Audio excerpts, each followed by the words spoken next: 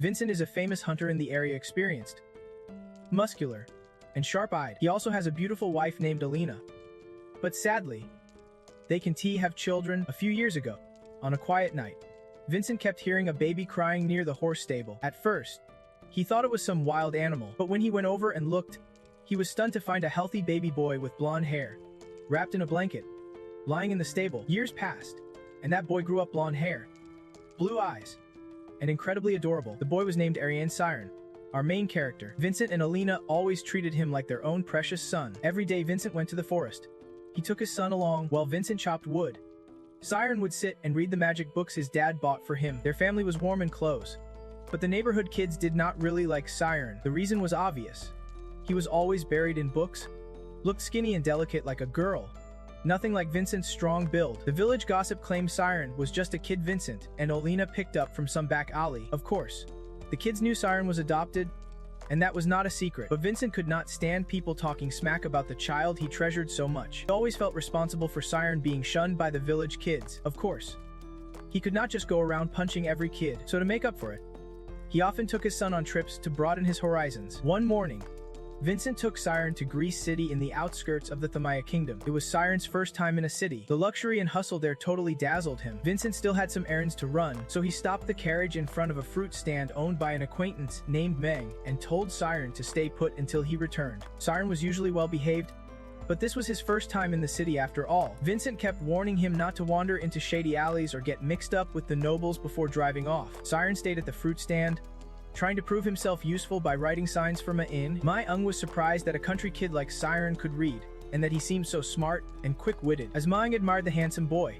Siren suddenly asked curiously, "Meng, do you know anything about magic?" "What? Law? Magic?" Siren excitedly pulled out the big magic book Vincent had bought him. Meng laughed. "Kids will always be kids, loving all that fancy stuff, heroes, magic, and all that." But seeing Siren's eager eyes, Menge did not want to disappoint him. So he pointed toward the alley ahead. "I do not know much about magic, but there are plenty of books about it there." Siren's eyes lit up as he saw a big bookstore right behind the alley. With Mage's permission, he immediately ran toward it. But once inside, the bossy shop owner stopped him. She would not let him touch the books, saying the expensive ones were not for poor kids like him. Just then, a distinguished guest arrived called the head steward. No one knew which noble family he served, while the owner was busy entertaining the guest. Siren quickly flipped through the shelves and realized the books were not that interesting. He sighed and walked out, just in time to see a man carrying a box of books pass by. Siren loved books, so he ran after the man and was shocked when the man dumped the box into a pile of trash. "So this is where Dad gets my books from?" Siren stood there stunned for a few seconds. Then he carefully approached the pile and started picking up the books one by one. At that moment, voices and laughter drifted over to Siren's ears. He turned around and saw two noble girls happily chatting, each holding a book in her hand. Siren was really curious. He wondered what made him different from them, and why his dad warned him not to go near the nobles before he left, and why were they free to read whatever books they wanted. But he was not. Lost in thought, Siren unconsciously followed the two girls.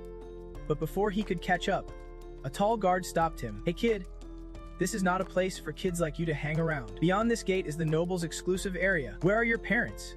"Kid, my dad's nearby," Siren replied awkwardly. Right then, another guard approached. As he passed Siren, he eyed him suspiciously since he did not look like one of the local kids. They figured Siren might be an orphan or maybe a thief's accomplice, so they tried to drag Siren off. He quickly slipped out of his outer jacket and escaped. Siren hid behind some bushes, his hair messy and clothes dirty, but he felt lucky to have avoided capture. Just as he was about to pick up his shoes and head back to the old man, Siren heard a voice echoing behind the tall wall. "Now, let us discuss.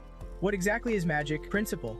Please show us some fire magic." A few voices answered excitedly. Siren looked up, staring at the towering wall that was twice or thrice his height, but of course, he could not see anything beyond it. Wait, could this really be a magic academy? His excitement surged, and Siren pressed his hand to the wall, listening closely. Inside, the man called the principal was still asking questions to his students. He asked, "What is the most important thing when learning magic?" Some said knowledge.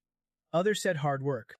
Some thought money was key, but no one gave the right answer yet. Siren listened carefully, finally hearing the principal's answer. "The most important thing in learning magic is clarity of mind." The noble students inside were about his age. When the principal mentioned clarity of mind, every kid's face lit up with understanding. "What is that?" The principal did not answer right away. Instead, he asked back, "Who here does not know what 1 + 1 equals? Who does not know? It is..." Obviously, the students whispered among themselves. So can anyone explain why it equals 2? The principal asked again. The students looked at each other, none able to answer. That strange feeling you are having right now, that is clarity of mind. There was a time when people did not even know that 1 + 1 = 2. Many scholars worked hard just to prove that fact. But even without solid proof, we still understand that 1 + 1 = 2. Right? That is because it is a law that exists in the world. That is why we do not need to study it, we automatically understand and accept it. Magic is the same. It has been part of this world from the start. We can sense and accept it through our clarity of mind. That is why it is more important than knowledge or hard work. The principal explained all this in one go, but the kids inside still had not fully grasped it. Meanwhile, Siren outside eavesdropping felt his heart pounding wildly. The most important thing when learning magic is not money or noble status, it is clarity of mind. So a kid like him could become a great mage. Right? Thinking this, Siren felt both excited and nervous. His heart almost jumped out of his chest when he heard the principal's voice ask, "Child behind that wall, I want to hear your thoughts." Siren jumped in surprise. He did not think he would be detected through such a thick wall. Now, should he run or answer that question? Especially when you look as rough and shabby as this. Siren feared the headmaster, and those kids might be just like the bookstore lady or the 2 guards looking down on him, because he is poor and ragged. But he was also scared that if he missed this chance, he would regret it for the rest of his life. Fueled by some huge motivation, Siren used his small frame to climb up that wall step by step. He looked pretty scruffy, but his eyes were shining bright. Siren spotted the Magic Academy's headmaster sitting under a tree with a few kids. The man looked super gentle, nothing like the bookstore lady or those guards. As soon as he saw Siren, he spoke first. "Hello there. Did you come to hang out with me?" The noble headmaster, Myra Fanfias, was a level 4 mage and the founder of Anfi's Magic Academy. Siren summoned all his strength, jumped down from the wall, and slowly walked over. The kids sitting around Anfi's were all from noble families, looking clean and polished, totally different from Siren. A few of them saw Siren's shabby look and immediately knew he was just a commoner, so they flat out told him to scram. But Headmaster Anfi's was not like that. "It is Come here. What is that thing you just said that caught your attention?" Anfi's kind demeanor made Siren feel way less ashamed. Even though he was shy, he actually dared to say what he wanted. "I want to see magic. I have only read about it in books, I have never actually seen it in real life." Before Anfi's could reply, the kids around him started arguing. They called Siren a liar. How could a commoner even read books? Knowing he did not have much say here, Siren just bowed his head low and pleaded, "Please, sir, cast any spell you want. I just want to see magic with my own eyes." Anfi's chuckled. "Haha, it is simple. I will show you a spell that creates wind." No sooner had Anfi spoken than a strong gust blew up, lifting Siren right off the ground. It was not just Siren, the kids around the headmaster were blown up too, but they all looked like they were loving it. Only Siren was both terrified and embarrassed. After reaching a certain height, Siren and the kids began to fall back down. While the others seemed pumped, Siren's group was freaking out. This was his first ever free fall, and from such a terrifying height, Siren felt like he was about to die. So scared he shut his eyes tight. After a long moment, Siren no longer heard the wind roaring, only the kids giggling. Only then did he dare open his eyes, and saw he was floating just about a meter above the ground. The Magic Academy kids teased him for being such a scaredy cat. Even Headmaster Anfi's could not hold back and burst out laughing at the scene. "How do you feel? That is what magic is." Siren landed safely, but his heart was still pounding from fear. "So magic is like this? It is so amazing. Beyond anything the book could teach me. What exactly is magic?" "Sir Headmaster." Still shaken, Siren stammered out the question. Anfi stroked his long beard, seeming to search for an easy way to explain. But Siren, too impatient, interrupted him. "Please tell me the truth." His voice was pretty loud. Any outsider would think Siren was being rude to the headmaster. The noble students were stunned. No one had ever dared raise their voice at Anfi's like that, not even the teachers. They were sure Anfi's would lose his temper and punish Siren, but seeing Siren's bright eyes and sharp face, Anfi's just could not get angry. "Haha, since you are so curious, I will explain, but it is a bit complicated." Stroking his beard, he began explaining to Siren what real magic really is. It is something beyond the ordinary rules. In other words, it is a mind-expanding journey to uncover the truth about the world. It sounds unreal, but maybe that is why it is closer to the truth, Siren suddenly asked. And Fees could not hide the excitement on his face, because what Siren just said was something even the noble students here had not realized on their own. "Did you read this in a book, sir? But I noticed similarities across many books. Lots of great ideas were once dismissed as nonsense and ignored, but in the end, people had to accept those ideas as newly discovered truths. So I think the truth is actually hidden inside those so-called nonsense ideas." And Fees nodded as he listened to him speak. It seemed he was pleased with this sharp and clever kid. Despite tough circumstances, he still tries to absorb and sift through the little information. He has to truly understand the problem. It is just a shame he is a commoner. After all, he can really compete with these noble kids. To help Siren understand magic better, and Fees called out a pink-haired girl named Sumin and asked her to enter the spirit world. Then he pulled out a handful of copper coins from his pocket and asked Sumin to guess how many he was holding. Sumin barely thought and confidently said 6, and surprisingly, that answer was spot on. Siren was stunned. His head flooded with 100,000 Ys, and Fees guessed his reaction and quickly explained, when a mage focuses, their mind becomes so light they can sense everything around them. Some powerful mages can even count the leaves on a tree from far away. This is called an extremely sensitive mental state, or the spirit world. While explaining, and Fees shuffled the coins again, and Sumin guessed them right once more. A mage who can enter the spirit world perceives the outside world with supernatural senses, eventually mastering reality itself. It is not just small stuff like counting coins, they can sense the entire situation unfolding right before their eyes. This is the basic skill Fees wants Siren to have if he wants to become a mage, because not everyone can enter this spirit world state. First, you need to feel yourself. Try practicing somewhere quiet. Then, knock out the restless thoughts in your head. When you do that, a whole new world will open up for you to explore. You get what I mean? So if I can feel myself, does that mean I can fight my own thoughts? Siren asked again, and Fees was constantly surprised by Siren's questions. He asked him to try feeling himself right here and now, because if Siren can do that, then Magic 1T work for him anyway. But what exactly is the self? Siren was starting to search for that answer, while his brain was just an organ, and the senses and reality he experiences can go beyond what the brain can process. Siren does not need to understand its meaning, he just needs to feel it. After a while, Siren opened his eyes. In front of him were Principal Fees and the other students. But something seemed different, and Fees looked at him expectantly and asked, "What did you feel?" Siren was drenched in sweat as he replied, "Sound? I heard all the sounds." The kids burst out laughing. Of course, you would hear sounds, and Fees did not show much expression, but he seemed pretty disappointed. He thought Siren would not make it, just as he had predicted, because what happens inside the spirit world is in a different dimension. There, people perceive things through completely different senses like synesthesia, a neurological condition where the brain processes multiple senses at once. Back then, people could cancel out sound, manipulate light, and sense the world through their skin. But Siren just said he heard sounds, which means he has not fully entered the spirit world yet. Anyway, this is not something just anyone can do. And Fees slowly stood up and gently ruffled Siren's hair to comfort him. Good job. If you keep training, you will be able to hear even more sounds in the future. With that, and Fees turned back to his students. All right, this special lesson is over.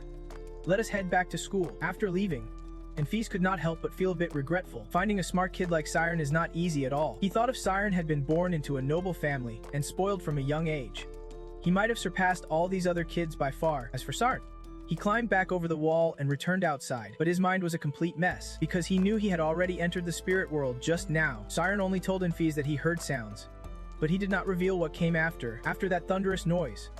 He felt like he would been torn into hundreds of pieces and scattered across the world. He did not feel like a tiny being anymore. He felt like he was the entire world itself. That feeling made tears stream down Siren's face without him even realizing it. He could not help but feel overwhelmed by the vastness of this world. It was just a brief moment, but Siren truly left his body behind. Becoming formless and merging with the world, he sprinted headlong, like he needed to release all that emotion inside. And in his emotional chaos, Siren accidentally crashed straight into a passerby. Only Siren fell backward. The other guy was pretty tall. Siren quickly apologized, but the other guy did not seem ready to let it slide. His friends were nearby, and the one Siren bumped grabbed him by the collar instantly. "What is wrong with you? You gotta pay up if you mess with someone, right?" I am Siren stammered, clearly panicked. "Sorry, 1T, cut it. You are with the Wolf Gang, right? Here to take me out." Siren did not understand what the Wolf Gang the other guy mentioned was, but if this kept up, he would either get beaten up badly or lose his life. Just as he was freaking out, a female voice rang out. "What are you all doing? Is this some kind of drama? Miss Amy, what are you doing here?" Bored again, the gang quickly turned to the newcomer, but kept their hands on Siren's collar. The so-called Miss Amy was a young noblewoman with striking red hair. Siren wanted to call for help, but seeing she was a noble, he immediately dropped the idea. Meanwhile, after questioning Amy, the gang turned back to their main issue. First, Siren took a knee to the stomach. He collapsed instantly, his whole body etching like crazy. Bullying a small kid like Siren did not shame these guys, they actually got more pumped up. They started taunting him with crude insults, even dragging his parents into it with nasty words. Hearing them talk about his parents like that, Siren's eyes changed from fearful to full of rage. The gang noticed his anger, but Siren did not get a chance to fight back. Before they stomped on his head, the big guys swarmed and ganged up on the kid. Siren could not defend himself. All he could do was cover his head and endure it. After a while, Ami could not stand it anymore and stepped forward. "Stop it. If this keeps up, he will seriously get killed." Saying that, she sat down next to Siren and asked, "Are you okay?" "I did not do anything, I was just passing by." Siren seemed to sense a glimmer of hope from this girl as Ami explained through tears. "Yeah? Enough already," Ami said. "What? No more fun for you guys?" Siren thought he was being saved. But this seemingly kind girl turned out to be even crazier than the thugs. In her eye, Siren was nothing more than a toy. "We plan to beat him up and then sell him to the brothel down south. Since he is just a commoner, there is nothing to worry about." One thug spoke up with a suggestion. Siren immediately fell into despair. He started regretting not staying put with old man Mon and Gan back then. "If they really sell you, will you never see your parents again?" Emmy stared at Siren with a judging look for a long moment, then suddenly broke into a creepy smile. "A slave should not have any flaws, right? If so, why do not I check for myself?" The gang of thugs surrounding her burst out laughing. "Haha, Miss Amy, you are really gonna test him. Hear that, kid? She is telling you to smile. You little runt." Hearing the words little runt, Emmy's face changed, and she stepped back. She only planned to mess around with Siren a bit, then let him go. Didn't they expect these lunatics to actually go through with it? Plus, Siren looked like he was about to lose it. The thugs laughing and threats began to fade in Siren's mind. Instead, he started hearing the fluttering wings of a cockroach flying by. Then, time seemed to freeze as Siren felt his mind drifting back a few hours. He saw Principal Anfis and some students sitting under that ancient tree, and the principal was chanting a spell to create wind, showing him what magic looks like. Siren stopped doubting he was inside his own memory, and Anfis' spell became clear in his mind, pouring knowledge into Siren's head, becoming his own, while Siren's soul traveled back through memories. In the real world, he stood frozen like a statue. The thugs, seeing no reaction, lost it and grabbed him by the collar again. "You brat. You crazy or what? Think this is a joke?" Only Amy noticed something was off here. She rushed through the forest, but it was already too late. Siren, relying on the memory he found, unconsciously cast that wind spell. Just like Anfis did back then, he created a whirlwind strong enough to toss all the thugs into the air. By the time Siren snapped back, they were already falling, and falling from that height, it was no surprise they broke arms and legs. Siren single-handedly took down almost a dozen thugs way bigger than him. Honestly, he did not even know how he did it. Suddenly, Emmy screamed and rushed over to snap Siren back to reality. "What the hell are you? Where did you learn magic? Why does a commoner like you have magic?" Just then, some people came running over because of the loud noise. Afraid of too many people, quickly bolted away. Siren was shocked to see her dart up to the rooftop like a flying squirrel and disappear. But that does not matter right now. What matters is that Siren was facing a pile of thugs, and he bet the newcomers would not let him explain. Siren wanted to escape. He could not get caught again, so he just took off. Sprinting out of that alley, leaving the village for the first time gave Siren way too many terrifying experiences. He felt this world was way too scary. All he wanted was to get back into his parents' arms as fast as possible. Meanwhile, Emmy had returned home. Her family, the Camus, were top-tier nobles. Emmy came back frustrated after being beaten by a commoner kid. Lord Camus Sakura saw her return and immediately knew she would cause trouble again. "Why are you back so early? Skipped class again?" I already learned everything. It is no father," Emmy grumbled and went up to her room. Sakura's at her wit's end with her daughter, too. Who knows when she will ever grow up, even if you are a genius. You can just be so reckless. Otherwise, one day someone's gonna outsmart you. Sakura was just making small talk, but the last thing he said hit Amy right where it hurts. Today, she actually got outplayed by a common kid. No less. Seeing her daughter suddenly quiet like this, Sakura was not used to it. Usually, if she got scolded like that, Amy would snap back immediately, but today was different. She just stayed silent for a long moment, then suddenly asked a question totally unlike her usual style. "Dad, that magic school. Do you know anyone there who could introduce me?" After that stormy trip, Siren finally found his father. The moment he found Vincent, he ran into his arms, crying and saying he had gotten lost. The two of them returned to the small village, but Siren's personality changed completely after that, and winter arrived. The next day, when Vincent got home, he found his wife sitting silently, wiping tears. Arena said Siren had gone to the logging area to chop more firewood, even though it was snowing heavily. Worried, Vincent went to look for him, though they were not biologically related. Vincent raised Siren as his own son from the start. Because of that fatherly love, he could clearly sense how much Siren had changed after his first trip to the city in spring. And even though Siren only said he got lost, Vincent always felt there was more to the story. Right now, Siren's out in the woods chopping wood. Even after all these days, he can't forget the day he instinctively unleashed that magic attack on those soldiers. And since then, he has not been able to use it again. That spell was mixed together by instinct, but without basic magic knowledge. He could not do it twice. Still, Siren has now mastered entering the spirit world. Inside the spirit world, he can sense everything, like right now the feeling, shape, even the scent. He can sense every detail about the tree in front of him all at once. He can even see its weakest spot. That is how Siren managed to fell a tree 5 or 6 times his height with a single axe swing. Vincent saw the whole thing. As an experienced hunter, he knew exactly what he was seeing.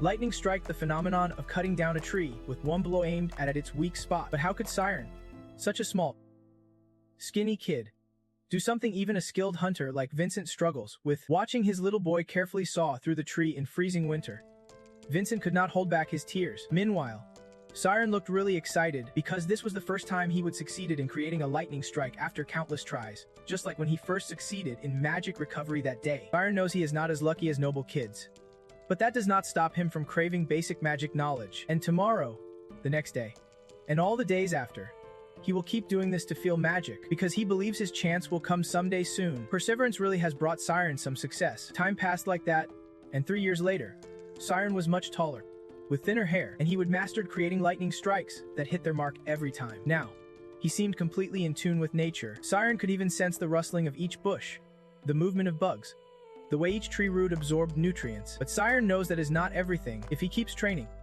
a whole new world will open up for him. Today, he spent 5 hours meditating in the forest to train his spirit world. After achieving what he wanted, Siren packed up his firewood and headed home. On the way back, he saw 2 white horses. These precious horses do not usually show up in such a remote area. Outside Siren's house, a fancy carriage pulled up. He immediately guessed that guests had arrived, but when he stepped inside, both his mom and dad looked tense, making Siren a bit worried too. "You are home already. Come in and meet this person," Vincent called out. The owner of that fancy carriage was the Odgen family's assassin butler. He introduced himself as Temurin. Siren did not know why he was here, but since the Ogden family was the second most powerful noble house in the kingdom, he still responded politely. Temurin stepped closer, carefully studying Siren's face and stature like he was inspecting a rare treasure. "Can you read?" he asked. "I learned a little when I was young." Temurin looked thoughtful, then nodded slowly while continuing to examine Siren. "You seem well raised.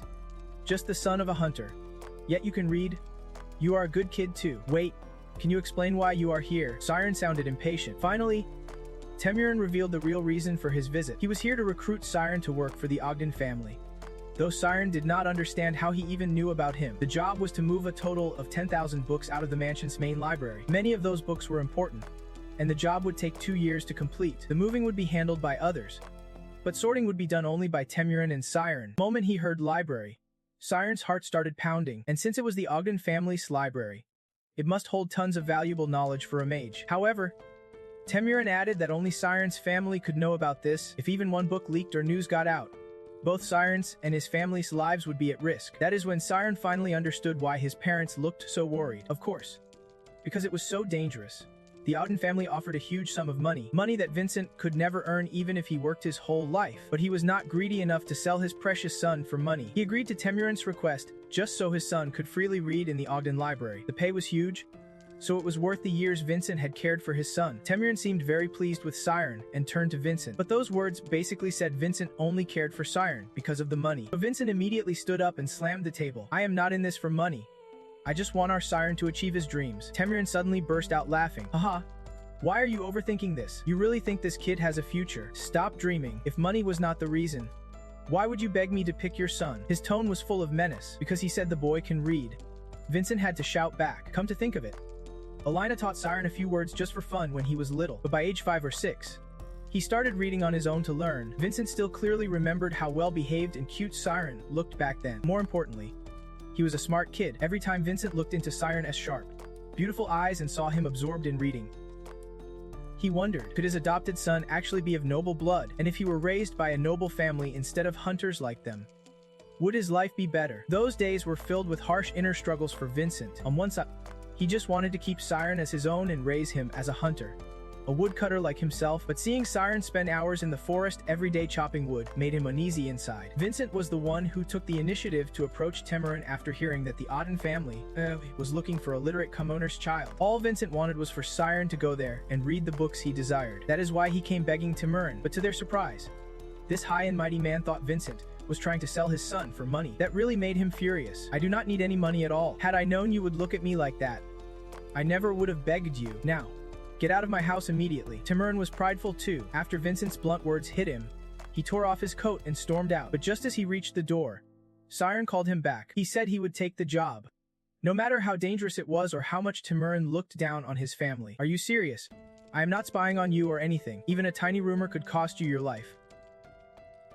Timurin warned, but despite that, Siren stood firm, promising to keep everything secret no matter what, and if anything goes wrong, he would not blame Timurin or the Odgen family. Seeing the young man's determination, Timurin did not bother arguing anymore. He said he would send a carriage to pick up Siren within a week. In the meantime, if Siren changes his mind, that is fine. But once Siren steps into the Odgen mansion, he can leave until the job is done. After giving Siren these instructions, Timurin did not linger. Left with just the 3 family members, Vincent finally asked his son, Siren, why did you agree to such a request? Those bastards just want someone to sacrifice themselves for them. This is my fault. I will take responsibility. So you have to refuse. Vincent's face was covered in tears, and Siren started crying too. But Siren was not crying out of anger for being pushed into this fire.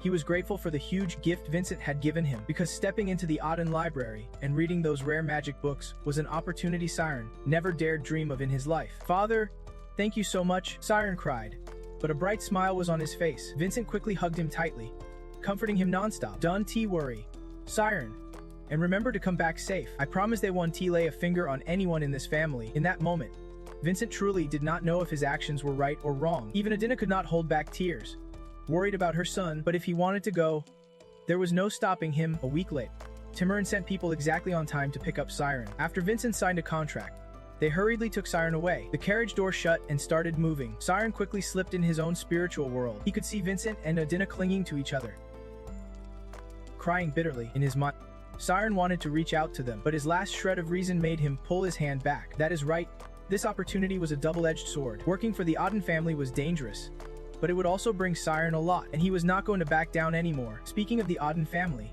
their main estate is in the city of Greece in the Thamaya kingdom, not far from the capital Basukakasa. Adina is a warrior clan, usually training elite swordmasters. The previous head of the family was a level 3 swordsman. The current head, Bishop Adina, is a level 4 swordsman. In short, they wield significant power in the city. Some time later, the carriage arrived at the Odgen mansion. It was Siren's first time stepping into a noble family. And not just any noble, the second-rank powerhouse of the kingdom. The grand, magnificent sight before him left him truly overwhelmed. 2 people were assigned to greet Siren and lead him to the administrative room that doubles as the butler's resting area, and also the place he will be living for the next 2 years. There, Timurin was already waiting. Without giving Siren a moment to rest, he immediately took him to the Adina family's grand library to explain the tasks he needed to handle. Stepping into the Adina family library, Siren felt even more overwhelmed. He had never seen so many books in one place, and for a book lover like Siren, this was pure heaven. Since the Adina family was building a new library, the books here needed to be moved there, and Siren's job was to organize them. Every week, he would get a list, then find and gather the books by their titles. Work hours ran from 9 to 6 every day. Outside those hours, Siren could rest but was not allowed to go outside, nor enter the mansion without permission. Timurin, as head butler, would be busier than most. Besides him and Taza, other butlers would also teach Siren the ropes of serving this family. Do you have any questions? Timurin asked. Siren was still processing all the info he would just been given. He felt this really was a chance worth risking everything for. When do I start? Siren asked, turning the question back on him. Tomorrow. The next morning, Siren put on a brand new butler uniform, grabbed the list, and headed to the Grand Library. After a night of deep thought, he finally understood why the huge Odgen family only hired one person to organize the books. It was probably because they needed a consistent standard for organizing them. For example, if a book was titled History of Swordsmanship, everyone might disagree on whether it should be filed under professional sword techniques or comprehensive history. Another thing Siren realized while experiencing the sorting system was that all knowledge is connected, and the core thread linking everything is history. Knowledge lines up on a straight path called history. History is the backbone of knowledge. After thoroughly studying history and using it to strengthen other fields, Siren's reading speed improved dramatically. Out of the 10,000 books here, about 850 were history books. He planned to read them all during his 2 years here to chase his biggest dream, becoming a mage. Time passed slowly, and Siren adapted quickly to his new job. That night, while secretly reading in the library, Siren heard footsteps. It was Timurin and a deputy butler arriving, so Siren quickly hid the book in his hands. After all, Reading in the library during work hours was not allowed. Have you finished organizing? Working overtime again? Yes, sir. Siren hurriedly stood up straight and answered respectfully. Timorin did not suspect a thing but reminded Siren not to overwork himself. After all, he still had 2 years in the library. And more importantly, he had to take responsibility for everything he did. If he got too tired and made mistakes, who knew when his head might roll? After leaving a new list, Timorin left, but after just a few steps, he suddenly turned back, heading straight to Siren, making him tense up. What is going on? Could he have caught Siren sneaking a read during overtime? Luckily, Timorin just came over and straightened Siren's bow tie. This library is not just for butlers, family heads, and guests also come here. Pay attention to your uniform, and make sure you do not embarrass the Adina family name. Timorin also reminded Siren to trim his long hair. Only after that did he really leave, and Siren let out a sigh of relief. He started thinking about tying his hair back like his father's, but there was an even bigger challenge: the difficulty of the knowledge in the books. After Timorin and the deputy butler left, Siren began wrestling again with that massive pile of information. You just wanted to memorize it quickly, but if Siren wants to access the knowledge in a book anytime, he has to clearly understand every event inside it. So he forced himself to cram even more words into his head. After a full day of hard work, Siren quickly could not fight off sleep and just collapsed onto the desk. Just as he was about to drift off, a hand reached out and grabbed the book he was reading. It was Temur, who somehow had come back without him noticing. Smart? Huh, what an idiot, he muttered, shaking his head. You have been holding on to that book for a whole month. You really think you can succeed just by studying? If you were reading practical books, I would be banned you from coming here after hours. But luckily, you are just a stubborn fool. 3 months had passed, and Siren was starting to get used to working at the Odgen family's grand library. He also learned a lot from the maids around. After 3 months, Siren realized the nobles actually did not care if 1 or 2 books went missing, but that did not mean Siren was any safer, so he stuck to his original rule, the same one he had when Timorin first came to him: never allow himself to make a single mistake. Lost in thought, the grand library door suddenly slammed open, followed by a voice that pierced Siren's ears. Damn it, that old bastard. Startled, Siren looked up to see a tall young man with blue hair walk in. From what Siren knew, this was the youngest son of the family, Ryan Odgen. And another voice called out, even more intimidating this time. Ryan, how dare you run away? When I catch you, you will be running 100 laps. Ryan rushed towards Siren, then dove under the desk nearby. Before hiding, he warned Siren not to tell anyone that he was hiding there. Ryan's big frame put a lot of pressure on Siren, but the person who entered after him was even bigger. I know someone's hiding here. Ryan. Hey kid. A little blue-haired runt just snuck in here. Right? Siren was speechless. If that blue-haired kid was the size of a pea, then what did this old man think of his scrawny frame? But since the old guy was scary, Siren decided to test his identity first. Excuse me. May I ask who you are? I am a swordsmanship instructor. I am the one who is going to knock that pea-sized kid into the ground. Got it? The words got it practically stabbed into Siren's ears. He felt like if he did not answer, this old man would bury him alive right then and there. Even though the youngest son warned him strongly, Siren honestly said the kid was hiding under the bookshelf next to him. Ryan's swordsmanship instructor immediately grabbed him by the collar and pulled him out. Master, this is just a misunderstanding. Ryan tried to explain too, but his master did not give him a chance. Ryan was harshly thrown to the ground by his master. Then the master grabbed his legs and dragged him away. Come with me. You good for nothing. Skipping training. You need a serious reality check. Ryan looked utterly miserable. Siren could clearly read his lips as he muttered, you will pay for this. But since Ryan's instructor looked even more powerful than the family head, Siren had no choice. After that day, Siren heard rumors that the youngest son had been taken to the mountains for training. So no one barged into the library yelling anymore, which was a relief. In the following days in the grand library, Siren kept working while squeezing in time to read. He finished the first volume in 20 days, and after grasping it fully, he devoured 82 more volumes in just 4 months. Things went exactly as Siren expected, only the beginning was tough. After that, no book contained completely new information. If he built a solid foundation with the first 200 volumes, the remaining 650 would be much easier to absorb. While reading books about the origins of magic, Siren started wondering if studying magic's history was really the right choice. But since he had already studied how everything was formed, he felt even more certain this was the right choice. If a scholar creates a theorem, a mage does the same, but they have to bring that theory to life and use it in practice. So in that way, a mage is just like a scholar. However, not every scholar is a mage, because not everyone can enter the godless sensory state in their consciousness, that is the spiritual world. That is why Siren believed that with his spiritual world, if he absorbed a huge amount of knowledge from these books, he might become a true mage. It seemed like Siren's peaceful days would stretch on like this forever, until that night, when Ryan showed up, having stayed up late. You bastard. I crossed hell itself waiting for this day. Same green hair, tall build, and that loudmouth attitude. Siren quietly shivered. This stubborn guy really is relentless. After all the brutal training on the mountain, he still remembered the grudge he had exposed in the library. Ryan was so angry his teeth were grinding loudly. Do you know how many troubles I had to go through? You bastard. Then he started telling how their master had put him through hell, climbing cliff walls countless times until his fingers had no strength left. But every time he thought he was done for, Ryan remembered the grudge in the library against the one who got him into this mess, and it gave him strength. Siren sighed silently. This guy's grudge is not just a simple grudge anymore. It looked like his anger had been building up and finally reached its peak. Are you not gonna say anything? I asked for your help and trusted you, but you turned on me and told the master. Just seeing a weakling like you makes me sick, Ryan said, grabbing Siren by the collar. That is not true. I am just telling the truth. Don't try to justify yourself. You should be the one blamed for ignoring my request back then. Siren sighed quietly. He realized he could not reason with someone this angry and physically stronger than him. What do I do? Then, Ryan looked surprised that Siren calmly asked back like that. Then he burst out laughing and dragged Siren to the training yard. It was already midnight. Siren thought the other guy was about to attack him with a sword to blow off steam. He did not want to lose the chance his parents risked everything to get for him, so he braced himself to take whatever Ryan threw at him. But after eyeing the weapons rack for a moment, Ryan grabbed a wooden sword and tossed it to Siren. He challenged Siren to a one-on-one duel. I am not a coward like you. The price for underestimating me, the one destined to be a great swordsman, will be facing the fury of my blade. What cowardice? Siren fired back, getting a bit heated after being called a coward so many times. You are a servant in the Odgen family. You should protect them. But you betrayed me to the master, just because you were scared of getting hit.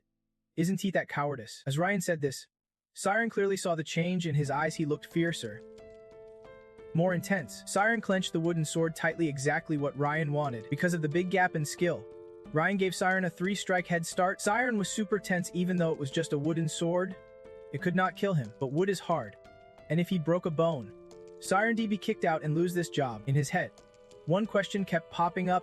What should I do now? After a few seconds, Siren gripped the sword tightly and launched a strong attack. But Ryan easily dodged the first strike. When Siren struck again, Ryan blocked with his sword. Despite shaking while holding Siren's sword, Ryan clearly had a stronger foundation and far superior strength. Sweat was dripping down Siren's neck. He had only one chance left to hit his opponent, and if he fails again this time, Siren will be completely beaten. He focused all his energy and entered his soul world in the spirit realm.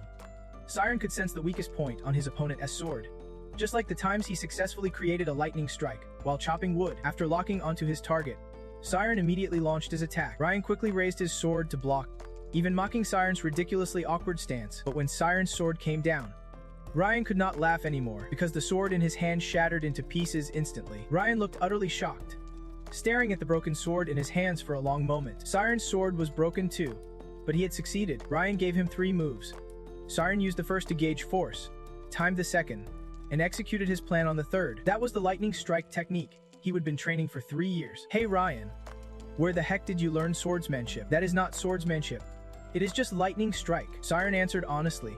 Noticing Ryan's confused face, he even explained that his dad was a hunter, and since he was a kid, he would gone up the mountain chopping trees with him. Because he was physically weak, he could not chop wood the usual way, so he came up with this move to make it easier, and lightning strike was just the name the lumberjacks gave it. Ryan felt more and more baffled. How could such a powerful move come from chopping wood?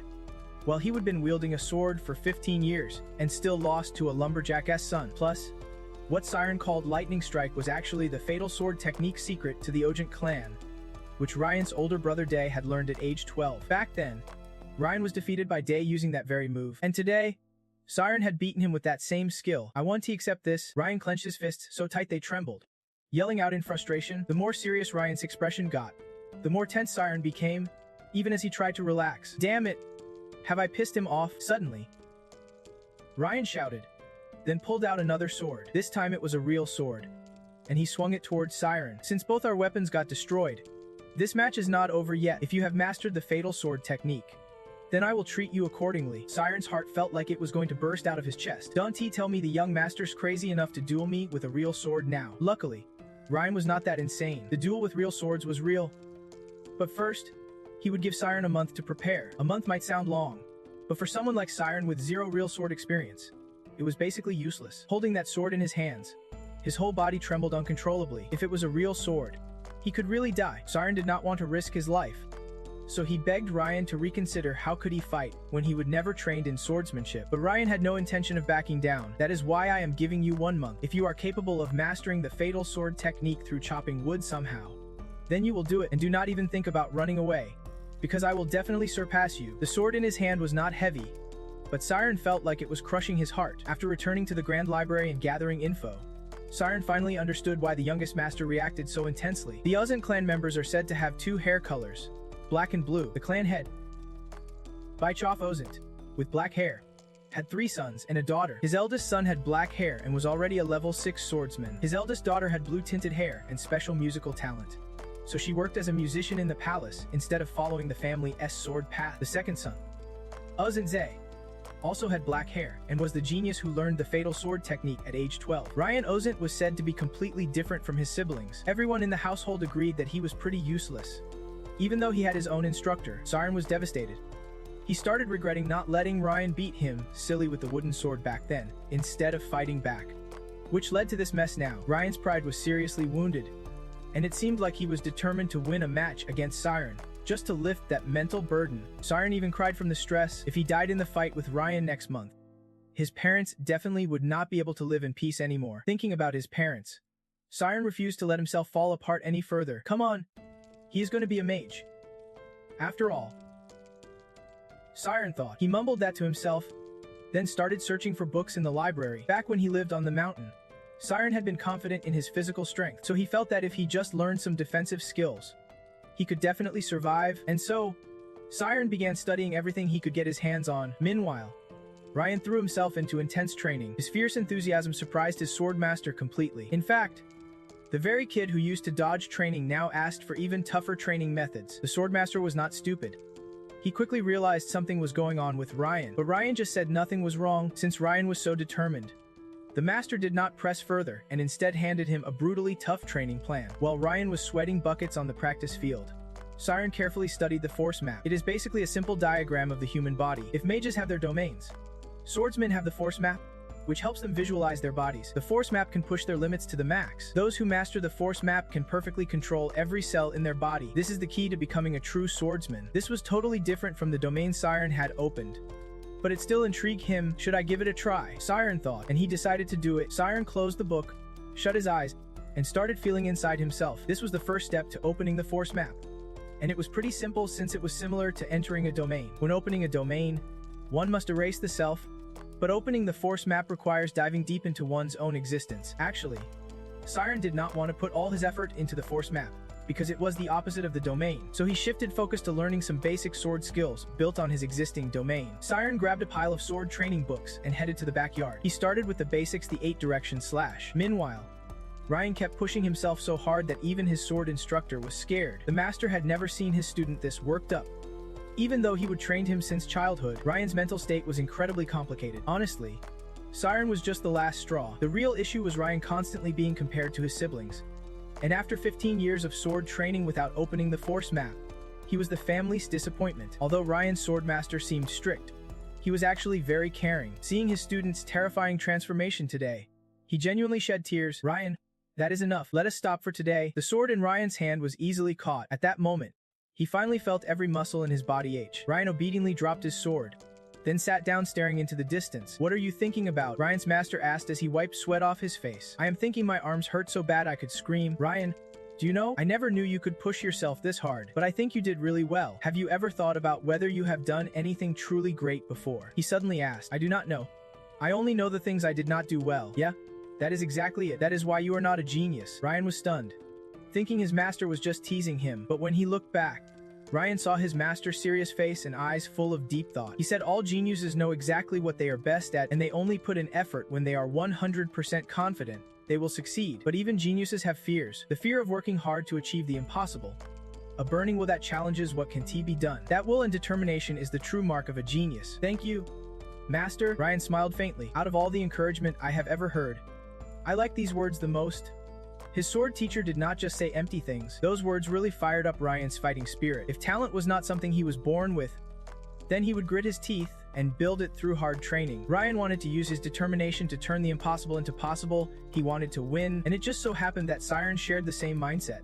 struggling with basic sword techniques right now. Siren was just as serious about his first sword strikes. Swordsmanship is about learning moves that can end someone's life instantly, so it is also a high-stakes psychological battle between life and death. Without a partner, Siren could only grip the sword Ryan threw him and imagine an invisible beast in front of him that could attack from all sides. Actually, sword attacks come from 8 main directions. Through tremendous effort, Siren trained himself to master those 8 strikes and how to counter them. He kept practicing like that, only to realize swordsmanship is as infinite as magic, and all that Siren learned on his own was just a grain of sand in a vast desert. Dad, Mom, but I probably won't be able to come home again, Siren said to himself, his voice heavy with sorrow. But since joining the ocean family, he never once regretted it. Even though his path meant facing death, he got to see an amazing world. With a clear mind, Siren arrived at the training ground right on time for his life or death duel with Ryan. After just 1 month, he could clearly feel that his opponent's aura had completely changed, and that was exactly what Ryan sensed from Siren. Just a month ago,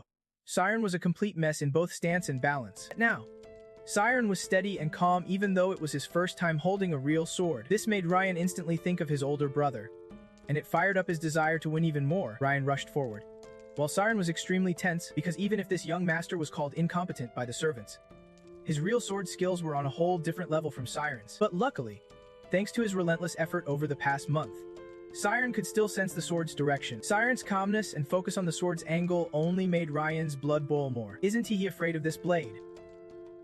Ryan wondered, confused. In truth, Siren was not reckless or fearless of death. He had completely mastered his emotions. On this side, Ryan attacked again, this time from the right hand, and Siren blocked it again. The first few strikes were light, but after that, Ryan's speed kept increasing, surpassing Siren's ability to sense the sword's direction. Finally, Ryan's blade grazed Siren's chest with a shallow cut. When the blood started flowing, Siren knew he was about to lose. Siren quickly changed tactics and pushed back with all his speed. Along with the pain in his chest came a confusing feeling he could not explain. Ryan looked into his eyes, seeming to understand the confusion, and grew even more smug. What he just used was the ocean's sword technique to train his great sword. Every slash was Ryan's effort to break through the mist, so its power was way beyond normal sword skills. After wounding Siren, he got even more fired up. Right now, Ryan had only one goal in mind: to crush Siren with his strength. They kept clashing into the second round, but this time, Siren was even more puzzled. If Ryan had swung upward after attacking them,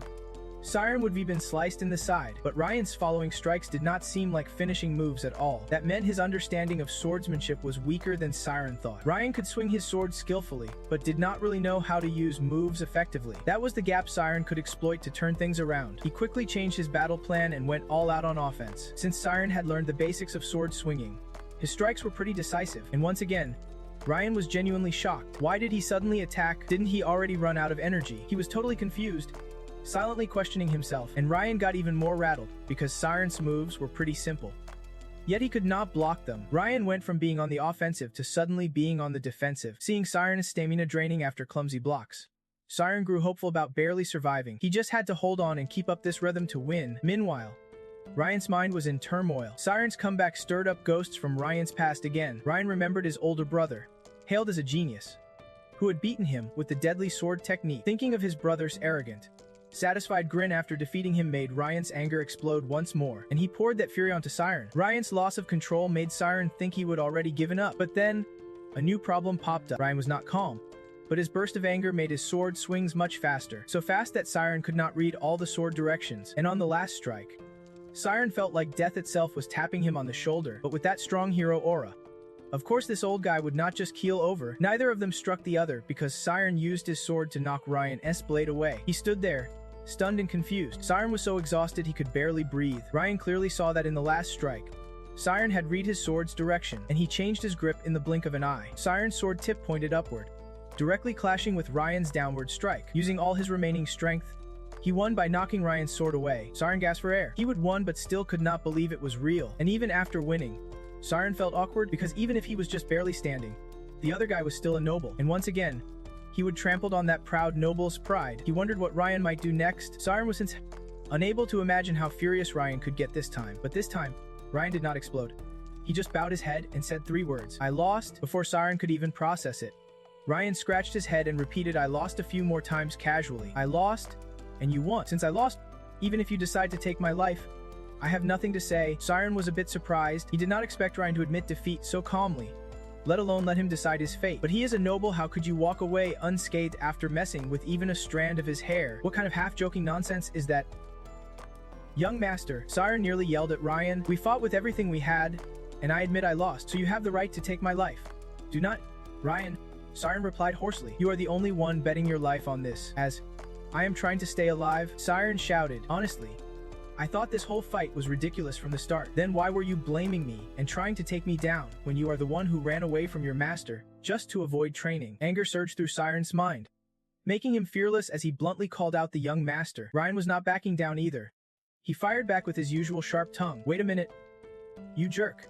Who is really to blame here? It is all because you are a coward. Even if this is our first meeting and under these circumstances, you should still show me some respect. Right? Respect my ass. Siren cut him off. Have you ever thought about how much trouble you put me in? I was getting caught between the Here's son and the swordmaster from back then. If you were really worthy of respect, you would not have put someone as small as me in that situation. Siren's words grew sharper as he unleashed all his frustration on Ryan. Honestly, this young master is a real brat. He challenged Siren out of pure pride, not to corner him. Meanwhile, Siren seriously thought he might end up selling salt soon. After ranting at Ryan, he was so drained he collapsed onto the ground. Across from him, Ryan was getting scolded by the house servants, but he did not even react. Strangely, he was not angry at all. The cold, calm warrior Ryan had just faced seemed to vanish the moment Siren exploded. Instead, there stood a teenager barely older than him, and most importantly, although Ryan knew Siren was a genius, he did not mock him like Zay had done. Instead, Siren fought with everything he had, not just to protect himself, but out of respect for his opponent. Because of that, Ryan saw the boy before him in a whole new light. Hey, what is your name? He suddenly asked. Arianne, Siren.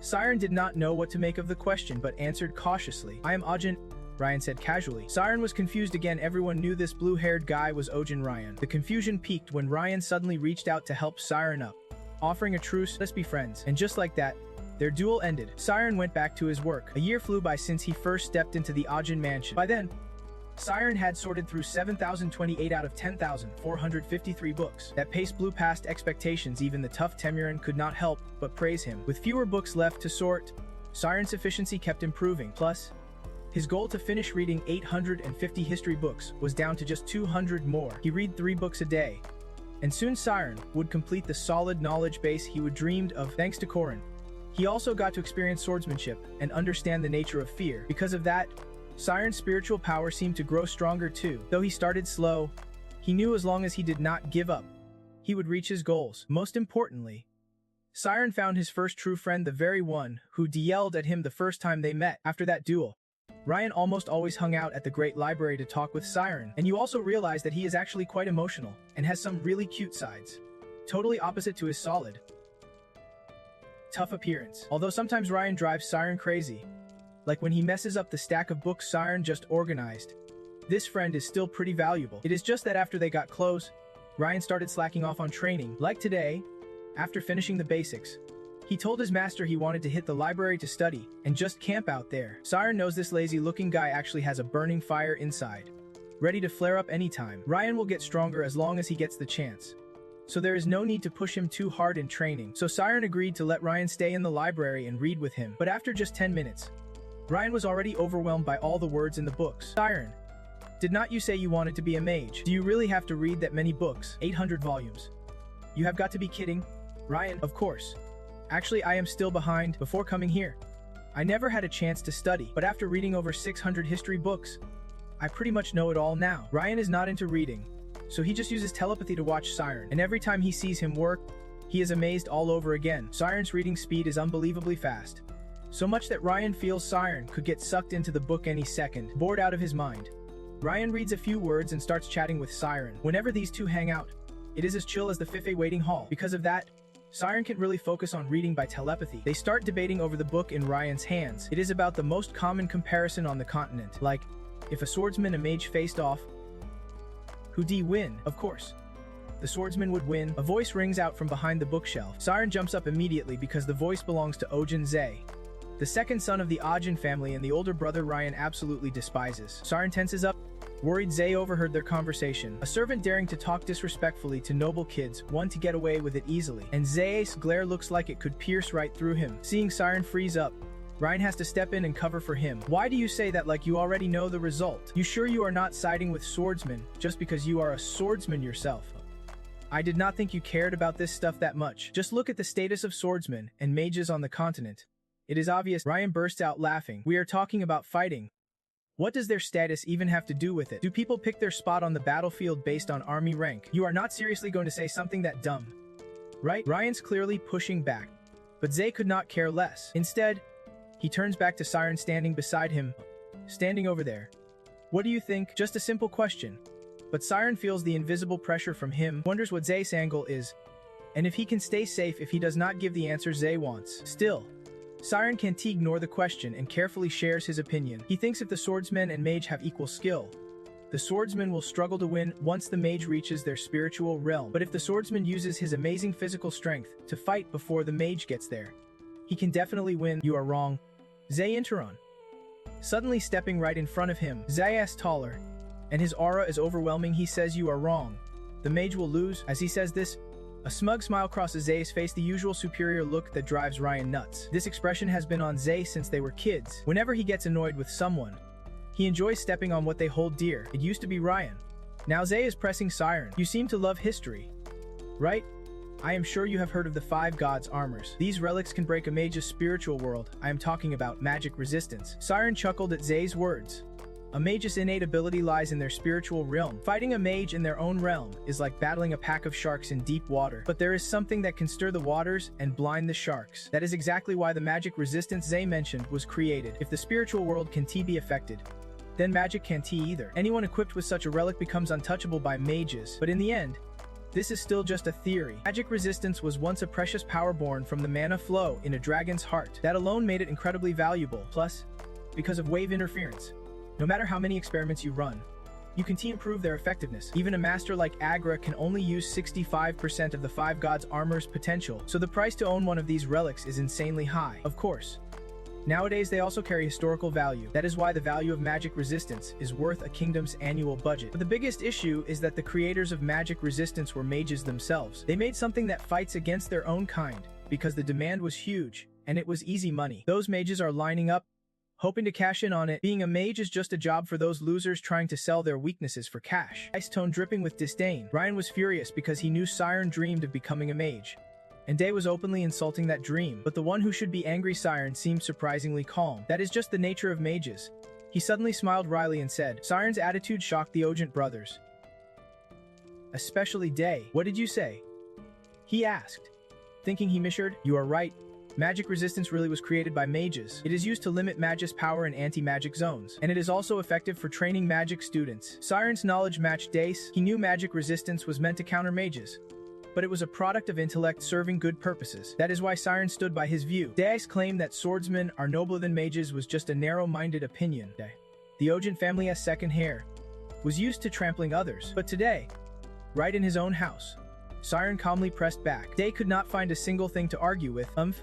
Theory and reality are two different things. No matter what, the truth is mages will never beat swordsmen. After saying that, Day stomped off in a huff. Only then did Siren breathe a sigh of relief, with Day showing up looking that scary.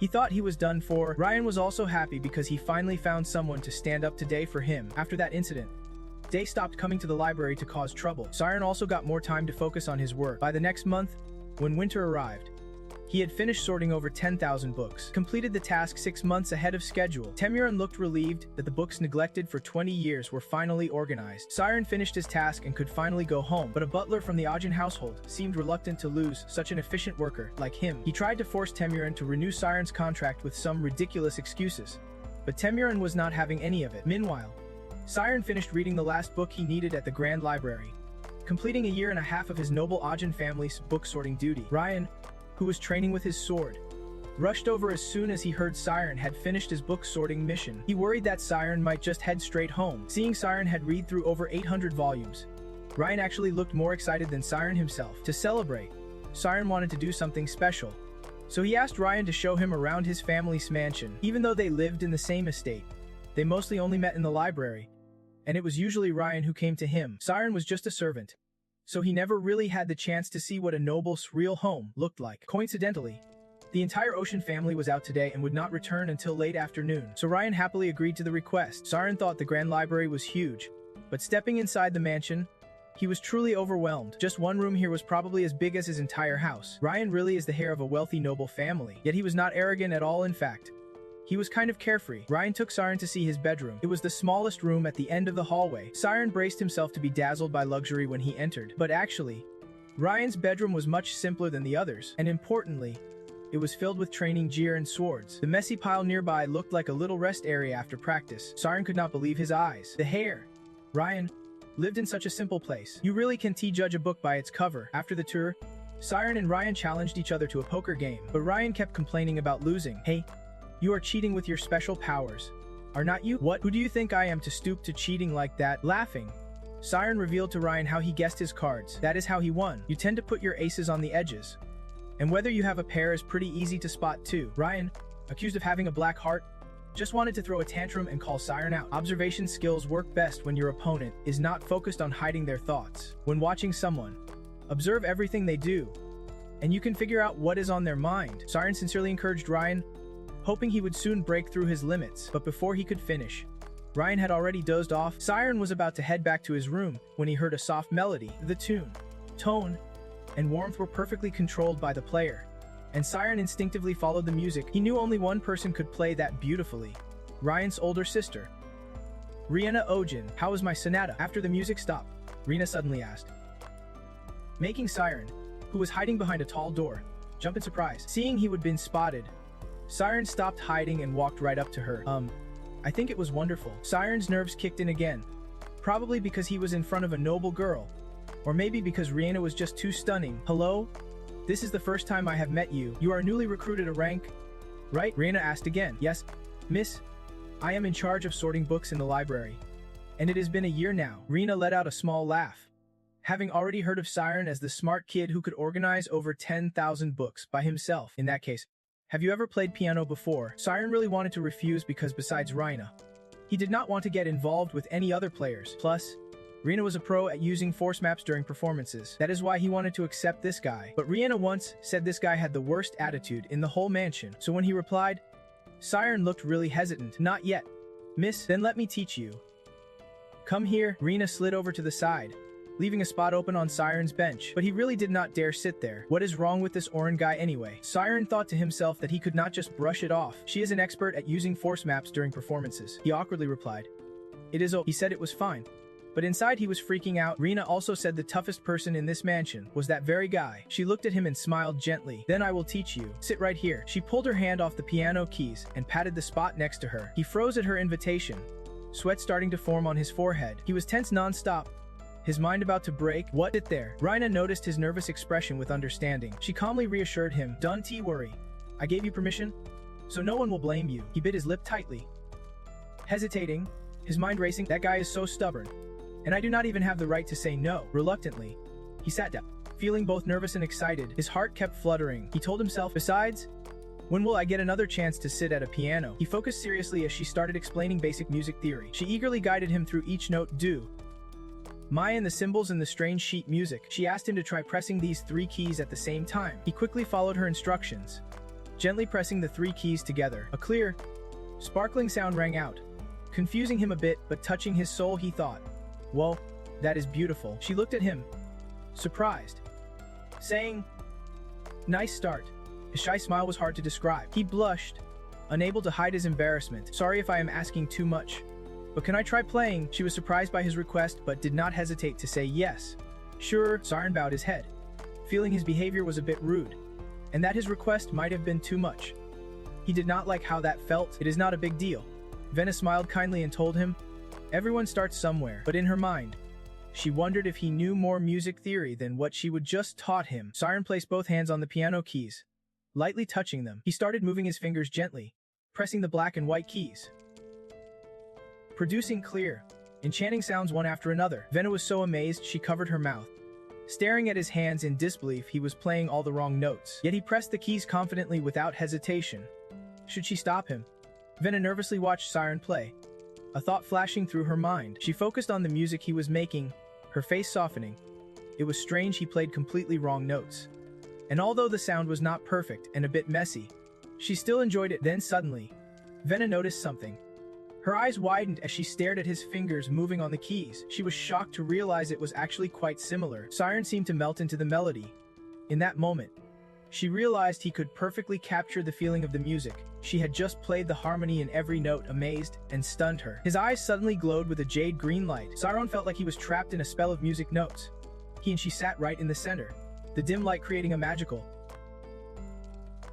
captivating atmosphere. Under his skillful hands, melodies and sounds flowed seamlessly one after another. His hands moved gracefully, gliding over the keys, the notes seeming to dance around with each tune. Siren's fingers pressed down, making the keys shimmer and stand out, highlighting his fluid and delicate touch. At that moment, Rina narrowed her eyes thoughtfully, as if he was hitting the right notes.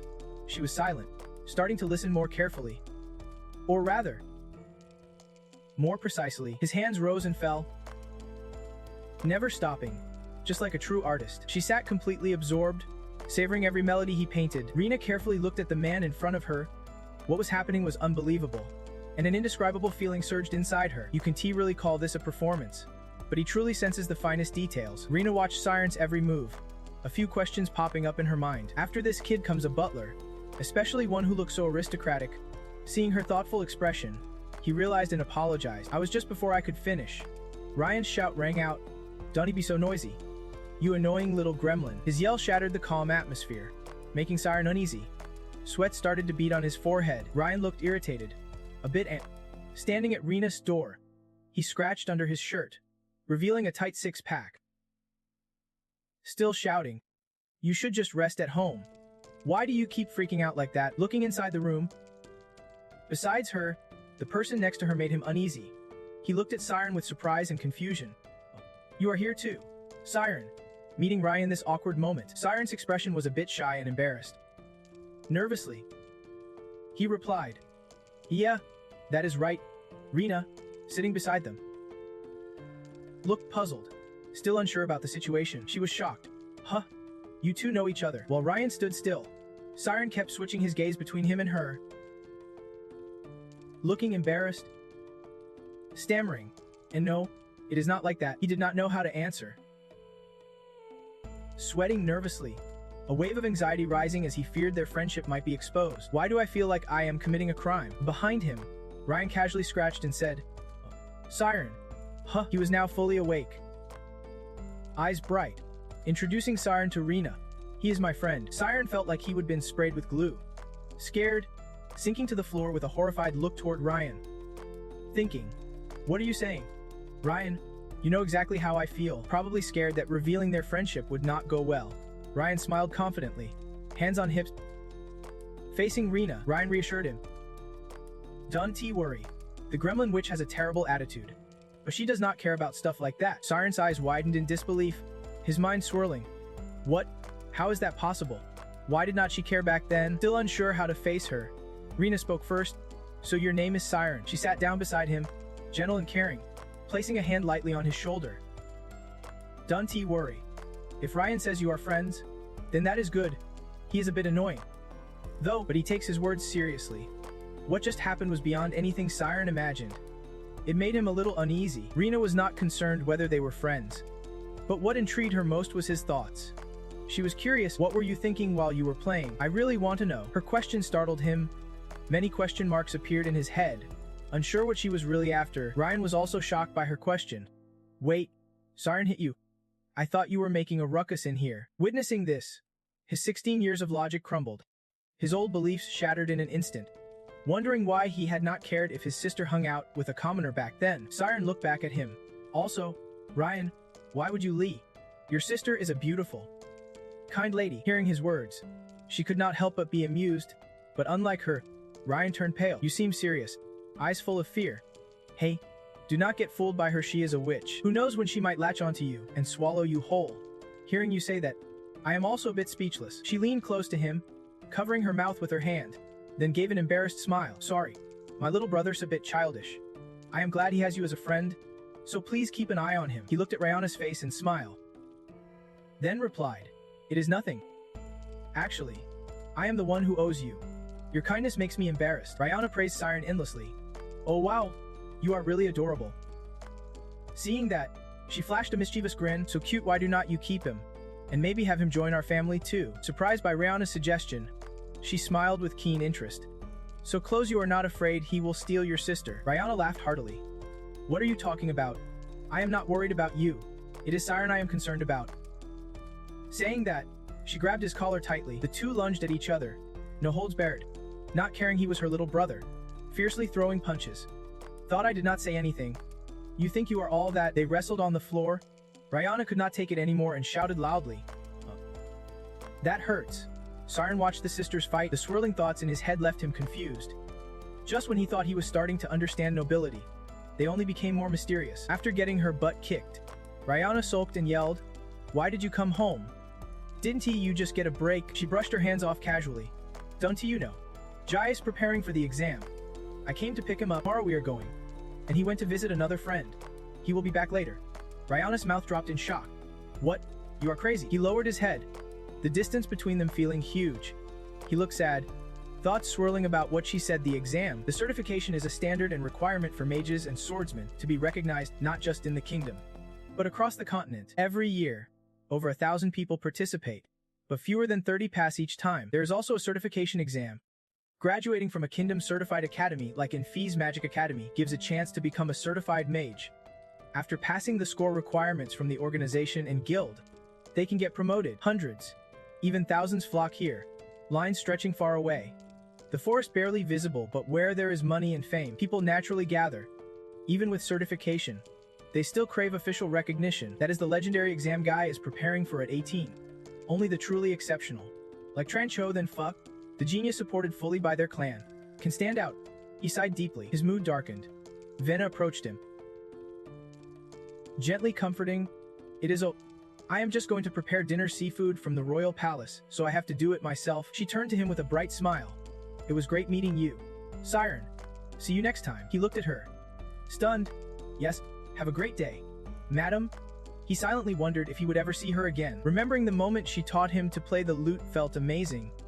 He did not know if he would meet her again, because tomorrow he would leave the mansion. Rena left, leaving Siren and Rian behind.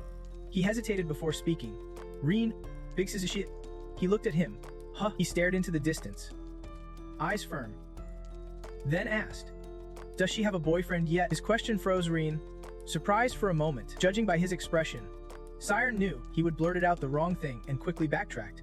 "It is nothing." Reen laughed uncontrollably, eyes sparkling with amusement. He quickly responded, "I am just curious, forget I asked." Besides, before he could finish, Reen dashed out the door, shouting for Rihanna. Siren called after him, "I told you it is nothing." He clenched his teeth, face flushed. Seeing Reen rushing toward the door, he quickly chased after him, a burning anxiety filling his heart. He blamed himself. "I spoke without thinking because I was upset." Meanwhile, Reen sprinted outside at full speed, still shouting, "Siren wants to ask you something." Rena stood on the upper floor, gripping the railing and leaning down to head talk. "If you have a boyfriend." Rina was leading the maids out from the palace kitchen, her shout echoing through the hall. Rena's words rang out again, only without a lover, making everyone turn around in surprise to look at him. Siren suddenly grabbed Rena from behind, covering his mouth and pulling him back, causing him to make muffled sounds. Upstairs, he kept hugging and covering Rena's mouth, the strange muffled noises sparking whispers among those below. What the heck? A lover? Her heart kept pounding hard. Seeing the maid glance over, she forced a smile, trying to hide her embarrassment. She laughed aloud and told them, "They are just teasing each other. Do not mind it." Rena and the maids continued walking, and she said, "Now that we have finished detoxing, we just need to steam it." Everyone agreed at once. "Excuse me, miss," behind that nearby wall. The head butler has been standing there for a while. He saw everything that just happened. He called someone behind him. "Hey Harns, any visitors for the young master today?" The guy bowed. "No prior schedule, sir." Upstairs, Rena was about to say more. "Siren, he said he saw you about to cause trouble, but he grabbed her wrist to stop her." The head butler coldly said to the other man, "I have heard that tone before. Now I remember." Turning with eyes sharp as a blade, he ordered his subordinate, "Tell Temirin to come to my office immediately. I have got him." Then he barked. Now, the bright blue sky, the forest covered by towering trees. The sound of Lun's breathing and training echoed through the space. A shout rang out. "Forest, take a 10-minute break." He was out of breath, holding a training stick in his left hand, wiping sweat with his right. Cut looked at him, stroking his beard thoughtfully. Thinking about him, he is getting more fired up again. He glanced at him, nodded thoughtfully, sure that once the boy reaches the royal palace, he will change, but the key is controlling that power. Sweat dripped down Ryan's face. Suddenly, a sharp call startled him. Young master. He glanced toward the voice. A man wearing a hat, looking rushed and urgent, ran up. From a distance, he called out, "Young master, Lady Senna demands you return to the mansion immediately." He was about to take a sip of water, but the man's words annoyed him. If she is just bragging about my brother, I am not interested. Tell her to do whatever she wants." The servant shook his head firmly. "It is not a joke. The lady said Siren is in danger and might die." Hearing this, water almost sprayed from his mouth. Ryan grabbed the water bottle and stood up, looking at the servant with a mix of worry and panic. "What?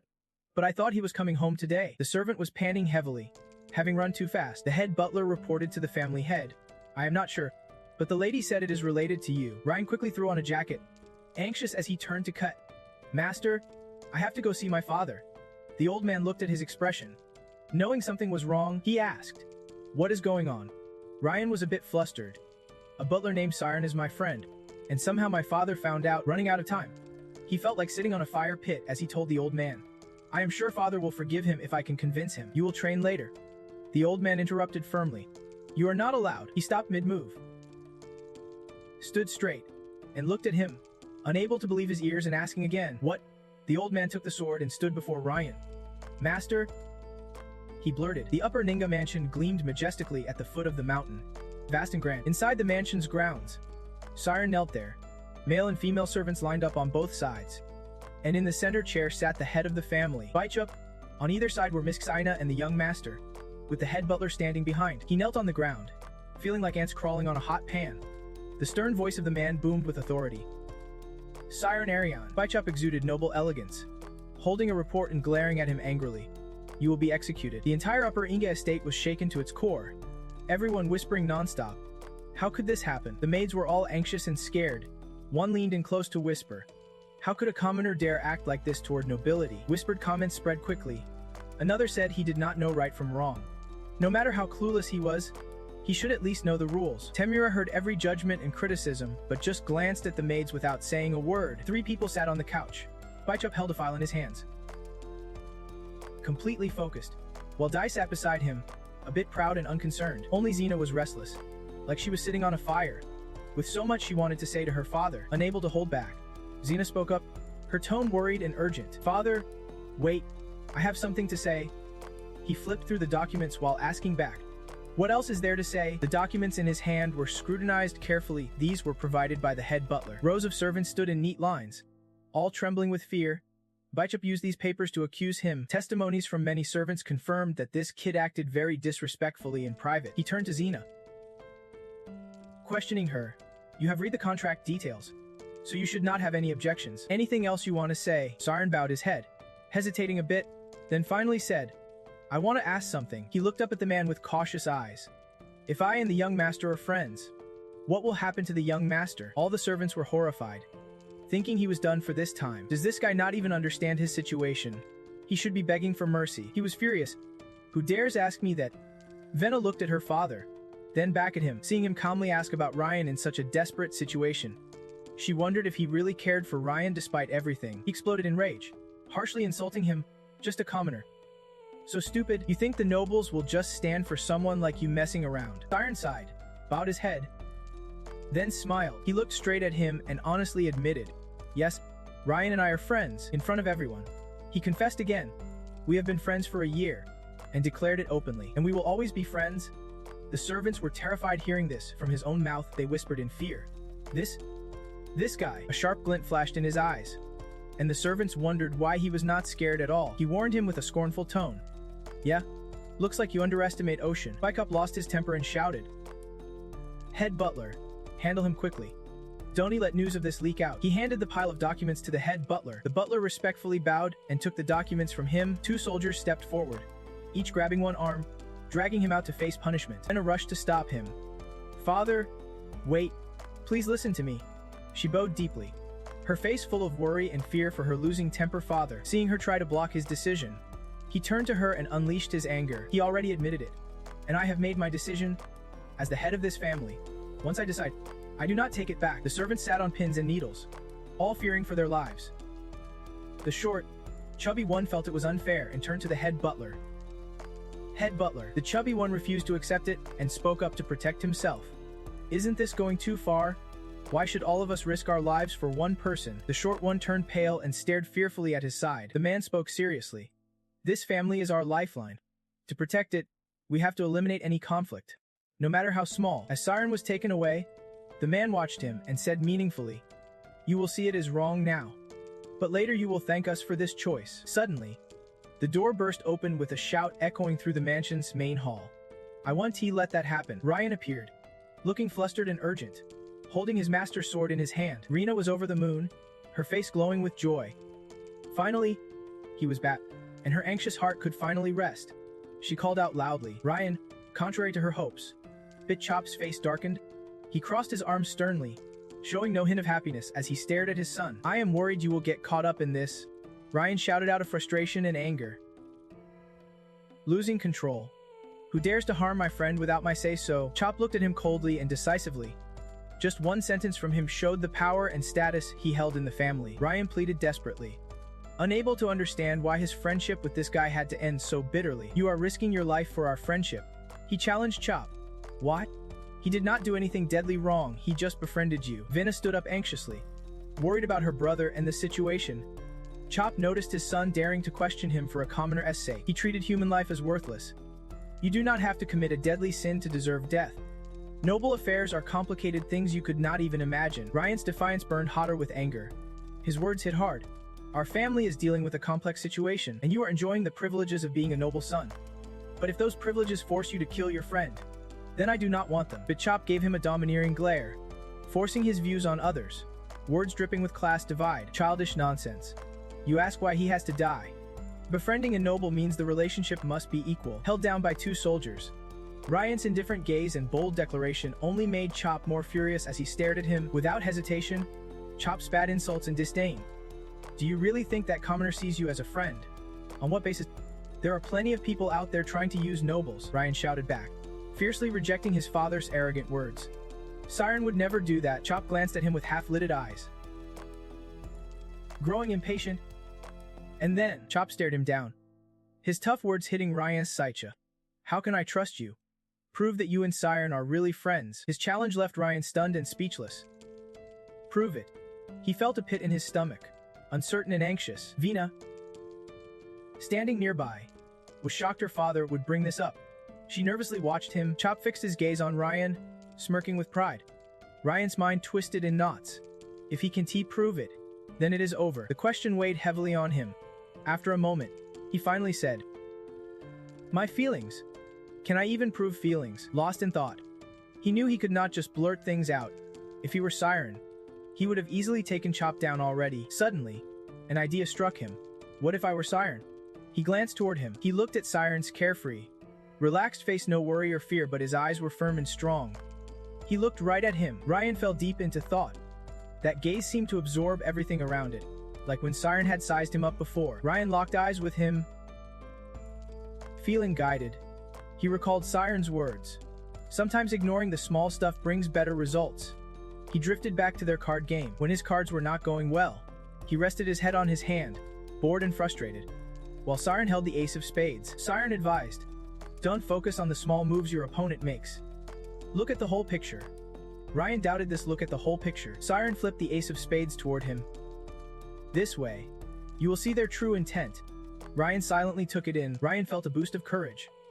Look at the whole picture. Look at the whole picture. The person standing before him now was a second-tier noble, head of the Ocean family, with black hair, a level 4 noble and a knight. He gripped the sword his master had given him,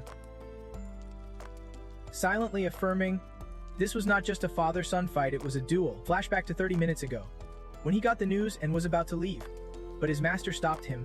He yelled at Lao, "Master, why won't you let me go? Your friend might die." Lao said, yet he stayed calm and collected. "That is right. I am talking about the kid who works in the library." Right had hesitated before continuing, "But that kid is just a commoner." He froze hearing Lao's words.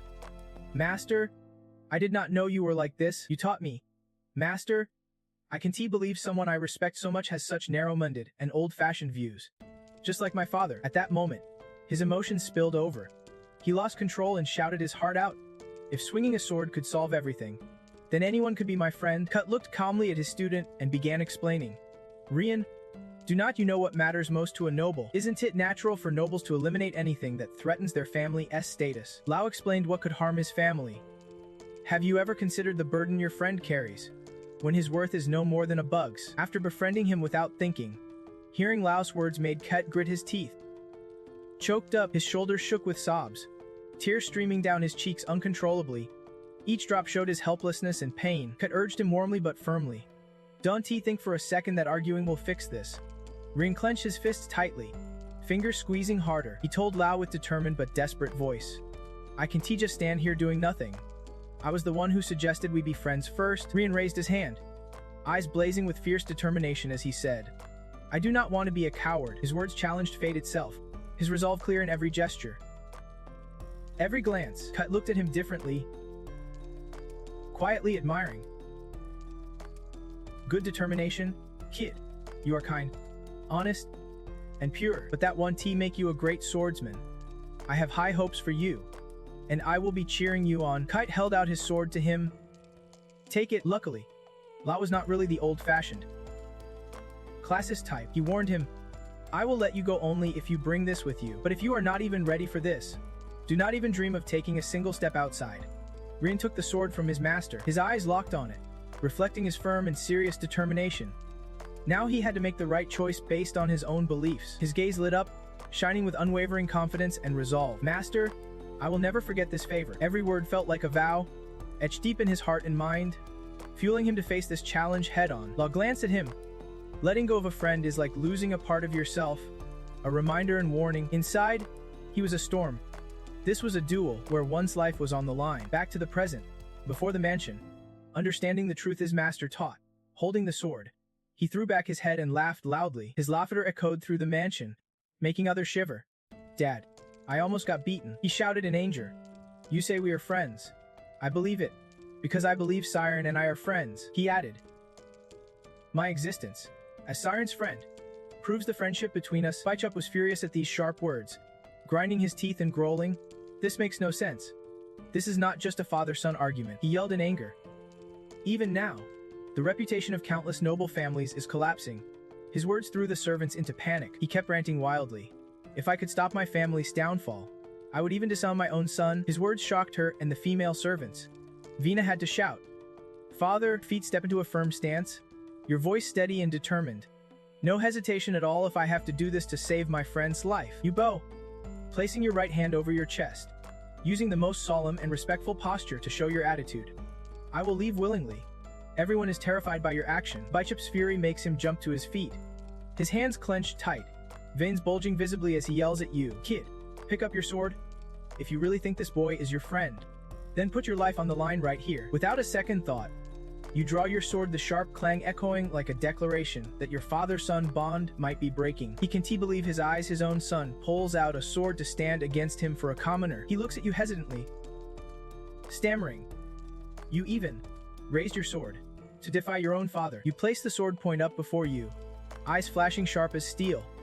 I am not aiming at my father, I am just showing my conviction. Baichup folds his arms, pretending to be helpless. How could you have friends?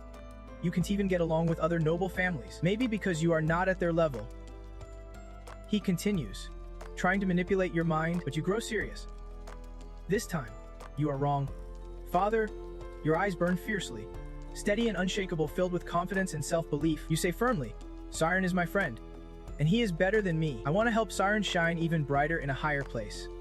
Your pride astonishes him who tricked that kid, who convinced him a commoner could be friends with a noble. His words sting like a sharp blade straight into Siren's pride. Siren denies it. That is not true. Arianne steps in front of him, voice protective and full of care. Siren, stay still. I will protect you. Siren knows this is the defining moment not just for himself, but for the friendship he cherishes. He calls your name directly. Arianne. Hearing that, you feel frozen. He takes all the blame on himself. You do not have to be responsible for everything. I will take responsibility for my part. You turn in shock to look at him. Siren recalls the moment your hand reached out to his, the moment you wanted to be friends. I had a feeling I would be forced to choose between being your friend or saving my own life. His eyes fill with gratitude as he looks at you. Even if it means dying here, I want to regret being your friend. You bow your head, eyes glistening with tears. His genuine friendship never disappoints you. Your voice chokes up. Yes, that is right. Suddenly, you look up and shout toward B-drop. That is exactly what I mean. Your words echo out. It is like a powerful declaration of friendship and unshakable resolve. Your heart is filled with faith and determination. Knowing you made the right call, you shout again, reaffirming your friendship with him. Even if we are isolated, we are still friends. Thank you all for watching. Please subscribe to support us. From upstairs looking down, he is full of energy, enjoying and applauding the scene. I never thought I would see such a moving moment at my age. Youth really is the best. Vin is overjoyed. Relieved inside. Everything's going well. If it were me, I think things could be handled more easily with your grandfather here. But unlike her, B-drop's expression looks uneasy. His eyes clam suspiciously. The father's here already. Vina said it would take a few more days. He says, I came early because my friend ran off with a young lady. Then he sits down. He spoke up. I came early because my friend ran off with a young lady. Then sat down. Sharon was surprised by his arrival, staring at him in confusion. Unconsciously, he recognized the man's status, the Thamia general, and a level 3 swordsman. Ryan's grandfather. The man sat cross-legged, relaxed and confident, saying, this place is noisy as always. Youth really is something special. He was the former head of the Clampagen family. While he chatted happily, the current head, his son, did not look pleased at all, addressing him with a serious expression. This situation is not great. Our family's reputation has taken a hit. But the old man barely paid attention to his son's worried look. He eagerly scanned the crowd below the dais. Don't jump to conclusions just yet. I have been watching from behind and seen quite a bit, and it is clear that everyone here has a lot to say. So why do not we start by hearing each other out and see if we have really lost face? He called on the first to speak, witness #1, the eldest daughter, Vina Ogent. She looked genuinely happy to share her thoughts about him. Even though yesterday was my first time meeting Siren, I could tell right away he is a smart and talented guy. She stood tall like a speaker, and everyone's eyes were glued to her. Everyone listened intently to her assessment.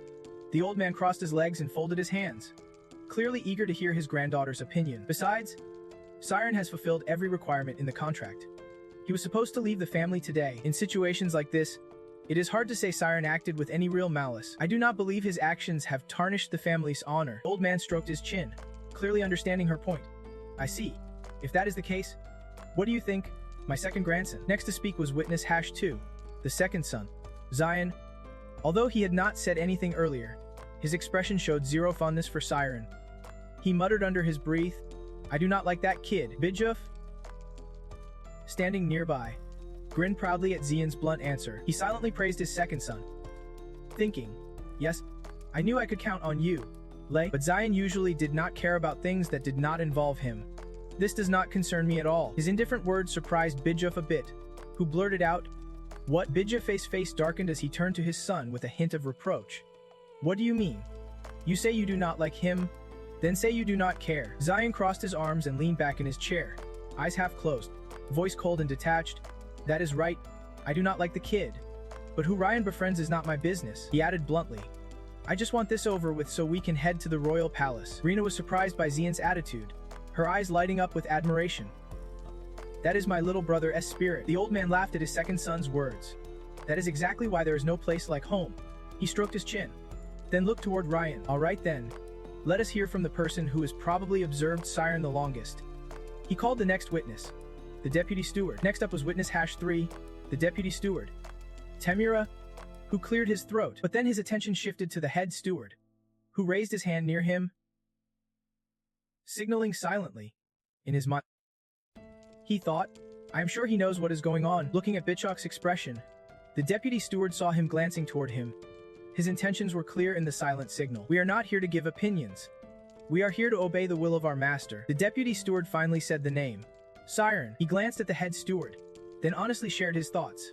He completed the tasks I assigned him, and he did so exceptionally well. In fact, he finished everything 6 months ahead of schedule. His words hit the head steward like a clear sky after a storm. He had not expected the deputy steward to go against his orders. The head steward thought, what the heck is he doing?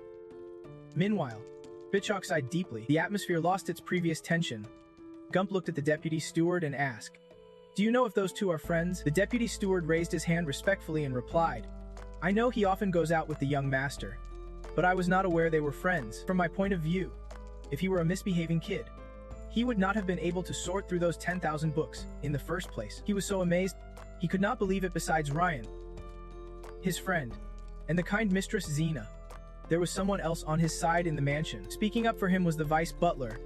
Ryan glanced at him with a smirk. Finally, someone acknowledged his effort and skill. Ryan raised her hand, quietly happy for him. Nice. The whole vibe just shifted, but that joy fizzled when she looked at her father. His gaze toward him had not changed one bit. He was annoyed that again and again someone stood up in his defense, especially since Clump returned. Nothing was going according to his plan, and she knew the only one who wanted to punish Siren was her father. Suddenly, a calm yet commanding voice rang out. He stood firm on what he just said. "I cannot agree to this." As soon as he finished, both Sina Baichip spoke up simultaneously. "Father, sir, Vina does not understand why you are changing your mind about the food chart." Just as she relaxed a bit, she felt like ants were crawling on hot pan again. Meanwhile, Clump quickly corrected himself. "I understand they consider each other friends." Siren and Ryan stood before him, full of worry and tension. He looked at them thoughtfully but said, "However, this ends here. If this relationship leaks out, rumors will spread, and it could become a weakness our political rivals will exploit against us." He sat listening carefully to his father's words, which voiced all his concerns clearly, while Day, sitting nearby, paid no attention to any of it. With a serious expression, he began sharing his own view. "Everyone in our family is a standout individual in the kingdom. Dai is even preparing for the political exams. Besides, what else can I do when so many families depend on me?" He said that everyone in his family also worries about their fate and their families because they are commoners. "It is already an honor to work for the nobility." Siren, who is a smart kid, "I believe you understand that." Rena looked at him, wanting to speak, but the words got stuck in her throat. But Ryan could not just sit still and watch anymore. He stared at him with firm, unyielding eyes. He laughed and cried as he looked at his beloved grandson. "I see a lot of potential and intelligence in you, Ryan, but why do not you understand what I am saying?" He was just as conflicted inside. He wanted him to fully grasp the weight of the responsibility. He carries the heavy burden of countless lives on his shoulders. Only then did he turn to him, wanting to know how he felt now, and what he would realize since becoming friends with Ryan. "What do you think, Siren? I want to thank you for teaching my naive grandson what true friendship really means. He did not want this family to be condemned because of you. He asked your opinion, but can we end this here?" Siren just bowed his head, quietly closing his eyes, taking a long moment before answering with two words. "No way." Both Clump and Xena were stunned. Baichuk could not believe he could be so stubborn and oblivious to the gravity of the situation. Even Day, who never cared about anything, now looked at him differently. Ryan was shocked by his answer, expecting he would beg for mercy and break off their friendship to save his own life. He could not believe Siren was that brave. Hesitating to call his name, he looked at him sincerely and straightforwardly, unable to hold back, and called his name without hesitation. Siren put his hand on his chest, looked at the man, and spoke from the bottom of his heart. "If I am a burden to Ryan, I do not mind never seeing him again." But now, he was not hesitating or scared at all. He spoke openly and honestly. "That does not mean I want to consider him a friend," he said confidently and firmly. "Ryan and I are friends. He can let anyone force or corrupt their friendship with their words. He said this to me, Clam, as long as you consider those things, I will follow any order you give."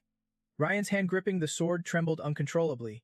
Feeling utterly ashamed, tears fell again from his eyes, and deep down, he blamed himself hard. "I actually felt relieved Siren did not have to die. Honestly, part of me felt that way, but Siren knew that abandoning a friend was like losing a part of yourself." Ryan's eyes widened as he looked at him. The words his master taught him during training were tough to decide on, but for him, he would risk his life to protect the word family. He felt deeply ashamed but made up his mind. "Fine. This is not even up for debate." He raised his sword straight to the sky, shouted loud and clear, his voice booming like thunder. "Here, I declare." Clamp and Cinna immediately froze in fear at his next move. She yelled, "Don't he do this?" Not sure what he planned, but she reacted out of concern, unsure if her little brother was thinking clearly. Even the slightest mistake could ruin his fate and that of their entire clan. She could not let him make such a reckless choice. His sword plunged into the ground with a deafening clang that made everyone's heads ache. He knelt down and drove the sword deep into the stone floor. Leaving Siren stunned, he boldly declared before everyone, "Ryan Odgen, third son of the Odgen clan, From this moment on, will become Siren's sword. His oath thundered through the tense, suffocating air, making his father furious beyond control. His face twisted ugly with rage as he ground his teeth and roared. What? Hey, you damn brat. The entire mansion seemed to shake under his wrath, his roar echoing through every corner. You idiot! The Knight's Oath dates back to when the Thomia Kingdom was first formed during a chaotic era. Various nations fought fiercely over the Atofi colony, until the strongest united them all and founded Thamia. But the new kingdom had to stand against powerful neighboring nations, so instead of wiping out defeated kings, they were allowed to keep ruling their own lands. And that is how the Knight's Oath came to be. That is the origin of the Knight's Oath and the birth of the nobility. Breaking that oath means becoming more despised than a rabid dog. Ryan looked around and smirked. What do you all think? There is no turning back now, right? Everyone was speechless, mouths agape at his sudden decision. He still held his sword tight. One foot out, he could not help but feel guilty. Master, I think I have caused a disaster this time. He imagined his master scolding him. I did not give you this sword for you to do this. Siren knelt beside him, grabbed his hand. Terrified. Ryan, what the hell are you doing? He did not answer, just glanced at everyone. Clamp's voice rang out, his face hardening with resolve. Ryan, if I am really seeing you say you will become his sword, then that kid must deserve it, right? Answer me. Siren helped him stand, both facing Clamp. Is he truly talented? Or just talented in your eyes because you see yourself as useless? Hearing this, Ryan relaxed a bit and smiled confidently. He placed a hand on his chest. A sword does not judge. It only protects. Everyone's faces darkened at his answer. Even Siren was surprised. Suddenly, a hearty laugh broke the tense silence. That is right. Kids who are not mature at least have to reach this level to hit the peak. While his father sighed helplessly, his grandfather kept praising him. Well said, grandson, but with your mediocre swordsmanship. I pity your friend for having to wield a sword like that. Surprised by his grandfather's words, Ryan could only stammer in response. Sir, he placed his hand on Siren's shoulder, smiling warmly and comforting him, saying, that is enough. That is enough. It is all over now. Even though the boy is not the sharpest sword yet, Siren will never betray anyone. Take good care of my nephew. He patted Siren's shoulder, and Siren closed his eyes, soaking in the moment. He looked at him with deep gratitude, thanking him for the recognition. He pointed at the head butler and ordered, these two will be lifelong friends, so I can just let you leave like that? Head butler. He told him to use the carriage Siren was supposed to take home and bring his parents here. The butler quickly obeyed. Yes, sir. Right away, the two servants exchanged smiles and swapped their hats, but the head butler was still shocked inside. Screaming silently, is this for real? Looking up at the clear blue sky and the drifting clouds, he sighed helplessly, thinking, I will never understand what nobles are really thinking. Ryan finally relaxed and smiled freely. Sighing, what a relief. He flopped onto the bed, arms stretched out, and Siren sat beside him. He smiled and asked, did you see my family's expressions? Awesome. Siren felt it deeply. Ryan, a knight's vow. You did not have to do that for me. Ryan suddenly sat up, startling Siren. I did not do it because you are my friend. His eyes locked on Siren's, determination blazing. I am different from my brother. You have the power to inspire others. I just chose to bet my life on someone like you. Siren blushed, feeling awkward. Wait, what? Why did I suddenly feel shy saying that? He looked at Ryan and sighed. This is a lot of pressure. Blushing, he said, but if you want to protect me, you will have to train a lot harder. Ryan joked, making Siren so annoyed he almost spat blood. Seeing this, Siren worriedly asked, what is wrong? Are you okay? Vina suddenly opened the door and shouted, Ryan, do you really swear by the knight's vow to be Siren's sword? She came in and saw Ryan collapsed in a pool of blood. Worried, she asked what happened. Using his last bit of strength, he told her to leave. Siren refused. What are you talking about? Your sister just helped a lot a moment ago. He invited her in politely. Please, come in. She haughtily agreed. She brought important news from the opposition faction. Snap out of it. What are your father and grandfather up to? She gently sat on the bed and said, they are ruthless, but in the end, you already swore the knight's vow, right? They are planning their next move. So what now? She shared some crucial info. Their father is thinking about enrolling Ryan and Siren in the Kaizen Sword Academy. Siren, you said your sword skills are insane, right? That was your own claim. Ryan was confused. Really that intense? She laughed. Of course. Now you are officially part of the family. I told everyone about your talent to see if anyone might want to invest in you. They want your skills to protect Ryan. They are trying to help you succeed for Ryan's future. Hearing this, Ryan shouted, "No one can send me to school without my permission. It took me forever to hang out with Siren as I want." Without hesitation, he kicked her to the ground and stepped on her. She sighed and scolded him without mercy. "You damn idiot. You have already caused enough chaos. What else do you want?" he shouted back. Furious, he turned and stared at her with blazing eyes, shouting, "Besides, Siren is not even going to the Sword Academy. He is going to be a mage. He has already unlocked his spirit realm." She looked at him shockingly. Doubtful. "What? Spirit realm? Siren already unlocked it. Wait, does that mean you swore the knight's vow to a future mage?" She looked at him, barely believing it. Angry, he yelled back, "Useless has its limits. Get lost. You witch." Thinking about Siren and Ryan fencing each other, Rena spoke up, saying that he used synesthesia to sense the spiritual world and read Ryan's moves to win. She rubbed her hands in amazement, thinking that makes sense since his spiritual energy is pretty high, so this is definitely possible. Siren awkwardly replied, "Is that?" While Rena kept praising him, saying he was amazing. "From what I learned at school, the more concentrated the energy, the stronger the spiritual world becomes, and being able to maintain that concentration during a sword fight is incredible." Hearing this, his cheeks flushed red as he gently rubbed his head. Rena and Ryan shared a knowing look, thinking, "Is he embarrassed already?" She said, "I will tell you about Siren's path, but of course, there is a condition. You will have to enroll in the Swordsmanship Academy as well." Ryan was startled hearing this. "What?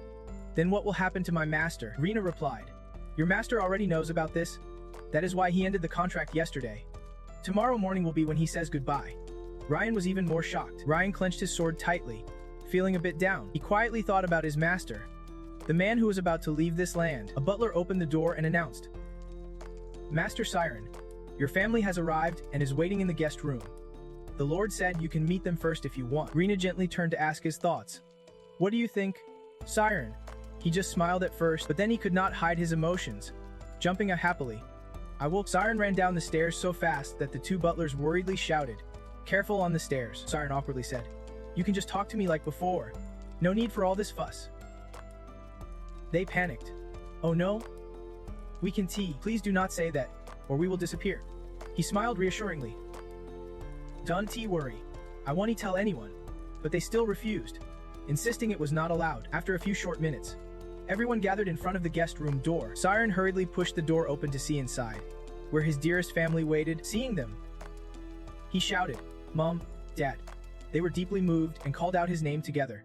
"Siren." He ignored everything else and rushed forward like a little bird returning to its nest. Finally, he was wrapped in the warm embrace of his parents, the three tightly hugging in pure happiness. Siren looked at his family, feeling a pang of sadness. They had been through so much, constantly worrying about him day after day. His mother, tears falling, comforted him. "Don't worry. Your parents are fine." Vincent asked, "But why did you suddenly call us? You should come home once you are done." He suddenly got excited and asked, "Didn't they force you to stay and not let you leave?" Siren explained, "It is just that I was given a pretty good opportunity." They did not quite understand, and Siren's mother was confused. "A good opportunity?" He replied. Then he went on to explain everything that had happened, and the whole situation to his family. After hearing it all, they froze, their faces blank and stunned. Vincent's eyes widened as he stared silently at his son. Then he forced a smile and said, "So you mean you became friends with a noble hare while working at the library? And that hare swore a knight's oath to you?" Siren calmly replied, "Yes, that is right." Suddenly he went serious. "Siren, be honest with Chatty." Then grabbed his shoulders and shook him hard, tears streaming down, shouting, "How could a smart kid like you be so delusional? Is someone treating you badly? Is that it?" He was shaken almost to the point of losing it, but still said, "It is true." Vincent hugged his beloved son tightly, crying like he was about to say goodbye forever. "Oh God, they say those who enter a noble's house never return the same. You know." Siren's mom tried to pull her husband away. Vincent, suddenly, the door opened again, and a butler announced, "Young master, the Lord has arrived." 3 people entered at that moment. Beechup spoke first. "Nice to meet you both. I am the Lord of this house." Beechup hesitated. Ryan bowed slightly and said, "Hello, I am Siren's sword bearer, Ryan." Rena gently introduced herself. "I am the eldest daughter, Rena." I have heard a lot about you too. Both of them witnessed the shocking scene, and their faces went pale. Then they immediately bowed respectfully and said, "Hello? We are Siren's parents." After hearing about such a great person like Siren, she was a bit curious. "Well, have not you heard about Siren yet?" Vincent was panicked, his voice shaky and confused. All those wild things the kid said. Illusions. Are they really true? Even sitting at a fancy banquet full of delicacies, he still could not believe it. No way. No way. In the end, Vincent seemed lost in thought while Siren's mother was awkwardly overwhelmed by all the dishes. Even after the meal, he acted like someone dropped from the sky, his mind a mess. She, meanwhile, gratefully accepted a hot cup of tea. "Thank you." Vincent felt the suffocating atmosphere, and his head was about to explode. "What is going on here?" Holding her tea glass, Jun almost dropped it. "Even if I do not know what a knight's oath means, there is no way they would treat a minor, noble family like this. I need to clear this up." Vincent thought and spoke up. "Sorry. I am glad my son is respected by you. But I am also worried. A noble like Odgen pledging knighthood to Siren. That is unbelievable." Baichup said. "Honestly, it is a bit unsettling for me too." He continued. "But for the Odgen family, who live by military honor, the knight's oath is absolute. If we discriminate just because of status differences, it would destroy our own honor. So from now on, we will use respectful language. Please do not feel uncomfortable, and our family will fully support your son." Gum laughed out loud. "It has been a while since I heard you say something, right?" Baichup frowned. Too loud. Siren thought to himself that is the family head who manages and makes big decisions. Those confident and proud words really fit him, although he struggled with deciding to take a commoner under his protection. Vincent glanced at Zinna and saw her wink at him. He kept thinking as he saw Ryan's bright smile. He is not afraid of anyone. Baichup then got serious and said, "To get straight to the point, your son is a spirit user. Spirit power is not something you get just by trying hard. To be frank, it is a natural talent you are born with." He went on. "From what I know, he aims to become a mage. So if he wants to get an unofficial mage certificate as soon as possible, I think Infi's Magic Academy, one of the 5 most prestigious schools in the country, would suit him." Baichup said. "I am not saying he has to go there to become a mage, but if he does not, it would waste his talent, and I do not recommend that. So he should study at Infi's Academy to meet the Oren family's standards." Clump reminded. "Consider their knowledge a bit, son." Seeing Vincent's frozen expression, he immediately understood what his father meant. Then Baichup got straight to the point. "If your son graduates from magic school, he will become a mage." At that moment, Vincent stood up. Finally understanding. Our son will become a mage, Vincent thought. Magic Academy. His hands started trembling. "No way, this must be a dream. Our son," Baichup continued. "However, the biggest issue is his status." Vincent was shocked to hear this. He hesitated. "Magic schools are selective and only allow noble children to enroll." Clump added. "So there is only one option?" Then he seriously said, "We will adopt Siren into the Oren family." Vincent could not believe what he just heard. Standing there stunned, his mind spinning. "What?" Clump explained their plan firmly. "This is the only choice after our families came together." He pushed forward a commitment paper. "I have a cousin who still has no children. If I add the boy's name to my cousin's family, all problems will be solved. But we do not intend to take your son away. This is only on paper. But with this, Siren will become a noble." Vincent thought silently. Siren will become a noble. How lucky the boy is to have this chance. But if I do this, it feels like my child is being stolen. He looked at his son with a desperate, pleading gaze in his heart. "Tell me, Siren, what should I do?" Seeing Vincent's calm face made him even more panicked. Could it be? Has he already made up his mind? Now he gently glanced at his father, his hand slowly touching the large hand that had always worked hard under the sun and rain for him. Then he squeezed tightly, making Vincent feel quite a sting. Siren, with a determined look, loudly refused. "No way. I am my father's son. I can't become someone else's adopted child." Hearing this, the man panicked. Vina, sitting opposite, explained, "Siren, this is just a name. Of course, we will still treat your parents as your real parents. You will achieve your dream and nothing will change." Just as she finished, Clam chimed in, "Kid, you are going to become a noble. Opportunities like this do not come around often." Siren stood firm and said with conviction, "If I have to trade my father, I would rather stay a commoner and live." Clam snapped back angrily. "Commoners can't even get into magic school." Then he firmly said, "Fine. Then you 1T go to school." He hit the point again. "Then you 1T become a mage." Baichup and Zinna looked shocked. He insisted once more. "Then you 1T be a mage." That sentence left Siren's mother and Ryan frozen. Clam shouted even more, "Siren, why are you so stubborn? This world is not that easy. Sometimes you have to let go of things to succeed.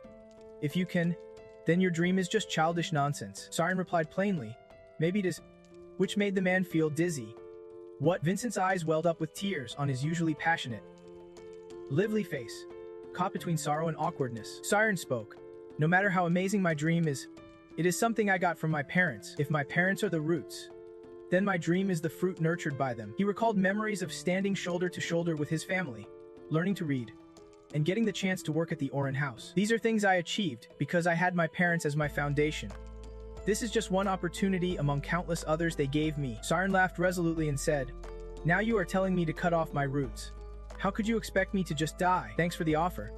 But they are the only parents I have." Everyone in the room fell silent after he spoke. No one said a word. Glum's eyes widened in shock, and he quietly thought, "What is this guilt feeling? What is this kid trying to say?" Suddenly, Vincent bowed deeply and said loudly, "Please accept Siren as your adopted son. Please. I bet." He looked a bit flustered. "Father," Glum said from afar, "I get what you mean, but what Siren wants matters most." He ignored what others wanted to say and bowed his head, struggling to say, "Siren is not my biological son." Siren's mother blurted out after hearing her husband, "Vincent, what are you saying?" He kept his head bowed and said, "We can have children." He explained, "We got Siren through an unexpected event. I am sure you can tell, but he definitely comes from a noble family. He is extraordinary." Glum and Jaina grew more amazed as Vincent shared his feelings. If he is adopted by a noble family, he will return to where he truly belongs. So this is not about a son abandoning his mother or denying his roots. Baichuk thought quietly, "Is it really true?" He looked at their family and understood everyone here probably guessed it. Siren looks completely different from his parents. Then he rubbed his chin thoughtfully. But those words, do they mean he wants to give up his son? Siren could not take it anymore. He grabbed his father's arm tightly, shouting loudly, "Dad, what are you doing? How could you say that without warning me first?" He just avoided his gaze. "Sorry, son, but you are grown now, and you have to understand." Suddenly, Siren seriously questioned, "Do you really think I do not know?" That shocked Vincent deeply. His expression grew heavy as he struggled to say, "The reason you never asked is because people only have one mom and one dad. I want that too, but now you want me to have 6 parents." He panicked, scared and heartbroken, hesitating before saying, "I just do not want you to give up your dream because of me." Tears began to fall. Siren yelled out loud and shouted, "Who is giving up on their dreams? As long as you try, your chance will come." But then, he tearfully looked at his own family and asked, "Dad, have you ever thought about how I feel? Who wants to be abandoned by their parents twice?" Vincent tightly held Siren's hand and gently rocked him, saying, "It is just what a father does. I will never abandon you," he said, hugging his little son tightly as if afraid to lose him. Tears of love streamed down Vincent's face as he begged, "Please forgive this foolish father. You mean everything to me." They hugged tightly, pouring out their hearts, while everyone around silently admired the sacred beauty of family love. Watching this, Bijop suddenly realized something. What we do for our kids can sometimes hurt them. Glump replied, "Being a parent really is tough." He asked, "Isn't it just as hard for you raising your child alone?" Bijop's tears welled up, but he tried to hide them so no one would see him crying. He quietly glanced at his son standing nearby. Ryan was crying too, moved deeply by Vincent and Siren's intense emotions. Suddenly, Bijop said, "I heard the Infe's Magic Academy considers special cases. Maybe your dad can help." Glump was skeptical. "Huh? What can this old guy do? How could I convince that stubborn Anphias?" Bijop said, "No way. I heard he owes your father." Glump laughed. "For someone who follows every rule, stubbornness is probably the best tactic. Right?" Bijop chuckled too. He said, "You used the same trick to force me to become head of the family." Glump dodged a bit. "It is all for your own good." 3 days later, after Ryan entered the Swordsmanship Academy, the family head allowed my family to stay in Ocean. Dad still feels guilty about me. I wonder when he will remember this time. Finally, Ryan and I had some time together, and we used it to nap side by side. He looked happy, smiling brightly as he gazed at his friend lying next to him. I laughed out loud hearing his stories. Totally entertained. Then, 3 days later, we had to leave home to go to the academy where our dreams would take shape. He quietly turned back for one last look when suddenly someone's loud voice echoed. It was Ryan bawling loudly. I said, "Ryan, do you cry?" He painfully replied, "How can I not? Getting on that carriage means going to the Swordsmanship Academy. We are really saying goodbye." The more he talked, the harder he cried. Why can't I start school next year like you? I said, I am not even sure I will get into the special consideration yet. We can still meet during breaks. And do not forget to write every day. Ryan suddenly grabbed my shoulder and shouted my name. Siren, he gave it his all. You have to become a mage. I will become the strongest knight to protect you, I promise. Before he finished, Cinna punched him hard in the head. Focus on graduating first. I care about you the most. Then she turned to me. Siren, do not worry. Enjoy time with your family first. He will definitely help you get in. I quietly replied. Really? Thank you for helping me, I said with my hand over my heart. Deeply grateful. Cinna smiled and thought, what a strange kid.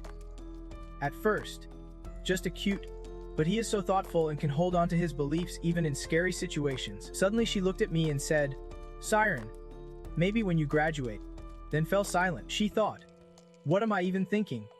He is just a kid about to enter a whole new world, the Magic Academy. Then Cinna stepped forward, placing her hand on my shoulder. Give it your all. You will definitely become a mage. I replied, please take care of Ryan. Then she helped Ryan onto the carriage and waved goodbye to me. I got on the carriage where my parents were already sitting, feeling super excited and full of hope. The horses started moving, and the two carriages passed each other, slowly pulling apart. As I sat inside, I suddenly heard a loud voice calling from outside. Siren. I immediately popped my head out to see who was shouting. Turns out it was Ryan Odgen shouting at you to remember to show them up when you get to the Magic Academy. Hearing that, I could not help but burst out laughing. Then Siren and Arianne shouted back just as loud.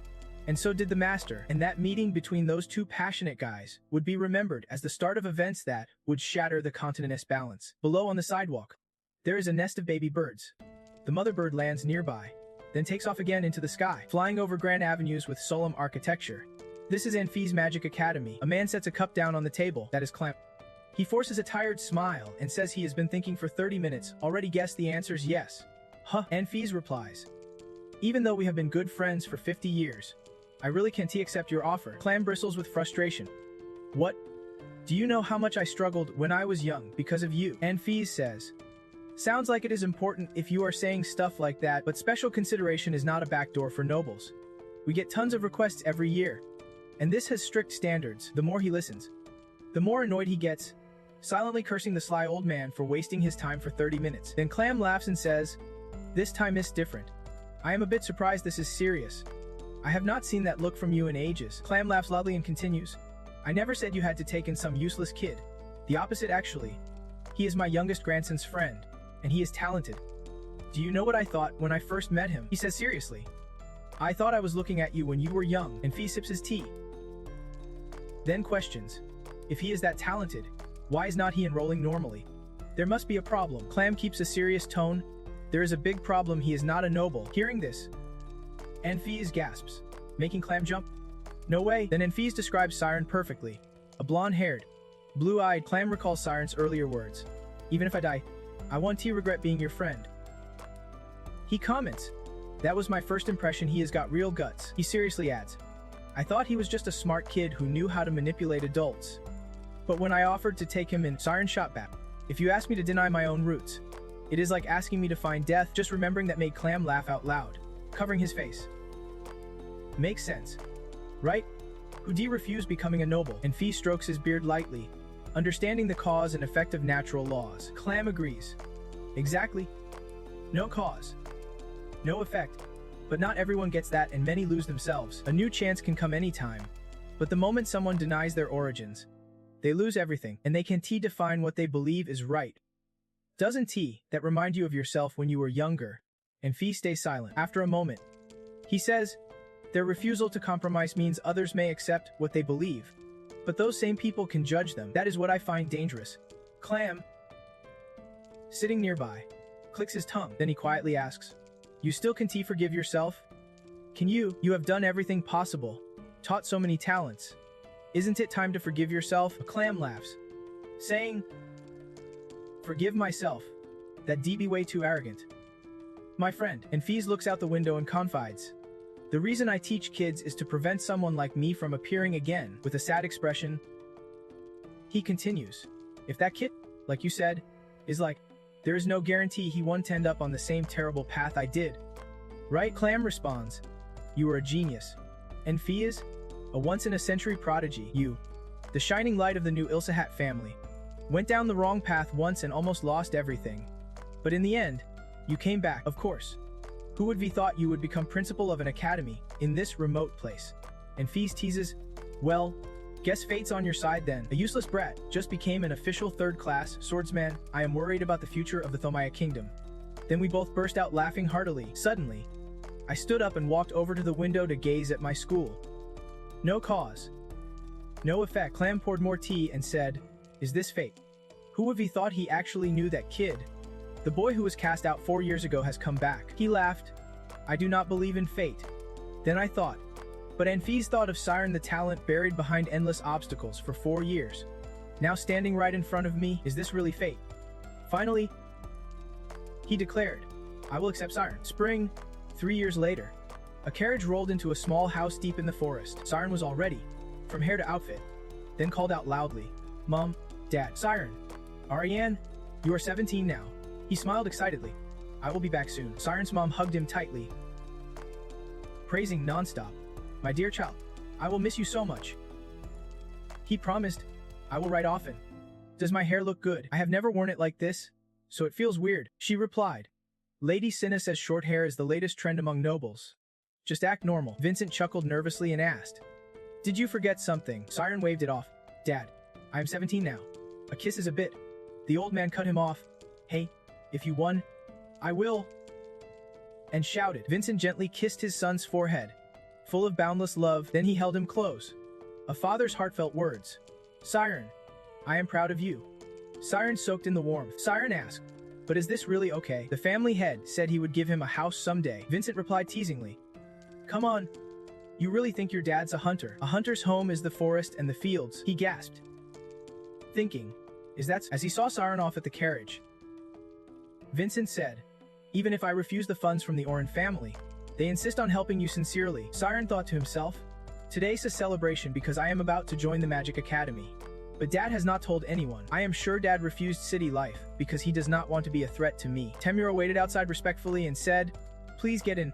We will escort you to the academy. Siren climbed into the carriage, stuck his head out the window, and sang loudly, I will be back soon. And that is how my first day at the academy began. The carriage rolling away. Behind were a couple seeing off their child learning to grow up and chase their dreams. Inside the carriage, it was just Siren and Temura, making the atmosphere pretty awkward. When they arrived, Temura opened the door and called him. Master, we are here. Temura helped Siren down. His face showed surprise and awe. He continued, at Anfi's Wizard Academy. It is bustling right now, people coming and going, filling the whole area with energy. The tall, grand gates look so elegant. Temura said, the cost of study materials will be covered by me. Master, you just focus on your studies. Siren was deeply grateful. Thank you, steward and escort. He replied seriously, I am just doing my job. Siren bowed his head slightly, pouring out his sincere feelings. This is the first time I have had the chance to thank you. I am here today because of you. I want to forget what you have done for me. He smiled, speaking words he would always held inside. Suddenly, a statement made Siren jump. No matter how talented a commoner is, they are still just a commoner and can never surpass a noble. Facing him now was Temura's grim and stern expression, but then he spoke his mind fully. However, not everyone gets this chance. Once you join the school, many nobles want tea like you. He smiled gently. You have to be patient. If you can hold on till the end, everything will pass. Siren responded moved. Thank you, sir. I will definitely become a mage. Temura, now, if you are ready, follow me. We need to register you first. And so, they headed deep into the academy together. He thought to himself, the Anfi's Mage Academy is known as the cradle of geniuses. What will I learn? Who will I meet? The guards shouted in unison. We will serve you wholeheartedly. Outside, on the school grounds, dreamers like Siren were arriving to chase their goals. After finishing the paperwork, Temura said, I am off. If you need anything, just contact me. Siren replied, yes, thank you so much. Then he glanced around, wondering quietly, who is coming to pick me up? Should I explore a bit while I wait? Suddenly, he noticed several long boards posted on the wall. Anfi's Mage Academy runs on a ranking system with a total of 420 students, 30 of whom are in the graduation class. Each year, only 10 students graduate. Siren was shocked, eyes wide open. When someone suddenly called out, are you Siren? He turned immediately, bowed respectfully, and said, hello, headmaster. And Fees laughed. We have met before. Remember me? Siren replied. Thank you so much for last time. The old man patted his back and said, It is all good. We will talk more as we walk. And Fees announced, You will need to take an entrance test. Siren felt dizzy. He had not studied at all. Test? He said. The old man reassured him. Don't worry. It is just some simple tests to place you in the right class. Temura asked, Can you enter the spirit realm? He answered, Yes, sir. The old man was impressed. Whoa, that is really something. He thought to himself, Who knows if he can open the spirit realm on his own? If I would started training him young, maybe I would not have missed this talent right in front of me. It is late now, but I need to teach him the basics first. The entrance exam hall will be full of 10-year-olds, so if he comes too early, he will lose face. So he made a suggestion. Want to take a walk around the dorm? They went to another area where a young boy was reading 3 books, floating in midair. As the boy passed by, Siren noticed something strange. Stammering, he said, That is the headmaster. And Fees told him this was a classroom where students study. Siren looked up in awe. It was the freshman class. Class 18, the intro class. Lots of kids flying around, practicing magic. He stood there, amazed, watching the happy kids play and study together. Some were gathered playing games and snacking. Siren looked around excitedly and thought, Everyone's using magic. And Fees said, That is right. But where we are headed next is a bit different. They moved on to the advanced class. Class 74. It was very quiet here. Everyone was seriously focused on studying. Siren thought to himself, The vibe is different here. Everyone's around my age, and they are having a lively discussion. A black-haired guy said, A large amount of magic power can lower the temperature below freezing. Would not freezing the cooling agent be more effective? Anyway, keep in mind the reaction happens faster. What if we adjust the timing instead of the mana? Siren jumped, almost ready to shout. What? The shock made him realize something painful. Why can't I understand what they are saying even though we are speaking the same language? Suddenly, there was a huge explosion behind them. A girl emerged from the smoky village, coughing as she quickly bowed when she saw Anphias. Hello? Headmaster. The old man smiled and said, All right. Sounds like there is some trouble.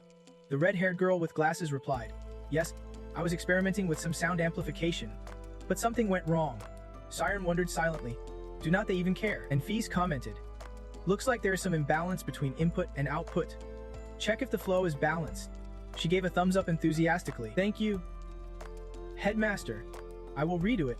Siren was shocked the headmaster did not stop her at all, and she planned to try again. Siren looked around with a confused and stunned expression, like he was in a totally different world. As they continued the tour, a tall girl with long red hair walked past them, a stunning beauty who made the guys nearby swoon and stare. They moved on to another room, where something caught Siren's attention. A bulletin board. On the wall hung a yellow board covered with letters. He glanced at it and thought, This lists the rankings of the entire intermediate class. The top spot is Camus. Is not that a first-class noble? More specifically, Camus. He stood there dumbfounded, his face showing disbelief. Everyone on this list is as talented as him, but she is number 1. A burning desire grew in his heart. He wanted to be like that too. He would start learning from scratch. Right here, Siren's eyes sparkled with hope for the future, something pushing him to climb the ranks. Suddenly, a voice called from behind, Hey, wait for me. That call made Siren turn around, curious, wondering, is this really Amy Camus, number 1 in the intermediate class? Something made him freeze when he saw the red-haired girl. Her face brought back a dark, terrifying memory. The time he got grabbed by some thugs. They beat people up, and their leader was Amy. Back then, she was like a little black demon, pointing right in his face and demanding, Where did this magic user come from? Why is a commoner here? Back to reality. Amy just glanced past him without a word, but then she suddenly looked directly at Siren. He quickly looked away as an orange-haired girl ran up shouting, Amy said we have to wait and go together. Dummy. Siren stood at the back, head down, silently begging, Please do not notice me. Please. Then the 2 girls passed by. Surreal looked back excitedly and said, Did you see that guy we just passed? He is really handsome. He's a new student in class, but he does not quite seem like it. She wondered. Maybe he is a transfer student. Amami replied. Interesting. I think I have met him before. She suddenly said loudly, Hey, you actually care about him? I thought you were not interested in guys. That is not it. She denied. I just feel like I know him somehow. Hearing that, the other girl protested loudly. Don't lie. You have totally got a crush on him. Have not you? Amy firmly denied it. I never said that. She was Amy Camus, top of the intermediate class, the most popular girl in the intermediate class, who had rejected countless confessions from seniors, juniors, and classmates. She was a model student among all the model students, but the only one who knew her dark past was trying to get close. Anne Fees asked, "Are you cold?" Siren shook his shoes and replied, "This is the third test site of the Magic Academy, a solid grand building." Both stepped inside. Anne Fees said, "Oh wow, looks like it is not over yet." The old man leaned towards Siren and said, "Good. Watch closely what that kid is doing." In the center of 3 circles filled with magical symbols stood a brown-haired kid, with judges watching from above. And Fees briefs Siren that as he enters the spirit realm, the letters on the walls will change, and how he perceives them will reveal the size, strength, flexibility, and nature of the realm. Lau continues, "So just answer the professor's questions honestly." Siren replies excitedly, "Yes, sir." Feeling thrilled, he calls out from above, "Camille, can you use magic?" The boy answers, "Yes, sir." He adjusts his abilities, saying he can lift heavy objects. Gata praises him. "How adorable. Good job. Now, try entering the spirit realm." Camille responds, "Yes, sir," closes his eyes, and announces, "I." Then he quietly asks, "Which number is the farthest?" The boy replies, "6, sir." A professor smiles and asks again, "6?" And Fees explains that 6 means the realm's diameter is 6 meters. Siren nods, absorbing the info. "Got it?" A brown-haired man asks, "Which color feels the strongest to you?" Camille answers, "Red, sir. I feel like I am entering a red world." The man notes it down. That is a divergent type, like light and fire. It means this person tends to be very active. Then Enfys adds, "Divergent type means their spirit realm is much stronger than their actual age." A female professor asks, "Do you see the giant tower?" Camille answers, "It is on my left." Then Sienna asks, "How does the temperature feel?" The boy replies, "A bit. I am sweating." After finishing, she says, "Well done, Camille." The boy happily runs off. Sienna exclaims, "This year's students are impressive." The professor laughs. "Yeah, this student's spirit realm is 12 meters. Seems like the quality keeps improving each year." Finally, they record their overall impression. Good use of spirit realm, but endurance is a bit weak. Then they call the next name, Siren Arianne, and Fees pats him on the shoulder, smiling. "Show us what you have got." Siren smiles back. "Yes, I will do my best." The professor rubs his chin thoughtfully. "So this kid is the one who took that special exam the principal mentioned." Sienna thinks to herself, a special choice, but he is pretty old. Using a noble's house as his address, his family must be famous. The paperwork says Siren Arianne is 17 and a guest of the nobility. She thinks, looks like they discovered his talent a bit late. Seeing him, Sienna thinks, he looks unique, but at this school, he will get buried fast. The professor asks, "Siren Arianne, can you use magic?" He answers, "I have never been taught." The man replies, "Really? Even if you have not learned, you should be able to do something." Enfys smirks. That is what they think magic is about, carrying knowledge in your mind. Noble kids get taught all sorts of things, so they naturally can use magic, but this kid has no knowledge at all. The professor says, "All right then, step into the circle and enter your spirit realm." The man asks, "Can you enter the spirit realm?" Siren hesitates. "I will." The professor breathes a sigh of relief. Thank goodness it does not seem like a severe case of family abuse. Siren slowly enters his spirit realm. Surrounded by a blue glow, a beam of light descends onto his head, and the characters around him start moving and floating. He opens his eyes, amazed by the scene. "So that is how it is?" The professor asks the usual question. "Now, Siren, tell us the farthest number." Siren stays silent. So the man calls again. "Siren." The brown-haired woman laughs. Looks like he is shy. And Fees, standing outside, says, "Siren, answer quickly. We are not judging you. We just want to find the best way to educate you." He still hesitates. Then he explains, "I see a number, but it's so long I can read it." The professor looks puzzled. "You are not supposed to guess. It is not about sight but about how you feel." Siren explained further. "That is not what I meant. I can feel it, but it is just way too long actually. It keeps getting longer even now." That sighed deeply and thought, "Really?" Then he raised his eyebrows and said, "All right, let us start with the first numbers you can see." Siren focused and slowly looked at the results. Inside his domain, it was incredibly long. Looking at the numbers 3.4 per year with another string of digits trailing behind, he summed it up and answered, 3.14. That jolted. "What? Sienna was completely shocked. Siren, we did not include 3.14 in that. Are you sure you are not mixing something up? He frowned and replied, but that is exactly what I see. She thought to herself, really? Of course. There are cases where the p-value appears, which means the domain size has exceeded the limits we set. He can actually see as far as 30 meters ahead. The brown-haired woman asked, which color stands out the most? Siren looked around and said, blue. Pure blue. Nothing else. The professors exchanged surprised looks again.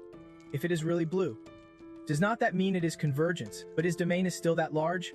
Convergence means better durability than the domain size, the opposite of divergence. And Fees also stood there stunned.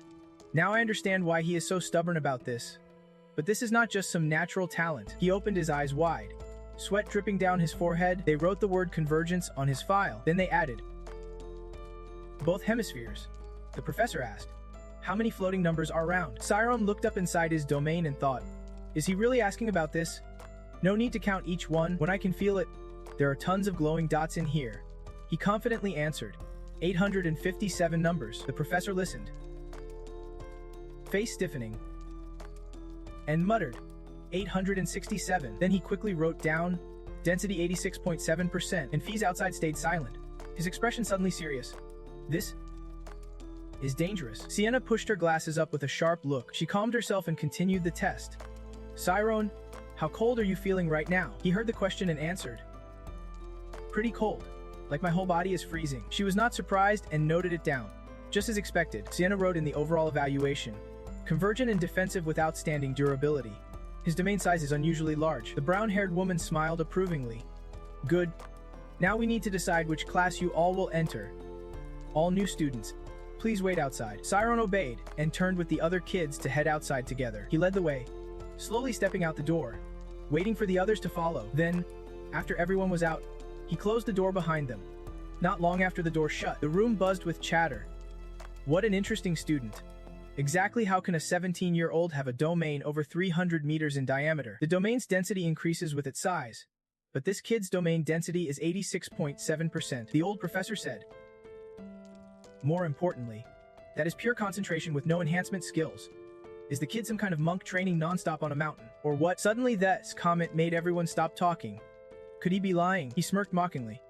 Think about it, a domain with 90% density and 30 centimeters diameter from a 17-year-old who does not even know magic. Sounds a bit unrealistic. Maybe he boosted the numbers before telling us. Sienna calmly replied, but, Sir Thet, it seems you forgot there is no reason for new students to lie. If they got into advanced classes like that, they would not keep up, let alone pass tests. Why would any student be so rough when they come to school? Besides, some teachers here seem to forget that pi is treated like an error code.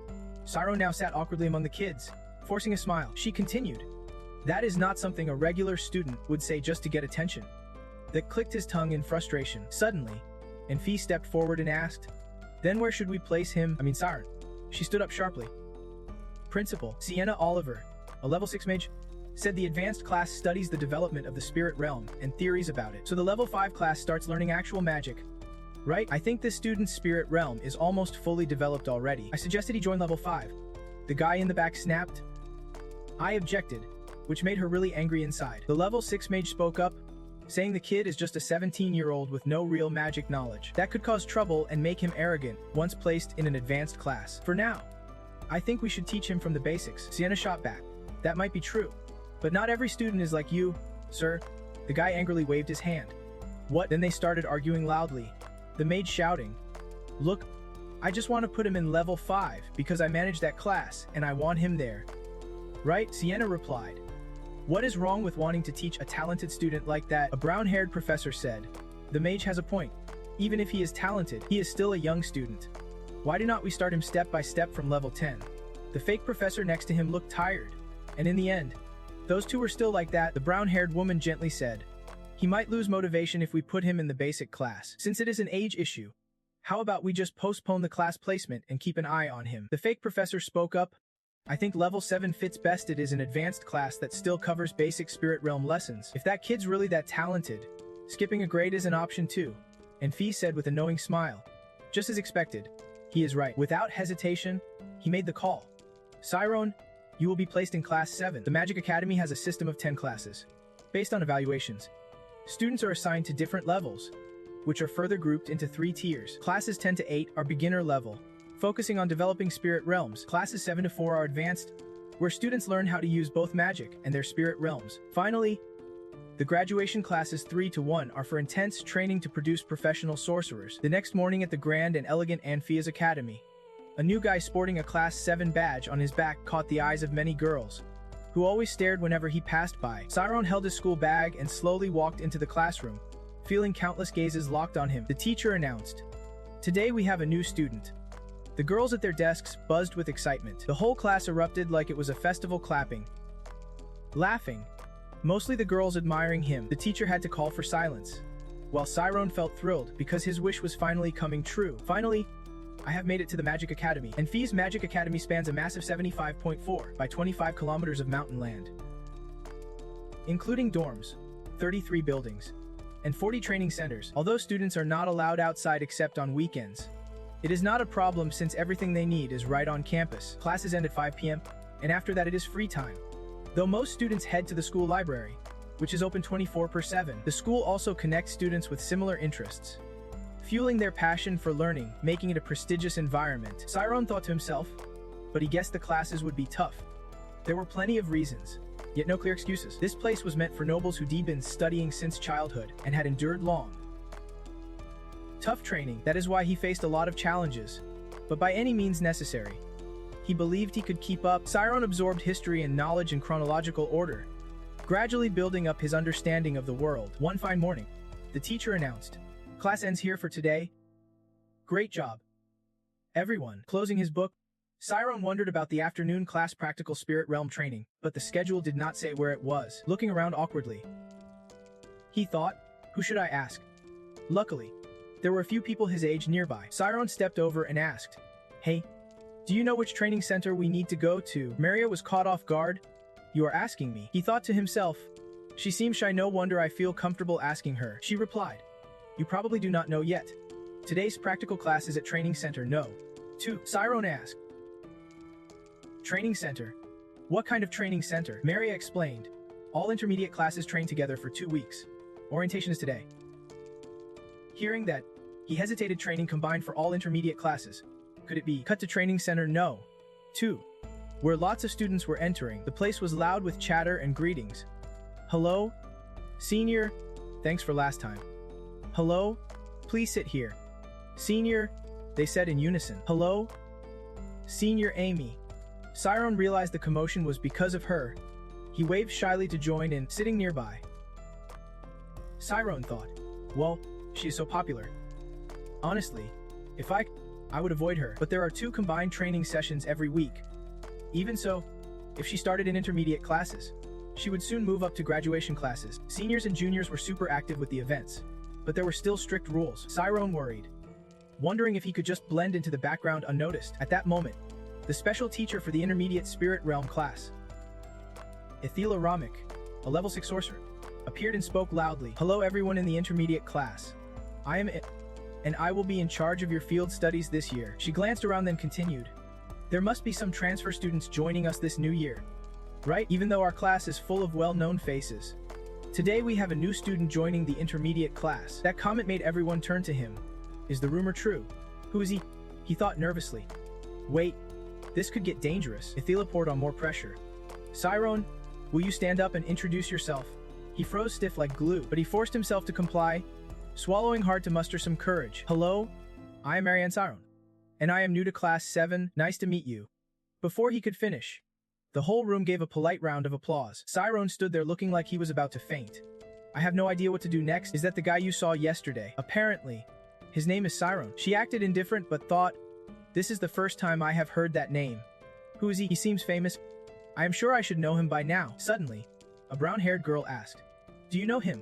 "Senior, from what I have heard, the teachers are really keeping an eye on him," she said. Siren muttered. "Really?" the girl explained.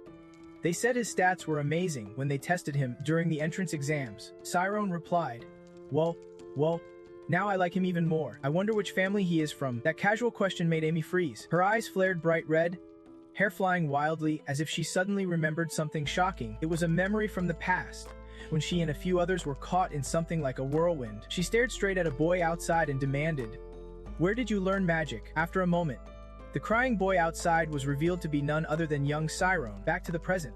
She shook herself awake, sweat pouring down, forcing a bitter smile. Damn it, the Camus family is famous for their genius bloodline. Their red eyes are the unique trait passed down through the generations. They allow the owner to perfectly remember every moment they see. An arrow shoots out and hits the bullseye dead center. Another arrow flies in, piercing right next to the first one. This makes all studying feel pointless. The shooter is a red-haired girl. Despite hitting bullseyes repeatedly, she does not seem happy. Meanwhile, the steward next to her keeps clapping and praising. "Wonderful, my lady." That red-haired girl is the youngest daughter of the family. Emmy is also the most talented among her siblings. Emmy's father laughs heartily. "My daughter," he said, placing a chess piece down. "Truly the Camus heir." Emmy silently stared at the chessboard. The steward called out, "My lady," Emmy's father asked. "What is it?" Emmy's face went cold as she stood. "I am done entertaining." She turned away annoyed, followed by a group of servants. Emmy seethed. "I hate everything about this family. This family. This family. My power has nothing to do with this family. I can do this without writing on their name." She went with the servants to fight all over the place, thinking, "I can do whatever I want." Watching the servants brawl, Emmy sat with her legs crossed, bored out of her mind. But then, someone surprised Amy and made her rethink things. Emmy stared in awe at the servants sprawled around her and a boy standing opposite her. That boy was crying tears down his face. And the one who changed Amy's mind was a low-class kid from a hated lower tier. In the classroom, Siren bowed to everyone. Emmy looked at the scene, twitching her mouth, and blurted, Damn it." Suddenly, a voice called out, The brown-haired girl beside her stammered, Senior, both clearly confused. Emmy snapped awake, explaining, "I meant dizzy. I am feeling a bit dizzy." Emmy thought, knew it memories seen through red eyes never lie. And the girl beside her continued speaking, "What are we even talking about?" But Emmy just keeps lost in her own thoughts. "I always thought he was nobility." Emmy looks at Siren. But who would have thought he is actually a commoner? How did he even get into this apprenticeship? Emmy's whole body tenses up. That past is super embarrassing for her. Emmy sighs. "I just want to disappear." Her eyes go hazy. "I have cleared up all the messy stuff from those childhood days. There is no way he remembers that." Right? Emmy recalls a memory from 5 years ago. Sitting face to face with a blonde boy whose cheeks were still wet with tears. Emmy covers her mouth. Mocking. "No nails means no slavery. Right? Why do not I just cut them off?" Later, she stands behind, blushing and covering her mouth as she watches those soldiers dressing that boy. What are they doing with his clothes? Emmy imagines Siren talking about her to others, saying, "Emmy's not the person everyone thinks she is." In her imagination, Siren waves. 5 years ago, she used to hang out with those soldiers in those narrow alleys. Why would a trusted professor like me lie? That is all. No, there is more. Siren whispers to everyone. She is actually really into guys. Listen, she even tried to strip me down once. Emmy angrily rips the page in front of her, clenching her fists. No way. Never. Absolutely can't let that rumor spread. Gotta kill it at the source. Meanwhile, Siren keeps staring at me. Who is looking at me like that? Romy Athela, a mid-level spiritual magic professor with a rank 6 mage certificate, stands on the podium and asks, "Alright everyone, what exactly is a spiritual domain?" Someone answers, "It is the mental state of a mage." She nods. Right? It is the awareness of a mage's mental state. At first, it takes the shape of a sphere, because that is easiest to focus. The blue glow of the spiritual domain reflects in Athela's eyes. Then, through practice, we can learn to perceive and shape it at will. Athela opens her spiritual domain. "I will show you all what it looks like." Siren gasps. "I can actually see it." Siren stares intently at the glowing blue domain before her. "I can see the professor's spiritual domain with my own eyes. The range is 10 meters. Athela explains. "This is the basic shape of a spiritual domain, a sphere. But like I said, in real situations, the spherical form is rarely used." Athela snaps her fingers. "Let me give you an example. A target board floats in the air. I will use magic to aim at this target, standing inside her spiritual domain, which has a 10-meter radius." Athela points out, "The target's 20 meters away. I will cast a fireball, a fire-type spell." Siren covers his mouth in excitement. "Finally, I get to see magic in action." A small fireball flickers at Athela's fingertip. First, I create a tiny flame. She controls the little fireball and says, "Now, let us see if I can hit the target accurately." The fireball shoots forward, but as it crosses the boundary of the spiritual domain, the flame instantly goes out. Below, all the students stare wide-eyed, mouths agape. The flame's gone. Athela laughs and explains. As you can see, most Magicanti leave the spiritual domain, so spells only maintain their form inside it. She leans down slightly, reaching out her hand. However, if we expand the spiritual domain, the spherical domain instantly shifts into a straight line. It extends straight to the target like this. Athela's small flame hits and shatters the target. She tells the students, "Then we can actually reach it." Amazed cheers echo throughout the room. Older students whisper among themselves, "Look at those surprised little faces, so cute." Siren and friends clap for Athela's impressive demo.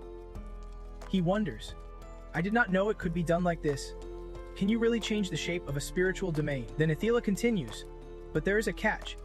The students' faces show a hint of disappointment. Boy asks, "Isn't he that the right way?" Athela pulls up a projection and points to it. Changing the shape of a spiritual domain takes a ton of focus. In real combat, when enemies throw everything at you, constantly shifting shapes is not the best move. Athela pointed to the blue screen showing information about spirit domains and explained that people have divided spirit domains into 4 main types: defensive type, offensive type, targeting type, and redirection type. These are the 4 main forms. Athela continued, starting with the defensive type. It is a form that senses and blocks most incoming attacks. The more it has, the stronger the defense. Athela folded her hands and changed the spirit domain's shape again. Next up was the star shape, also called the offensive type. Based on its form, this helps the user easily pinpoint targets. The brightest point is aimed at the most targets. Athela's spirit domain shifted once more as she kept explaining. Now moving on to the targeting type, super effective for long-range combat, but not so great against fast-moving targets. The key with this type is how quickly you can switch its form. The students whispered among themselves, amazed she could even do that without blinking. The professor wondered if they could ever manage that, unlike the others. Siren was deep in thought. With that method, you could actually use the spirit domain within a 10-meter range in real combat. Athela went on. And finally, the redirection type. It is not very popular since even 5th graders struggle to master it. She said she would give them an example. Just then, a student behind Siren spoke up. "If we can do that, does it mean we get promoted to higher classes?" Back in 8th grade, I scored perfect on the spirit domain test. It was a breeze. Before she could finish, a sudden change below silenced her. The students gawked in shock, and Siren jumped. Noisy students. Spirit domain. Below, a glowing blue sphere slowly detached from Athela. Every student watched as the sphere separated from the professor's body. Siren was so stunned he almost stood up. He did not get it. The spirit domain is a mage's mental state.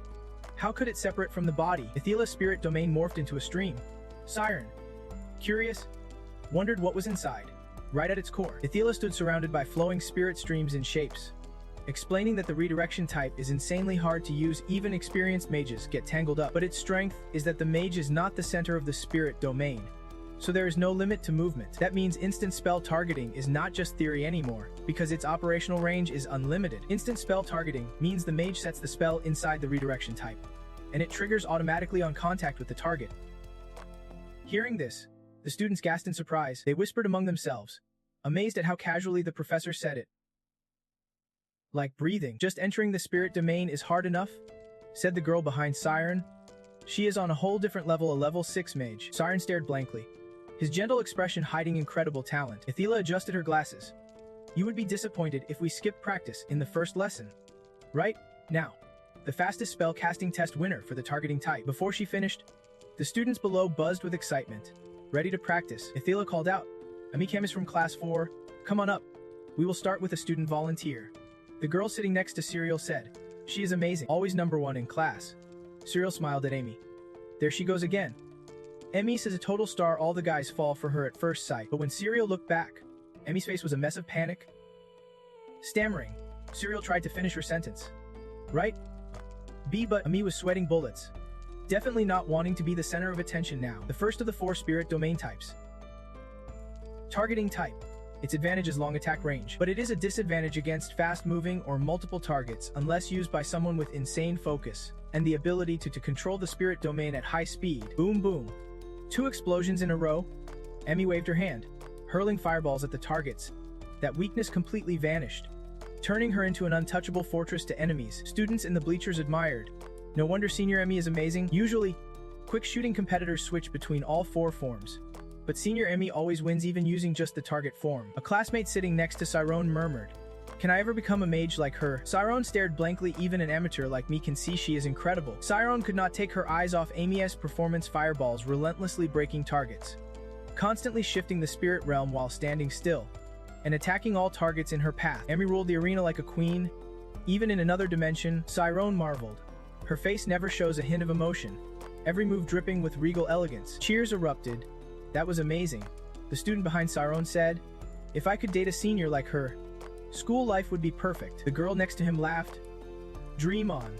She does not care about anyone, especially with the Camus family behind her. Siren heard their chat and thought, now I get why all the guys are crazy about her, not just because she is high nobility, but she has it all. Siren glanced down at Amy below. A perfect person. So why is she hanging out with those street punks? Down below, Amy finished her demo and bowed, quickly ending the spell. Result: Level 9. Time 205 seconds, followed by applause. Amy froze, then slowly lifted her head, her green eyes locking onto a single direction. Siren felt that gaze and suddenly flinched. Students nearby whispered, well, what? Senior Amy. No way, someone loudly said. She just looked at that new student. Right? Amai was snapped out of it by the noise and quickly turned back. Damn it, why was I staring at that guy? Amy walked off, muttering, I can't help it. This is so annoying. But at least I confirmed something. Everyone nearby whispered. Do they know each other? No way. He just enrolled today. Siren turned pale, thinking, I get it now. And it is not just Siren. Amy's thinking the same thing. She thought, he remembers me. And Siren realized, she remembers me. Amy frowned. If he spreads rumors about my past, it will be a huge mess. I really have to silence him. After thinking it over, she shook her head. Calm down. I am the top student here. A few careless words from someone like him won't be believed easily. If I ignore it, it will only make things worse. Cyril ran up to Amy, asking, what happened with the spirit realm? Your face is all red.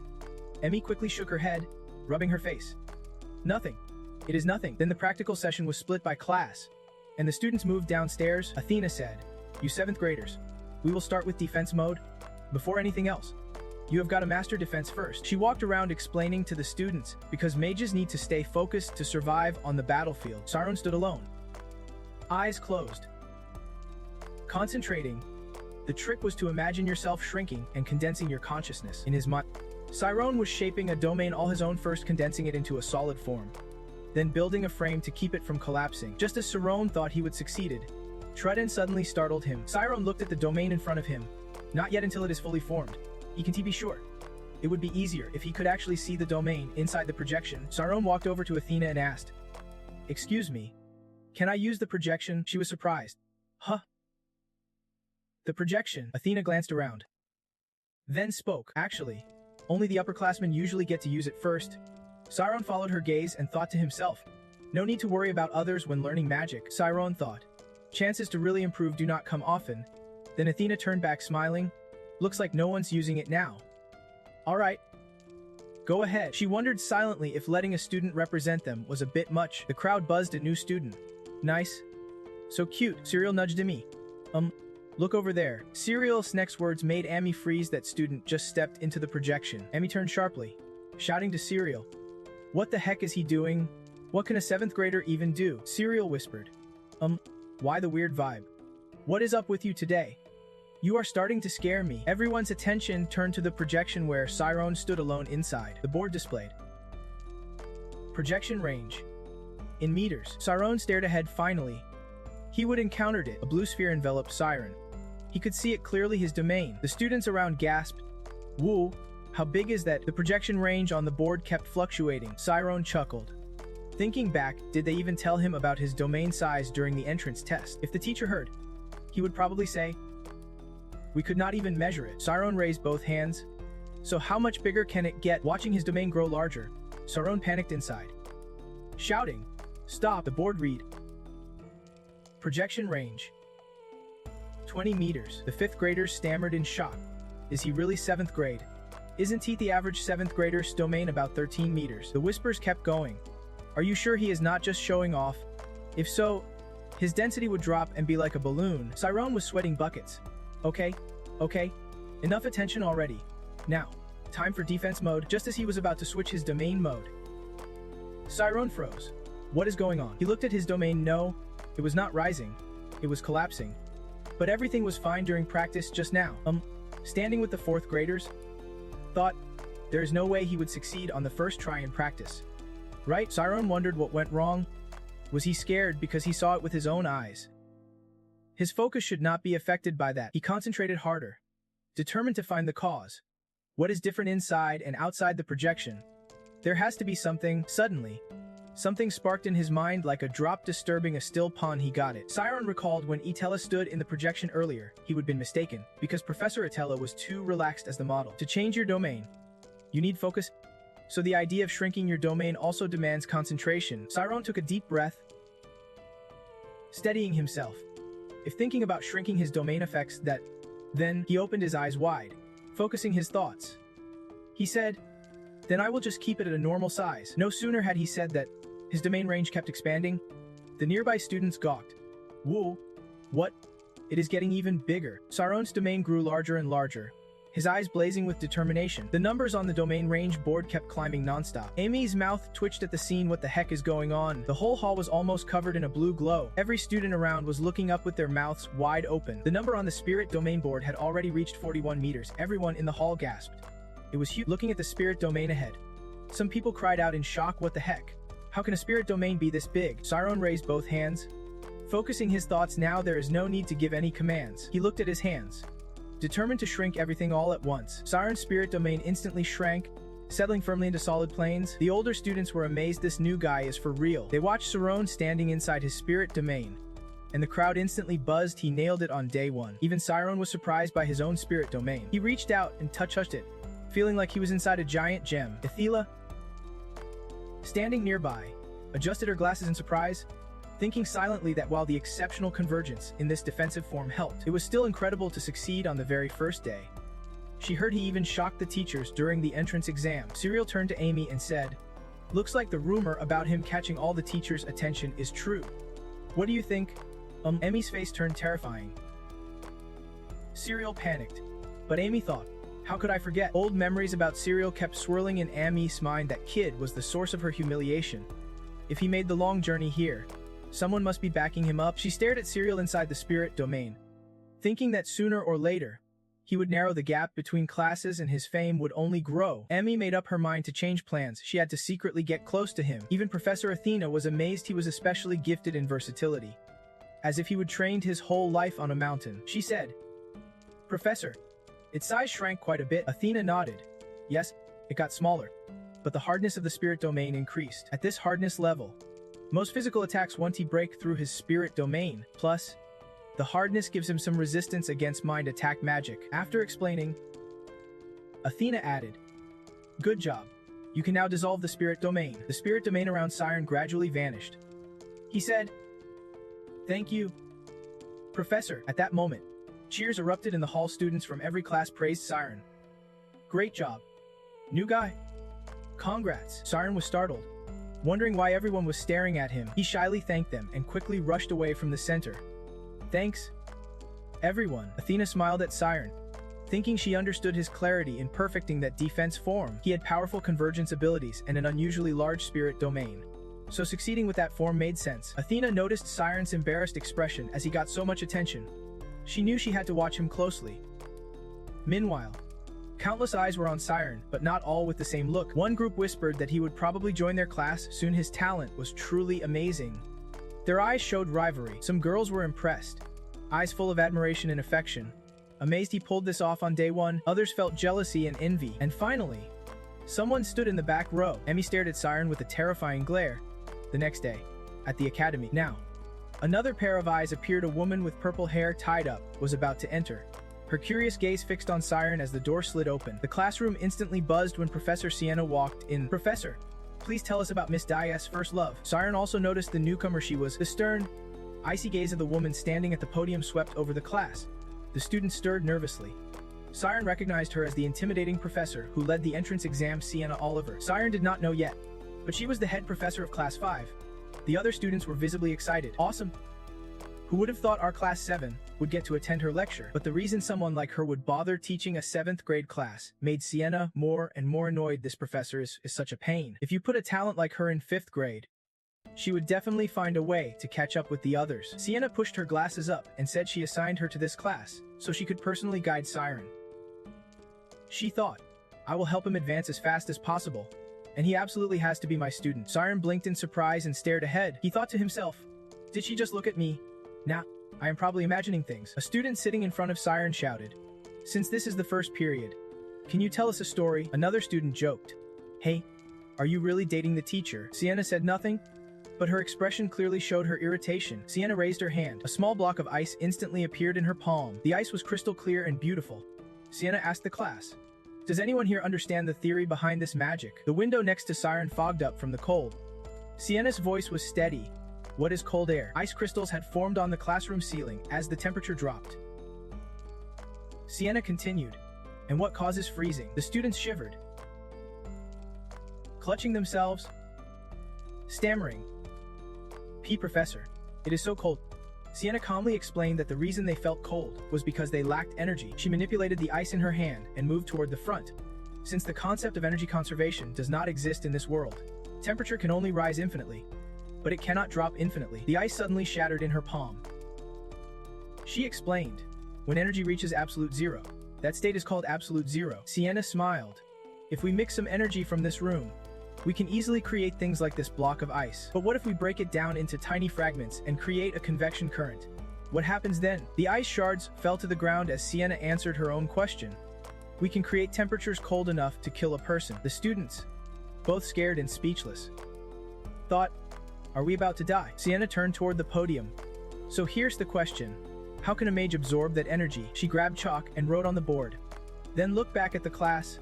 Without any tools or devices, how can they activate magic like this? Siren focused on Sienna as she drew a circle representing the spirit domain and the mage on the board, saying, a mage controls the world within their spirit domain. Of course, it is limited to a certain range, but inside it, the mage is basically a god. Sienna's voice was steady. If they want to affect the senses, they can create light, sense, or even physical sensations. That is a mage's special sense, giving them the unique power to dominate reality like divine abilities. Sienna paused, tapping the chalk on the board. But what if they do not even know what powers they have? Raising her voice, she said, for a mage to activate magic, they must meet two conditions: total control and full power. The 7th graders below hung on every word as Sienna explained. Mages activate magic based on their total control and full power. No matter how powerful you are, without knowledge, you can deactivate magic. Sienna's words woke something in Siren. That is why mages, besides having special senses, still study the world like scholars. Siren suddenly understood why he could not use magic. He recalled how he defended himself earlier and thought, I had no concept of total control, I only trained my full power. Sienna continued, you will study tons of subjects here. The spirit domain is only half of what makes up magic. She smiled. If you do not work hard, you will never become a real mage. After the intro, Sienna started today's lesson. Now, let us begin basic chemistry class. Yes, Professor. Siren made up his mind. I can do this. His eyes seemed to say, I can become a mage. Outside the academy grounds, some girls chatting asked, are you going to the library today? Of course. There is a test coming up. They even talked about studying at the dinner table. When asked about his research topic, another classmate replied, there are a few things I need to create first. Students were walking back and forth across the schoolyard. After classes ended, they usually headed to the library or joined study groups. Siren carried his bag forward. He came to the library every day, and that is how he managed to keep up with the other noble students. Looking up at the sky, his sleep time kept shrinking. He was so tired. Thinking that way, Siren lifted his spirits. Learning magic made him feel lighter because his dream was slowly coming true. Siren quickened his pace, wondering if anyone had invented a spell that lets people skip sleep. Suddenly, his feet lifted off the ground. Why did his body feel so light all of a sudden? Siren was shocked to realize he was flying. What the heck? I am flying. He glanced behind and saw someone grabbing his collar. What the hell is going on? Siren was stunned. Someone was carrying him through the air like prey. Deep in the forest. After a while, Siren was thrown to the ground. The pain brought tears to Siren's eyes. He sat up and looked at the person in front of him. Siren panicked. Red-haired is Camus. Siren broke into a sweat, thinking he expected to face her eventually, but did not expect her to show up so suddenly. Siren hesitated. She really was the same kid from 5 years ago. Just then, Emmy spoke. With that expression, she said, so you still remember who I am? Siren asked. What? A small flame appeared at Amy's fingertip, Flaring up fiercely in front of Siren, Emmy smiled eerily. That is right. I should settle this right here and now. Old memories played like a movie as Siren braced himself against the relentless attacks. Then someone shouted, Hey, stop. A servant sitting nearby said to Amy, Miss, you are gonna kill that kid. Amy recalled that day at first. She thought about taking the kid home, but then saw the expression when he cried. She paused, thinking, I want to watch a little longer. The brilliant flames danced under Amy's control as she thought. But now, damn it, that bastard. Siren sat up straight, looking at Amy with eyes that made her doubt. Is he really that kid from 5 years ago? Siren sighed. Of course I remember. He continued. Back then, you ordered those criminals to strip me. If I am right. Amy's face flushed as she recalled that moment. She covered her mouth, laughing. Well then, why do not we confirm it? Amy loudly interrupted Siren. Stop. You definitely remember it clearly. She started yelling. That is not it. It is a misunderstanding. Right? It is your memory. Not a serious misunderstanding. See, Siren tried to speak. But Amy cut him off. You will see. Blushing, Amy stammered. I am not some loose woman. Okay? Siren did not follow her train of thought. Huh, Amy shouted. Those thugs acted on their own to strip you. I never gave that order. Then she hurriedly added. Wait, I think I heard you say you wanted to see it. Or something like that. That is not it either. Anyway, Amy insisted. From the start, I was not interested in guys. Siren muttered under his breath. No way. You cornered me just to say that. Amy froze, her inner voice screaming, of course not. Then why am I standing here making excuses? Siren realized something. Was she worried he would spread rumors about her bad reputation all over school? Things were awkward between them. What a mess. Siren stood up. All you had to do was say sorry. Was that so hard? Amy stepped back. What? Siren tiredly said. I get it, that is a memory you want to forget. Still, your grades are top of the intermediate class. You are pretty popular too. But what happened can be undone. Calmly, Siren said, so instead of excuses, would not an apology and moving on be better? I think that is the right thing to do. Amy froze. Apologize. As Amy thought it over, it was like a wake-up call. Wait, get a grip. Her eyes showed panic. This guy's too sly. Before Amy's eyes, it was like a chessboard appeared. He laid out the right moves to embarrass his opponent, then schemed to take the upper hand. How dare he try to outsmart me? He must think I am easy to fool and weak. Amy thought to herself, in moments like this, does she open her mouth just to say sorry? Listen up, you commoner. Amy asked, what do I get if I apologize to you? Siren looked like he could not believe his ears. What did you say? Amy rubbed her hands together and said, I mean, even if I apologize, there is no reason to believe you would just accept it and not stab me in the back later. We do not have any trust between us, right? She nodded slowly. If I just say sorry, it means I admit I was wrong before. In the end, I am the one who loses out, Siren asked her. So you absolutely have to gain something from an apology. An apology is the bare minimum courtesy you owe to someone you have hurt. It is not something you do to get something out of it. Amy's loud laugh cut him off. Looks like you do not get how the world really works. She thought to herself, another attack using moral arguments. Got it. Amy sized up the situation and thought, I am turning this around right here. Right now, she continued. If I do not get anything out of it, I have no reason to waste my time. Didn't I expect you to babble about that stuff just to look good in front of me? Her words froze Siren, who realized, even if I apologize, I am still gonna have a rough time at the Magic Academy. Siren was forced to widen his eyes by Amy's words, thinking, what the heck is this? The perfect student image is just an act. Her true nasty nature is still there. Amy covered her mouth, exhaling with a smirk, quietly thinking, I am about to win. Should I say one more thing? She asked Siren. You know what is the scariest thing about the Magic Academy, right? Siren looked puzzled and did not understand. She said with a sly tone, it is the upperclassmen. Amy's next hit Siren like a heavy weight. If an upperclassman targets you, not only do all the upper class students become your enemies, but even your classmates do too. And of course, if they find out you are a commoner, Amy's sharp gaze continued, then chances are, you will get expelled from the academy. Siren shouted, you are worried I will spread rumors and try to get me expelled. She covered her mouth, laughing, not right away. I just said I will wait and see how you behave first. I want to check how good you are at keeping secrets. Siren asked, what do you mean? She ordered, from now on, bring me coffee every day. I will test your reliability with these little tasks. Siren shouted, why should I do that? Amy stepped closer to Siren. I heard you got a special recommendation to get in here. A commoner making it this far must be gone through hell. Wouldn't it be awful to get kicked out? Siren nodded. Fine. If you can prove my trustworthiness with those little tasks, I will do it. Emmy flipped her hat back on. Good choice. Handle it well, your future depends on it. Then she showed a scary, threatening look at Siren.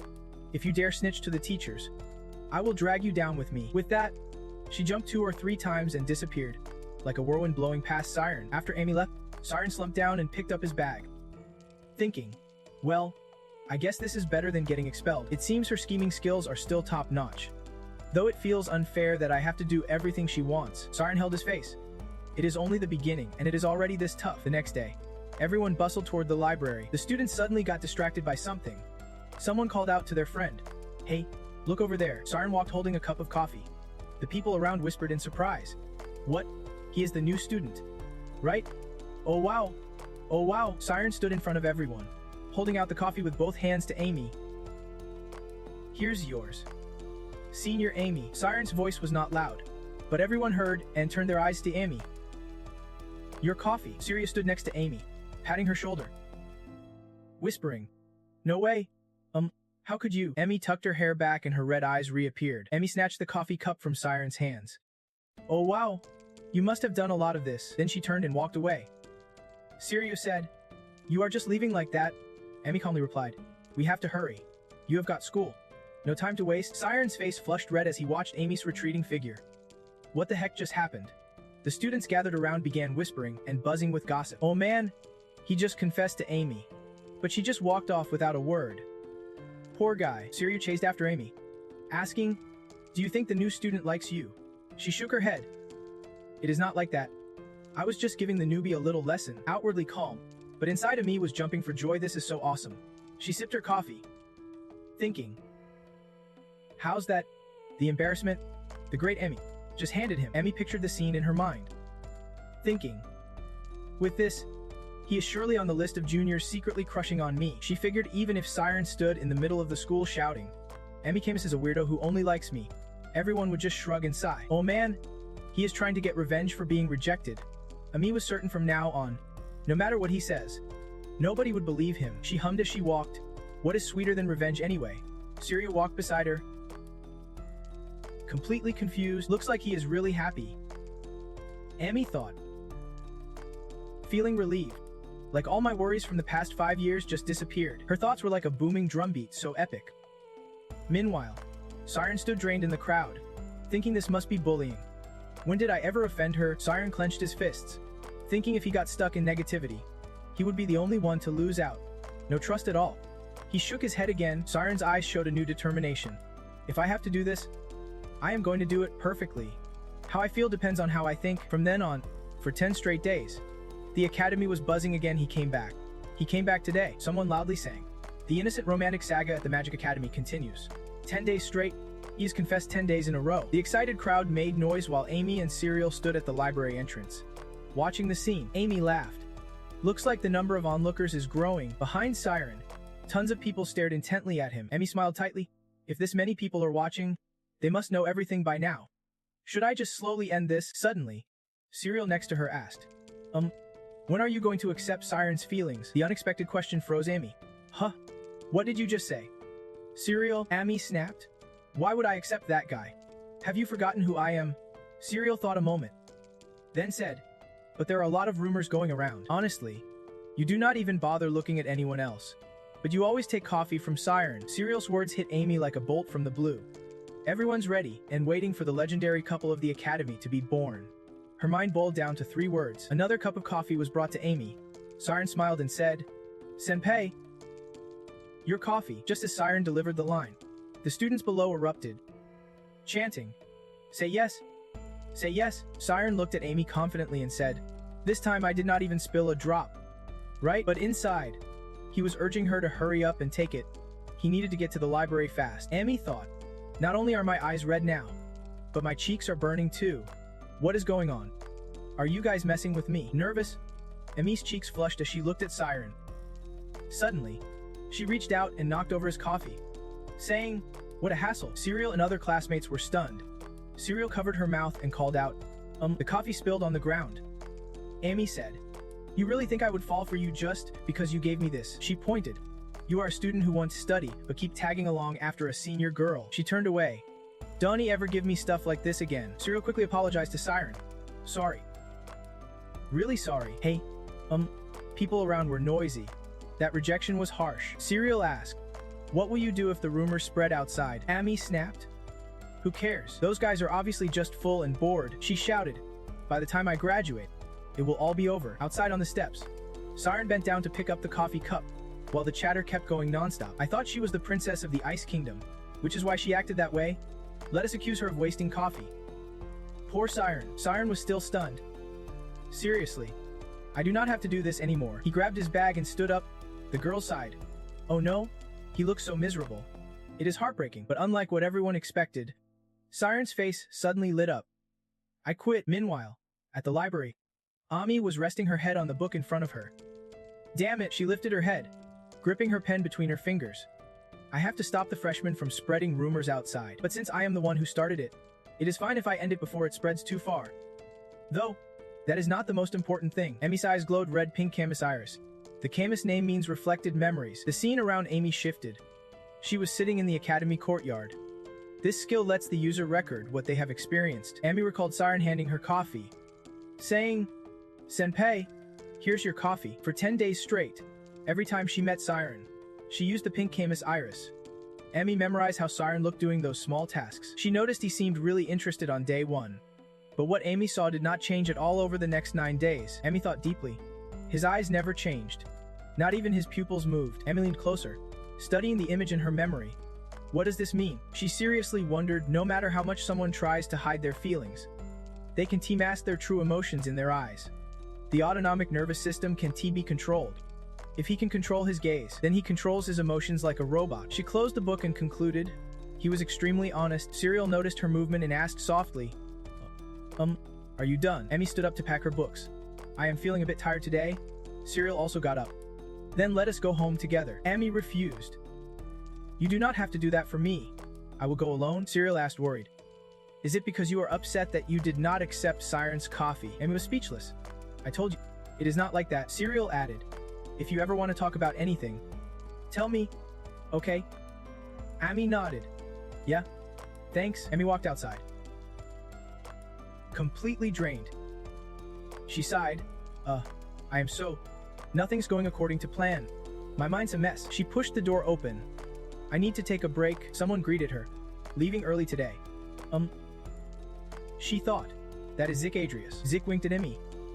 I thought I would have to wait for you till midnight. Amy asked. Why would you wait for me? Are you that bored? Zick stepped closer. Don't he be so cold. I heard the rumor some weird guy named Siren is after you. Amy rolled her eyes. No way. Are you here to make fun of me? Ouch. That hurts. Of course not. Here. Take this. Zick handed her coffee. This is premium Western coffee. You won tea, find it at school. Someone as amazing as you deserves the best. Amy snapped. What the hell are you doing? Zick replied.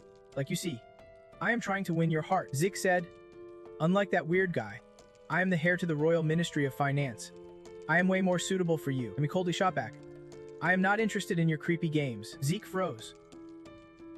Then repeated. Creepy games. Amy continued. And I do not think we are close enough for that kind of relationship. She called him out directly. You think I do not know your group's been trying to sabotage me whenever they get a chance? Zick quickly raised his voice. Wait, I think it is just a misunderstanding. Isn't to what you are saying a bit harsh? He stepped closer with his steaming coffee cup.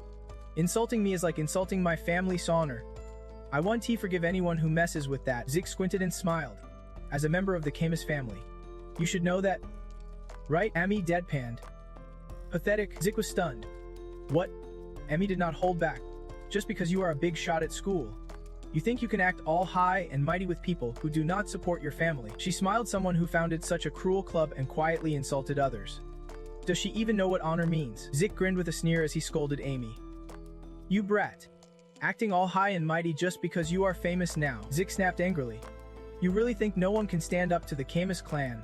My family might not have ultimate power, but we rule certain territories. He stepped closer, forcing Amy to back up.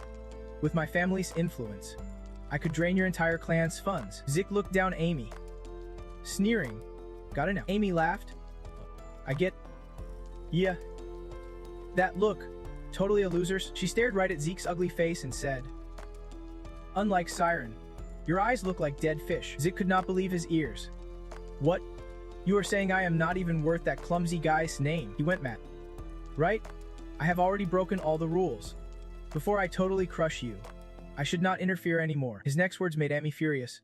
Mark my word, within a day, that guy wouldn't be able to cast magic ever again. Zeke continued boasting about his greatness until Amy slapped his hand, spilling his coffee and shutting him up. The coffee cup flew to the ground, shattering.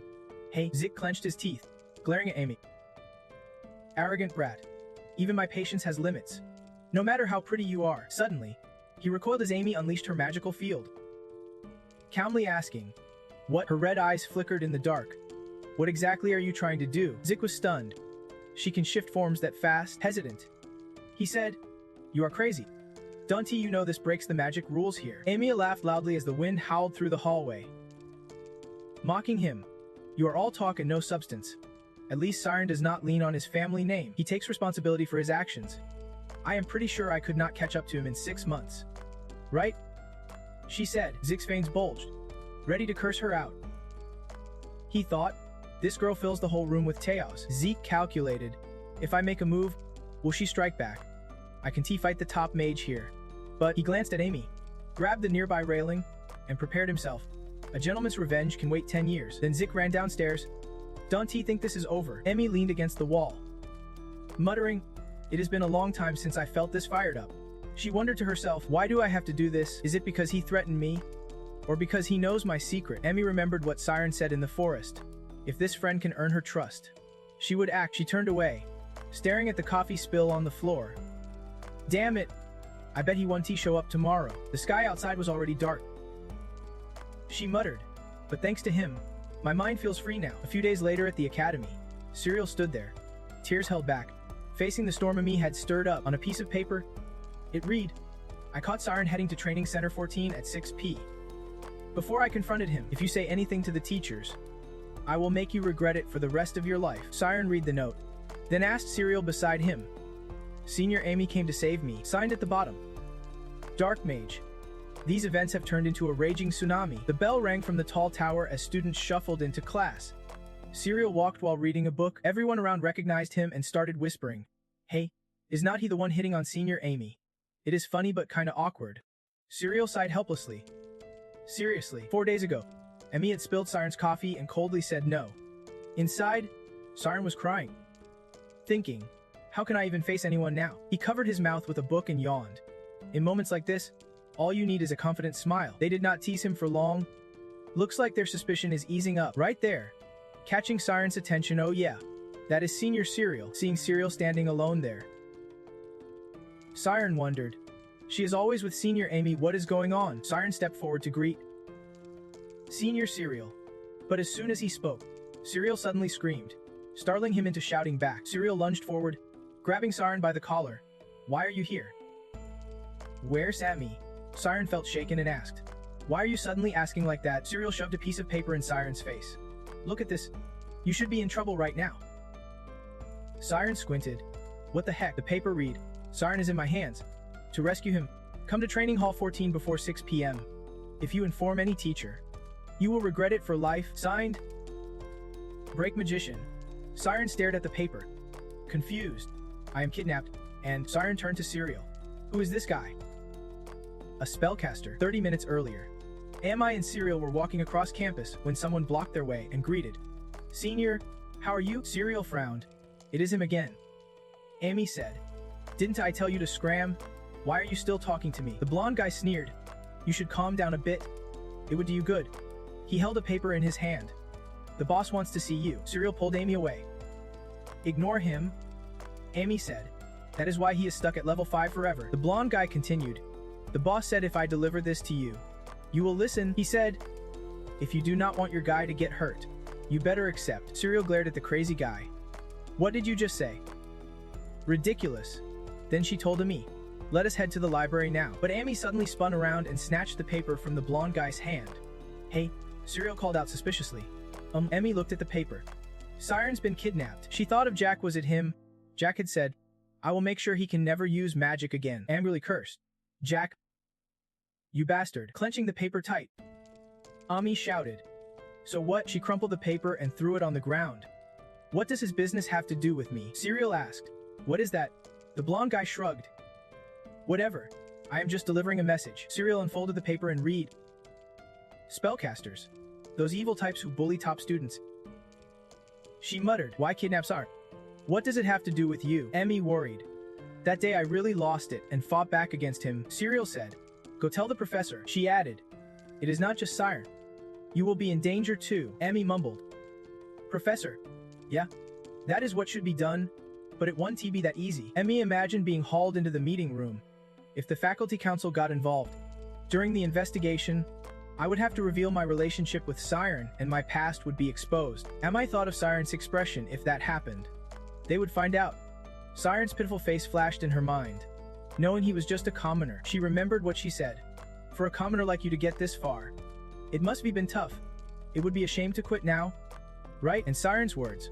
If that earns your trust, then I am okay with it. Emmy's thoughts drifted back 5 years. Someone lying on the ground said, it was not me. She felt heartbroken seeing Siren crawling on the ground. Begging. Please. Emmy clenched her fist tightly. She called out. Serial, I am giving you Serial's bag. If I do not come back, tell the professor. Serial was shocked. What? Why are you? She watched Amy's silhouette disappear. You are going alone. What can you do by yourself? Do you even know how many of them there are? Emmy turned back. Sorry, but I have my reasons. Don't he worry about me, she said confidently. Even if there were 10 bastards like Z, they could not touch me. Back to the present. Siren looked at the paper in his hand and said, he nervously asked Serial. Senior Emmy went to save me. In his heart. Siren thought. No way. Someone as sly as her. Siren urgently asked. She went alone. What do we do now? Serial replied. Ami said she has her reasons. This is the first time she has asked me for help like this, she continued. She told me to wait until 7 of the clock. Siren sighed. Guess there is no other choice. He thought deeply about why she would not tell the professor. Siren confidently checked his watch, because he wanted to keep the secret between him and her. They were in this together. After all, after some thought, Siren accepted being alone to protect his secret. Then he told Serial. I have to go too. Siren slammed his bag on the table. Senior, just wait until that time. Okay? Serial called out. Wait. Siren turned and ran off, thinking as he went. Gate 14 toward the mountain. Can I make it in time? With a quick leap, Siren lifted off the ground. Serial grabbed him midair, holding him tight. She said, running there won't get us there faster. I should go with you. She called out loudly to Siren. I am about to teleport. Hold on tight. Siren asked. Confused. What do you mean? A yellow glow flashed beside Siren as he saw faint golden rings around his hands. In a blink, they vanished from the sky. Siren panicked and shouted. Students inside the building saw a flash in the sky. What was that? Who just cast a spell? Siren's eyes widened. The destination was the forest. Serial held him back. Teleporting through trees is dangerous. We should fly from here without missing a beat. She grabbed Siren and shot into the sky. Moments later, they landed safely. Serial steadied herself against a tree. Still catching her breath, Siren clung to a young tree using sap, while Serial rushed off, calling out as she ran, Where are you? Serial was worried. No one's here. That is strange. We are 10 minutes early. Siren wiped his mouth. Maybe they changed the location? The address in the letter got leaked. So they are dodging the teachers. Serial asked loudly. What about Amy? Siren thought for a moment. That is some elaborate plan. Secrets in the past are tangled up. Now's not the time to worry about my secret, or whether I care about the people here. She and I could be stopped at any moment. Stuck in a way worse situation than we imagined. Siren said, Senior, go back and report this to the professor. He looked ahead. If you go back alone, you will get there faster. Serial replied. But Amy told me to wait until 7. Siren shook his head. I am the reason for this anyway. He told Serial. I will take care of her. So you go quickly. Serial stopped mid-sentence. What? After hearing that, she got loud. So the big reason is you. What is your relationship? You two secretly dating? What have not you told me? Siren urgently said. We do not have time for this. The longer we wait, the worse it gets. Serial snapped back to focus. Fine. Wait here and do not move. As Serial ran off, Siren exhaled sharply. The mountains were familiar territory. Standing among the forest, Siren activated his spirit domain. He closed his eyes and focused. Sure he would find a trail. The domain expanded through the forest, and Siren sensed something. Here it is, footprints. He followed the prints. They were fresh, but stopped midway. Had they flown? Suddenly, a crack in the forest startled Siren. He stood up and looked toward the smoke rising deep in the woods. Please do not tell me something bad happened. Inside the forest, someone muttered nervously. That was a misstep. A golden-haired guy laughingly handed Amy a letter. Oh man, I nearly took you down with my welcome fireworks. Amy glanced at the red campfire beside her. More people appeared above. They landed around Amy. Big boss Amy is here. Catching such a big fish just as expected, a newcomer said. What is the fuss? The leader of the thugs said. Emi Sarvip, show some respect. Emi stood in the center, arms crossed, eyeing them. Thought you were something special, but you are just a bunch of freeloaders. CSC asked. You came alone. Is that kid so important you risked everything to get here? Emi replied coolly. Just a quick catch. No need to burn down the whole house. Arshichi gritted his teeth, laughing bitterly. You are lucky. But with eyes on you like this, you are not getting away anytime soon. His eyes flashed like he was sizing Amy up. But this time, I had everything planned out perfectly. Emi did not even bother looking at him and shot back. You do whatever you want. I do not care. You idiot. The crew burst out laughing as soon as they heard Amy's words. No way they would back down now. He is probably still licking his wounds somewhere in the library. Clueless about the storm headed his way. Denthok Vang shouted loudly. Satch, I love you. Let him do what he wants. They stared hard at Amy, saying, we only care about our girl here. These guys are so ready for revenge.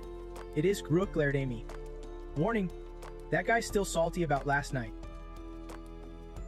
Payback's coming, so watch your back. Emi yelled calmly. If Siren's not here, is easy. She smiled, just like the My Family said. With this many eyes watching, it is a real show. Emi's body instantly glowed with a blue light. Because I gotta clean up this whole mess. It is gonna be tough. The crew's gonna take care of him. He sweated nervously. No way. That can happen. Before they even realized what was happening, Amy launched an attack at the blonde guy behind them. Flames burned his arm, making the blonde yell. It is burning. The other scrambled in panic. That girl's shooting fire. Rook yelled while running. Stay calm and dodge. He shouted. Area attacks do not work well on large groups. Dendok Vang quickly flew up with a few others, dodging fast and then returning to position. But Amy's domain swept right over them. Dendok Vang froze, then exploded in a blast right where he stood. Amy stayed calm below, hitting his arm again. Her eyes flashed sharp red.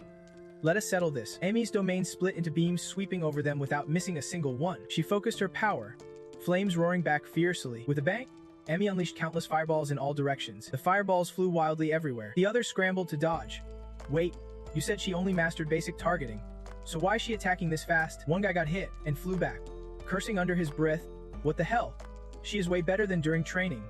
Does she have real battle experience? This is intense. He flew straight up.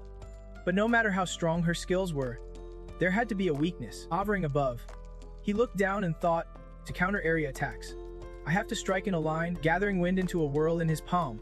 He prepared to launch an attack. Dit gave it his all and threw a wind blade at Amy Feng Dao. Dit's Feng Dao came down from above, closing in step by step, seeing Amy could not dodge anymore.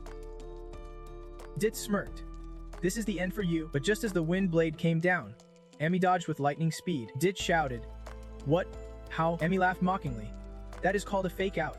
Dude, she raised her hand. Fire attack. Her domain targeted him directly. He cursed loudly. Damn it. Dit took a fireball from Amy, flying back several feet. He went crazy. Damn demon. Amy advanced. She smiled confidently. You waste your time on pointless stuff. That is why you are stuck. Dit gritted his teeth in frustration, reaching out to counterattack.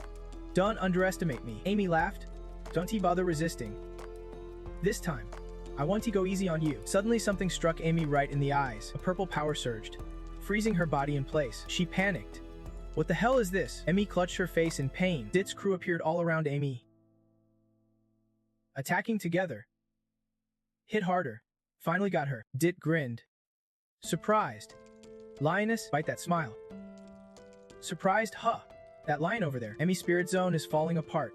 Dit said if she does not clear it, she might go crazy. This barrier is like anti-magic. Emmy cursed. That damn bastard. Her eyes flashed bright red. Who dares use forbidden magic? Me cursed silently. Damn it.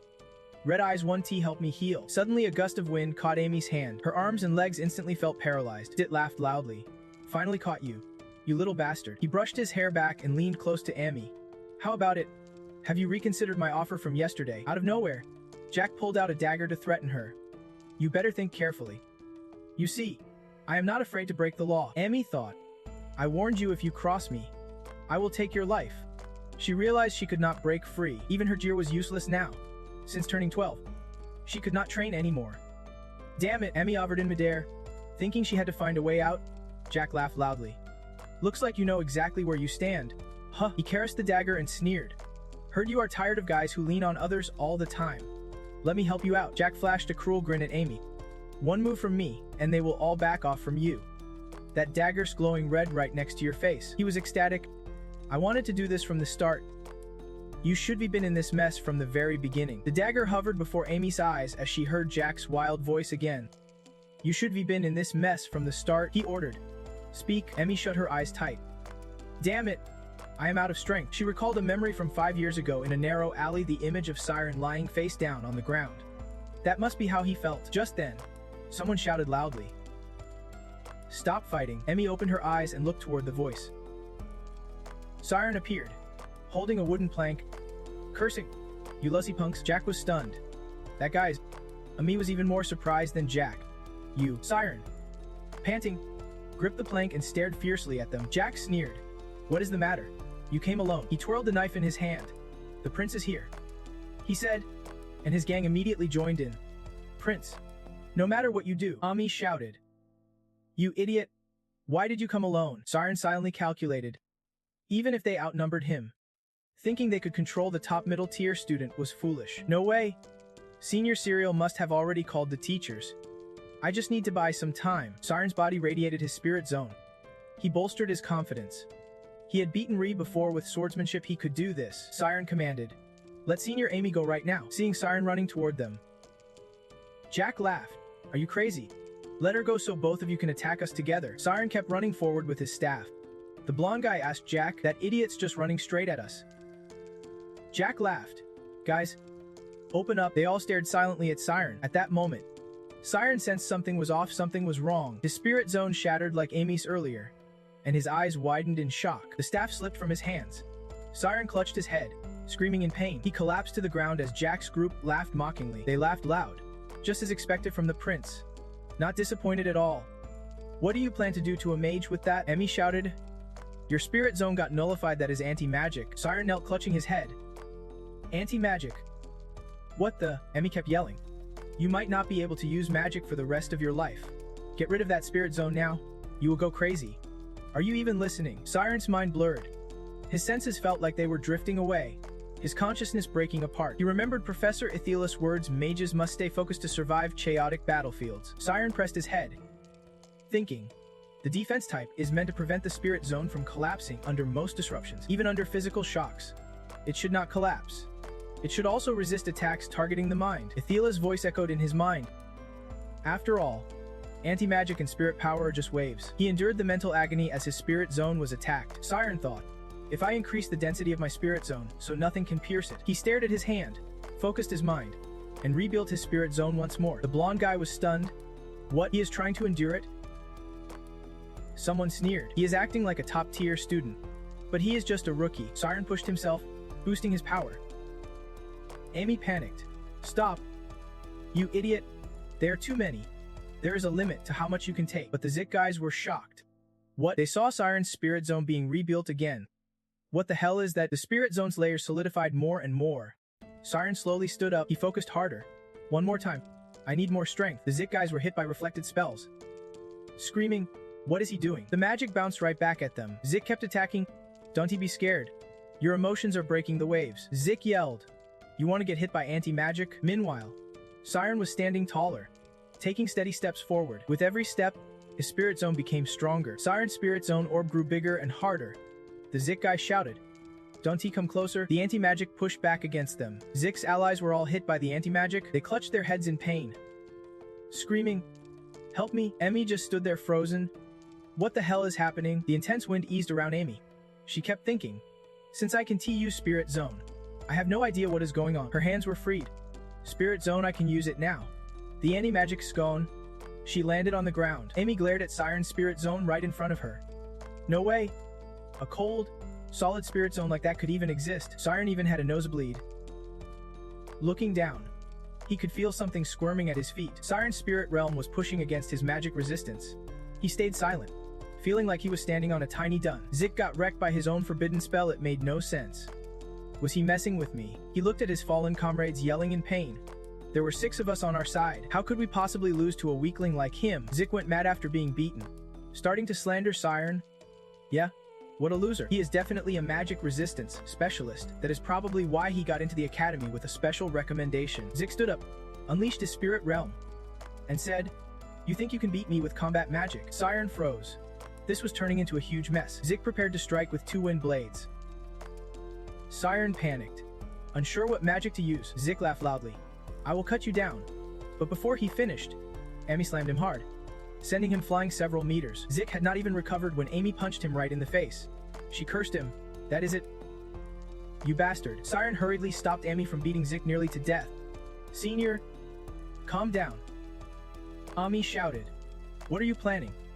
Tell me." Amy attacked Zik like she would never been held back, non-stop yelling, "Say that again, you damn scumbag." Siren was speechless.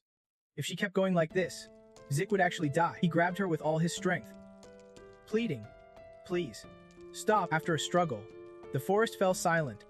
Siren asked him, "Are you okay?" But Amy just lay limp on him without replying. Siren tried again. "Senior." Finally, Siren realized Amy had passed out. He shouted, "Wake up, Senior!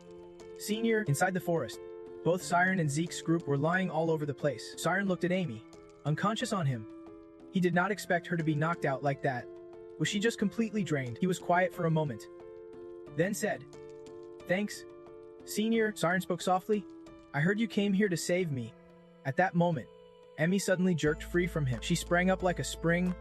"Now I am feeling great." Amy turned to Siren. "Right?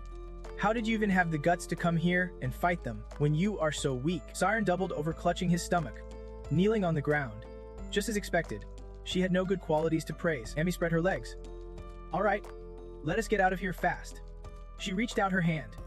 "If the teachers catch us now, it will be a huge problem." Siren grabbed her hand. Standing up, Senior Serial has probably already reported this to the teachers. I told her to do it. Amy was shocked. "What?" "I told Serial not to do that." "Why?" Siren replied loudly. "What else could we do? That was an emergency." Amy held her head. "That is because you do not understand how things work here. It will get way more complicated if the school has to get involved. Mages only overlook something after a thorough investigation. In other words, they won't just ignore this." Amy yelled, "You want our secret exposed too?" Siren said, "You think that is the problem?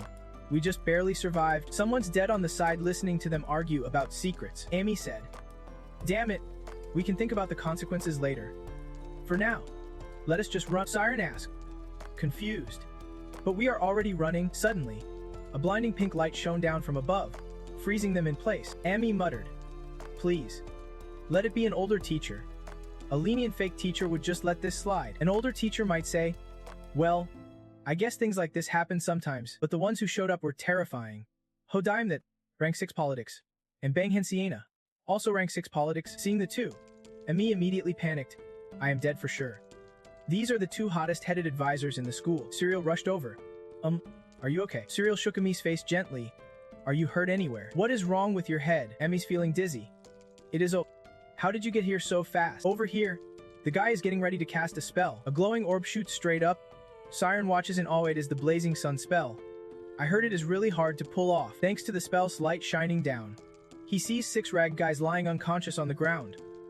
What the heck happened here? The guy suddenly turns his face to Amy and Siren, making them both jump. He walks over and shakes Amy, asking, how does a top student like you end up in such a messed up situation?" He asks, "Are you hurt anywhere?" Sienna listens with a stern expression. Sienna says to Siren, "Siren, the teachers came because they heard you 2 were in danger. Can you explain what is going on?" Siren nods. "It is because..." But before he can finish, the guy interrupts. "Let me handle this. I think I can explain everything to the teachers." The bruised guy says, "Honestly, because of some personal grudge, I challenged him to a duel. It is pretty common for us young ones to do stuff like this." Sienna's gaze sharpens. "A duel? I heard he got a threatening letter. And on top of that," she glances at Jiuk's crew lying on the ground. "I saw you use anti-magic. You are not telling me you do not know the Academy's rules, right?" The guy nervously tries to explain. "That is because Amy's too strong. I only used it as a last resort," Jiuk boasts. "But look, we are the ones paying the biggest price here," he confidently adds. "Not to mention, Amy broke the rules first when she attacked me in the library. That is why I suggested a duel. Don't you find it suspicious that Amy did not report this to the teachers right away? Amy snaps at it. What nonsense are you spouting? You were the one who threatened me first in the library. And this time, you wrote that you kidnapped Siren. Duke cuts her off. But did we really kidnap him? In fact, you attacked us first today. He points at Siren and says, besides, since Siren did not report this to the teachers and came here immediately, you two must be hiding something, he shouts. Teachers, do you understand? Duke boldly accuses. The guilty ones are those two. He turns to Siren, while Amy grits her teeth. Furious, Duke grins. Why do not you two spill your secrets right here? What? He sneers. Now do you get it? The terrifying power of a spellcaster. He quietly plans, I am gonna turn this little thing into a big deal. I do not care how much it costs once I dig up your precious secret. The local news, national agencies, even the church will know. I will spread the word everywhere. But Professor Sienna cuts him off. The tension quickly drops. She says, can you stop babbling nonsense already? Cold wind blows fiercely as Sienna says, you and your friends used anti-magic beyond the allowed limit. You even attacked others with it. She looks at Siren and says, you know that using anti-magic like this can destroy your mind, even drive you insane. Siren clenches his teeth. Thinking about his life, Sienna's eyes turn icy blue. Just this alone is enough to get you expelled from this academy. Duke slaps his chest and laughs loudly. A tutor like you thinks she can kick me out? He whispers to Sienna. Hey, the Adios family is basically the academy's lifeline. Without their support, we would all be out of a job. Sienna replies, isn't he a tutor's job to guide students onto the right path? She says coldly, if you can't even do that, you would better pack up and leave this academy. Duke laughs loudly. Fine. Let us see who gets kicked out first, you or me, and squinted his frostbitten eyes at Sienna and said, this world runs on money. Money rules everything. And in front of money, everyone has to bow down. Sienna's expression darkened. She kept rambling. She should take this chance to learn more about how this world works, Sienna said coolly. But before that, she raised her hand high. Looks like I still have to teach you a lesson. A pillar ice slowly rose up. The wind blew so hard it was impossible to keep eyes open. Siren admired. So cool. Amy squinted. How did things get this bad? Hold on, miss. The teacher forbids you from just dealing with a student like that. Seconds later, Geek was trapped by a wall of ice. Countless sharp ice spikes pointed right at Han's face. Siren gawked at the show. So impressive. She did not even touch a single thread on his clothes. That means she can control magic down to the tiniest detail. Siren smiled wickedly. So that is why they call her the Ice Mage Prodigy, Sienna said. Geek, do you really think money can solve everything? And still panicked and shouted, stop talking nonsense and break this freezing spell on me. Sienna snapped her fingers, and the ice shattered instantly. Sienna said calmly, we know you have hurt a lot of other students, but the academy hesitated to punish your misconduct. Jik kneeled on the ground. That is because my family funds this place, Sienna shouted. Do not get it twisted. She continued, this school is not a place where teachers teach you for money. We are here to give you lessons that money can buy. Geek hesitated. What the hell is that? Sienna said, that is what you dream of becoming. She asked seriously, do not you want to be a mage? Those words shook Geek awake. He remembered his old self. Miss Sienna, if you promote me to level 5, I will become a great mage and repay you. Sienna continued, a dream you shared with your friends. All of you studying together to become mages, that is why you decided to go this far. Right? Geek was dazed, recalling how he and his friends looked back when they were kids. And even as they grew up, Sienna asked, do you really want to destroy everything you have built with your own hands? Sienna stared boldly at Geek. He was silent for a moment, then spoke. Miss Geek hung his head low after a long pause. He said, I am... Siren looked up at the sky, thinking about what mattered most to him. Inside the punishment room, screams echoed. It hurts. Go easy on. Don't he make such a fuss. It is just a little spanking. And in the end, what is meant to happen will happen. Siren and Amy sat in the meeting room. Amy asked, Siren, why did not you tell the teacher immediately when that happened? The first thing you should have done was report it. His voice was steady. But instead, you went to help an upperclassman, who is way above you. And that is not a good excuse. Amy and Siren glanced at each other and fell silent. After a while, Amy spoke. I understand now. I will be honest. Siren looked at her. Right? As if we could keep this secret forever. Even though I do not know who told the principal. Amy paused, then said, actually, Siren thought. My identity is Amy winked. Her boyfriend, as Amy said this. Thut, Sienna, and Serial all gaped in shock. Screams echoed through the academy. What? Loud shouts rang out. Help me! Is anyone there? In her imagination, Amy was like a princess trapped in a thorny rose bush, crying for help. Please. Save me. The thugs seemed like ruthless black-skinned villains. Who'd bother coming to this desolate mountain to rescue her? She should be accepted our feelings. Then none of this would happen. Suddenly, the sound of a horse neighing startled the thugs. Who is there? They turned around to see a white horse galloping. Someone said, who else is coming here? Siren appeared like a prince coming to defeat the villains. They shouted. Behind you, hanging from a tree. Asked, who are you? Siren cut the thorny rose trapping Amy and said warmly, I am here now. Siren scooped Amy up like a princess. Amy called out, Siren, and he looked at her sweetly. They called each other's names. Siren, and the students around went wild. Could not believe it. Was it for real? The girls stared at Serial standing there, saying, this is so romantic.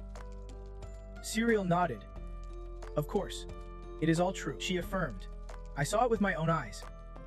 Suddenly, Emmy appeared behind her and called out to Serial. Emmy's voice echoed through the academy. What kind of ridiculous rumor are you spreading? I know you have been hooked on sappy romance stories lately. But this is just too much. The academy bulletin board had an official announcement posted, which read, official notice disciplinary action related to violations by the Senior Research Club, specifically about the club's violent behavior and countless other incidents. The goddess of Anphia, Amy Karis, admits to dating the new student Siren Arianne. Senior Amy said she is dating the new student to protect the one she loves from a violent and corrupt situation. Young love blossomed the moment they connected. The dark magic was defeated too easily. What is the real identity of the new student? Amy and Siren's passionate kiss under the moonlight in Hellwood Forest. On campus, the girls could not stop sighing. Omut, I am so jealous. Emmy's voice came through. Serial, are you sick of living? She sighed. You have never even seen it for yourself. Serial smirked. Why would I need to see it to know what happened? You said you two are dating, so of course you have kissed. Right? She laughed. I have thought it all through. With this, no annoying guy would dare come near you anymore. Emmy clicked her tongue. True, that part makes sense. A few days before the incident, pounding the table, he asked, you are lying, are not you? He shouted. The Emmy I know would not be dating anyone. This is ridiculous. And Siren is a new transfer student. Emmy calmly made up her story. Actually, I met Siren when we were kids, but meeting again here at the Magic Academy, that is fate. She tucked her hair behind her ear, smiling at Siren. Right? Siren, Siren asked quietly. So how are you going to take responsibility? But before he could finish, Emmy delivered a sharp kick. Siren quickly nodded. That is right. Vet and Sienna were speechless. So that is why he is so determined to stick with Amy. Emmy thought, better to pretend we are dating than have our pasts exposed. Serial was not done teasing. I knew it. From the start, I knew it. You are so silly. Emmy silently sipped her water. Serial said, there is a joint class today. Right? You will get to see Siren. Serial forgot to eat, eagerly asking Amy, are you meeting him after class? Maybe dinner together. You two like to have secret dates in the library. Amy replied flatly, we just focus on studying like everyone else. Serial crossed her arms. How boring. Amy thought to herself, I have got a ton of stuff to do, no time to waste on fake romances. She clenched her fists. Even Siren, that useless guy, was just enjoying normal school life. He was still carefree. Emmy suddenly felt something was off. Wait, why am I feeling uneasy about this? At the joint training area for second-year students, someone called out. Siren, Serial cheerfully called back. Over here. Siren waved. Hey, Senior. Serial ran over excitedly. Hello? How are you today? Missing Emmy a lot. Siren scratched his head, laughing. Senior, you are hilarious. Emmy covered her mouth, realizing, so that is it. It is. He should be grateful to be pretending to be my boyfriend. But from what he said, Emmy thought annoyed. He should feel pressured standing near me, not act like this. How dare he treat me that way? Then she spread her legs wide. Catching Siren's attention, Emmy patted her chest. When it is just us, talk to me freely, no need for all that senior-junior formality. After all, we know each other way too well already. Siren stood there stunned. Whoa. That is the first time I have heard Amy say something like that. Could this be the power of love? Amy said. About our relationship. Siren quickly laughed it off. After all, you are still a senior student, he added. It is time for class now. I will head off first. Then Siren left, leaving Emmy standing there. Siren paused, then said, "Okay, see you later." Emmy turned away, but Siren called out, She turned back to look at him. "What is up?" Siren pulled out a chair and sat down. Siren silently listened to the harsh words thrown at him. Congrats. Congrats. You must be feeling pretty proud of yourself. You just come to class to play the love game, right? You do not have a clue about anything. You got into the academy just because of your face. Countless unfriendly stares were fixed on Siren because all he did was date around, not study. Siren quietly listened to their chatter. He barely knew anything about spells. His hand clenched tightly on the edge of the desk. Starting 2 days ago, the rumors began to spread even more. 2 days. On the bulletin board.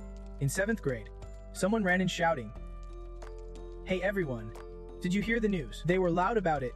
Senior Emmy and the new student are dating. Of course, they even admitted it in front of the teacher. Some boys were crying and comforting each other. "No way. Senior Emmy belongs to me. You do not stand a chance. Come cry on my shoulder instead," another student said. "This is so annoying. Just thinking about the 2 spotlight students becoming a couple, I already had my eye on the new guy." Maria sat listening to everyone laughing and gossiping. "It is understandable. Like attracts like he is the storm.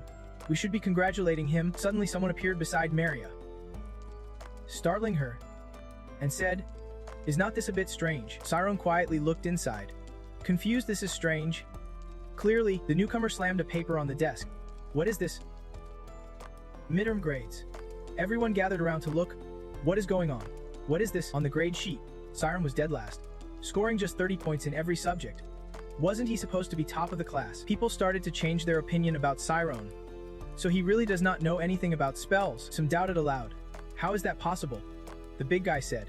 Yet he still got special admission. "Something smells fishy here." The guy kept throwing insults at Siren, saying he had family connections backing him, spreading rumors that he is a genius, and even dating a noble heiress. He sighed. "The world's so unfair. A rich kid who just parties and causes trouble got into the academy only to find girlfriends." These words fueled everyone's frustration. "So you are saying he got in because of connections? I'm just now realizing how unfair this is." Everyone started acting righteous, eager to kick Siren out for the sake of justice and our future. "Get that dirty scoundrel out of this school. We will never forgive him." Maria sat silently to the side, listening. The classroom door was pushed open amid loud angry voices. How can the academy allow such injustice? Siren quietly looked inside. Puzzled. Strange. It was so obvious. The unusual silence in the classroom confused Siren. It had been so noisy just moments ago. He stepped inside. Siren asked his desk mate, "What is the next class?" But the guy just walked away without answering. Siren stayed quiet. Maybe there is no point asking why they are acting like this. The students whispered just loud enough for him to hear, saying it is because of him and even Amy might be affected. Right now, in the practice room, it is spell practice by class. Siren stood there alone. Siren tried to focus on his spell, but he still heard people mocking him. Why is he practicing here too? Siren silently listened to their taunts. His spell was touching him, and it made him feel sick. They kept showing excessive cruelty towards Siren. His spell was considered way too powerful for his level. Just then, Athela came over and called to him. "Siren, how's it going?" Siren quickly greeted. "Professor Athela," he asked her. "The redirection type is pretty tough. When I try to move the spell away from my body, it feels like my consciousness is moving with it too." Athela smiled. "That feeling is normal. Siren, your spell is natural type, so it pulls your consciousness along with it." Athela continued. "The redirection form is artificially pulling the spirit field out of the body, so it might not suit you that well." Siren nodded. "I agree with that." Athela asked, "What about your other 4 formation methods?" Siren thought for a moment. "Those other forms?" Siren said, "They are fine, I guess." Athela smiled and asked, "Great. Do you want to try practicing inside the spirit field?" Siren was stunned. "What?" Siren was confused. "Right now," Athela said.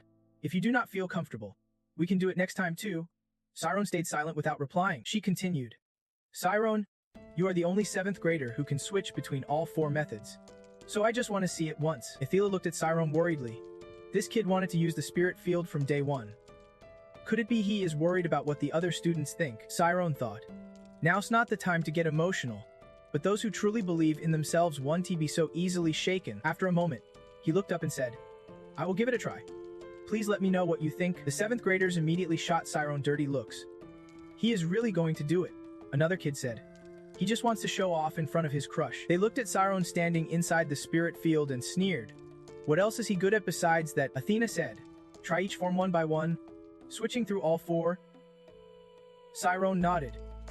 Yes, madam. One of the criteria for moving up a grade is mastering spirit field switching. If I succeed now, I will be closer to leveling up. The fourth graders also waited to mock Siren. Except for Amy and Cyril, they are not much better, Siren thought. Maybe I won't have to clash with the 7th graders anymore, and can finally get out of this mess. He closed his eyes and took a deep breath. Siren's spirit field immediately appeared in the spirit realm, starting with the defensive form, and was amazed. It is even stronger than when he fought the dark mage at first. A male student said, that is 144 faces. This is an advanced defensive form for sure. The 7th graders silently listened to others' comments about Siren. At this level, it is basically an armored wall. Siren's spirit field shifted into the flower pattern, then spun and changed into a cross shape. Athena smiled. This student really has a solid foundation. His switching speed is way better than the 7th graders. At this level, moving up to 4th grade won't be hard at all. Siren stood in the spirit field and exhaled, even though he really wanted to prove his success. But if he wanted advice from the professor, he would have to show them failure first. Siren's spirit field began to flicker again. The 5th graders stopped glaring. Did he just switch to the redirection form? Only 5th graders are allowed to try that one. The 7th graders raised their eyebrows. Redirection form. Could it be the key? Siren focused, shifting the center of the spirit field before it fully contracted and disappeared. He clutched his head, gasping for breath from the huge energy drain. Just like during training, I can move the spirit field's center. But it feels like the farther the field drifts from my body, the more my consciousness gets pulled out with it. Siren encouraged himself. Let us try again. The other students started to smirk behind his back. The nasty whispers kept coming, seizing the chance to take Siren down. What is he even doing? Think you are a genius? Too arrogant. Serves you right? Huh? No shame at all. Still standing there like that, Siren stood silently while the others laughed at him. That is just the 4 basic forms. After all, Emmy spoke. Hey, he is doing great. Why stop? Sarareal added. Look at Siren's spirit, she said to Emmy. Why did he shut down like that? Is he embarrassed to be noticed? Emmy shook her head. No way. He is not some weak punk like that. She muttered. Something going on lately. Siren lowered his head. Standing there. Why do people enjoy seeing others fail? It is because everyone wants to see me fail. Is not everyone's isolating him? Siren started doubting himself. Memories from his whole life kept replaying in his head. He did not belong here. A voice suddenly spoke. Startling Siren. You are overthinking this, the person said. Do not hesitate. Do whatever you want. Siren, stay silent. Listening carefully. Didn't he want to become a mage? He is confused by that voice. Who is it? But Siren snaps back to reality. Wait, what am I thinking? He closes his eyes tight. Siren's spirit field flares up again. He came here to become a mage. After all, the 4th graders gape in awe at Siren's spirit field. The 7th graders look annoyed as Siren stands firm in his spirit field. He clenches his fists, trying to focus before it changes direction. Before it disappears, Siren shouts out loud. Someone flips through the incident report. The students involved. Dates. Circumstances all show 6 students tried to harm the victim's mind using excessive magic resistance. Magic resistance is banned at school, but 7th grader Siren managed to overcome it using a defensive form. The report reviewer thinks he resisted magic resistance with just a defensive form, one of the 4 basic types. Sienna looks thoughtful. Magic resistance is so dangerous that even experts need relics to handle it. It is tough and risky. Relics are magical items that grant power so even non-mages can wield similar magic. She is sure those kids do not know how to use magic resistance properly. But for one person to stand against 6, Sienna muses that Siren's spirit power must be stronger than all 6 attackers combined. She marvels. A true G. Just then someone calls out, Miss Sienna. Inside the office, Sienna asks Athena, have you successfully switched to the redirection form? Athena nods. Yes. Just yesterday. That boy has only been practicing all 4 forms for a month. Athena adds, I confirmed the spirit field separated and vanished for about 4 seconds. Sienna smiles. That is amazing. She raises her cup for a sip. Thinking quietly, my judgment was spot on. Athena continues. To boost students' motivation, I have some suggestions for the teachers. Sienna pushes up her glasses. I think we are all on the same page. A few days later, 7th grade chemistry class. Sienna fills the board with chemistry notes and says, class is over for today. The students sigh. Thank God. Sienna goes on. I am ending early because I have a special announcement. She calls Siren, the new student. Please stand up. He quickly stands and says, yes, madam. Sienna announces. Siren will be specially promoted to 5th grade. Starting tomorrow. Your schedule will follow the 5th graders. Do your best to adjust. The 7th graders erupt in noise. Did you hear that? He jumped 2 grades. No way.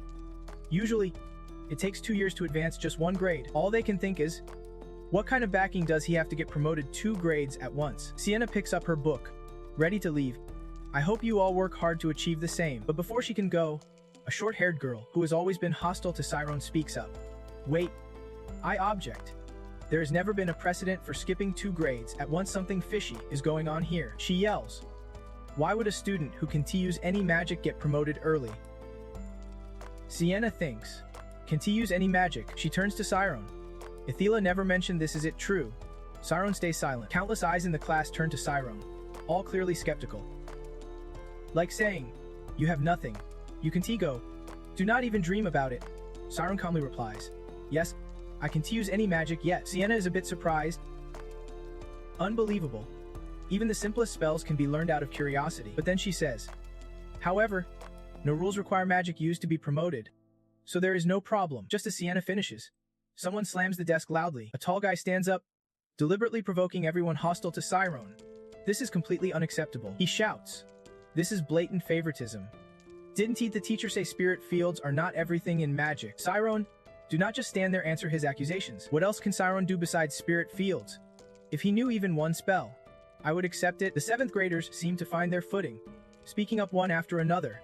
Yeah, if it is about magic skills, we are confident we are better than him. Siren can't keep up with the theory classes.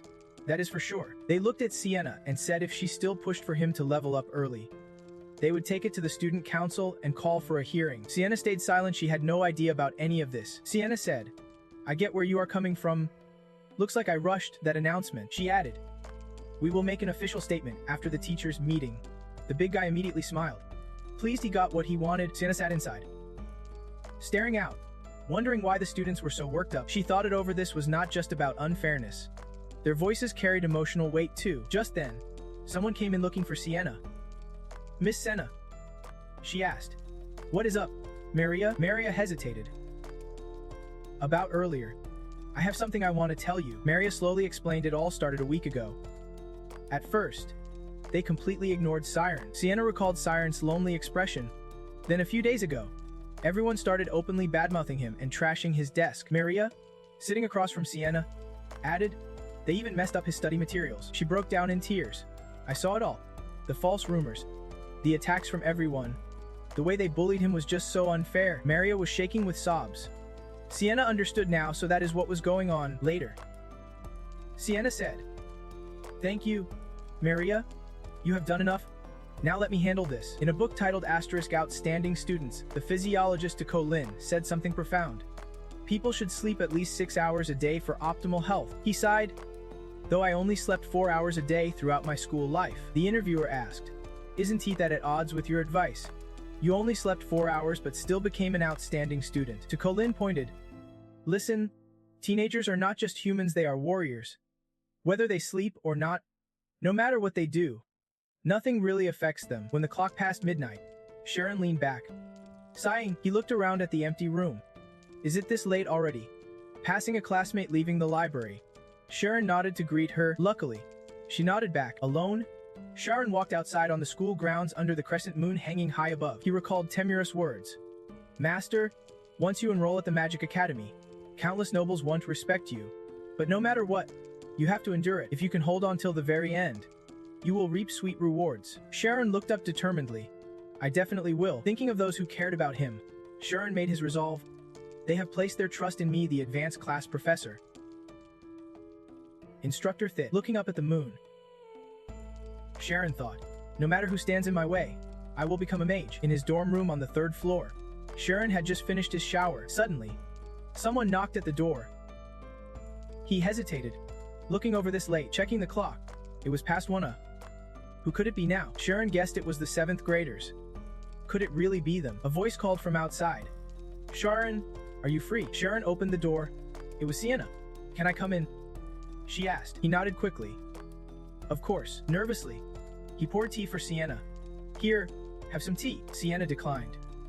No thanks. I wanted to meet you earlier, but you were not in your room. Sorry for bothering you so late. Sienna looked at Sharon's desk and realized something. When she first saw his grades, Something felt off? Though his scores were low, all the subjects had equal marks. She understood he seemed to be trying to improve himself across all areas at once rather than excelling in just one. He was studying for the long haul. It was not that he could not learn magic, he would just decided not to. But why now? Sienna looked at Sharon, wondering if it was because he had not gone to school as a kid. Sitting up straight in front of her, Sharon shyly thought, I feel so embarrassed. They sat facing each other. Sharon thought, maybe because it is not class time. Sienna focused on watching Sharon, even though he was in class. He always stared straight ahead, but he seemed like the shy type. She asked, is school life really that tough for you? Sharon nodded. Yes, but it's also fun and learning is interesting. Sienna said, I heard some classmates have been bullying you. Sharon bowed his head. You do not need to worry about me, Sienna said seriously. Be honest with me. Do not be shy. Sharon nodded. I really am okay. Though I do wish I could make some friends. After a moment, he looked up and said, but I do not know what to do to make them stop disliking me. Sienna asked, you are not even a little angry at them. Sharon nodded. Of course I am. I am only human after all. And I really want to get along with them, he said calmly. But I do not want to get obsessed with these relationships and lose myself, even if all the students in class 7 say I am wrong. In the end, that is just 40 people, Sharon calmly explained to Sienna. I believe somewhere in this world, there is someone who truly understands me. Sienna realized. I get it now. She smiled and nodded at Sharon. I understand what you are saying, Sharon. I will keep that in mind during the teachers' meeting. Sienna concluded one thing. Sharon deserves to be promoted early. At the teachers' meeting, Sienna spoke firmly and clearly. Therefore, I propose that Sharon should be promoted ahead of schedule. One of Sharon's professors said, isn't he that a bit sensitive? In the Alfie's Academy council room, the professors were noisy about a whole group bullying one student, just because he could not use advanced magic. The mid-level teacher said this often happens in lower classes, where there are many kids mixed with a few older but less talented students. Also, skill gaps among students at that level are usually huge. One teacher said, that means Sharon should be promoted ASAP. For the student's benefit, he should graduate in 4 years. Sienna sat down as the man continued. From the school's perspective, the sooner he graduates, the better. But that spoke up. I object. And Fees asked, you object? Why? He replied, I know Sharon is a genius, but he can't use magic. Also, his poor theory scores can be ignored. Sienna said annoyed. As I mentioned earlier, Sharon's low scores are because he is studying everything at once. He is just postponing magic learning. As teachers, we should not interfere with a student's personal study method. I do not question his approach. That frowned. The problem is you are overly concerned about Sharon. Sienna's lips twitched. What did you just say? That sighed. Though other students might be weaker than Sharon in versatility, they surpass him in determination. Decisions like this might make other students feel defeated and lose motivation. He laughed. A teacher should not just focus on geniuses and forget the rest. Right? Sienna shouted. You are not only blowing off a talented student's future, but ignoring the harmful jealousy among the kids. That and Sienna slammed the table loudly at each other. Other teachers shook their heads. Here we go again. How can they have such opposite personalities? The other professors looked at Sienna, saying, Class 6 really clashes with that. They are like fire and water. Can T believe they are both wizards? And Fees waved his hand. Enough. Both of you back to your seats. He said, both have valid points.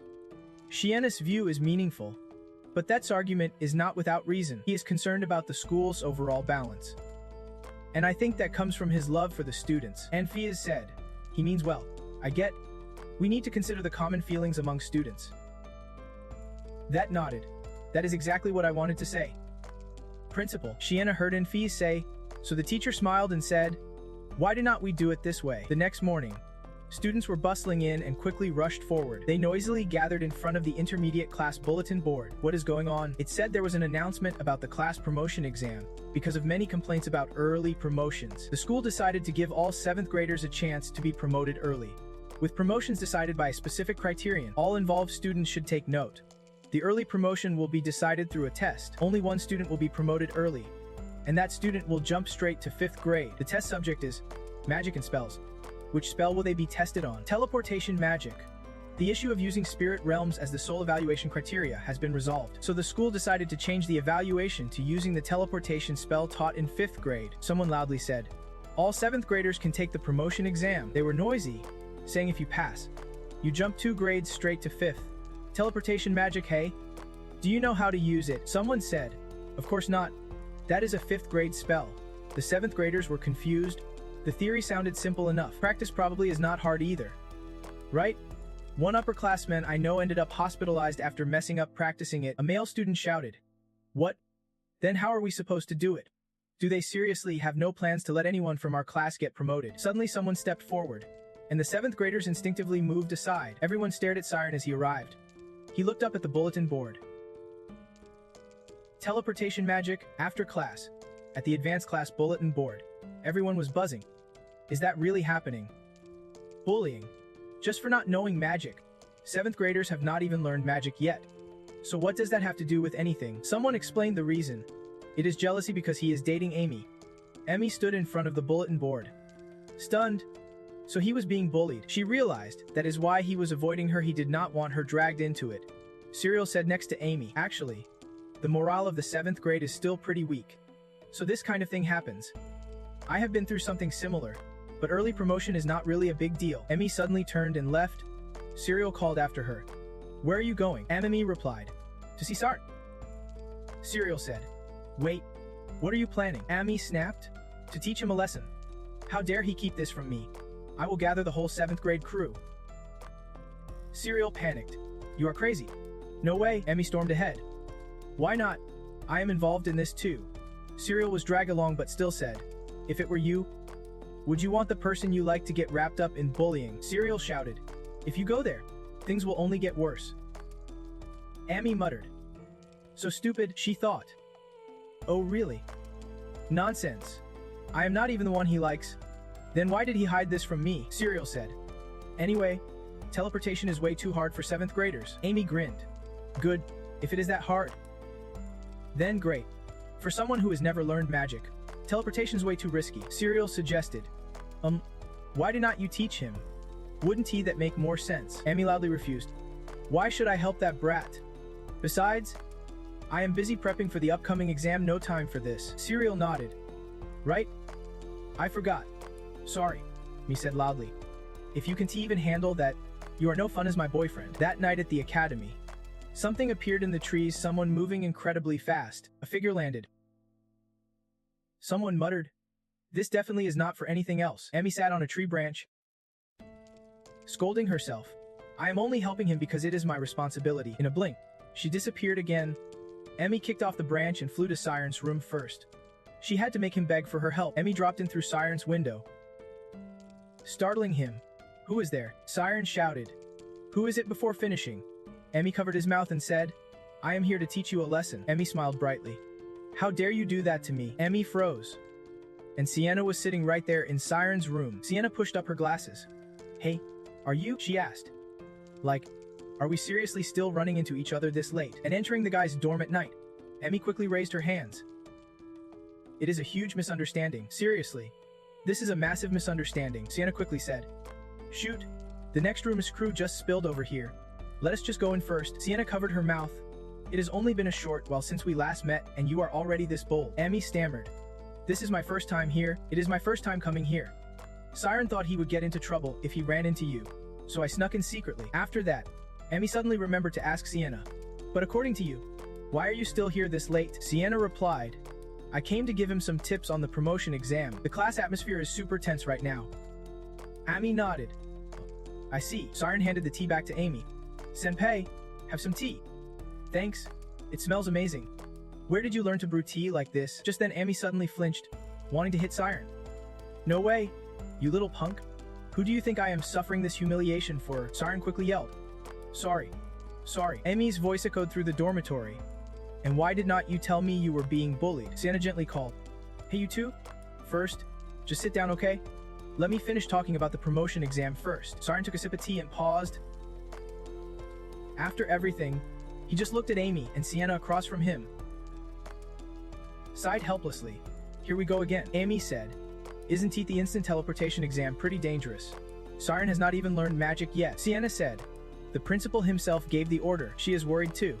But clearly the principal had his reasons. Amy thought to herself, No wonder. It is another one of the principal's twisted games. Siren asked him, Is it really that dangerous? Amy nodded. Of course. You know instant teleportation uses the attribute of light. Right? Siren responded. Yeah, I have heard about photonic theory before. Amy explained. Light has something called absolute speed. They say nothing in this world can move faster than light. She went on about how the magic works. Instant teleportation uses that speed to surpass time and space. Siren said, by transforming your body into light. And Sienna next to him added. Sounds complicated, but actually, instant teleportation is not that hard. Even beginners can pull it off, just give it a try. The key is to reach near light speed. Because this magic works even if you only grasp 1,000th of light speed. Sienna spoke evenly. But because of that, the light's intensity drops and your body's mass becomes super tiny. Siren thought it over. So it is easy to learn but super risky if something goes wrong. Like moving at the speed of sound. He looked up at Sienna. Now I get why instant teleportation is banned at school. Sienna smiled. You really catch on fast. Emmy sat nearby with tears. Come on, she thought. When have these two ever been this close? They are ignoring me completely. Sienna's never been this friendly with anyone. Siren asked again. So how do we pass this dangerous magic test? Sienna said. About that, Emmy spread her legs confidently. You should practice somewhere with no monsters. Siren dreamy. Is there a place like that? Emmy held up one finger. There is. Siren looked up at the ceiling, then he suddenly realized. Could it be? The sky. The boundary horizon. The training ground for teleportation. 1,000 meters high. 700 meters long, Sienna said. It is not officially approved yet. But honestly, there is nowhere else. Talking about that mountain peak. She said the exam rule is to race from this peak to the other. Siren's jaw dropped. Sounds awesome. No monsters up there at all. He smiled. But if you fall, you die. Right? Emmy asked Sienna. But is not this a race? Whoever reaches the finish first wins. Don't you think it is a bit tough for 7th graders? Sienna's gaze darkened. If no one reaches the finish, the student who travels the farthest wins, of course. The test difficulty is set to level 1, and safety gear reduces risks to a minimum. She paused. Then added, what worries me is if the students get too competitive. Collisions could happen. Emmy glanced at Siren. Then obviously it will be Siren. Sienna continued. He will become the main target for the kids competing. Siren silently wondered if he could do it. If it was just a tough test, he would be fine. But he remembered all the hostile stares. He hated facing the whole class alone, and hated getting hurt by brutal competition. Siren asked himself, should I even take this test? Just then, Sienna spoke up. I am Siren. She looked at him. I worked hard to get you into class 5 during the entrance exam. But it seems my hopes set you up for disappointment, Siren quickly said. Please do not say that. Sienna bowed her head. So from now on, I will take responsibility for your lessons. Emmy sat silently beside her. After a while, she looked up warmly at Sienna. Why? Why do you have to go this far? Sienna met Amy's gaze. I just feel responsible for making the promotion exam harder than ever. I will do my best. Emmy patted her chest. No way. That might make things even worse. There will be rumors that the examiners are favoring Siren, and even if he passes, his results could get cancelled. She looked Sienna straight in the eyes and said, leave Siren to me. If it is just a level 1 difficulty. No problem. Right? I can teach him. Siren stared at Amy. Surprised. Senior Amy. Is not she mad at me? Sienna adjusted her glasses. That is true. But Amy, you, Sienna asked Amy. I know you applied for the graduation level promotion. Are you really ready to take care of Siren? Siren jolted and glanced at Amy beside him, disbelief written all over his face. Graduation class. He blinked wide-eyed. Thinking. Oh man, graduation class means what exactly? The graduation class is every magic student's dream, where you officially become a professional mage. There, your skills are recognized at a near-professional level. Being a senior at a prestigious school even gets you featured in the Kingdom's Magic School magazine. But once you step on that path, your school life changes forever. Hellish training and terrifying challenges lie ahead. Emmy Camus level up application and test number 1 are submitted. Emmy will be the first to enter such a place. Siren leaned in close and asked Emmy, how is that possible? Isn't he that way too fast for someone our age? Emmy looked away to avoid the question. That is, tears welled up in Amy's eyes as she thought, it is all your fault. You damn kid. She thought about Siren skipping 2 levels at once. Your progress is way too fast. The only escape is the graduation class. Right? Tiny Amy quickly ran off toward the hellish graduation class. Don't he come here? Siren gave Amy a sharp, resentful look. So cool. Huh, I do not even dare dream of being number 1 in the advanced class. Yet she is confidently the first to apply for something way out of my league. Siren silently watched Amy and Sienna chatting. He thought, even with such an important situation, they are still here helping me. Over there, Amy was laughing with Sienna. No matter how busy I am, There is nothing I can do well. Just give up. Sienna smiled back. I get how much you care for your boyfriend, but at a time like this, it is better to leave it to the teachers, Sienna said. Since this is Siren's first time learning magic, having a teacher guide him will be more effective. That comment totally fired up Amy's competitive spirit. She spun around to glare at Siren. So Siren, who do you pick? Mere Sienna. Siren tensed up. Amy asked. Wouldn't you prefer your girlfriend to teach you? Siren smiled and said, I will handle it myself. This left both Sienna and Amy stunned. What? A shout echoed through the dorms? What? Amy yelled at Siren. You idiot. Do you know how rare this opportunity is? Siren wrung his hands nervously in reply. I do not want to bother the examiners. And besides, Dad has an important exam coming up too, Amy said loudly. Others are even willing to throw a ton of money at tutors to get there, and you are supposed to be the top contender in class, Amy said. That is not something you can do alone. Siren bowed his head. Isn't that why Dad's pushing me to graduate early? If I hesitate here, I will never reach higher. Siren's words made Amy glow with pride. Siren continued. For me, the boys' class is just one step toward becoming a mage, just like senior Amy. Amy covered her mouth. Coughing softly, Siren said to Amy, Trust me. Senior, I can promise I will definitely pass the test. But I will give it my all and won't have any regrets. Sienna listened silently to their conversation. After Siren finished speaking, she stood up. I understand. If that is what the student wants, the teacher must accept it. Sienna said her goodbyes, and that she would not be staying any longer. But if anyone had questions, feel free to ask. Same goes for the other students. Siren stood up, bowed his head, and thanked her sincerely for caring about him. Sienna continued, telling them to stay and discuss more if they wanted, then turned to Amy and said, And you, as Sienna headed to the door, she glanced back at Amy and warned, Forget about what happened today. But if you sneak through the boys' classroom window again, you know what that means. Amy bowed her head. Yes, madam? Well, her soul screamed inside she was alive. After Sienna left, Amy collapsed in her seat, exhaling deeply, totally relieved. Then suddenly, she got startled, quickly standing up. She said, I'm leaving too. Siren bowed to me. Yes, sorry for making you come all this way, Siren sincerely said. Thanks so much, senpai. Suddenly, Amy asked, Hey, seriously, why have you been avoiding me? Siren froze, pressed on. You could have told me from the start that you were being bullied. That is not something you should face alone. Amy turned around, thinking, could it be? She recalled Serial's words. If the person you like sees you like that, it deeply hurts their pride. Amy stammered. Pride? Hurt? Siren replied. It is not that I wanted to avoid you. Senpai, Amy covered her mouth in shock. So it is true. Really true. Siren continued. If you are wondering why, it is because you are my target, and went silent, feeling a bit relieved. So that is the deal. I knew it. Siren scratched his face. Honestly, from the first day at school, I saw your name at the top. He remembered when he first arrived and saw Ami's name on the honor roll. Siren said, at that moment, I thought I wanted to study hard to be like you. Senpai, on the grade 4 honor roll, among 42 students, number 1 was Camus Amy. Siren laughed. But back then, I never imagined it would turn out like this. It is awkward. If I told you I was being bullied, things might get even more awkward. Amy scoffed. Target? Huh? She silently cursed.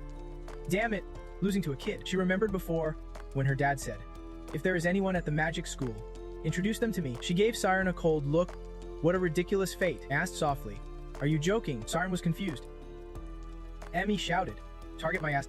That is just ridiculous. She stepped right up to Siren, teasingly calling him senpai to his face, then secretly trying to catch up behind his back. Siren, confused, crossed his arms.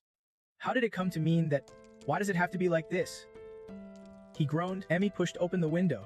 If you are planning to get past me, Amy put on her jacket, turned around and said, then from now on, do not call me senpai anymore. Siren stood frozen. Amy yelled, don't even try to compete with me fairly. She climbed out the window. Try to catch up to me soon, or I will make you call me senpai forever. Suddenly, Siren called out. She was shocked. Panicked. He just called me by my name. Siren said, wait a sec. He stood seriously in the room. I am definitely going to catch up to you. Amy chuckled, her face in shadow, radiating deadly determination just to catch up with herself. She turned to face Siren before flying out. Hopefully by then, I still have not graduated. Siren clung to the window, watching her leave, then vanished. He sighed, having refused help, but knew his attackers were watching his every move. Siren's expression hardened with determination. He could only rely on his own 2 feet. 1 month left until the early promotion exam. The countdown begins the next day. After class, everyone was buzzing. Are you prepping for the promotion exam? Students chatted. I just hired a tutor today.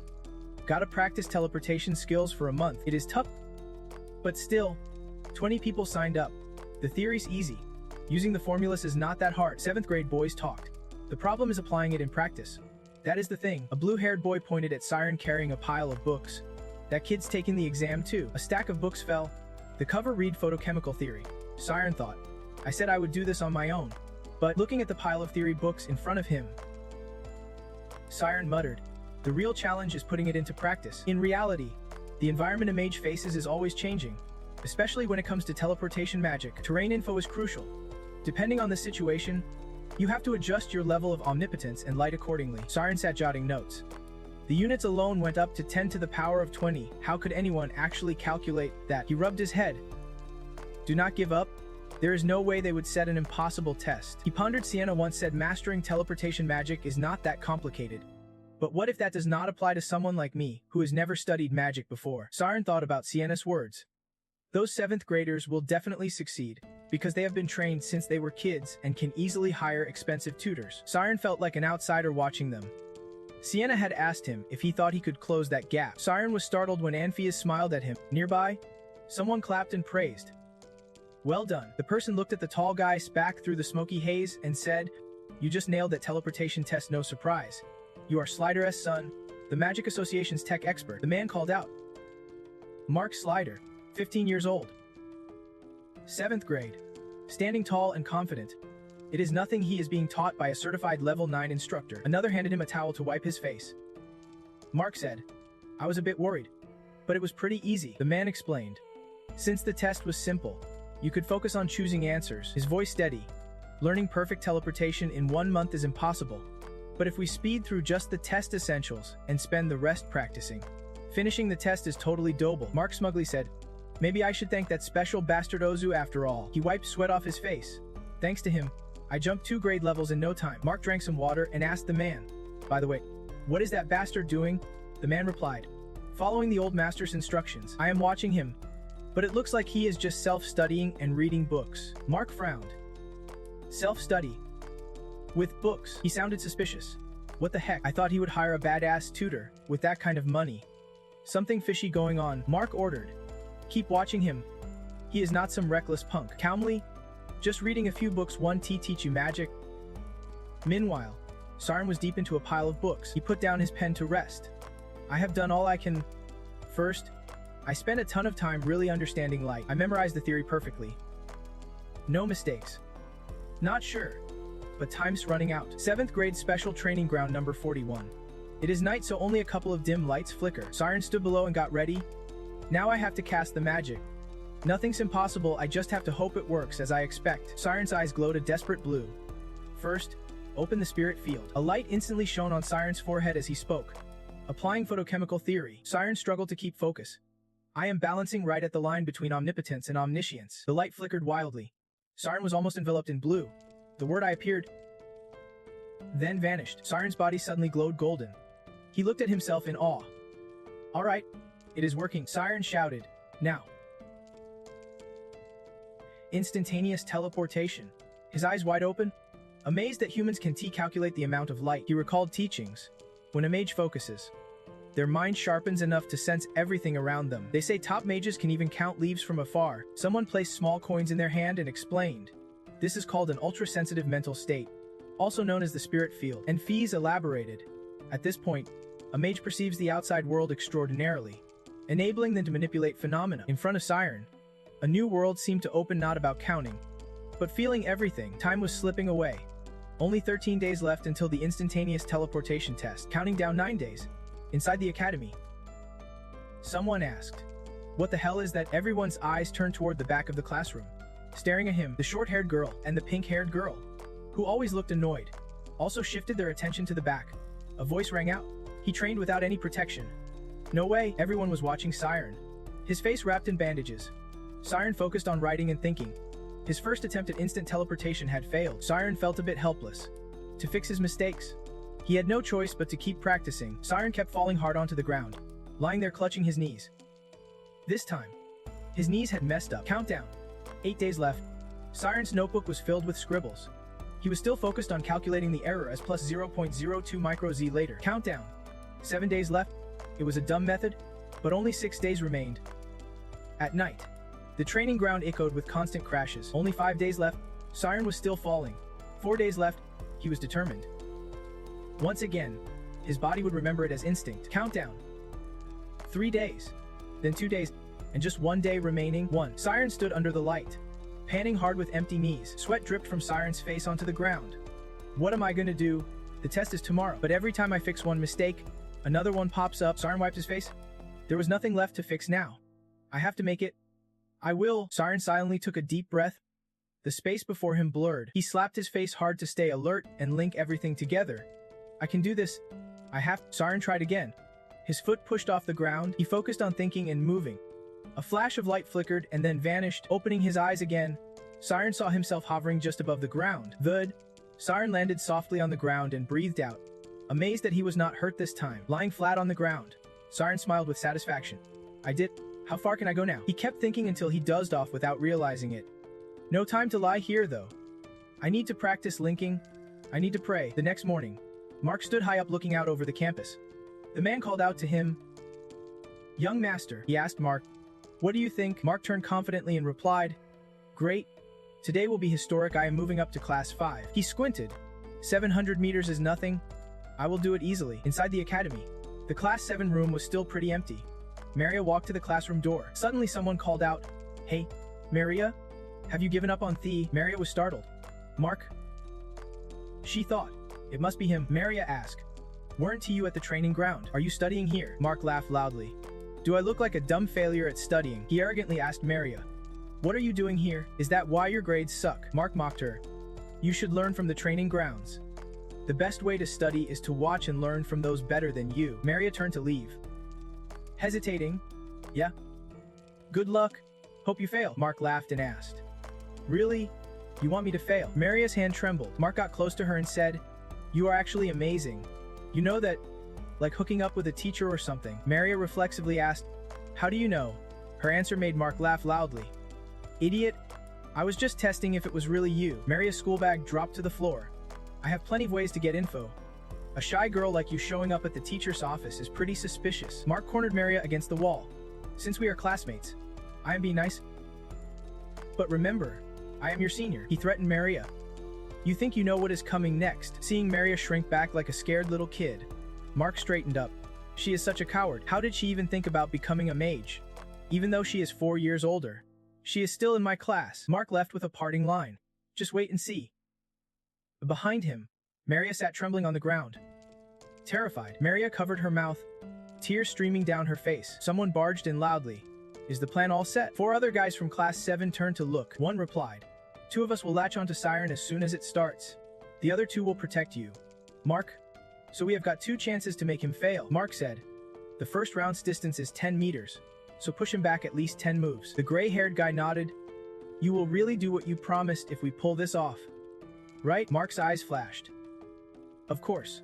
Once I rank up, I will definitely find you a tutoring job. You won't have to worry about work, even if you do not graduate, he assured. My dad's a technical advisor for the Magic Association. If you help me, I will never forget it. And I will definitely help you if I can. Proudly, he thought, no mistakes allowed. A genius can afford to be careless. Inside the foggy mountain forest. So this is the bridge we can cross. The students not registered for class 7's exam gathered together. A short-haired girl who once opposed Siren asked, This is the finals. Right? I am so. The pink-haired girl added, More people than I expected, especially all crowding around the scary-looking 5th graders standing over there. She added, The seniors from class 5. On their side, they all looked tense. Thinking, if one of those kids gets into our class, I hope it is a super cute one. Everyone laughed. That'd be fun. Even classes 4 and 6 came to watch. The judges arrived on time, including the principal. A flash of light shot into the sky. Athena checked the signal, then said, It is. She looked at the students at the starting line. The test begins in 10 minutes. Someone cursed. Damn it. It is just a rock. Where's the bridge? Another yelled. Idiot. That is the bridge. Someone looked down, seeing only 3/4 thin rope stretched below. and shouted, "What? That is supposed to be a bridge. On this side." Someone was using binoculars to watch the contestants. "Here it is. This is the best spot." Cyril excitedly held the binoculars.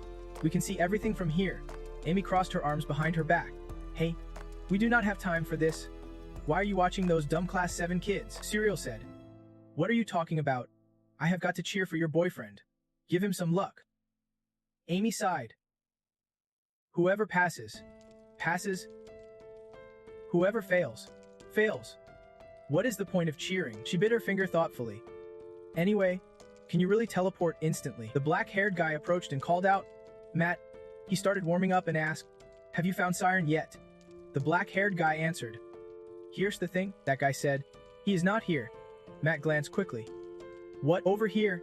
Siren was still lying face down on the ground, with an ant crawling on his face. Suddenly, Siren's eyes snapped open, startling the ant, which ran away. He jumped up like a coil spring. "What time is it now?" Someone else shouted loudly. "What? He is not here." Emmy looked through the binoculars. "What did you say?" "Siren's missing." Cyril panicked. "I do not know. I looked everywhere and can't find him." Amy hesitated, worried, thinking, could it be he failed to use magic? "See, I told you. Self-learning teleportation is really tough." The students competing stood at the edge of a sheer cliff. Someone muttered, "That is a cliff, not a bridge." Athena said the rules are simple. When the teacher signals, you all must teleport to the cliff on the other side. Whoever gets the farthest wins the test. The 7th graders looked at each other, unsure. Someone stepped forward to check it out. She said, "We have to run over there, and if we fail, we fall down." The 7th graders were doubtful. Was there really safety gear down there? The proctor stood before them and said, "If you are scared, just quit." The 7th graders glanced at the proctor. He said, "As you know, death is a very real possibility in every magical school challenge." He was serious. Plus, this was the early advancement exam, the selection to join Class 5.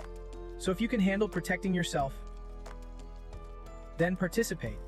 But with that weak resolve, he coldly warned them, "It is still not too late to leave now." Outwardly serious, but inside he was trying not to laugh. "They are scared stiff. Huh. Putting a little pressure on for safety reasons is just right." He glanced sideways at the group of masked people standing with arms crossed, those competing for rivalry's sake. Max sneered. "What is the point of average kids like you joining this test? In the end, you are just paving the way for me in society." He was smug. "And that little umbrella kid. I heard he studied on his own to pass. He is guaranteed to fail." What a joke. Mac looked ahead. Even with his careful prep, Athena raised her hand at that moment. "Line up. Everyone. The exam officially begins." Athena went quiet.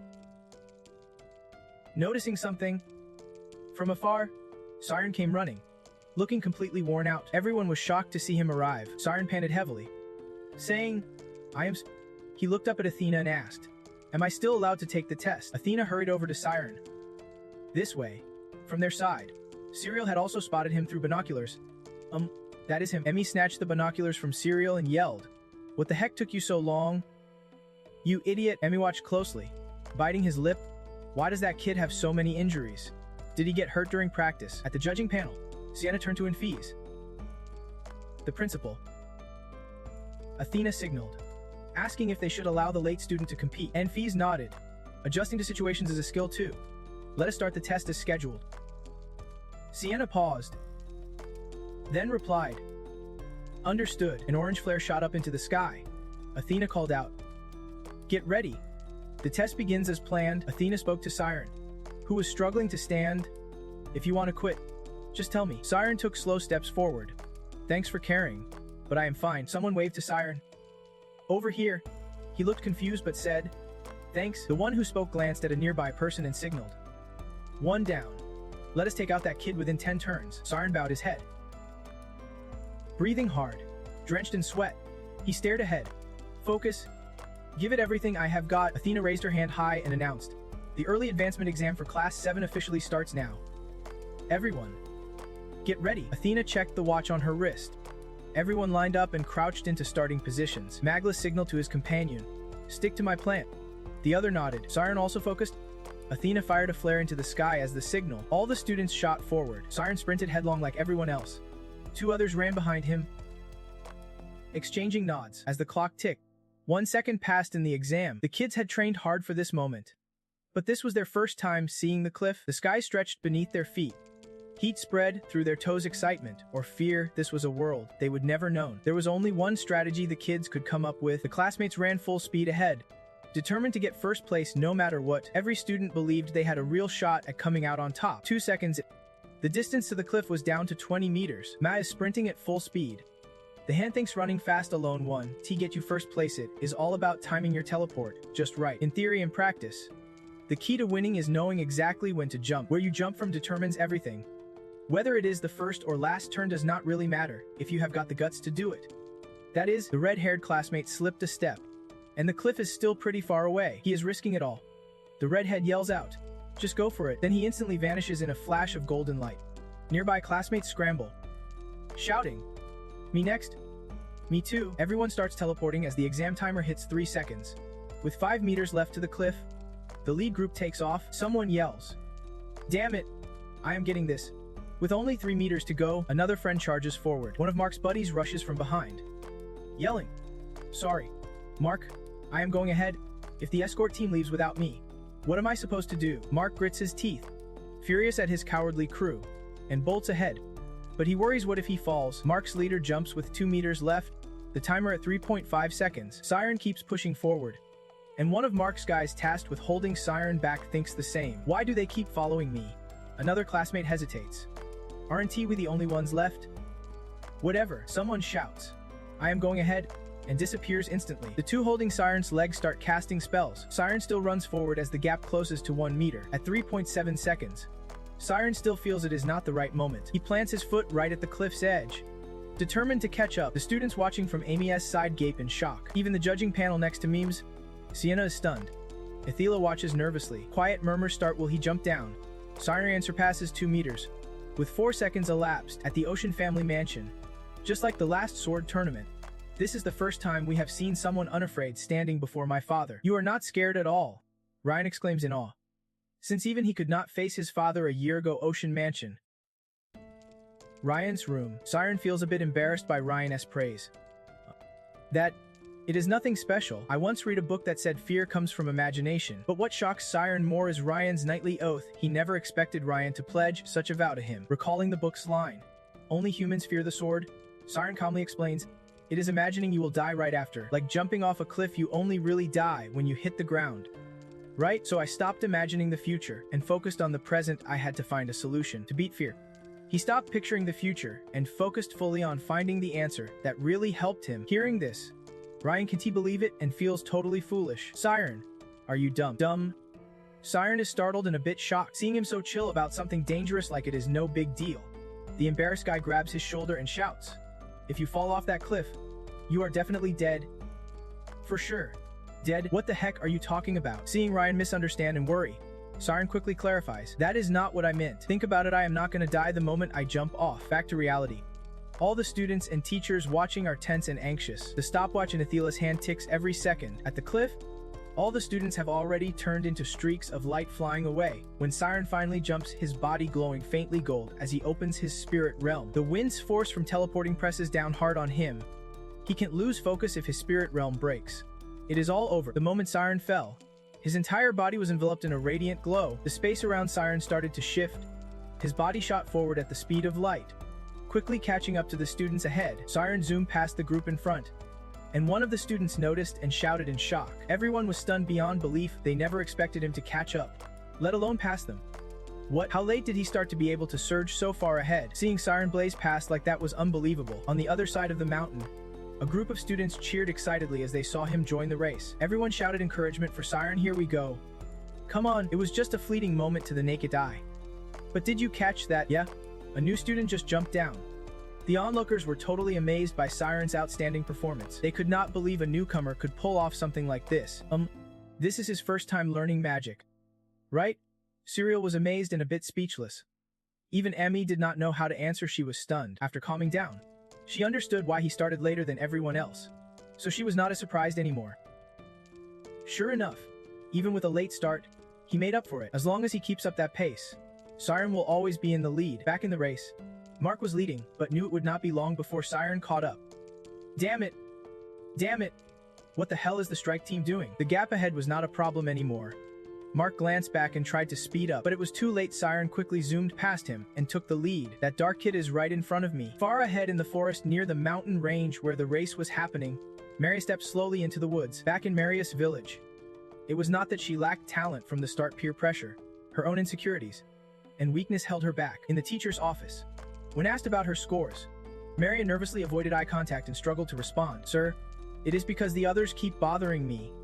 Before she could finish, the teacher cut her off. Competition among classmates is normal. This is a race. After all, everyone else has passed and moved up a level. After round 3, the students were divided into 3 groups. The lead group included Siren and Mark's strike team, followed closely by a second group about 3 meters behind. At the back was the last group, those who used magic first, but were scared stiff. Damn, I can even fly with magic yet. According to the seniors, even if we fall, it is supposed to be safe. Right after flying for a bit, one reckless student sneezed, and that sneeze threw off his balance, causing him to fall. Many others in group 3 followed, all falling down the cliff, screaming for help, begging, "Please save me. I give up." Watching the falling students, others and the teachers just chuckled. It was expected.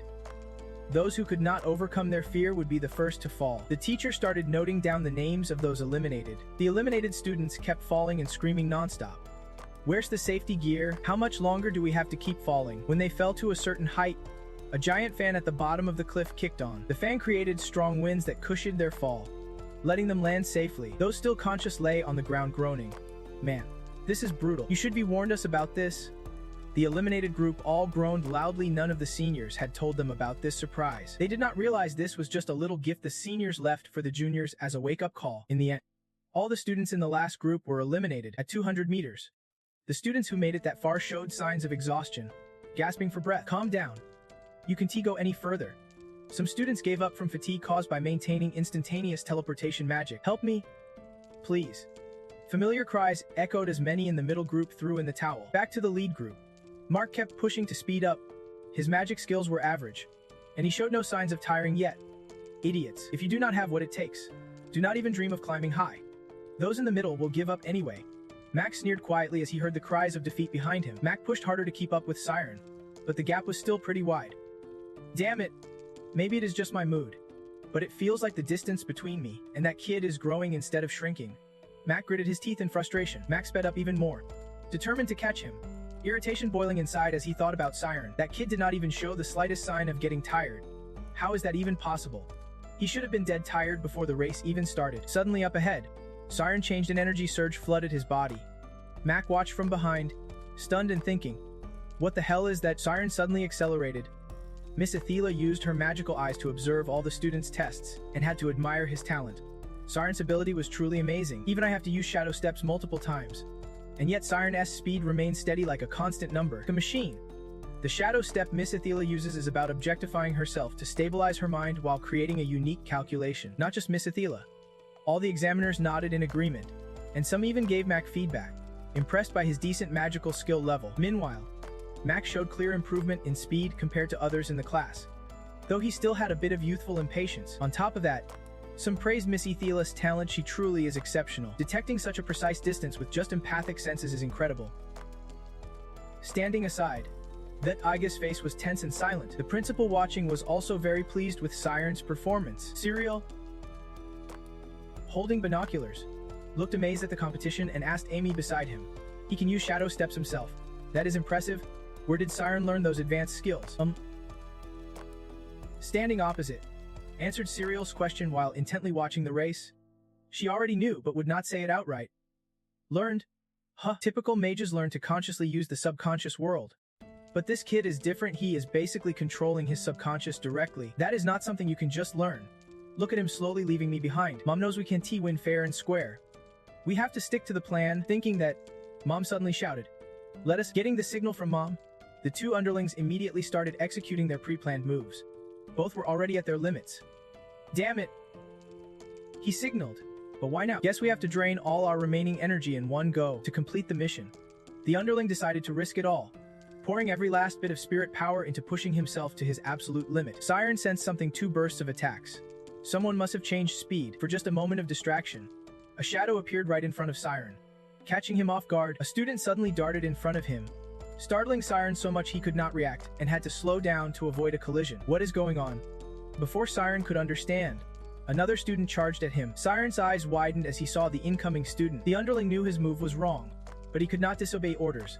He thought silently, "Sorry, but I have to stop you here." Falling together, the underling shut his eyes tight and charged full speed at Siren, aiming to knock him down. Siren stared wide-eyed at the student rushing at him in shock. He really intended to crash into him. The student, eyes closed and teeth clenched with worry, hovered midair. Suddenly, the student opened his eyes, filled with doubt. The student fell, only able to watch Siren floating midair.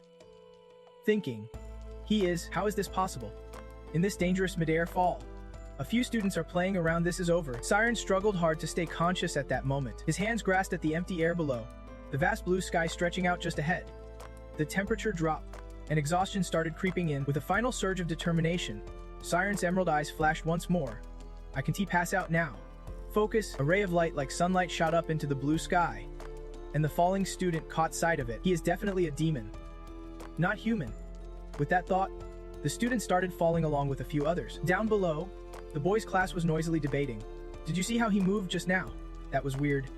Did he get lost or something?" one student said. They were trying to crash straight into the kid up front. That is their real goal. Two students turned around, shocked. "How do you know that? Who would purposely cause such a serious accident?" When Aruki's name came up, he calmly sat cross-legged, folding his arms in front of all the other students. Aruki used his hands to explain, a fist on one hand, the other flat and upright, bringing them close together. One blocks the front of the race, the other attacks from the side. With a straight face, Iruki analyzed. It is a brilliant strategy to block both paths. The advantage of timely teleportation and spatial jumps. If the new student does not stick to the racetrack, something terrible will definitely happen. After finishing his analysis, Iruki just waved his hand casually and smirked. "If it were me, I would have easily escaped using motion equations." Hearing that, the two other students just scowled in disgust and looked away. What a smug attitude. Their eyes met, but according to Iruki, there is no way the teachers would not have noticed what was going on. No one knew what they were planning. While the principal and Mies, Sienna were still watching the exam, Mark, confident, was speeding ahead with a big grin. "First place is mine. First place is mine." Mark flashed a triumphant smile. "Everyone will be so jealous. Stupid classmates and even the sixth graders will be my juniors. Just watch." Mark's blue eyes gleamed with confidence.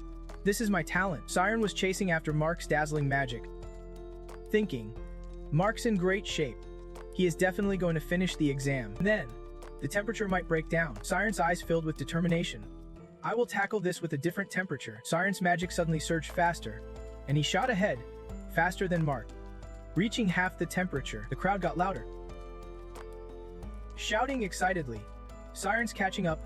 Now it is just those two left. Mark, speed up. Holding binoculars with a shocked expression. His body's in bad shape, yet he can still use magic this powerfully. Meanwhile, Cyril grabbed Amy's arm, pouting curiously. "Let me see more." Suddenly, Emmy's eyes widened as he dropped the binoculars. Mark was still rushing forward. But what was that? A strand of magic like a coil was racing toward Mark's head. Mark panicked and dodged to the side as the magic flew past. What the hell is that? Mark was still confused and nearly panicked when Siren appeared behind him, a warning flashing. The tricky mechanism of the bridge could not be crossed. Everyone was shocked by the warning. Level 10 Siren looked stunned. Both Mark and Siren stared at the dangerous magic barrier ahead, which kept launching long strands. "What the hell? What is level 10? In front of everyone, Sienna called out. "Seth, I will check the equipment room." Seth quickly ran off, following her. Seth flew up using magic. A brilliant magic beam shot into the sky. Sienna said anxiously, "Principal, we should stop the exam," another teacher said. "But this is the test for advancing 2 grade levels. If it gets cancelled, the families will protest fiercely." "What then?" Meanwhile, Principal Anfis kept watching the ongoing exam. Hearing the other teacher, Principal Anfis shouted angrily, "Is now the time to worry about that? Signal to stop the exam immediately." A beam of magic shot up, appearing before Siren and surprising both of them. Siren hovered in the air. Staring at the signal, the exam was stopped. Meanwhile, Seth's magic beam had arrived. Stepping out of the magic beam, Seth hurriedly said, "I just saw a yellow signal. Could the exam really be cancelled? Now I will have a pile of complaint papers on my desk to deal with." Teacher Seth rushed to the equipment room and shouted, "Greg, you drank again last night. You know how important today's test is. This time, I'm serious." Teacher Seth said as he grabbed the door handle and tried to open it.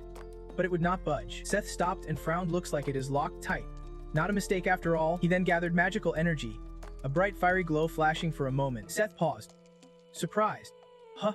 Someone's in front of the door. A blue light appeared, revealing the scene inside. Behind the door were two figures, one slumped over the desk, the other sitting on the floor by the control panel. Seth raised his hand, aiming magic at the door. Hey, open this door right now, or I will blow it open. A voice shot back. Go ahead. I beg, no one will even know if I disappear. Seth froze, recognizing the voice. A brief memory flashed. Seth holding a bag. A small student behind him. It is you. Seth gasped. Maria? She was sitting by the door, clutching her legs in terror. Seth pounded on the door, urging her. Do you know what you are causing? Open up now. I will treat this as an accident, and you will only get a light penalty. Maria screamed. It is all over anyway. If I level up, I will have to live through hell again. Dying here makes no difference. What? Seth was shocked by her words. You would rather that, yeah? Maria yelled, hugging her legs tighter in fear. Seth was stunned. He closed his eyes and sighed. All right, do whatever you want. Tears streamed down Maria's face as she suddenly stopped and said, if you do not want to open it, then do not. It is not urgent anyway. Just as she wished, the test was cancelled.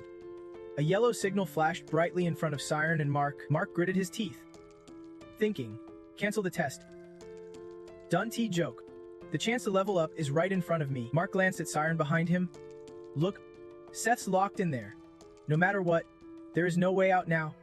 The chance to beat him might never come again. Siren was panting from exhaustion, his sharp gaze still intense. Mark scowled at Siren. Then suddenly a loud noise burst out as two beams of light shot forward. The labyrinth unleashed dangerous magic beams. Principal. Siren and Mark just entered the labyrinth. The magical shots keep firing. Sienna gasped, covering her mouth. Principal. The principal clenched his fists tight. The principal, anger flashing on his face, clenched his fists.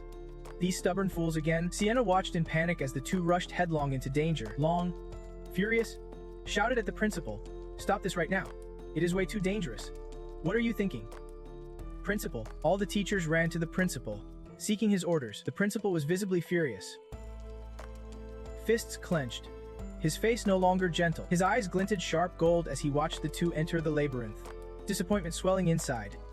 I thought if it was you, things would be different. If you let greed cloud your judgment and rush recklessly, you will never find a way out of the labyrinth. Inside the labyrinth, Siren kept dodging and weaving at full speed, searching for an exit. The students watching were panicking, pacing anxiously. Oh no? What should we do? What do we do now? Emmy and Cyril covered their mouths, speechless, calling out to their best friend next to them. Emmy looked frustrated and helpless, watching the test go on with no way to stop it. Those idiots. Level 10 is for pros. Thick black cords shot out from the cliff wall. The cords twisted into various shapes. The traps lunged fiercely at the main character, forcing him to dodge desperately. The traps were insanely fast. Dodge one, and another would appear instantly. No time to plan. If this keeps up, I will be drained completely. Elsewhere, Mark confidently pushed deeper into the labyrinth. We are both out anyway. Whoever gets the farthest wins. If I perform well here, maybe I will get recognized. Holding on to those thoughts, Mark hurried on without a second thought and swiftly weaved through the maze's gaps at lightning speed. As he moved, he smirked, seeing Siren struggling to dodge. What do you think? Impressed by my skills yet? You will be stuck there forever. The dense black maze blocks were still closing in on Siren. He dodged the maze blocks while trying to find an exit, but when he saw Mark rushing ahead, he wanted to warn him of the danger, but it was too late. No way. In the control room, the screen flashed red alarms as Maria's voice echoed. Teacher, what exactly is competition? Maria sat against the door, hugging her knees tightly, choking up as she asked, is pushing others down with lies really what competition's about? Above all else, is this the kind of competition the Academy wants? That sat against the back of the door, trying to comfort Maria. You are misunderstanding. Maria? That interrupted loudly. Don't lump me in with the teacher. A genius like him, he would not understand. Her voice cracked with tears streaming down her face. I followed the guidance, endured it all. But here, if you are not talented, who even remembers you? Just an average student like me. Sensing Maria's distress, that gently continued talking to her. I do not know if you realize, but I graduated from this school too. When I was in senior year, you were just a freshman. Hearing that his words, Maria stopped crying. Surprised he still remembered after all these years. He still remembers. I once heard a rumor about a genius named Seth attending this school. That frowned, a hint of nostalgia in his voice, her voice shaky from tears. Maria replied, I have never heard that. I was always dead last. Stuck in 5th grade for 5 years.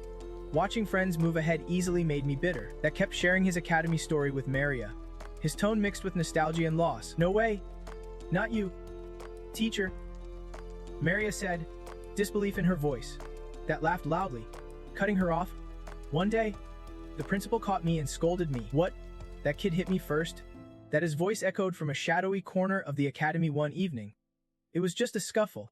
Why did he have to step in with a face bruised like he would been in a fight? That stubbornly said. Normally, I do not care about stuff like this, but in moments like this, do you know what a mage must never do? The principal interrupted that. Compare yourself to others. That his face darkened, but he still argued boldly. Seriously. What are you even saying? The principal lectured calmly despite that his attitude. Mages call that the existence that erases oneself. If you can truly look at yourself, that is real self-erasure. But if you keep focusing on others on your own path, one day, you will lose your way. In the Mage, Mark kept charging forward, confident until he sensed something was off. He looked at the nets in front and behind and realized they were locked. Cornered with no escape, panic surged in Mark's heart, freezing his mind. Now, all Mark felt was regret. He should not have taken this path. Seeing himself trapped with the maze blocks closing in to attack, Mark's mind had only one thought. Am I gonna die like this? Overwhelmed with regret and fear, he cried out for help. Save me! Everyone outside watching Mark in danger was worried and scared everyone except Mark. Just as it seemed Mark would die, a hand reached out. The hand grabbed Mark's collar and pulled him to safety, rescuing him from certain death. Holding Mark's collar, Siren gritted his teeth and pushed forward with all his might to break free from the maze as assault. Marcus saved. Siren rescued him. Suddenly, a student realizing both were still in the contest asked, but this is a competition, right? So why would he save his rival? As soon as a female student spoke up, another student shouted at her angrily, are you stupid? Does winning even matter when someone just died right in front of you? Now, it does not. That did not seem to matter anymore. But another student noticed something unusual about how Siren saved Mark. How could he pull off that kind of teleportation? The trapped student kept struggling and screaming for help. Save me! Save me! Annoyed, Siren snapped. Shut up! I am thinking. These traps are some kind of illusion. I have to see through them to find a way out. Moving forward first. Siren carried Mark while trying to figure out how to escape the maze. Feeling a bit tired from lugging the heavy kid around, Siren flew up at the speed of light with Mark in tow. The traps were chasing after them as Siren moved. The traps in the maze seemed alive, relentlessly chasing. Running upward was useless. Get out of the way! Shouted the students below who saw that flying up would not help. Seeing the maze closing in, Siren knew dragging Mark was pointless. But he could not think of anything better. Increasing distance did not help. What should I do? Suddenly, an idea sparked. Siren knew exactly what to do now. That is right. There is a way. I need to turn back. Without hesitation, Siren sped up and dragged Mark back the way they came. Seeing Nam turn around, Aruki clenched her fist excitedly. That is it. Moving forward is not always right. Sometimes turning back is the answer. Meanwhile, Siren's classmates were confused watching his impressive moves. It has only been a month.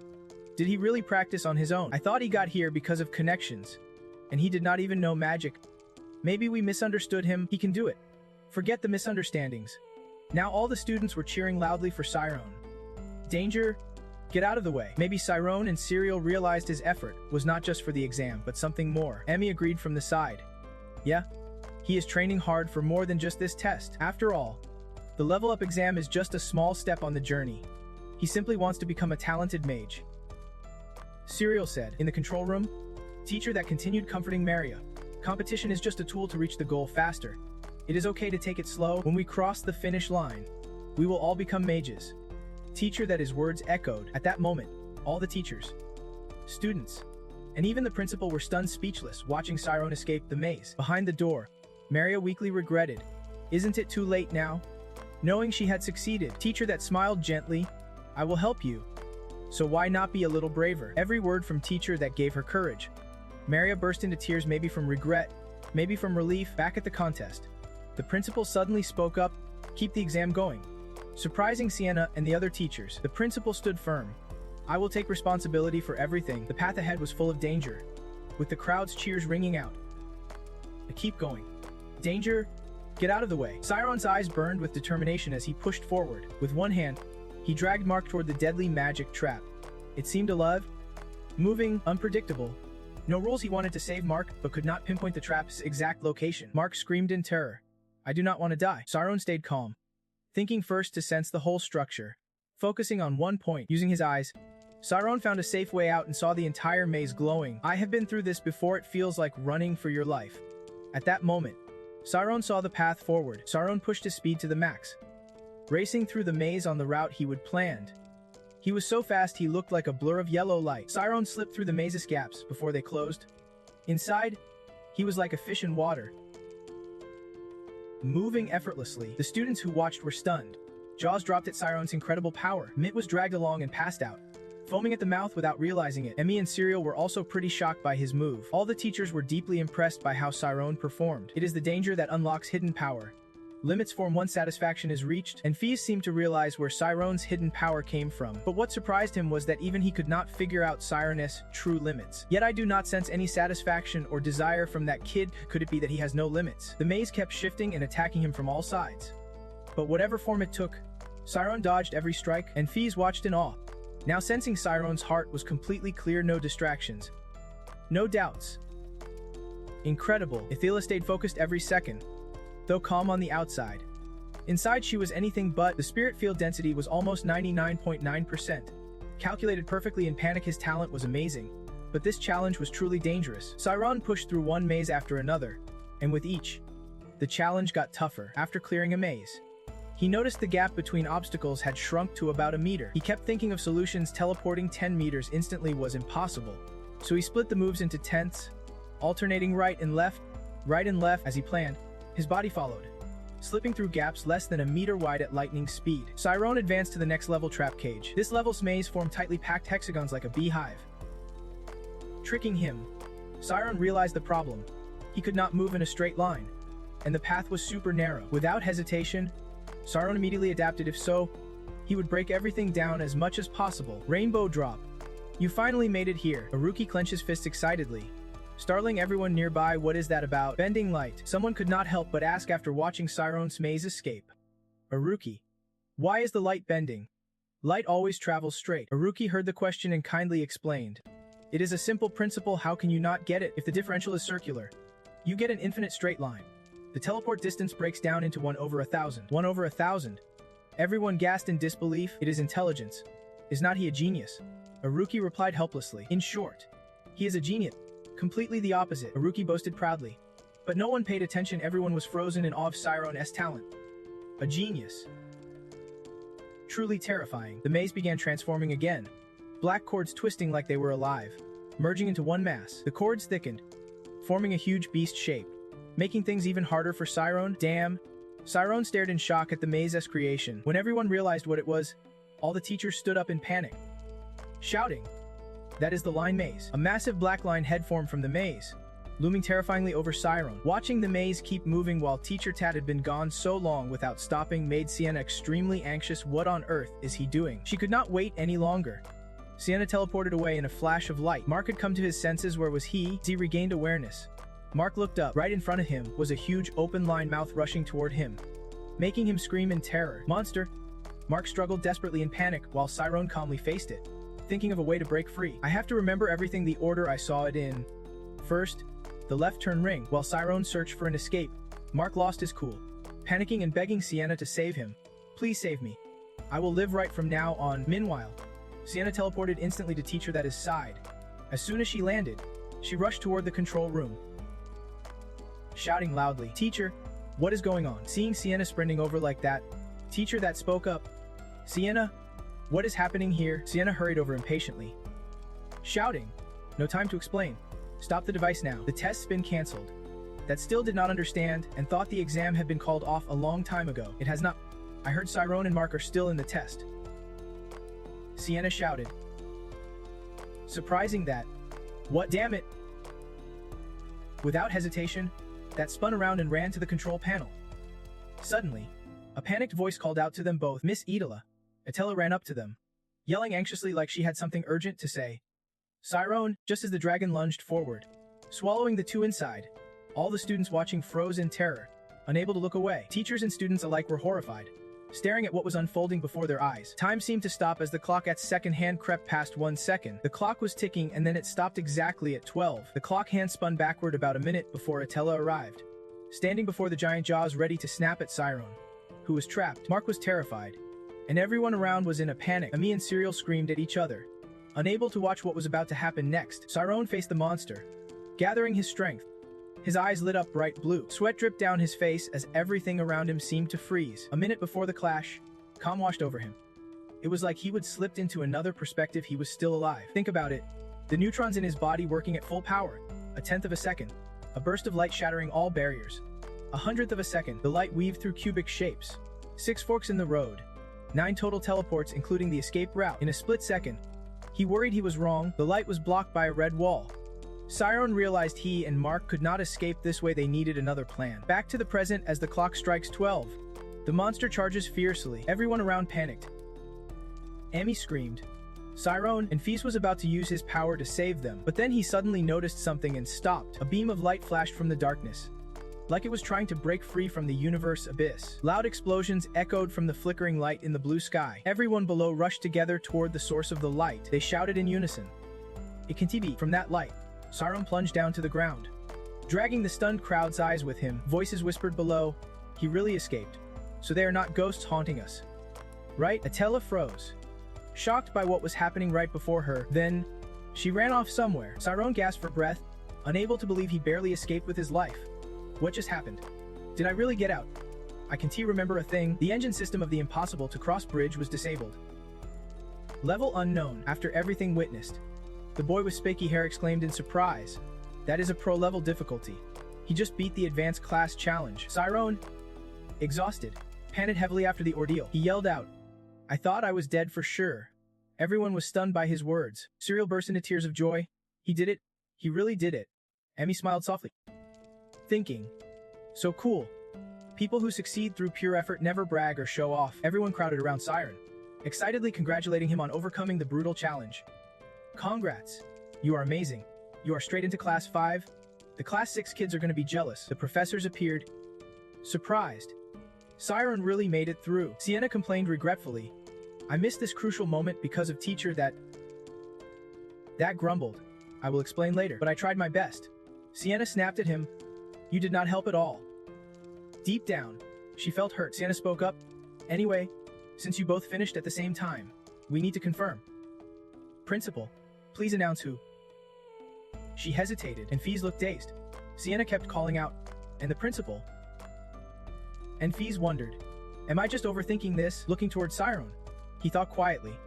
I am truly happy because you have shown everyone the light of the Ilsehat clan. He glanced toward Anpheus. He thought, the title given to the one who laid the foundation of Fulton's legacy, and who was awarded the King Is Golden Circle Prize.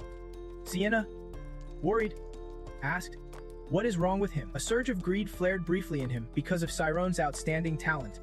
He stepped forward, right hand placed over his chest. Bowing respectfully, the principal said, please share your decision. I believe the person who can shape the Academy's future has appeared. Anpheus chuckled. Yeah, I got a bit carried away.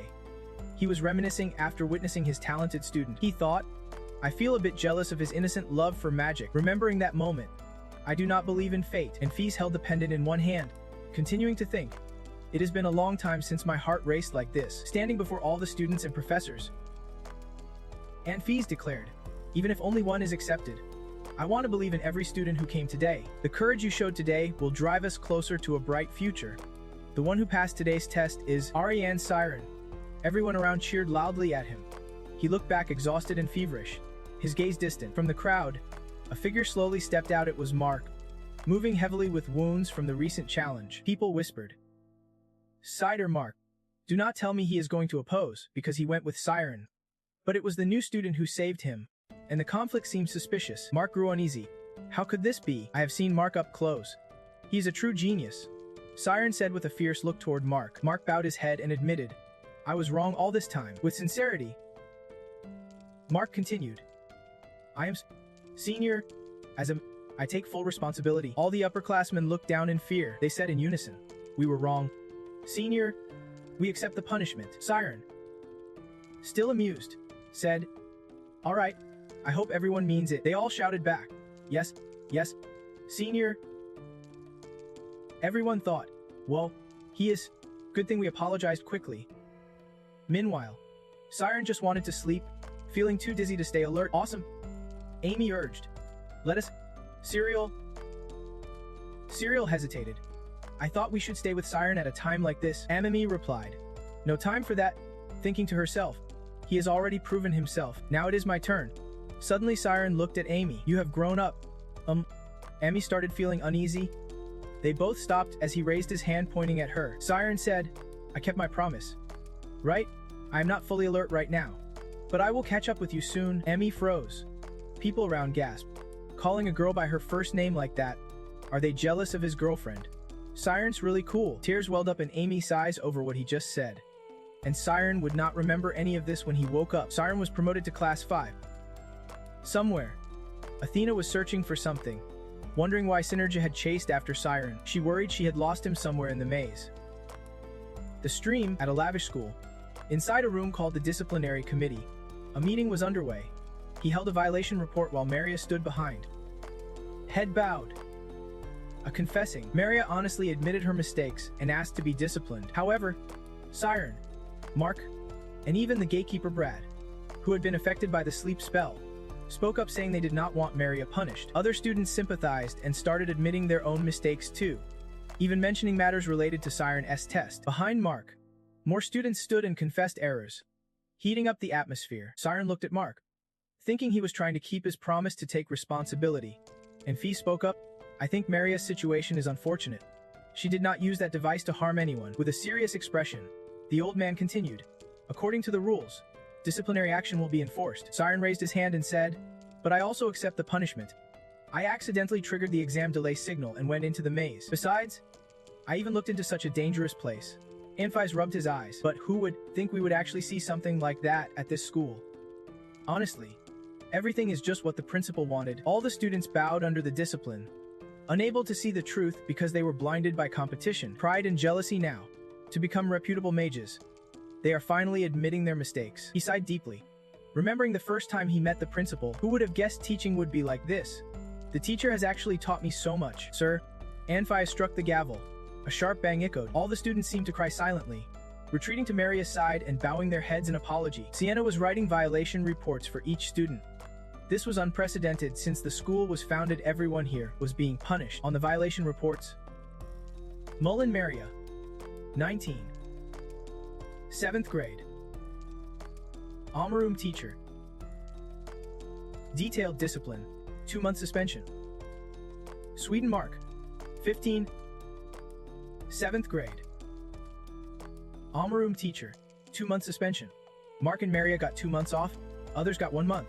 And on Siren's self-reflection report, he was only required to write a statement, remembering when Siren admitted his fault. Siren, why did you enter the maze after seeing the signal? Siren said, at that moment, I did not want to lose.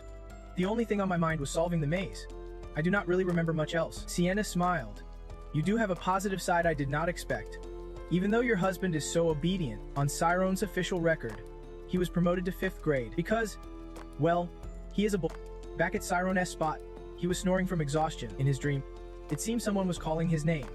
Siren, Siren, suddenly a shout. Dragon's maze. A flash of light shot by. He was flying like a streak of light focused, sharper than ever. His eyes snapped open, recalling all the scrutinizing gazes. I will erase myself, erase who I am, remembering what happened.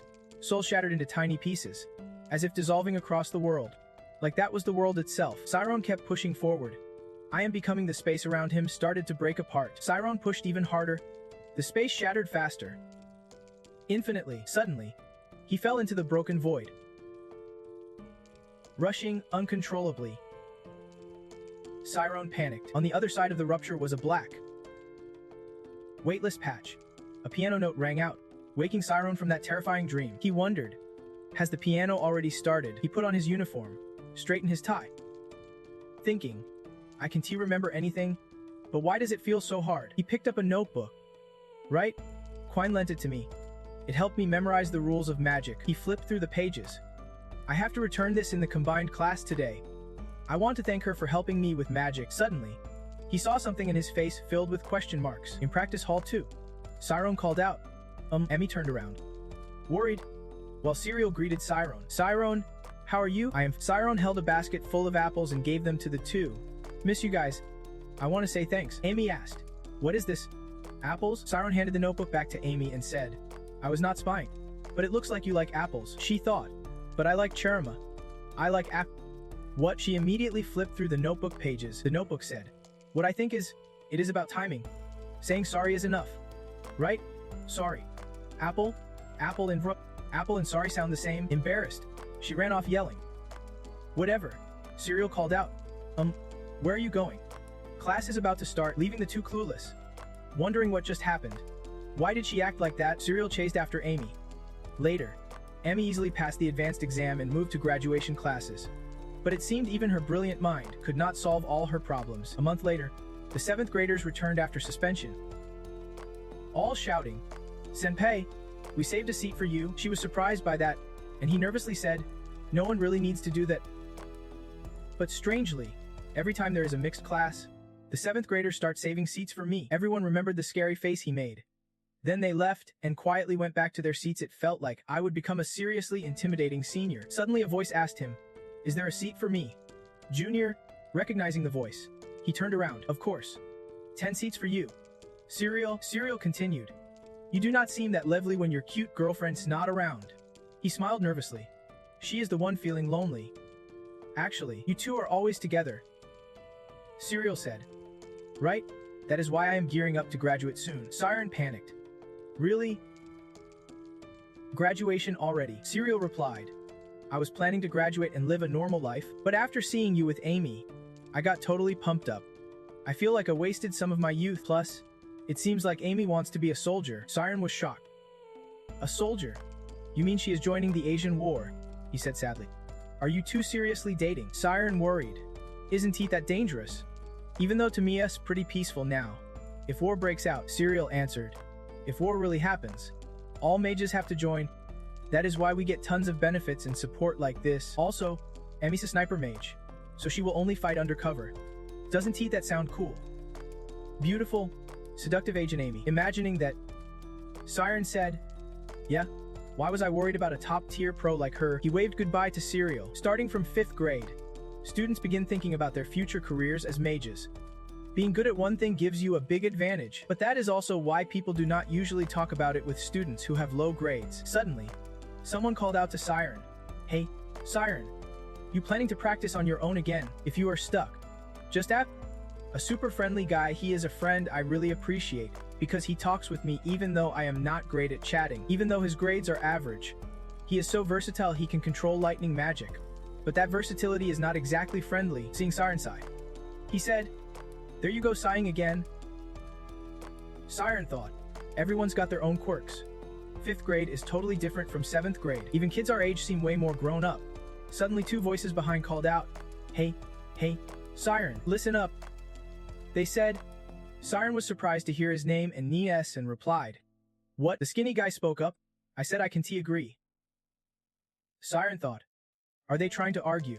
Let us see. Would they avoid me again? Because I do not understand what they are saying. Is this about chemistry, biology, or literature? Professor Edela and C asked who you like better. Siren was so shocked his eyes went wide and mouth dropped open. He thought awkwardly. Girls. What? He sighed in relief then reluctantly said. Why would you ask me that? He nervously glanced at him and thought. Right? Neen. Then he loudly declared in frustration. I am on Professor Siena's team. Okay. Siren heard that and silently freaked out, clutching his head like he was about to get hit. Then Nin crossed his arms and loudly challenged the other two. Don't you know Professor Siena's like, super strict and wise. The guy across snapped back. No way. Professor Itala's the one who makes us feel protected. Siren stood awkwardly watching them argue, thinking to himself. Teenage boys. Suddenly a voice called to him. Siren. What do you think? He jumped, mouth open, thinking. What do I think? Caught off guard. Siren hesitated, lost in thought. Right? To have a great school life, I need to learn how to fit in.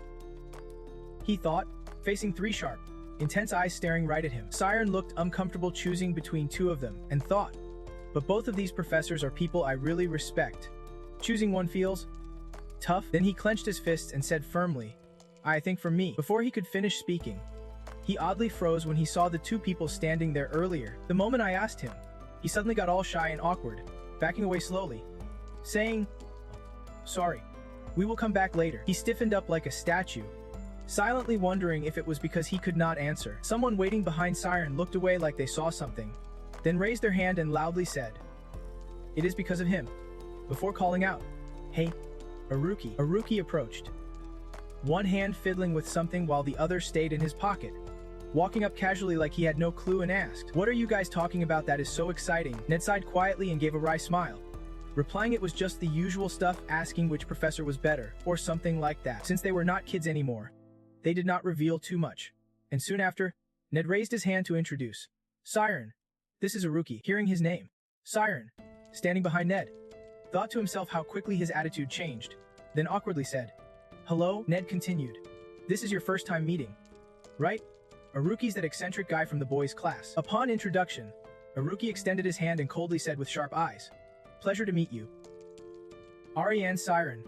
Heard of you for a long time. Honestly, who here does not know you?" Siren was puzzled as he shook Aruki's hand, glancing down at his palm and wondering silently. That voice, suddenly, a faint voice and a blurry face popped into his mind, telling him, "Don't hesitate. If you want to do something, just do." That voice echoed beside him again. "You came here to become a mage, did not you?" He just stood there dumbfounded, wondering, who was that? Then he excitedly grabbed Aruki's hand with both of his and said loudly, "It is you. Thank you. Because of you, I finally managed to use that redirection form." Aruki looked down at his hand, a bit surprised, but did not reply. Siren went on, "Thanks so much for what happened last time." After a pause, Aruki looked up and smirked, saying, "You are kind of boring, are not you?" Siren froze, stunned by those words. Suddenly, someone nearby interrupted and challenged them to move aside. He looked at Siren with a smile and explained, "Don't mind him. He always talks like that." Then he turned to Aruki, arms crossed, saying, "Hey, what is with that comment?" That was a compliment. Saying that, he stepped forward, glanced back at the two with a teasing smile, raising his hand to eye level. "Anyway, good luck. Class 5 is full of weirdos. Be careful." Hearing that, Siren asked Aruki, "Where are you going? What about class?" Aruki just turned and walked off, leaving behind only 3 words. "Don't care." Siren was shocked by that and silently wondered. He does not care about attending magic class. After Aruki left, Nade scratched his head, sighed with a bored look, and explained, "Sorry, he is always like that, but once you get used to him, you realize he is a good guy." Siren replied uncertainly, "He's kinda strange." "Huh?" Nade nodded. "Yeah, if you want to really understand him, it is exhausting. Honestly, he is a genius." He hesitated before adding, "But the thing is, he is a genius in a pretty weird field." Surprised, Siren asked, "Aruki's a genius?" Suddenly, loud voices echoed from somewhere. "Hey, look, it is Aruki. Why is he entering the danger zone again?" In front, Aruki was walking on a platform heading somewhere. The crowd below stared at him intensely, and someone muttered, "Come on, he is not going to strip and lie down there, right?" Then someone gasped loudly, "Oh no, what is he planning now? Let us go check it out." On the elevated platform, wind currents started swirling around Aruki's legs, with some kind of magical circle forming around him. Then energy began rapidly radiating outward from where he stood. Magical rings spun beneath Aruki's feet as he stood tall, one hand in his pocket, watching a blue energy stream soar from the ground to the sky. Sharon and the others gawked at the blue energy, and he wondered, "What is that?" Then he thought, "Redirection of spiritual energy. That is fast." The blue stream now spun into a huge circular vortex above the other students' heads. Some looked terrified, but then another voice rang out, "Every time I hear it, I get totally hooked." Another voice chimed in, saying no one else in this kingdom could pull that off. Aruki smirked and snapped his fingers. Suddenly, 8 medium-sized blue circles appeared on the ceiling. Everyone looked up, whispering, "What is that? Some kind of target?" The teacher in the 4th grade class heard the noise mid-lesson, turned around startled, and gasped. Then she shouted, "Aruki, stop that right now." On the ceiling, those blue circles sprouted tiny wings and started moving, with a ring inside that looked like an eye. Aruki pressed his thumb and forefinger together, then said with cold blue eyes, "Ignite!" A voice shouted a warning. "Everyone dodge." Panic spread instantly as everyone scrambled to run away. "Hey, this crazy guy!" In the chaos, No one noticed the blue eye getting pierced by a sword. Then it glowed fiercely on the ceiling, making everyone even more terrified. Suddenly, it exploded with a deafening boom right above everyone's heads, bursting with bright purple smoke. Everyone screamed, trying to cover their ears, but Siren did not run. He stood his ground, letting the purple smoke blow his hair around. Haruki's laughter echoed as he said, glancing at Siren. Back again? Huh? Siren? He disappeared into swirling purple and white smoke. The teacher grabbed his ear, furious, yelling and dragging Haruki away. You little troublemaker. Didn't you just get suspended? And now you are causing chaos again. He winced but responded. I did not break the machine. Miss, you know I did not. The teacher shouted. You are suspended for 3 days. Remember that. Haruki did not look surprised. He seemed used to it. That long. He muttered. Then someone's voice talked about Haruki. He is the top troublemaker in 5th grade. But these days he has got a serious, untouchable vibe. He sat cross-legged on the desk, hands behind his head. Staring ahead, the voice continued. His test scores are awful in most subjects, but his personality, pretty average, I guess. But Haruki's called a genius because he is a master of one thing only. Midterm scores in all social studies were zeros, but in natural sciences, he scored a perfect 100 every time. There is a condition called savant syndrome. It is when some brain injury patients recover and suddenly gain abilities far beyond normal people. The voice went on. Specifically, Haruki is the king of science subjects. His nervous system fires neurons differently.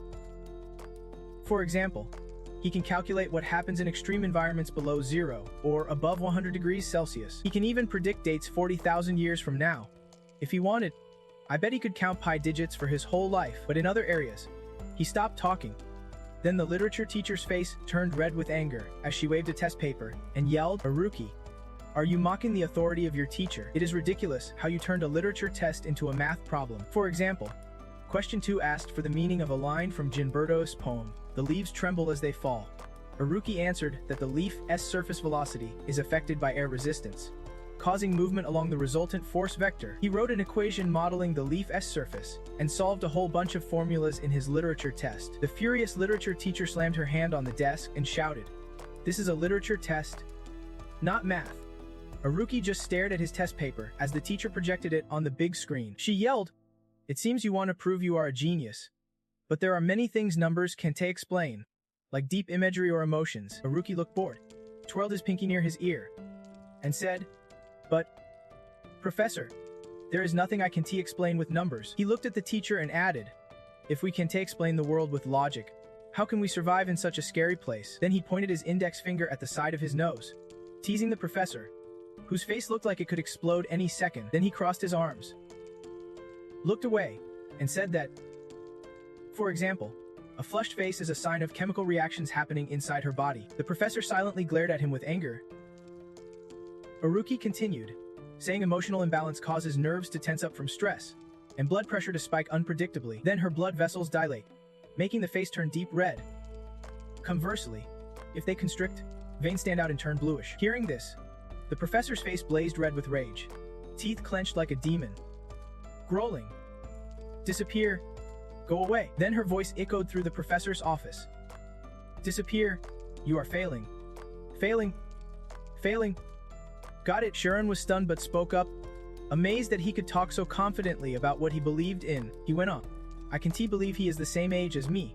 People really come in all types. Neen sat across from him, resting her chin on her hand, looking a bit awkward. Before, professors always encouraged Haruki, but eventually everyone gave up. He sat cross-legged, resting his chin and cheerfully said, But who would think he would be curious about you? Unexpected. Huh, I was really happy when he started talking to me. Siren laughed softly, then thought quietly, but still felt a little uneasy. He put his hand to his mouth, seriously thinking, Anyway, it is good to know a lot. While he was thinking, a girl standing nearby softly spoke up, Sorry. Both of them turned around in surprise to see what was going on. It was a long-haired girl with a slightly shy expression who looked at Siren and spoke. Siren, do you want to join our research group? Neen whispered in surprise. Siren, the girl continued inviting him. We are researching material teleportation magic. If someone with high achievements in photon magic like you joins, the research will be completed much faster. Then she added that submitting the research means he would not waste his vacation time on performance reviews and leftover tasks. Then he politely said, Sorry, but I have to decline. Seeing that, the girl softly said, Well, There is nothing else we can do. If you change your mind, just let me know. After saying that, she turned and walked back to her group, giving him a last look. If you change your mind, you can join anytime. Siren sat at the table over there, turned around, and smiled with his eyes narrowed. Hearing that, Siren replied, "All right, thanks," and smiled back at them with narrowed eyes. After a while, they left. So Nin looked after them with a satisfied grin and spoke up. "Those guys are pretty impressive. Well, you have already got senior army, so that group is not that special." Huh, Siren silently wondered. How are those two things even related? Then he switched thoughts. Unfortunately, my knowledge still has a lot of gaps. He felt down thinking about his low midterm scores. Just raising grades is tough enough. I can to dream about joining a research group yet. Nin teased. Jealous? Huh. Siren shrugged and asked, "Nin, do not you have a research group? I think you could easily join a good one." Nin cheerfully replied, "I do have a research group." Siren was surprised and exclaimed. Then she added, "And I am the group leader too." He showed a disappointed sigh, lowering his head silently.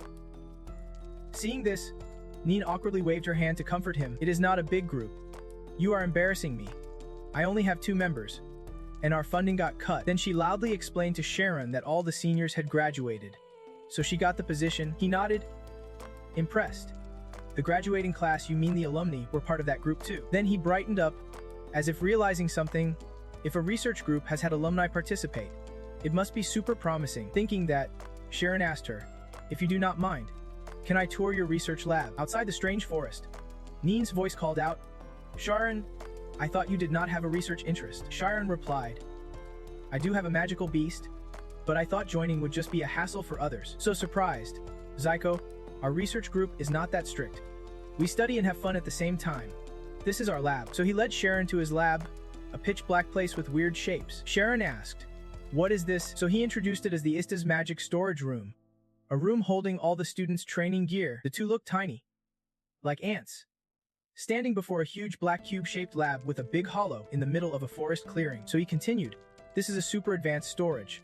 You put your study stuff in one block, and it automatically delivers it to the room you need." Siren sighed, clearly frustrated with himself, and said, "So it is just a storage room." Nate saw Siren's expression and quickly said, Wait, that is just the outside.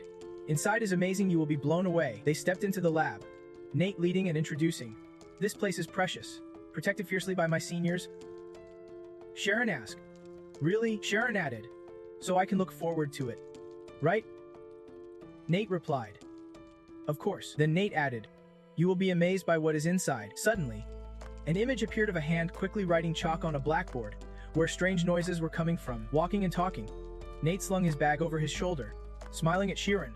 "Other groups are all eyeing this place. My seniors had to fight hard to keep ownership of it." Siren passed another corridor, stopping to ask, "What is this?" Nate looked back, smiling, and said, "Honestly, we can use everything inside if we want." Siren was puzzled. "Isn't that against the rules?" he asked. Nate answered as the structure shifted each time Siren picked an item he wanted. In other words, pause here. Nate stepped deeper inside, while Siren just followed along the long yellow line marked with the 7-bar symbol. Walking, one hand carrying his bag over his shoulder, the other in his pocket with a confident grin, Nate said, "No one can find us here." Siren followed. Amazed, Siren zoned out, thinking, "A hidden place where no one can find you." They parted ways happily. Nate said, "Yeah, this is our lab." Siren was speechless, stunned beyond words. Nate let out a doubtful sound as they stood before a worn sign hanging on the door with extra writing. It read, "Scientific Research Lab on Paranormal Phenomena." Siren gasped, "Science on paranormal phenomena?" Then he stunned for a moment, thinking, "Paranormal in a magic academy." Still, he was as excited as before. Siren asked, "What do you think?" "Pretty cool, right?" Then with excitement, he added, "Demons, spirits, reincarnations, aliens, hell, gods, and so fascinating. We study everything related to that stuff," Nate said behind him. Pale and coughing thickly, Siren doubted himself, thinking, "Did I join the wrong group? I am not exactly uninterested, but this is kinda." Then a door slammed open in the quiet space. A loud blast followed but caused no damage. The force blew Nate's hair and clothes. Siren jumped. "What was that?" Nate laughed with squinted eyes. "It is just a bit of dust. You will get used to it soon, Nate coughed harshly, covering his mouth. Thinking, why do I have to get used to it, instead of just cleaning it up? He sniffed again, as something caught his attention ahead. Someone's back was turned. Writing on the board, it was Ruki. Focused on solving something, Sharon called out, Aruki.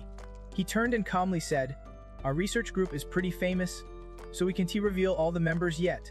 That is why I did not tell you before. Sharon was curious. Aruki, you are into supernatural stuff? Aruki seemed to notice them and explained his curiosity. Actually, it is the opposite. He joined to prove the exact contrary. That is a pretty clever way to lure people who think the world operates on pure logic. Aruki's eyes lit up excitedly as he said, huh, is that Siren? He ran over and grabbed Sharon's hands, bursting out eagerly. What kind of wind blew a genius like you to this lowly place? It is good you are here. Listen to what I have discovered. Sharon blinked in surprise and muttered a reply. Then Aruki continued, when you break down matter, what is left are atoms. Right?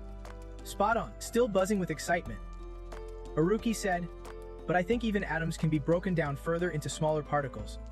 What do you think those atomic particles are made of? Sharon was caught off guard by the question, hesitating as he answered, yeah, that is right. I am not sure, but I think there is some hidden energy involved. Aruki pumped Sharon's hand enthusiastically and said, exactly. I knew you were amazing. Sharon broke out in a sweat from Aruki's enthusiasm, thinking to himself, did I actually get that right? Aruki cheerfully added, yeah. There is tons of hidden energy, so much it could wipe out an entire city. What do you think would happen then? Sharon faltered at Aruki's question. Surprised. What? Then what? Then a serious look crossed his face as he hesitated. People would get hurt. Aruki raised his pinky and coldly said, what exactly are you talking about? Then he pointed his pinky right in Sharon's face like a madman and said, there is so much hidden energy inside. Do you really think we should care about that? Sharon raised his eyebrows in shock. What? Do you even understand what you are saying? Then he shouted, the principal told us that if we want to be mages, we have to think about the consequences our magic could have on Earth. The people nearby did not know how to react, seeing the tension between the two. Sharon's voice got louder. So do you think sacrificing the many is okay just to satisfy your own wishes? Aruki casually picked up a cherry from his cup and coldly replied, you are seriously boring. Sharon grabbed the cherry, held it at eye level, and said, do you think other mages know this, but just do not act on it? It is because they do not have the ability. Then, popping the cherry into his mouth, Aruki added, your peak intelligence is only good for getting some job done. Sharon glared and shouted back, no matter how genius we are, that does not matter. I would rather be a harmless fool than a genius who hurts others. Aruki leaned back, playing with the cherry, then glanced down with a teasing tone. A small number of geniuses lead the majority of idiots. That is history for you. History proves that, and that is the world we live in. I really hate idealism. Sharon frowned and shot back. Your so-called logic smells like defeat. You can easily satisfy that ideal. Sweating buckets. Both raised their hands and waved them in the air, breaking the tense atmosphere with a shout.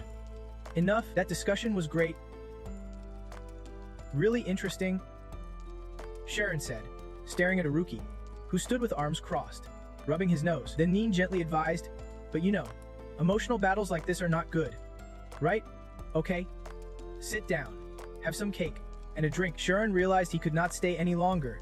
He grabbed his bag and headed for the door, saying, I am done here. See you, Neen, he said as Neen shouted after him. Wait, Sharon, do you even know the way out? Aruki rubbed his nose without care and said, just follow the path you came in. If you can do that, you are a real idiot. Sharon spun around angrily. Hey, why do you say that? If it were you, you would explain it so he would understand. Right? Aruki flopped down on the couch and replied, yeah, I admit, maybe I went a bit too far. Then he crossed his arms, rested his right leg on his knee, and smirked. Since he is my rival. I looked at him with a puzzled tone and said, you are trying to mess with me, right? Besides, who would have guessed you would actually say rival, when all you care about in this world are numbers? Aruki slicked back his hair, tilted his head back arrogantly, and said, exactly, because all I care about are numbers. You saw Sharon during the ranking test, right? I was surprised and replied, that teleportation test. Yeah, of course I remember. That is how he got ranked on par with us. He glanced up at the ceiling, thinking aloud. For someone just learning teleportation magic, do you realize how fast you have to think to pass level 10? Especially in that maze of void? Then he fell silent. His face tense as he looked at Aruki and continued thoughtfully, passing it without splitting your time. Impossible. In that moment, the time he divided into 10,000 calculations simultaneously, Ruki spoke slowly, picturing Sharon's brain working fast and connecting all those spirit realms in his mind. I was shocked and blurted out, "Wait, 10,000 calculations at once?" Haruki suddenly dropped his head and laughed like a madman, shouting, "That is the secret behind his brilliance. Faster than effort and sharper than knowledge, no conscious calculation can beat the speed of unconscious math." Then he suddenly became serious, staring at me coldly and said, "What about you, Neda? What would you do?" Hearing Haruki's question, Neda raised an eyebrow and chuckled before replying, "Got it. A battle between calculation and clarity. Huh. And you want to prove it with that test, the upcoming speed test," he said, thinking of Sharon's determined look as he left earlier. The next day, chatter echoed from the spacious academy building where all the students gathered. "The speed test in 2 weeks. Right? If I fail again, I won't be able to level up." Inside the classroom where the chatter came from, school was just letting out. Sharon was packing his bag on the desk and overheard the talk. But did not he expect this? What is going on? As soon as they mentioned him, Sharon stopped packing and listened closely. The voices said, "He is really good at the practical part. Is not. I wonder how high his score will be." Hearing their chatter made him uneasy.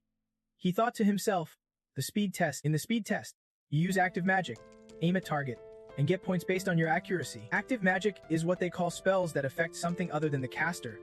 Even those who are not specialized in attack, healing, or support can join this test. You have to take down all the targets in each stage to move to the next. There are 3 stages in order, 1, 2, 3, with targets numbering 100, 1,112 respectively. Quick and precise aiming is absolutely crucial, but Siren sat straight in his chair, holding a cup of tea, both surprised and worried. "Professor, I still can't control active magic. How am I supposed to take the speed test?" The professor answered, "To use full-scale magic, you need at least 60 points on a scorecard showing 4 numbers. 41, 4, 0, 41, 42. Aura for Sienna, the homeroom teacher for Class 5 and Siren's professor, sat sipping tea, smiling with narrowed eyes as she told him, "But it looks like your chemistry score, which she teaches, is improving fastest. Not bad." "Huh," he called her gently. "Professor, I can see your office from the window." Sitting face to face, Sienna encouraged him wholeheartedly. "I am not teasing you. You totally get this subject. You just need to optimize using all your knowledge." Siren hunched slightly, awkwardly listening as she continued. "And there is one more thing, right? Some knowledge only an expert can truly understand," she said, surprising him. Then he wondered aloud, "Wait, is it photon decomposition theory?" Before thinking quietly to himself, teleportation magic is a variation of photon decomposition theory, a passive magic that can break down the user's body into photon particles. He remembered what happened before such a short time. He did not even feel like it was passive magic at all. Siren stared in surprise as Senna spoke up. She did not know we could use photonic decomposition theory for active magic. She rummaged through something while saying that recently. This kind of magic has been registered with the guild. He was caught off guard, wondering if magic using photons would actually be cool. He remembered Amy's radiant figure using her spirit domain. She handed him a volume of documents and said, "Take a look." Siren held it in his hands, thinking, This is my first active magic," he thought, flipping through the pages of the magic journal. He landed on a page with important info about photonic decomposition theory and photon heads. Under the picture were more details. The researcher described photon heads true to the name. It is magic where the head is light. Someone with photon heads can detect everyone around them, but this method is not as effective as light magic, and there is still a lot to study. Then he asked, "Professor," Siren held the volume, eyes wide, and said, "Are you sure this is the right magic you are teaching me? You can take the exam, but I am not sure you will be able to use this magic." She sipped her tea, eyes closed peacefully, and said, "On the surface, it seems pretty useless, but the concept of using photon heads is incredibly brilliant." She continued sipping. Light is the fastest thing in the world. A flash of golden light in a zigzag shape shot through her mind, and linear paths are easier to control. In the Russian Tower, the leader in optimizing magical efficiency, they predict photon heads will be a huge breakthrough for information transfer and communication in the future. A towering skyscraper appeared faintly behind thick white clouds. Sienna said it is being researched in many magical techniques we do not even know about yet. If they study it thoroughly and regularly, it will develop into an amazing magical field with huge potential by the time you graduate. After she spoke, Siren rested the book on his hand, lost in thought, then replied, "I understand. It won't be bad if I master this skill before that happens. I will do as you say. Professor, he thought to himself, a magic leading to a new field. This could be pretty interesting to learn. Now Siren was in a different space, inside a forest. He stretched out his hand, but there was nothing. Surprised, he let out a sound. Muttering, he waved his hands back and forth. Why is not it working? Holding the document Sienna gave him in one hand, he looked at his palm with the other, then said in surprise, no way, he could not control it at his current level. Turns out he was in a training corner with other students at practice area 32, a large field at the foot of the mountain. Surrounded by trees and hills, near the edge was a big grandstand with students gathered around. It was the level 5 practical class. Someone held their hand out and silently said, initiate magic. It is a gesture for casting spells. Then he thought, magic does not come from the hand but from the spirit domain. But imagining photons coming out from the hand makes casting easier. Worried, he raised both hands. Thinking, creating photons is not simple. Is it because my spirit domain is a convergence type? Kind of like a casting style. It is Ela, she said with a squinting smile as she stepped down from the grandstand. Let us start class. The students below panicked and shouted in unison. Who are you? That is Professor Athela's outfit. Her glasses disappeared. She would taken them off and she gently clapped her hands, smiling kindly at them. Siren gasped in awe. Whoa, her outfit is amazing. A male student behind touched his philtrum, closed his eyes, and guessed she must have just returned from training. Siren turned to the student. Curious? Training? When? Where? The male student answered, yeah, Professor Athela is the bishop of the Cass's order. Siren eyed him skeptically. Bishop? You mean she is a pastor? Another male student behind added. Right? The bishop is a high-ranking protector of the 12 palaces. Said there are 12 bishops across the entire continent. Athela shines in her bishop's robes, surrounded by a radiant aura not everyone has. The male student's voice continued to echo, and Miss Athela is one of them. With her strong spirit, the kingdom awarded her the title Jonath. Jonath is a title given to the mage with the strongest mental power. After saying this, the male student proudly turned to the arena and said, got it. She may look like that, but Professor Athela is... Immediately, the words totally mesmerizing appeared above the place, and she smiled with admiration, saying, great.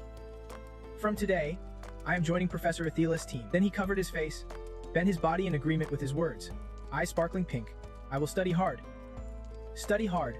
Ace all my tests. The two male students were speechless at that, while Siren silently stared ahead, his expression deep in thought. Amazing, he thought.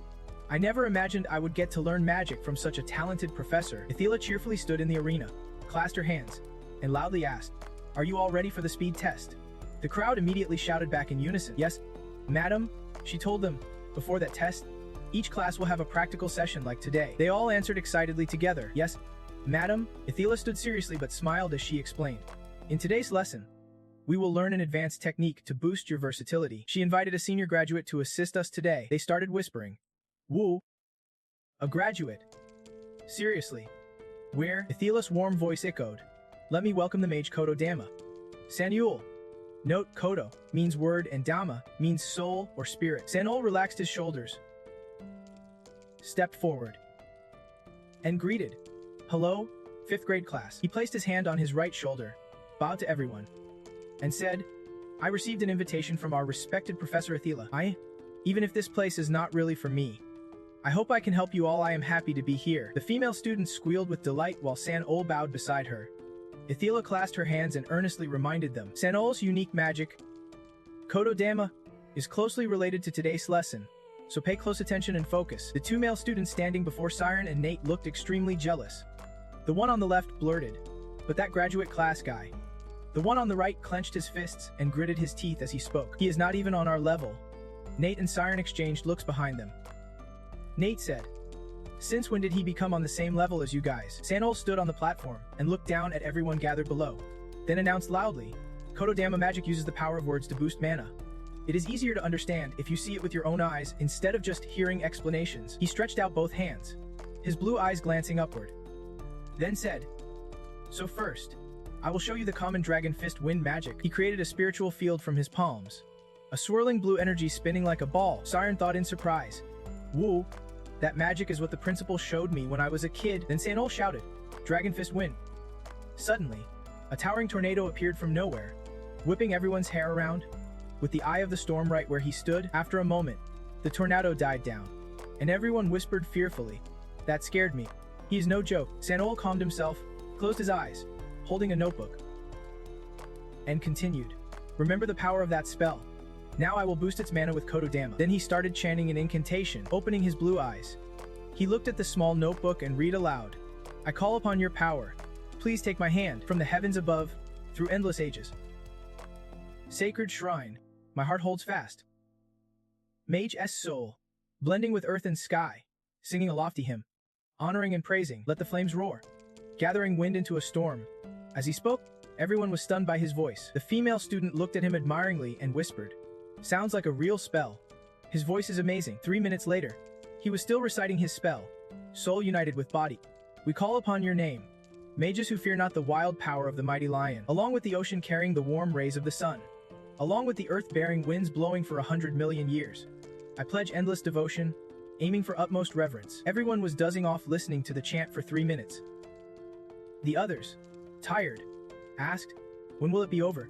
Please, do not fall asleep. He stiffened, eyes flashing, and said, Dragon Scroll Wind. Then a whirlwind erupted from his feet, swirling straight up into the sky. Its force was so strong it almost blew everyone watching away, including Siren. People panicked and shouted, help me! Everyone was tossed back and forth by the vortex pull, swaying like a leaf in the wind, shouting, I thought we were done for. Athena squinted and said quietly. She did not speak the chant aloud but still recited it in her mind. San-Ul's voice rang out. Of course. I am not just reading it. I put my will into every word and treasure them. That little book has many different spells. He continued. And that is what boosts the magic power. This is the basic principle of Tadamas magic. San-Ul closed his eyes calmly, holding the notebook. But the chant is too long for battle. So now I will show you what is called sound speed magic. The others panicked. More, but San-Ul did not say more.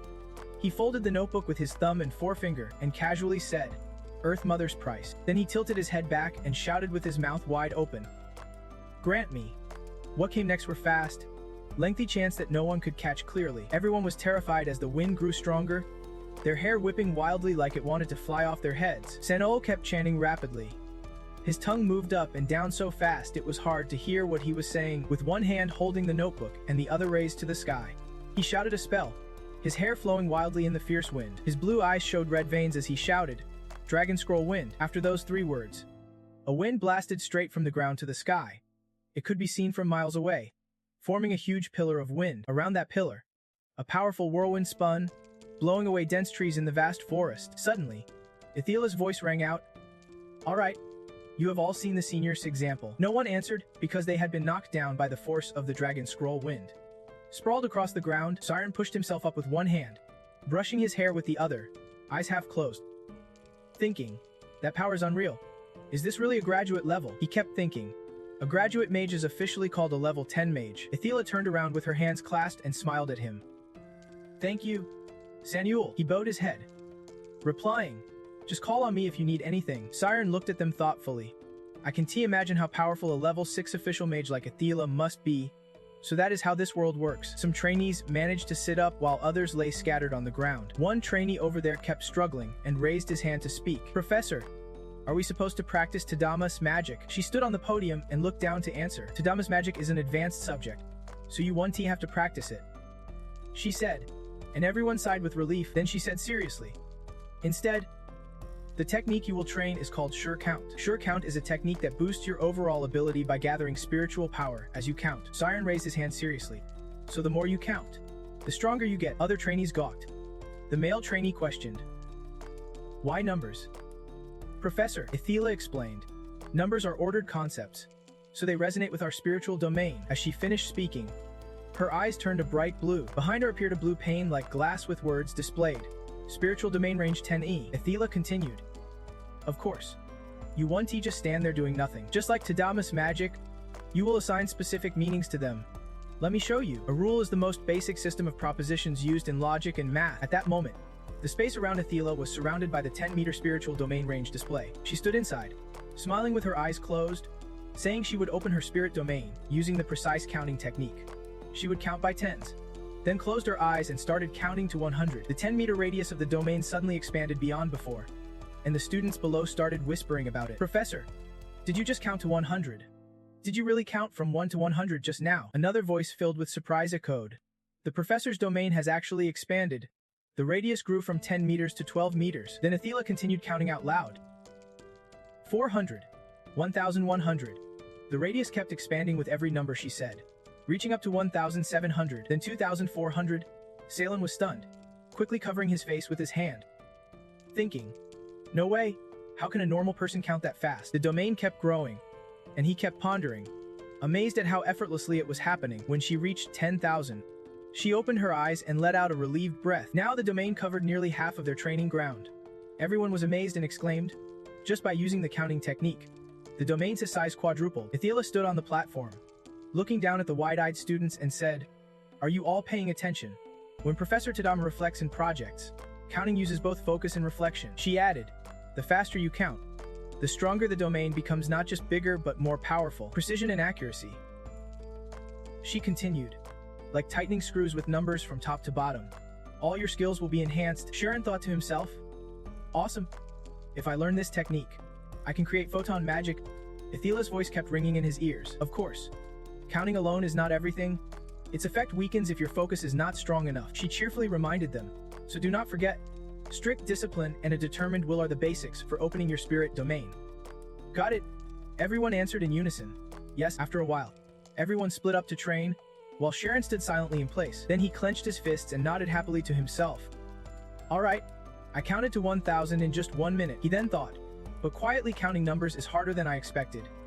Indeed, no one around could keep focus when counting for so long. Seeing this, he reflected, if I had not been constantly training my mind during classes, I definitely could not have done it. Suddenly, he remembered something. Wait, when I shifted time earlier, I used a technique that let me process complex calculations. He guessed, maybe that is the counting technique. A stream of numbers flashed through his mind as he continued thinking, grouping them by hundreds to count all at once. A beam of light touched the ground, shining brightly.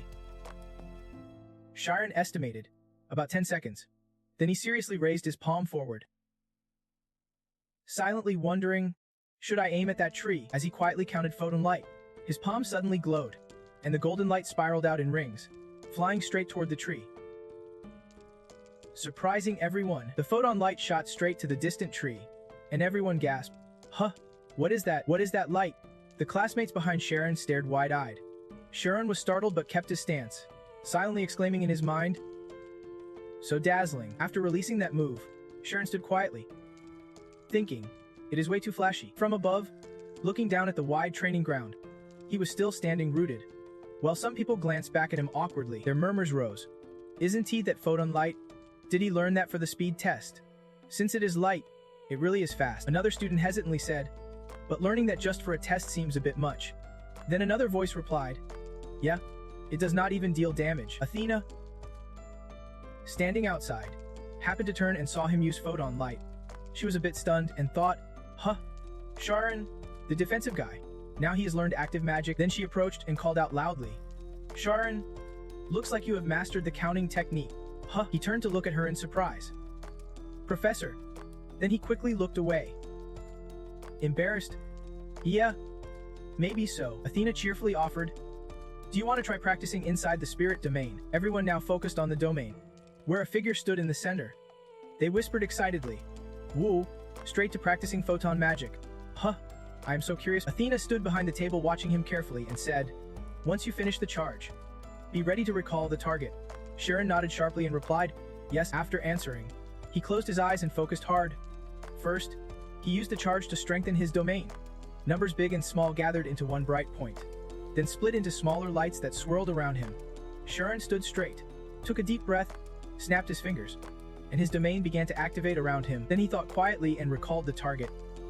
Suddenly, a bunch of blue shadows appeared around Siren. On the dark green board, information popped up. Rapid fire. Level 0. Score 0. Time limit 1 minute. Siren's figure showed multiple targets that reflected dazzling blue light. He stood tall, eyes wide open, staring at the targets right in front of him. Then he raised his hand, focused his domain into one spot, and held his palm toward the target floating in the center. Concentrating, he silently counted. A photon shot, and immediately a glowing photon shot lit up and flew straight at the target. Seeing this, Siren was stunned and thought silently, so this is how it works. He thought, thanks to the bullet's speed nearly reaching light speed. The photon shot moves in one direction and automatically locks on the target to attack. It shattered the targets into pieces. Siren kept thinking it felt like he was aiming and shooting all at once. His rapid fire was now at level 02. Score 11. Time left 55 seconds. The other trainees gasped. That is fast. Everyone was stunned. Mouths agape, as someone exclaimed. Right after he aimed, he hit all the targets. Like some instant magic activation, Athela stood silently watching him, then thought to herself, got it. Siren's charge must be grouping numbers into a big combination, and then unleashing them. She concluded silently.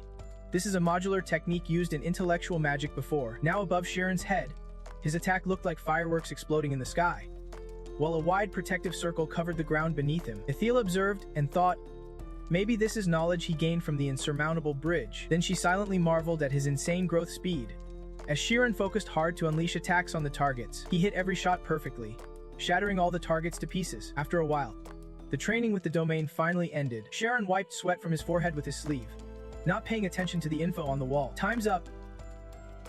Level 19. Score 342. No time left. And everyone below kept cheering non-stop. Isn't that a perfect score? 342 targets down in 1 minute. Someone's voice rang out. Should I just switch to photon shots? Nah, probably better not. That only works if you understand it like Siren does. He stood there wiping sweat, exhaled deeply, and thought, with this move, I do not have to worry about the rapid fire test anymore. Standing outside, having seen everything, he crossed his arms and said, so far, he has not mastered magic yet, but as soon as he understood it, he scored 342 points right away. Impressive? A rookie, sitting nearby, commented, that is a crazy score. He quickly added, well, it is his first try, so not bad at all. A rookie stood up, looked over with a grin, and said, his score is crazy, but honestly, it is pretty cool. Then a rookie raised his hand and called out to Athela, Professor, I want to try too. She and Nade both startled when they heard that. Nade worriedly asked, a rookie, are you sure? She frowned and warned him, but you can cause any trouble. Okay, Siren was wiping his face when suddenly someone's voice sharply rang out. Huh, it was a rookie, wanting to practice too. Hearing that, he got annoyed, turned his face away, and thought, a rookie, I do not like your way of thinking. But he hesitated, then kept thinking, I am still curious. A rookie stepped out from the stands looking confident and bold. Everyone gathered around to watch him. He pulled his hands out of his pockets, stood straight, grinned cheekily, and his domain started swirling around him. His domain rose from his feet into the sky. He looked very pleased, and everyone watching was stunned, whispering to each other, rapid fire with redirection form. No way, rapid fire is totally different. Siren was just as surprised. Someone's voice echoed, so he plans to take down the targets just by looking at them, not using synesthesia. Targets appeared floating around a rookie, and a huge magic circle formed at his feet. He bowed his head and snapped his fingers. His spirit zone shot straight at the targets. Siren raised his eyebrows in surprise, wondering if the targets actually got smaller. How was he doing this? Then Siren's eyes went wide as he whispered. A rookie spirit zone twisted in a Z shape, piercing through the hearts of the targets in the sky, leaving everyone below stunned. Suddenly, those targets all exploded at once like fireworks. Everyone yelled out, shocked and amazed. Info popped up on the board. Speech goal, level 0. Score 13. Time limit 0:57. A rookie spirit zone curved again, slicing through the target's hearts, and they blew up again right over everyone's heads. Siren stood frozen watching the explosions, thinking to himself, I do not even need to watch the rest to know he is going to beat my score easily. He thought, serious and focused. A rookie looked down from above and muttered to himself, if you are already this amazed, Siren, that is not good. Then he pointed straight at his spirit zone, speeding it up through the targets, twisting it into new shapes that made the targets explode. Everyone gasped. Whoa, the speed just increased. A rookie's always this strong, a fellow student said in disbelief. Siren stood behind, raising his hand with wide eyes, stunned, then reasoned, I get it now. If you watch closely, he is not tracking the targets with his eyes. Siren thought, he is predicting the target's movements using motion equations. Watching how a rookie controlled his spirit zone, the targets were divided into different equations. He kept thinking, surprised that after predicting their movements, a rookie could still keep up with all the targets by redirecting. Siren raised his hand and asked, how is the spirit zone so fast? A rookie smirked and said, right, but I am not just working with hundreds or thousands of numbers. Siren asked, curious, So you are calculating numbers higher than thousands. Aruki looked at him, grinned, and said bluntly, millions. Sharon's face showed disbelief at that. The board flashed again. Time's up. Level 24. Score 548. Time remaining 0 minutes. Everyone gasped at Aruki's results. What? Aruki? That is insane. Meanwhile, Aruki smirked proudly, one hand on his hip, the other awkwardly raised. The crowd kept shouting, why hide your skills? Redirecting targets that tiny is super hard. Is he even human? Athela stood aside, watching him walk by, her face thoughtful. Amazing. So skillful. Aruki reached the edge of the stands and stood in front of Siren, who was glaring at him. Aruki asked, what do you think? Then he added, worth watching.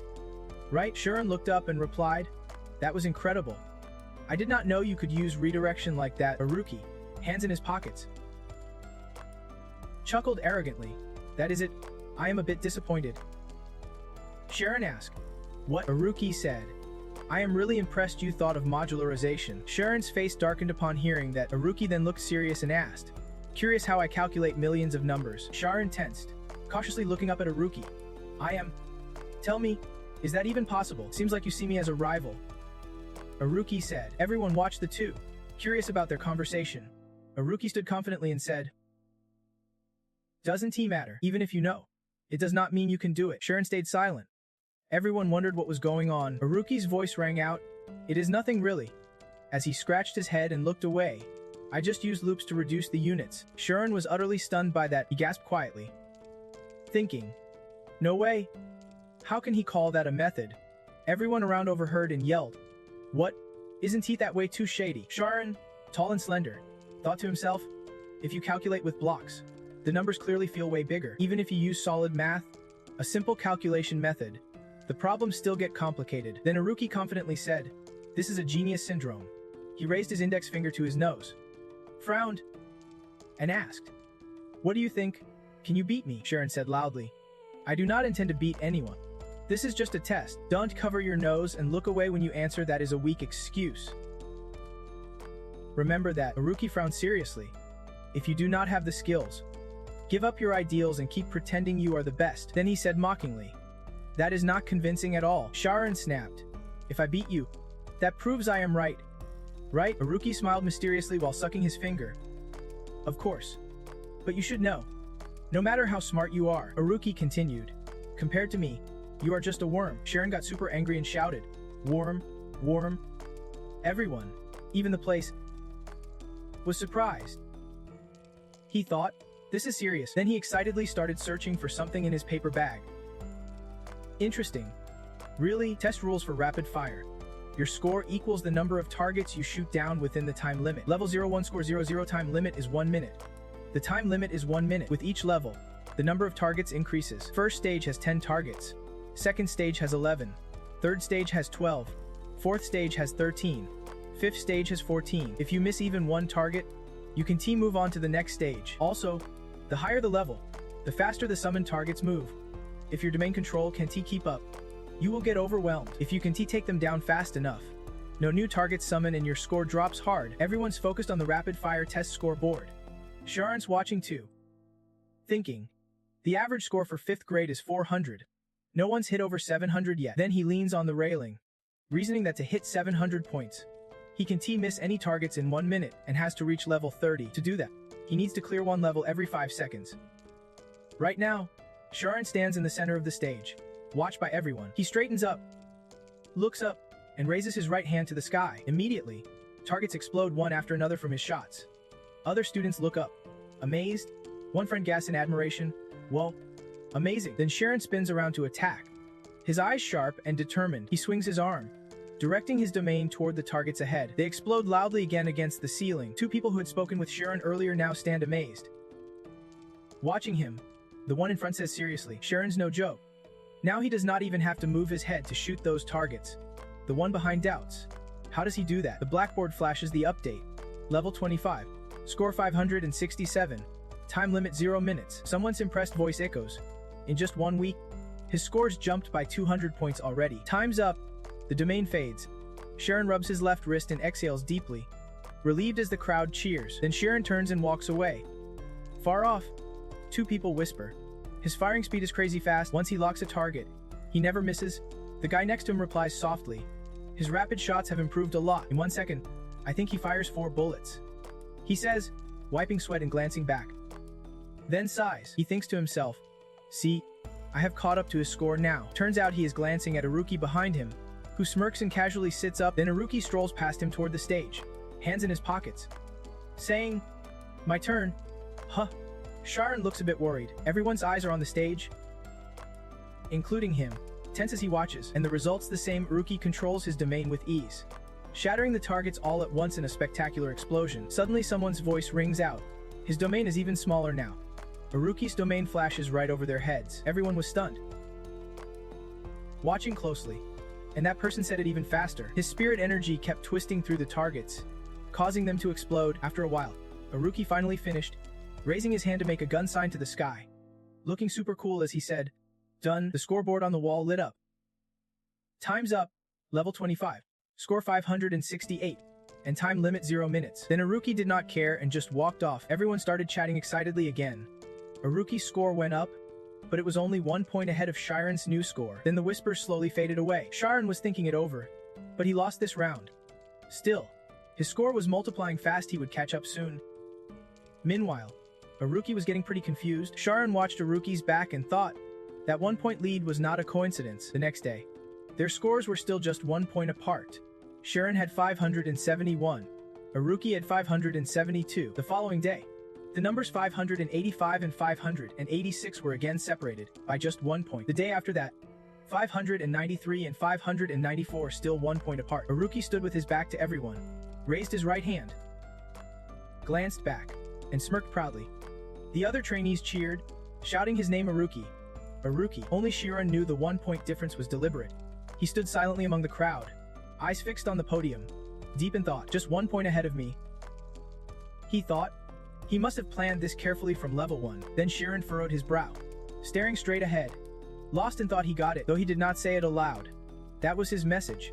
He imagined a rookie standing tall on a wall, looking down at him with pride. He could easily beat someone like me, he thought silently. Later, inside a tall, fancy building, someone's voice echoed.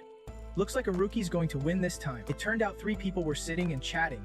One crossed his legs on the table, tilting his head as he spoke, scoring over 600 points. Siren's impressive too, said the guy on the left, but a rookie's just too strong. Another voice chimed in. I think Siren's biting off more than he can chew. Meanwhile, a rookie sat with his hand on his cheek, arrogantly looking away, ignoring the 2 people standing in front of him who said, a rookie, want to join our research group? Show us how you do it. What is the highest score you can get? A rookie. Siren sat nearby, resting his hand on his chin, looking annoyed at a rookie. Exactly. Unlike someone like me going all out, a rookie has not even shown his full potential yet. Then he silently thought, if I do not realize this soon, all those strategies will be wasted. Suddenly, someone put a hand on his shoulder, smiling with narrowed eyes. Don't worry. We are rooting for you. Then he added, actually, both of them are my friends, so it does not matter who wins. Siren turned to him annoyed and replied, seriously, when I am eating, I do not even know if I am chewing food or numbers. He propped his elbows on the table, tilted his head, and relaxed. I feel for you, but as a spectator, this is really exciting. We are all dying to see which one of you breaks the high score record. Siren asked, high score record? There is one. Then he asked, how many points is it? Is it some senior who already graduated? So he smirked at him. Don't tell me you do not know your girlfriend's score record. Surprised, he turned back. What? Loudly, he said, it is senior me, with 987 points. Meanwhile, somewhere else, maybe in front of a 2-story building at schoolyard, people were passing by. A pinkish red-haired girl was sitting back in a chair when she heard someone call her name. It was Serial running up, calling out to her worriedly. Long time no see. You have been causing a lot of trouble. The graduating class must be tough. She handed her the documents with a faint smile that revealed dark circles under her eyes, saying, no matter how late you live, you are just like me. Here's the info you asked for. Then the 2 sat down to drink water and chat.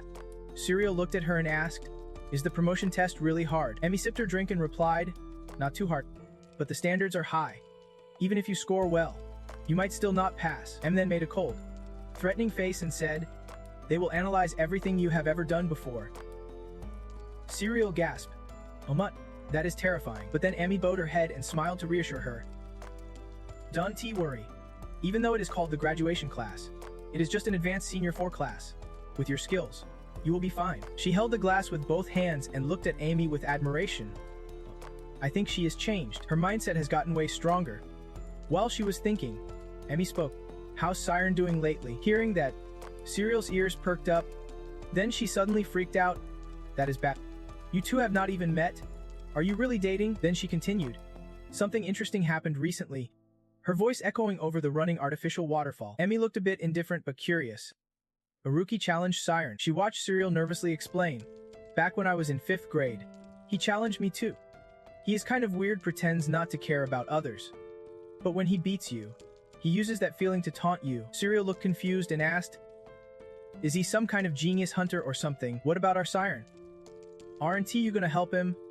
Serial panicked, asking again and again, while Amy calmly rested her head on the empty armrest, sipping her drink. No need for that. He does not need me to back him up. And what do you mean by our Siren? Suddenly she yelled. You are so heartless. How can you be so cold to your own boyfriend? Amy frowned slightly, sucking on her straw quietly. That is not what I meant. Then she probably wanted to say, Siren knows what he has to do, while he is gasping for breath nearby, sweat pouring down his face. Turns out he just finished the speed shooting test. Everyone was stunned when the scoreboard lit up on the wall. Timeout. Level 30, score 700, and time limit 0 minutes. Siren was out of breath, leaning on his knees and loosening his collar, clearly exhausted but giving it his all. Those two who had been watching in shock took turns exclaiming, I can't believe I saw someone hit 700 points back in 5th grade. That brutal bastard. A terrifying monster. Everyone was buzzing. To get that score, you need to level up 10 times in 10 seconds. No way he pulled that off. Siren limped forward, nearly out of energy. Aruki strolled up arrogantly, hands in pockets, and said, Congrats. 700 is a solid score. Not bad.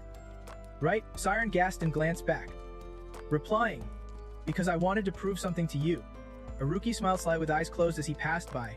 I knew it. Serial's voice rang out. Did Siren? Emi sipped her drink, looked up at the sky, and replied with a sigh. What does winning or losing even matter? It is just a test. She was surprised, staring at Amy. What? Are you flexing your undefeated reputation? Then she kept teasing. I know you beat Aruki, who holds the record with 987 points in the speed shooting test. Amy frowned, countering. I have never competed against him. I just ignore his taunts. Then she glanced off somewhere. If you two ever did compete, you would probably lose, she said seriously. Serial was stunned. What? Her shout code. What? Back to the abyss. The blackboard flashed the word over. 701 points in 0 minutes. The crowd in the stand screamed. Awesome. That was Aruki's result. He was standing there, watching his own score. Someone shouted loudly. That is how you score just one more point. Can T believe he is so calm hitting 700? Everyone wondered what Aruki's real limit was. Siren stood in the crowd, thinking, I am certain. Then he looked up at Aruki with a frustrated face, silently concluding, I can TB him. Siren casually dropped his cap onto the table, sitting on a simple bed in a big room. Sunlight streamed through the window, shining right on his face. He stared out the window, deep in thought. After the break ends, the exams start. He only has 3 days. Then he closed his eyes, bowed his head, and sighed. There is no way I can find another way to beat Aruki in that time. Should I just give up? It is only a test after all. Suddenly, he remembered the saying, only the weak say that. Then he silently furrowed his brow, thinking about Aruki's cold smirk when he said, if you do not have skill, just fake it and act like you are the best. His expression suddenly changed. There was a flash of determination in his eyes. Then he remembered a bunch of images he would been through recently, nothing but pain and unfairness, and thought, no one would believe me. The last thing he recalled was as a kid, seeing bodies scattered in an alley. Then he lit the wick and the candle, sat cross-legged on the bed, staring at the flame, thinking, have I lost myself from too much time at that noble school?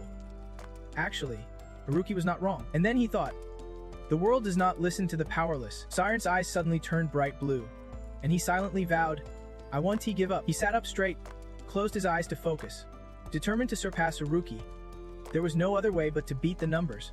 Drops fell slowly, forming bigger numbers. One question flashed in his mind. What is a number? In Siren's consciousness, he floated surrounded by numbers, whispering to himself, what is a sequence? He gathered the numbers into a glowing circular spirit in his palm, lifting it to eye level, wondering, What is at its core? Then he told himself to stop overthinking, raised his hand to the sky, and let it fall, thinking that if he kept getting lost in those thoughts, he would not see the bigger picture. I will just, he thought as he relaxed his hand. Tiny blue lights slowly drifted down, and as he sensed them, those lights split into even smaller lights, falling one after another. More and more lonely lights fell, surrounding Siren's body.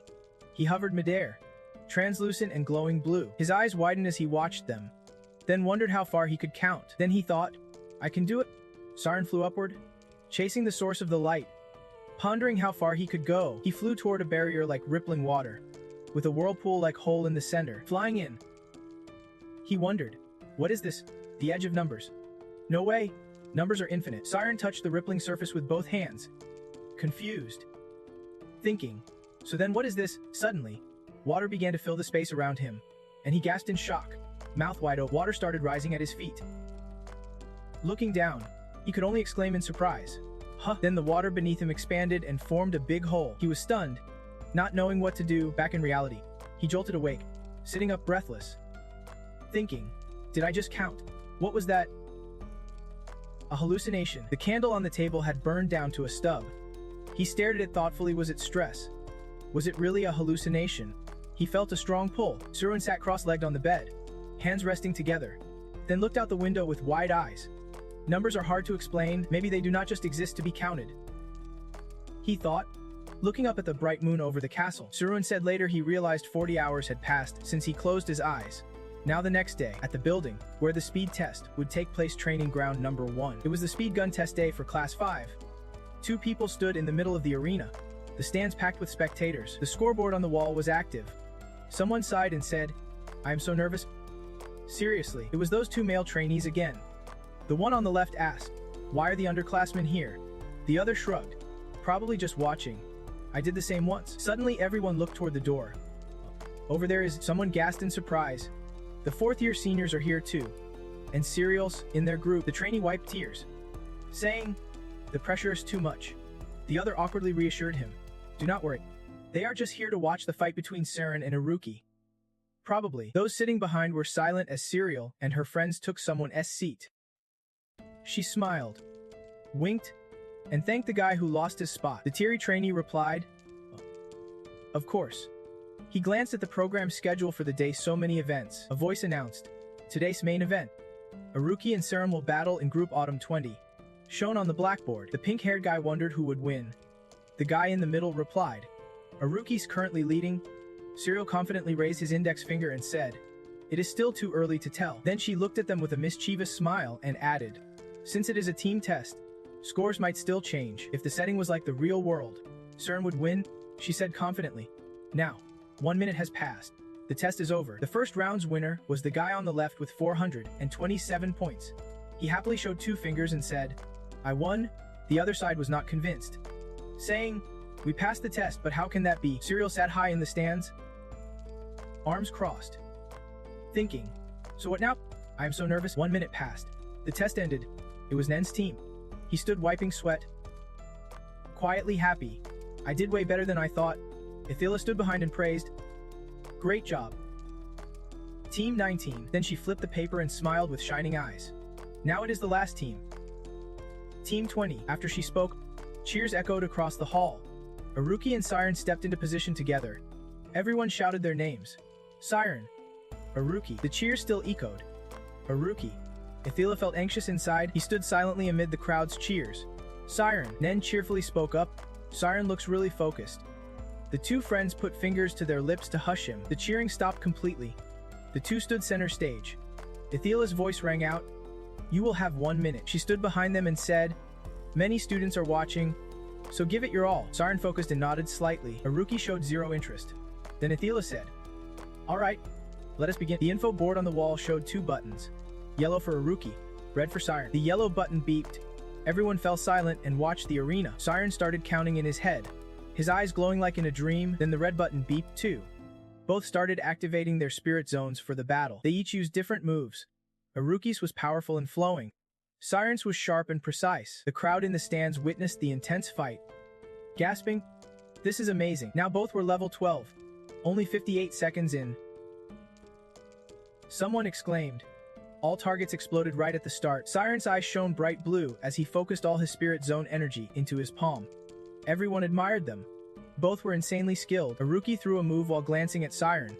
Someone noted Aruki's spirit zone was shrinking. Indeed, Aruki's moves were getting sharper and quicker. Smashing targets. The girl next to Serial folded her arms and said, "So that is Aruki's rumored power really strong." She frowned and added, "No wonder Amy called Siren a tough rival." Then she blinked in shock. Huh, Siren's score is higher. She looked up at the board and gasped. Siren's at 121. Aruki at 119. Then she shouted at Aruki, "You jerk. Messing around again. Thinking you can turn this around." Huh, Aruki smiled inside and admitted, "Everyone's totally misunderstanding." Waved his hand, laughing, saying he was resting even while attacking. He has been giving it his all from the start. He glanced at Siren, thinking, "This guy, in just 3 days, what has he done?" Aruki watched Siren focusing on his moves and thought that, on the stage, Athila watched them seriously without blinking, thinking, "I get it now. The first time you take a path it feels long, but if you go again, you get there faster." She silently looked at Siren, still thinking, "Counting's the same, but he has already come so far." Siren. Aruki looked at him with that crazy smile, and spoke up, "This guy is seriously insane." Siren quickly thrust his hand forward, focusing his spirit energy into his palm to shoot, making each target explode one after another. Then Siren stared intently at his palm, silently thinking, "Release the module." Athila stood outside, utterly amazed. She started thinking, he is gathering numbers while calculating all at once. This tactic only works when someone has reached a subconscious calculation threshold. She recalled when Siren stepped into the arena it meant before coming in. He must have entered a super focused state. But if he did that right now, he had to be completely focused to attack quickly and accurately. He reminded himself of that. Just the slightest slip or hesitation would waste all the effort he would been putting in nonstop until now. He had to stay focused no matter what. He thought firmly in his mind. A yellow streak shot straight toward the glowing spot ahead on the scoreboard on the wall. Their scores climbed, Siren leading with 469. Aruki trailing at 432. The gray-haired girl sitting with Serial suddenly burst out, the gaps getting bigger.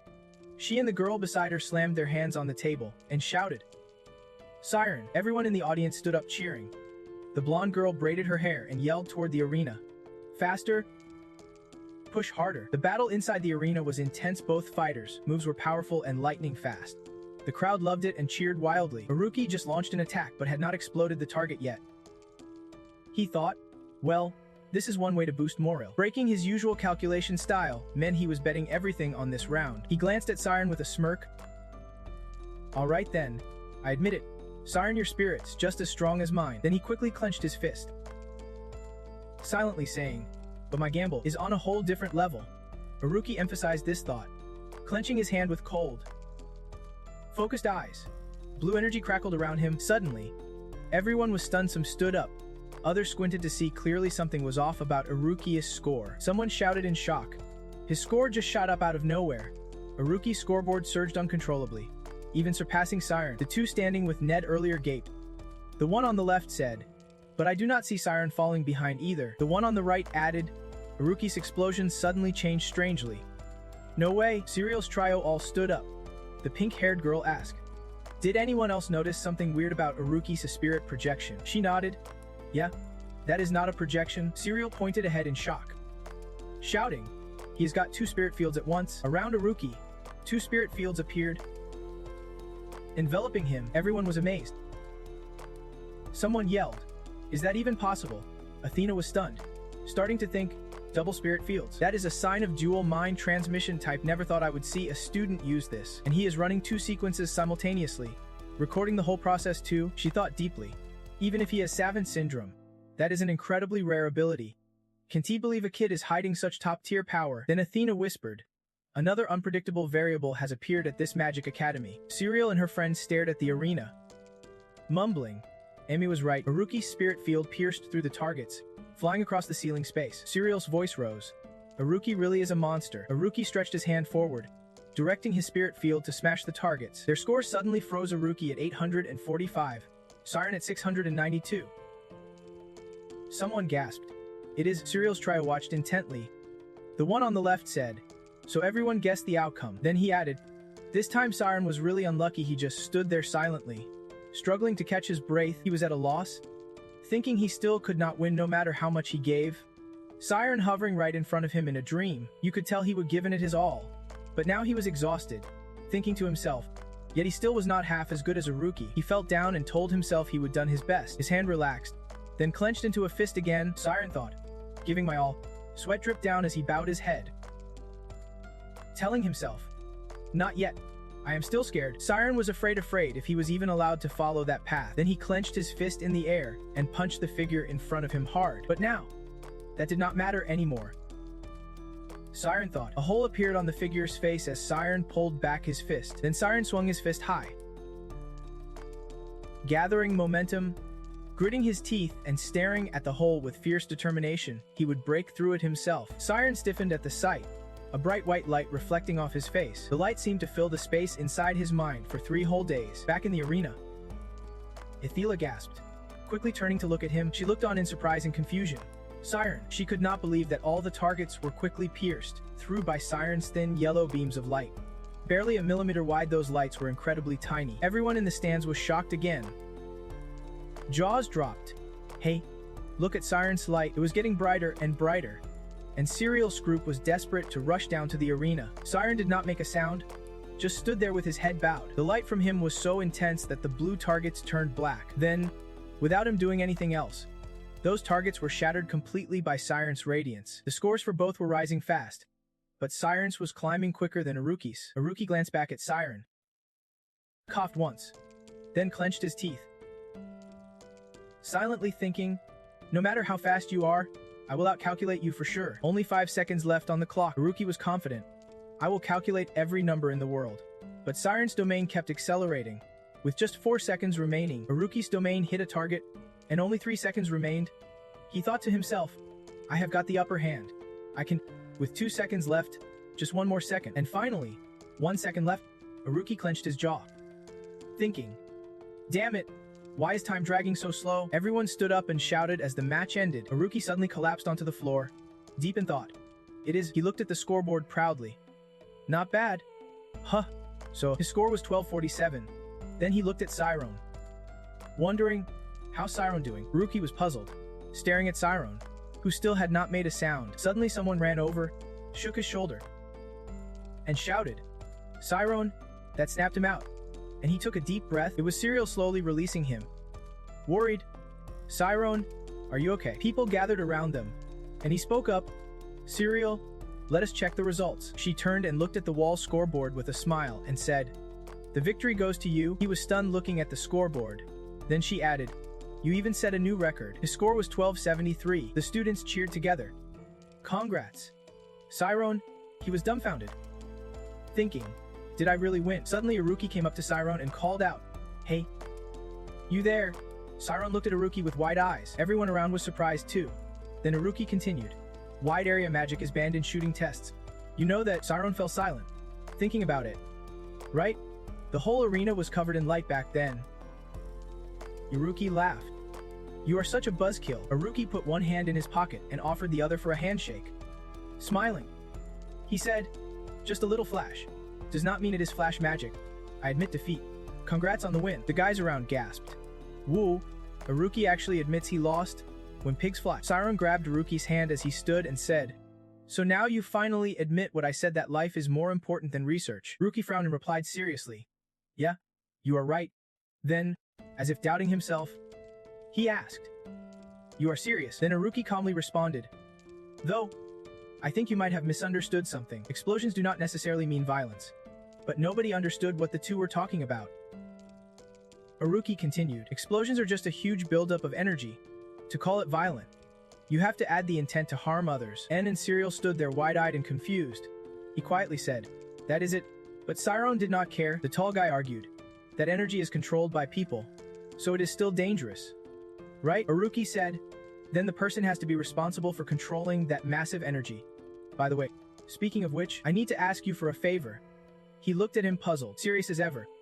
He said, from now on, you are responsible for me. Aruki's voice rang out. An explosion is just a big burst of energy, uncontrolled energy. But if we can control it, that energy could save 100,000 lives. He said it seriously, as a strange light shone down from the pitch-black sky onto the city below, standing opposite Sharon. Aruki said, A new era has begun. We won't just be fighting nature anymore. Of course. I am not that idealistic. Siren stood silently for a moment, then spoke up. Why did not you just say that from the start? I would not have misunderstood if you did. Everyone at checkpoint 37,000 was gossiping. Aruki replied. I wanted you to know where you belong as someone with power. Hearing this, Siren was surprised, then stood serious and added, or maybe just someone who only knows fear. Siren stared ahead thoughtfully, realizing Aruki was afraid his power might spiral out of control. He looked at him and thought that Aruki said with eyes full of anguish, if you beat me, you will prove your will. The only one who can stop me is you.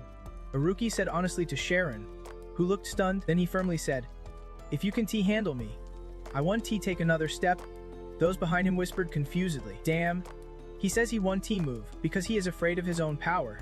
Siren was lost, suddenly confused by what he said. He looked at Aruki worried, unsure if he was delusional or realistic, but there was something he clearly knew. Looking into Aruki's eyes, he thought silently, that fear in his eyes is real. Then he stepped forward, grabbed Aruki's hand, and said, I promise. Looking at him with determination, I will stop you when the time comes. Everyone in the yard, not knowing what was happening, all exclaimed, huh? The Nen and Serial rushed over with tears, calling out loudly, you guys. Then he grabbed both their collars and pulled them close, smiling, saying, so cool. I am proud to have you as my friends. Atenla spoke from behind the crowd. Siren, come here for a sec. He turned and replied, yes, madam. Aruki was grabbed so tight around the neck he could not breathe. Then he followed Atenla outside. Suddenly, she grabbed his shoulder, startling him. Siren, she looked at him worried and shouted, do you know what you just did? Do you really want to leave here? He was terrified hearing her say that. Siren stammered, Professor Edenla. She said, the place you are entering, if you go there, you won't be yourself anymore. Siren lowered his eyes sadly and said, I did not realize it was so dangerous. Atenla spoke softly. Siren, then she bowed her head, thoughtful, and warned, the territory you are stepping into goes beyond any numbers. It is called the Infinite Realm. Mages call it the Immortal Abyss. She looked into his eyes and continued, and our monks call it Nirvana. Siren was shocked at the word. Some can reach infinity, but those who do become nothing at all. He thought, beyond the numbers. What I saw there, the mountain face I punched and shattered, was a vast space. Siren felt like some force was pulling him forward. He kept thinking about it as it dragged him in. Siren suddenly woke up from sleep, breathing hard and clutching his chest. Then he got off the bed, leaned on the desk, deep in thought. That nightmare again. Ever since entering that place, I have had this nightmare every day. He said he felt something strange inside. He picked up a glass of water but was not steady, so the glass spilled. Suddenly, his whole body went numb. He braced one hand on the table to steady himself while grabbing his shirt near his chest with the other. He worried and feared, and sometimes he could actually feel it. I asked Professor Etenla, but neither of us could figure out what was wrong with my body. He stared anxiously at the spilled water on the table. What the heck is happening to me? One late afternoon, as the birds were flying back to their nests, Sharon's voice echoed from downstairs. Lately, I think I am haunted, he said, sitting on the chair, his face showing clear exhaustion from sleepless nights. Hiroki and Nate, sitting nearby, looked over at him curiously when they heard that the three of them were in some room. Nate sat on the left couch, scratching his head with a goofy grin, saying, I was worried because you seemed serious. Sharon, in the middle chair, kept rubbing his forehead and replied, I'm serious. You did say this is a paranormal research group, right? Hiroki sat with his arms crossed, chuckling. Yeah. The level of worry from someone who once beat me is definitely next level. Surprising. But why would you think he was actually serious? Sharon gave a wry smile, curling his index finger toward Hiroki. Am I asking a dumb question here? Not really. Hiroki held his hands up, looking at Sharon. The dream you described, you said you saw yourself in a dark, empty space, right? Then you said the stars were being pulled into somewhere. Sharon nodded. Yeah. Just one. Hiroki's voice continued. And finally, that barrier cracked open, a flash of light, right? Hiroki asked. Sharon's eyes widened. Yeah, exactly. It was like a heartbeat. Hiroki leaned back with folded arms and said, considering the size and speed of that space you mentioned, it must be a scale no one in this continent could even guess. Now Hiroki earned a new nickname, Dark Dream Hiroki, the paranormal research critic. Jokingly, he said, if we accept that place is real, then he got serious and added, it has to be somewhere in outer space. Sharon jolted upright and looked at Hiroki, both exclaiming, Outer space. He looked at Hiroki suspiciously.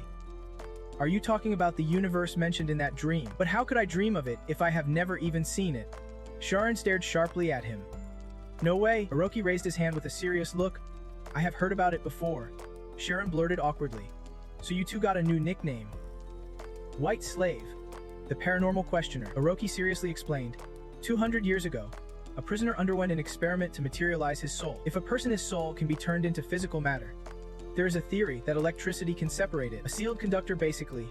They put someone in an iron coffin and ran electricity through them.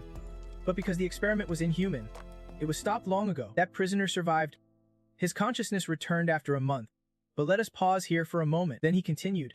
He somehow gained knowledge about countries outside the continent, places he would never been or even heard of. Siren asked, confused.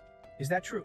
Hiroki folded his arms, sat quietly, and replied. The information the prisoner shared was verified, and all of it was confirmed true. He glanced at Siren and said, because his soul was split by electricity and then gradually materialized, causing quantum effects. Could that power have attracted information from around the world to the prisoner? That is one theory. The strange itchy feeling the prisoner experienced. That is what we call a spiritual sensation. Hearing this, Siren got goosebumps all over. He hugged his arms tightly and said fearfully, the itchy feeling. Just like my symptoms? Hiroki suddenly jumped up, startling Siren, and shouted, that is why you saw the universe out there. If your soul was materialized by electricity causing quantum effects, then the possibility of you transcending space and time is real. Siren stared blankly, puzzled. Transcending space and time? Hiroki pinched his thumb and forefinger together, making a tiny gap like a pea. Then said, in a microscopic world even smaller than an electron, an event beyond human understanding could happen, a world defined by probability, where you can observe and measure at the same time. If you think the soul weighs less than an electron ring appeared in Hiroki's imagination. He went on to say that the connection between space and time would mean nothing at all. Then Hiroki pointed his index finger at Siren's foot and concluded that sensing the space outside was indeed possible. He then pointed at him with a sly grin and said, what do you think? I am pretty sure that is your case. Siren let out a shout full of admiration and said loudly, so you figured it out? Amazing. You two are legit researchers. Huh. Siren praised them, and they laughed it off, saying, not really, but maybe so. Hiroki also smiled smugly, crossing his arms as he said, it is just a matter of solving it. If we want to research, we will need more info. Then he asked, why have not you told the truth yet? Siren looked puzzled, not understanding what Hiroki meant. Hiroki's face turned cold. During the quick thinking test, his glowing power had issues, and he said that since then he would been having nightmares every night. Tell us what happened. Hiroki genuinely wanted to know. Siren awkwardly looked down, then Siren told them. Actually, Professor Athila told me a few things. When they both heard that, they were shocked. The immortal function. What is that, Hiroki? Do you know what it is? Hiroki did not answer but just chuckled softly. Siren looked at him, a bit freaked out. Then he threw his head back and laughed loudly. I get it now. So that is the immortal function. Hiroki continued. I have heard my dad talk about it. It is a dream for mathematicians, a function that becomes the key dimension for everything in this world. Both Nate and Siren looked a bit worried hearing that. Siren nervously said, but the professor also said that thing is really dangerous. Hiroki spread his arms wide and said boldly, of course. Because having everything means having nothing at all. Then Hiroki covered his mouth, chuckling, and said, I know, to beat, you would need the immortal function. Siren looked surprised and thrilled as he stared at Hiroki. He thought to himself, I do not know why, but seeing them joke around like this makes me feel so relieved. Siren said seriously, I have made up my mind. I am joining the supernatural research group. Hiroki and Nate jumped up excitedly when they heard his decision. Nate said, really? Siren replied, yeah, I do not want to be scared. I want to research and fight it head on myself. Siren stood up, smiling with squinted eyes, saying, if I work with you guys, I am sure we will discover something. Nate threw both hands up to the sky, cheering. Awesome. Immortal function or whatever. We will get through it. Now we have enough people, we are officially a team again. Nate was so happy he almost cried. That means we got accepted back. Hiroki said, but will the professor even let Siren join? Our reputation is not exactly great. Nate slyly held up a paper and said, trust me, I will get it in without the professor knowing. Siren and Hiroki stared blankly and said in unison, are you sure that is okay? Then Nate lunged at them, chuckling with squinted eyes. Don't worry. All right, let us grab coffee and celebrate welcoming the new member. Nate continued, I am buying today. Hiroki coldly reminded him, but you are broke. As for Siren, He said nothing and just gazed toward the river, lost in thought. Now, this is my research group, he thought, looking around the lab, and he told himself, let us start by cleaning up. Sometime in the late afternoon, but things did not go as Nate hoped. Someone snatched the group formation application. Looking furious, the scariest professor, Sienna, had found it. She glared at the paper with a terrifying look. A voice echoed Professor that it was Gat, holding a stack of papers up to his nose, glancing back as he answered. Group applications. This always happens around the holidays. Gata walked away talking. Well, Nate did not notice a paper fall to the ground. They would gather after a while, and once they had enough points, they would form the group. Let us just get this over with. Sienna, seeing the paper, warned Gata. Professor, you are working down here. Gata jumped, exclaiming, oh no. He picked up the application form, and as that glanced over, Gata raised an eyebrow, saying, huh? Professor, this research group that hesitated, then said, they are the group studying supernatural soul waste. Nate's team. His voice was surprised. The supernatural soul waste research group. Then that added, and Gata's eyes landed on the name Arianne Siren. Gata glanced at the form and asked her, isn't he that you, Siren? Sienna went silent. Her face darkened. Then she crumpled the form tightly, narrowing her eyes and flashing a scary smile. Somewhere in the low mountain hills, someone's voice echoed from inside the mountain house. Sorry. Professor Atila, you are practicing your words again. She sat cross-legged by the tea table, smiling with squinted eyes as she lifted her cup. You came all the way here, so this must be serious. Professor Sienna realized this was Atila's home. Silence fell for a moment as the two sat facing each other, sipping tea in peaceful surroundings. Sienna put down her cup and said, actually, Siren joined a research group. Atila asked happily. So he finally joined a team? Which one? Sienna leaned forward with a serious face. A scientific research group focused on supernatural souls. Atila took a sip of tea, then choked, nearly spilling it. Then Sienna said nervously, you know, even before we became professors, this group had a shady past. I get tons of complaints from parents every day. She grew more and more scared. Why does it have to be that group? Siren's the future of our school. He should be studying hard right now. Atila leaned back holding her tea, smiled foolishly, and said, but is not the group different now? She raised a finger, trying to defend Ned's team. Ned's the current president, a talented and friendly student, so it should not be a problem. The troublemakers have all graduated anyway, and the current president of the Thomia Magic Demon Association used to lead that group. She smiled and said, I am sure you will share good vibes and learn together. Meanwhile, at Ned's place, he was lying on the couch relaxed and teased Siren with a question. Siren, you are here. He stood by the door, covering a cloud of dust with his sleeve. Annoyed, what about you guys? From the ceiling, dust swirled around the room as Siren waved it away and said, not gonna class. I am feeling pretty sick today, lying with his head on his hand and legs crossed on the couch. He replied, I am not feeling well today. Ruki sat focused, playing a board game, and said, I am always out. Then he concentrated on his game. Check. One more round. His hands moved swiftly, controlling two pieces at once. Siren stood behind him, stunned, silent. Then Siren glanced at the messy pile on his right, thinking, I already cleaned this, but it was a mess again. He said, you guys do not study or research anymore. Nate looked up blankly. Huh, you can regret, but you are not allowed to leave. Siren turned away, took off his outer uniform jacket, sighed, and said, I am gonna study here. Then he went to the round table beside the long desk, grabbed his materials, and silently started studying. Aruki and Nate quietly watched him, sitting with serious faces, thinking silently, what a model student. Suddenly Aruki slammed his fist on the table, leaned down, and smirked at him. You should finish that invention by noon. Then he turned and looked up. Oh right, of course you will. Aruki's voice reached Siren's ears as he was taking notes. So this is the invisibility cloak. Those two were chatting all excitedly. Like, whoa, so cool. Totally awesome. Right? Siren just could not focus on studying, so he quietly raised his hand to eavesdrop on what they were saying. He managed to keep it up for an hour, and if he put energy into it like that, well, amazing. When Siren heard that, he could not pretend to be silent anymore, so he suddenly stood up, looked at them with curiosity, and shouted, I want to see too. Back at Athena's place, during her meeting with Sienna, Sienna calmly lifted her teacup, took a sip, and then spoke up. We are talking about the place. So let us mention the others too. That kid Aruki. He is in 5th grade but acts like a total idiot. In Siena's mind, two faces popped up, Aruki and Siren. She paused, then continued quietly. Have you seen his powers yet? And Siren even defeated that Aruki monster. When those graduating classes move on, these guys might become the school's shining stars. Suddenly, she slammed her teacup down on her lap and almost shouted, but what if Siren hangs out with kids like Aruki and starts acting reckless like him? He would become the biggest failure this Magic Academy has ever seen.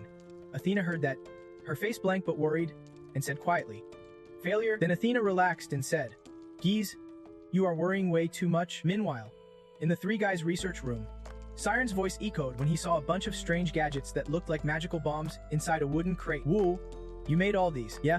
These are magical bombs. The three of them sat around the crate, Nate propping himself up on his hands, jiggling as he said, I am saving these to one day make a massive, huge bomb. Siren, sitting next to him, tugged at the invisible cloak he was wearing and lifted a round pink bomb. Looking skeptical, but is not this kind of dangerous, Aruki sighed, picked up a black book, and laughed as he said, Come on, my dream is to be a magical engineer. That is why he is studying. Because Siren wore the invisible cloak. Only his head, collar, and hands were visible as he held the cloak tight. The rest of him was invisible. Hearing Aruki, Siren admired him. A magical engineer. That is so cool. So you use electronics to make this stuff. Then he got curious. What is this red book? Siren reached for the red book, and Aruki and Nate glanced at it. Suddenly, Siren gasped. Wait. That is, before he could finish, Aruki quickly cut in. Huh. That is from the Human Body Research Group. Why is it here? Siren flipped the book open, but kept his eyes on Aruki as he said, Human Body Research Group. Then he stared at the page he opened and got shocked. The page showed two beautiful girls' pictures. What is this? Embarrassed, the book slipped from his hands. He covered his face with both hands, peeking out with one eye. Aren't they students from our school? Aruki looked at the page, raised his eyebrows, and said, So that is where it is. Then Nate looked at Siren and calmly explained, This is like a secret info book from some shady research group. The drawings are not great, but it is packed with all kinds of info. Aruki said that, smirking, it is mostly just for bored kids to entertain themselves. But Siren did not feel right about it and frowned.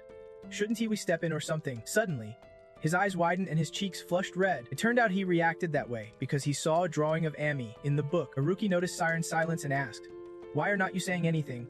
Siren, are you really dating?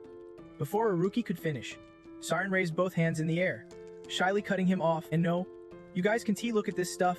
What the heck? Seeing Siren like that, he raised his hand as if to say something but just let out a noise instead. Then Siren pulled his hand back, looking at Aruki worriedly and glanced away. Who'd be running a group like that? Aruki answered calmly. It is a secret shady group, but most of it is about the graduating class. So probably members of that class, Siren muttered anxiously. The graduating class, and they treat the group like this. On Athena's porch, the weak afternoon sunlight shone down on her house as Siena's voice echoed. Exactly. The scientific research group and the supernatural souls group are also shady. The magic singers group is just kids messing around. Then she said seriously, It is all a joke made by the smartest, most talented students here. They each have different talents: painting, superpowered eyes, you name it. Sienna kept talking then stopped. Super classy, whether it is communication skills or research talent. She totally dodged the school's investigation system. Sienna sat up straight on her knees, hands folded, then seriously laid it out to Athela. The reason we do not touch the Supernatural Soul Science Club anymore is because it is no longer recognized as an official group. Some sharp students are trying to revive the Supernatural Soul Science Club. Then she said coldly, with sharp eyes, that given all these chances, she is going to disband the group. Athela stayed silent a moment, then closed her eyes, cupped her tea, and said, I get why you are worried about your students. As she lifted her cup, she added, but there is a reason the headmaster does not interfere with those groups to help students grow independence.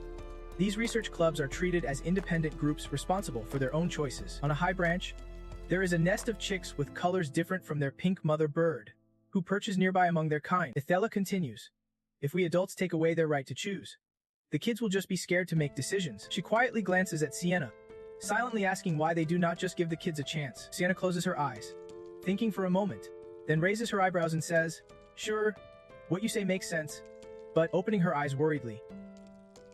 Sienna counters, I believe nurturing students' talents and keeping them from going down the wrong path is also our responsibility as adults. Athela falls silent, pondering Sienna's affection for Siren. She wants to give him enough time to decide for himself, but she can't ignore the professor's opinion. So after thinking it over, she speaks up. Sorry for not telling you sooner, but this involves Siren and his recent speed gun test. Siren made it to Nirvana. Hearing this, Sienna's eyes widen in shock. She can't believe it is true. Then she lets out a huge yell. What? Her scream echoes through the mountains, startling birds perched high in the trees, sending them fluttering into the sky. In the research room where the three of them are, the ceiling lamp suddenly shakes violently, making the ground tremble nonstop. Siren crawls on the floor, coughing up, huh? Earthquake.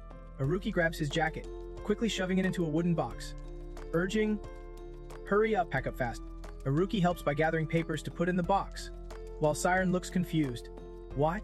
What is going on? Haruki titties a long chair while replying, a professor's controlling the storage room.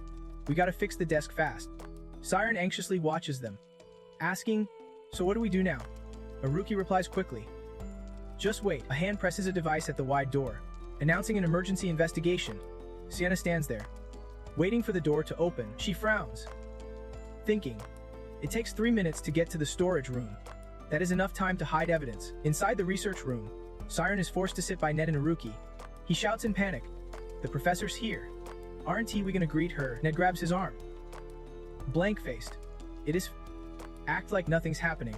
Haruki warns nervously, if we get caught, it won't just be a suspension. Following their advice, Siren sits down while Ned crosses his legs in the middle chair, clasping his hands and looking at Siren seriously. This is our turf. If you chicken out, it is over for you, Ned says with doubt. All right. Siren replies. Sienna steps in with a cold, strong presence and pushes the door open. Before her are 3 people sitting in various poses, the room neat with nothing suspicious. Haruki sits with arms crossed, arrogantly eyeing her. Noin sits properly, hands on the table, head slightly bowed but looking up at her. Siren looks serious, staring straight ahead. Sienna raises her eyebrows, staring at the 3 of them, thinking, before it is too late, I have to break up this group. Her thoughts falter. That is why I anticipated this reaction. But Noin crosses his legs and calmly says, sorry. We were just having a debate. Sienna frowns, annoyed at his attitude. That tone's a bit irritating, she says as she crosses her legs. She rests her elbows on the armrests, fingers interlaced, smiling with squinted eyes. If you had sent an official notice before coming, we would have welcomed you warmly. Sienna looks away, irritated, thinking silently. What drives me crazy is that Siren got dragged into this too. Siren seems fine on the outside, quietly staring at the table, but inside he is tearing his hair out, screaming, it is Professor Sienna. Can I just sit here and stay calm? Then Sienna smiles brightly. What is the problem? When a guest arrives, should not you offer tea or something? Noin grins and responds, oh wow, you really trust us enough to drink tea we serve? Siren, stuck between them, is speechless, like he wants to vanish. She pushes her glasses up with her index and middle finger, closes her eyes, and smiles softly. All right, I will get straight to the point before I leave. Sitting upright, she says plainly, I expect you all to return the research room to its rightful state. After she finished speaking, Haruki just gave her a serious look. Nin smiled with narrowed eyes, and Siren stared at her, a bit stunned. Then the 3 of them bumped heads, wide-eyed, and shouted in unison. Suddenly, Nin slammed her hand on the table, jumped up in pain, and yelled, give me back my room. Why is this happening out of nowhere? Sienna pulled out a stack of documents, flipped through them, and said, I have looked through the files, and it is hard to find any reason not to shut down this research group. The truth is, you guys have not done anything for 4 years. Siren wiped sweat off his brow nervously and glanced over at Haruki, who looked just as worried. She continued, the reality is you have been short on students all semester. That alone is enough reason to shut this group down. Looks like your budget's been cut too. Right? Sienna flipped through the papers while speaking. According to policy, if you can create some kind of value within a month, your research group can continue. If not, Nin suddenly dropped to her knees on the table, clasped her hands, and bowed down pleadingly in front of her. Shocking Siren. I beg, anything but the research results. He knelt down earnestly begging. The supernatural research topic is basically impossible to prove. Right? Do you really want to shut down the only research group that could shatter this magic-dependent society that clings to science and logic? We will do absolutely anything but deliver research results. Please. Sienna leaned her head on her folder, looked down at Nate, and said, if that is what you want, I have another proposal. Nate seriously raised his voice. Yes? I will do whatever it takes. Sienna looked at Nate sternly and said, "Kick Siren out of the group." After she said that, Nate looked up at her, surprised. Siren and Haruki were just as shocked. The three of them stood there stunned by her condition. Then they all shouted in unison, "Why?" After some discussion, Sienna spoke up, "Have you guys figured it out yet?" Nate and Haruki sat up straight, both clueless about what to choose. Siren was forced to sit across from her, equally confused. Sienna stood behind the chair, arms crossed, and said, "Immortality is a huge issue even students can't handle. It is extremely dangerous for a young student to deal with. Siren could disappear because of it." Siren looked up at her, worried and frustrated. "I know it is dangerous. I want to do it again." She turned to him seriously and said, "That is not all. The real problem is the overload that comes afterward." Siren looked at Nate and Haruki and asked, "Overload? What is that?" Nate seemed clueless, while Haruki said, "Should I explain it like a disease geniuses get? I caught it when I was 8, but it was not too bad." He repeated what his father told him. "Dad said I was crazy, so I should just shut up and live with it," Neen said with curiosity. "I do not know anything about that." Sienna rubbed her chin, then said, "I call it a problem because that is how you see it. An overload happens when your mind can't fully control the flood of information from a sudden awakening. Their brain builds up something inside, and it starts glowing outward." She explained, "It is like a dam that can hold back too much water. An overload can shatter your consciousness, but because people mistakenly think of it as a disease only geniuses get, a mother with a seriously ill child hears it is a genius disease.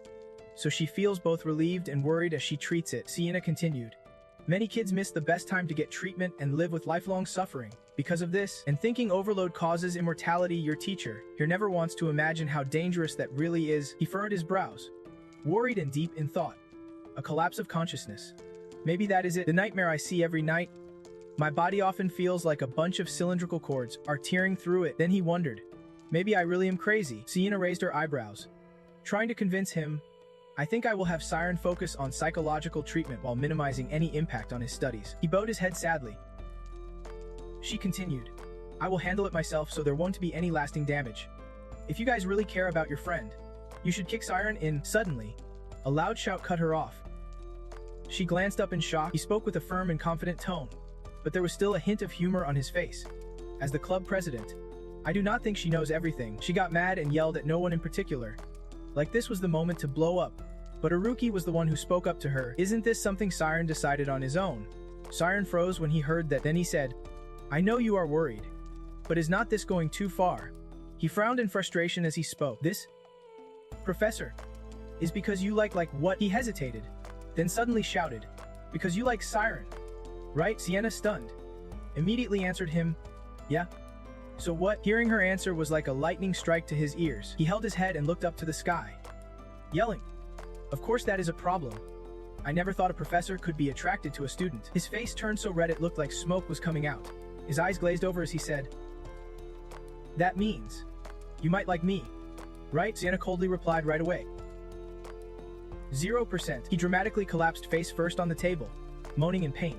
Siren standing nearby shouted in panic, "The club president is done for." Seeing that, she spoke up, "I am not getting caught up in this right or wrong fight. Stop sulking and just accept reality." Haruki stood there looking at her and said, "Professor, if Siren can handle the overload, does that mean he has reached his limit? He won't die, right?" Siren asked dumbfoundedly. Sienna answered seriously, "I think you already know this because you have been through it before. This is not normal. It is immortality." Haruki raised his brow, confused. Immortality is an area that has never been fully understood. That is where Siren has stepped in. Shouldn't we trust him and wait? Are you worried he will push past his limits? Professor. Then he seriously emphasized, "That is what people call an obsession." After hearing that, Sienna just quietly looked down and bit her lip. She began to think obsession. She remembered a childhood memory. Someone calling her name. "Sienna, you have to leave here." She recalled sitting alone in the forest, scared and clutching her head. Siren stared blankly and said, "Like you said, that is something you have to decide for yourself." Sienna startled, worried, and looked over at him. Siren said, "Honestly, I am really scared too. Like you said, Professor, there were times I thought I was going crazy." She gasped in shock. Then from now on Siren cut her off. "I actually feel amazing." Sienna stared at him in surprise. "How?" Siren placed his left hand over his heart and spoke warmly. "Not everyone gets to experience this, but it is happening to me. I am really afraid of the nightmares disappearing, If they vanish, I want to be able to uncover the secrets buried deep inside me. Then he looked up at her with confident eyes and said, if this question is just for me, I want to find the answer. I do not want to run away, I want to face it head on. Sienna quietly thought. Like him. She remembered a blonde boy who once reached out to help her. He told her, don't run away. Look straight ahead. And she silently thought, he is like that person. After a moment, Sienna nodded and said, I understand. I respect your decision, Siren, and I will never think about you giving up again. The three of them were both shocked and happy to hear that. So from under the table, Neem popped her head up and said, well then. She answered yes. Right? Then she turned around, waved, and smiled brightly. Let us go back to where we started. You will show the results next month. Right? Neen frowned.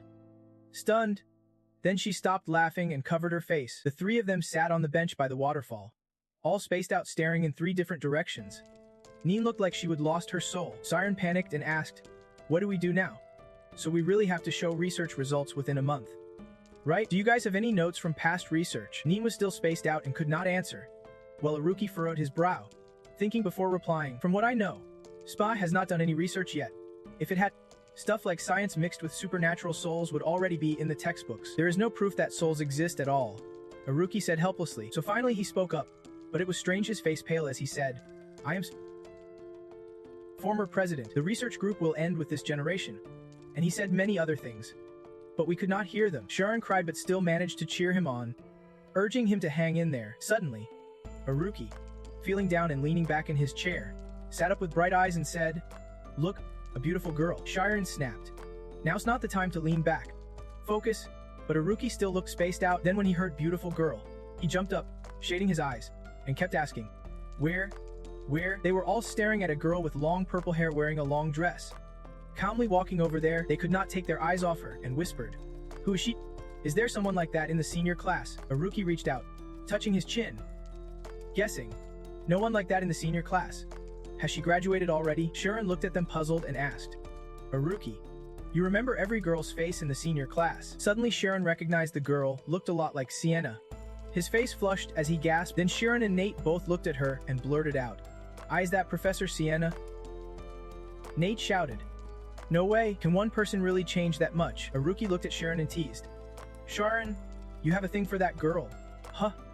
You perv. He panicked and explained, it is not like that. Then he wondered aloud, but where does she go on weekends? Does she still have classes? They watched Sienna's back as they discussed. Aruki guessed, maybe she is going on a date. She is old enough now. Sharon did not believe it. What?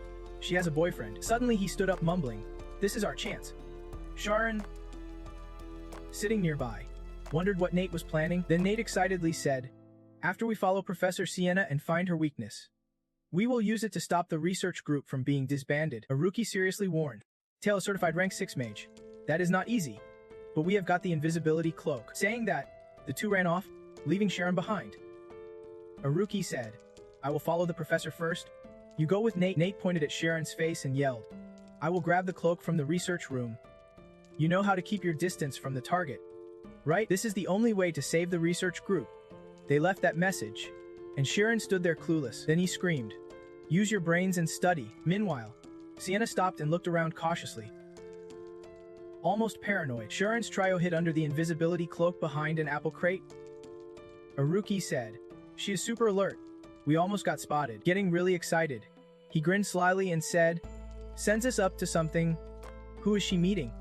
And why are you so annoyed? But then he added worriedly, something's off. When a noble goes on a date, the four of them were in a busy, crowded market.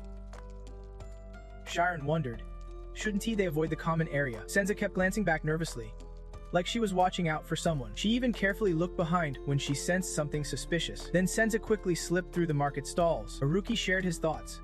There is definitely something shady going on. She is super cautious, so I am worried about those document pages. Do you think the professor is selling those weird pages for money? Sharon gave him a judging look and said, you think she is like you? Senza stood in front of a residential door in the neighborhood. She smiled as the door opened, and a man pulled her into a happy embrace. The three of them all exclaimed in unison, a man? Nate got excited about what they just saw.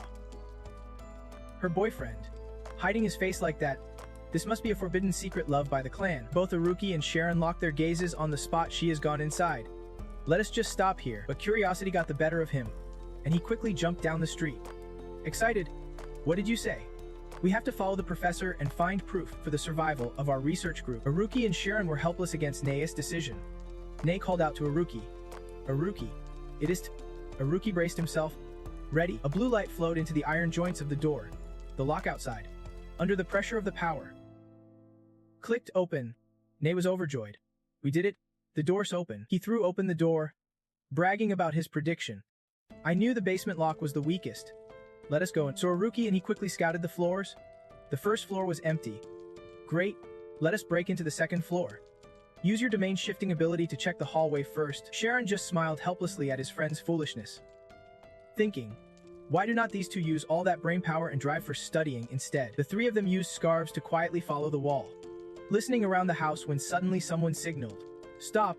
I hear a woman's voice from that room. The front room was closed tight, but Nate could hear voices coming from inside. Siren sensed things were going too far and started crying. Begging, let us go back. Please. Nate stopped him. Professor Sienna started this. We have no other choice. Nate pressed his ear to the door to listen as Sienna's voice came through. Don't you need to change clothes? Amin softly replied from inside. I still prefer the outfit I am wearing today. Sienna spoke again. Should I change out of it? Then Amin decided for her. Just keep it on, you look great.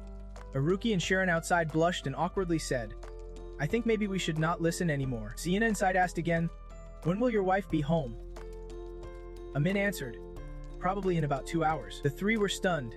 Totally shocked professor is meeting with a married man. Amin quickly got organized inside. Great. Let us get to work. Aruki said. But hearing that made them panic. This can happen. He quickly twisted the doorknob, determined to stop this nonsense. We have to stop this from happening. The three burst into the room, tears streaming, trying to stop the disaster. Professor, please do not do this. Together they pleaded, their voices fading. This is so wrong. They all froze at the scene inside despite their pressure.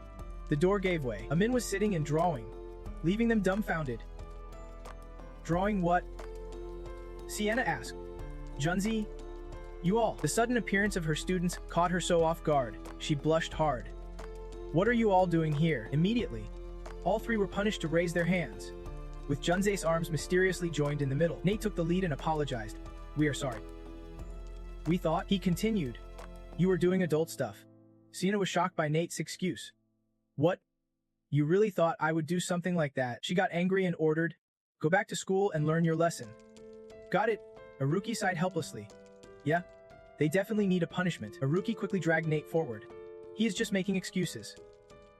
Siren said, stepping up with proof that invisibility cloak belongs to Nate too. Nate was caught off guard standing in the middle with how quickly his two friends flipped the situation, those traitors. And you guys did not even object. Amin quickly stepped in to help the three of them. Don't he carry them anymore? And the door's already fixed. Sienna still felt uneasy around him, but Amin explained that his students came along just because they were worried about her. Right? Sienna? Amin smiled reassuringly and gestured it was okay. Even if I was followed. It is my own fault for being reckless and breaking into someone else's home. Surely the kids were not worried they came in because their teacher was here. He slowly walked outside and said, I will go make some tea. You all talk amongst yourselves for a bit. Sharon's group quickly replied, thank you. All three looked at Amin with admiration. He really is an angel. Watching Amin's calm actions, Sharon started to realize something and quietly wondered if he was troubled. Suddenly, a shift in his thoughts made Sharon clutch his head, deep in thought. But why does my head feel so heavy all of a sudden? Could this be connected to that feeling of sorrow? Sienna sighed helplessly and said, good thing Amin is so forgiving. Sharon immediately asked about it. Professor, may I ask who is he? I can hide my curiosity waiting off to the side. Also, what is your relationship with him that you have to be so careful when meeting? Sienna, a bit overwhelmed by the students, still answered, Amin is a senior who studied at the Magic Academy with me when we were younger. Aruki asked, so he's a mage too? But why did he lose his sight? Sienna hesitated, then said slowly, Amin. She suddenly lowered her voice, and the atmosphere dropped. He lost his sight because of her. Sienna recalled that day running through pouring rain when she was young, overwhelmed beyond measure. Images of her crying in the rain mixed with her narration. During those hellish days, all she could do was run away. Amin, just a boy then, ran fast yelling, Sienna, it is dangerous. The water's rising fast over there. Stubbornly, Sienna ran away from Amin, shouting, "Do not come near me." Then she slipped. Sienna was swept away by the water as Amin screamed her name desperately from above. He quickly dove into the water after her. They grabbed a big log together. Sienna, terrified, cried loudly while Amin immediately comforted her. "Hold on tight. If we can make it downstream, we will be saved." Amin looked ahead at a massive pile of logs stacked dangerously, some big, some small. Amin quickly told Sienna, "Sienna, I have to dive under. You can do this, right?" Tearfully and scared, Sienna replied, "I can tee." With no time to waste, Amin repeatedly pushed Sienna's head underwater, calming her. "Try to hold your breath. I will keep you down so you do not float up again. If you hold on tight, we will survive." Sienna obediently followed. Yes, Amin faced the huge logs alone, a sudden spark of hope lighting him up inside. Yes, we will survive. The logs surged faster and faster toward the massive pile, accompanied by his determined thoughts. At the very least, you have to survive. Amin's tears fell as he braced for whatever came next for the two of them. Sienna bitterly told that story. Amin, the Magic Academy prodigy, lost his sight like that. He gave up on becoming a mage. Though both of them survived, everyone looked at Amin with pity after hearing his story. Sienna continued, "When I heard he became a painter, you do not know how amazed I was," she said softly. "So that is how it happened." Aruki finally understood and was very worried about the overload. At that moment, Amin came, breaking the gloomy vibe. "Sienna, you are quite a handful." Surprised, Sienna said. "Amin." Siren quickly held back and said thanks. "Thank you, sir." Amin added, "Even if she is a handful, Sienna really cares about those kids. She talks about her students all the time." He scratched his head shyly and said, "We all respect her a lot." Aruki sipped her iced tea innocently and said, "It is iced tea." Siren stepped closer to the painting Amin was working on and politely asked if they could watch him paint, which caught Amin a bit off guard. "Watch me paint." Everyone quickly agreed. "I want to see too." Aruki asked curiously, "How do you paint when you can't see anything?" Sienna, noticing her students being a bit rude, spoke up to correct them. "Hey, do not be so blunt like that." Amin softly turned to Sienna. There is not much time left, so I have to keep painting." Siren was surprised. "You knew I would realize it." Amin pointed to the white cloth wrapped around his eyes and explained, "Normal people receive light through their eyes and interpret it as images.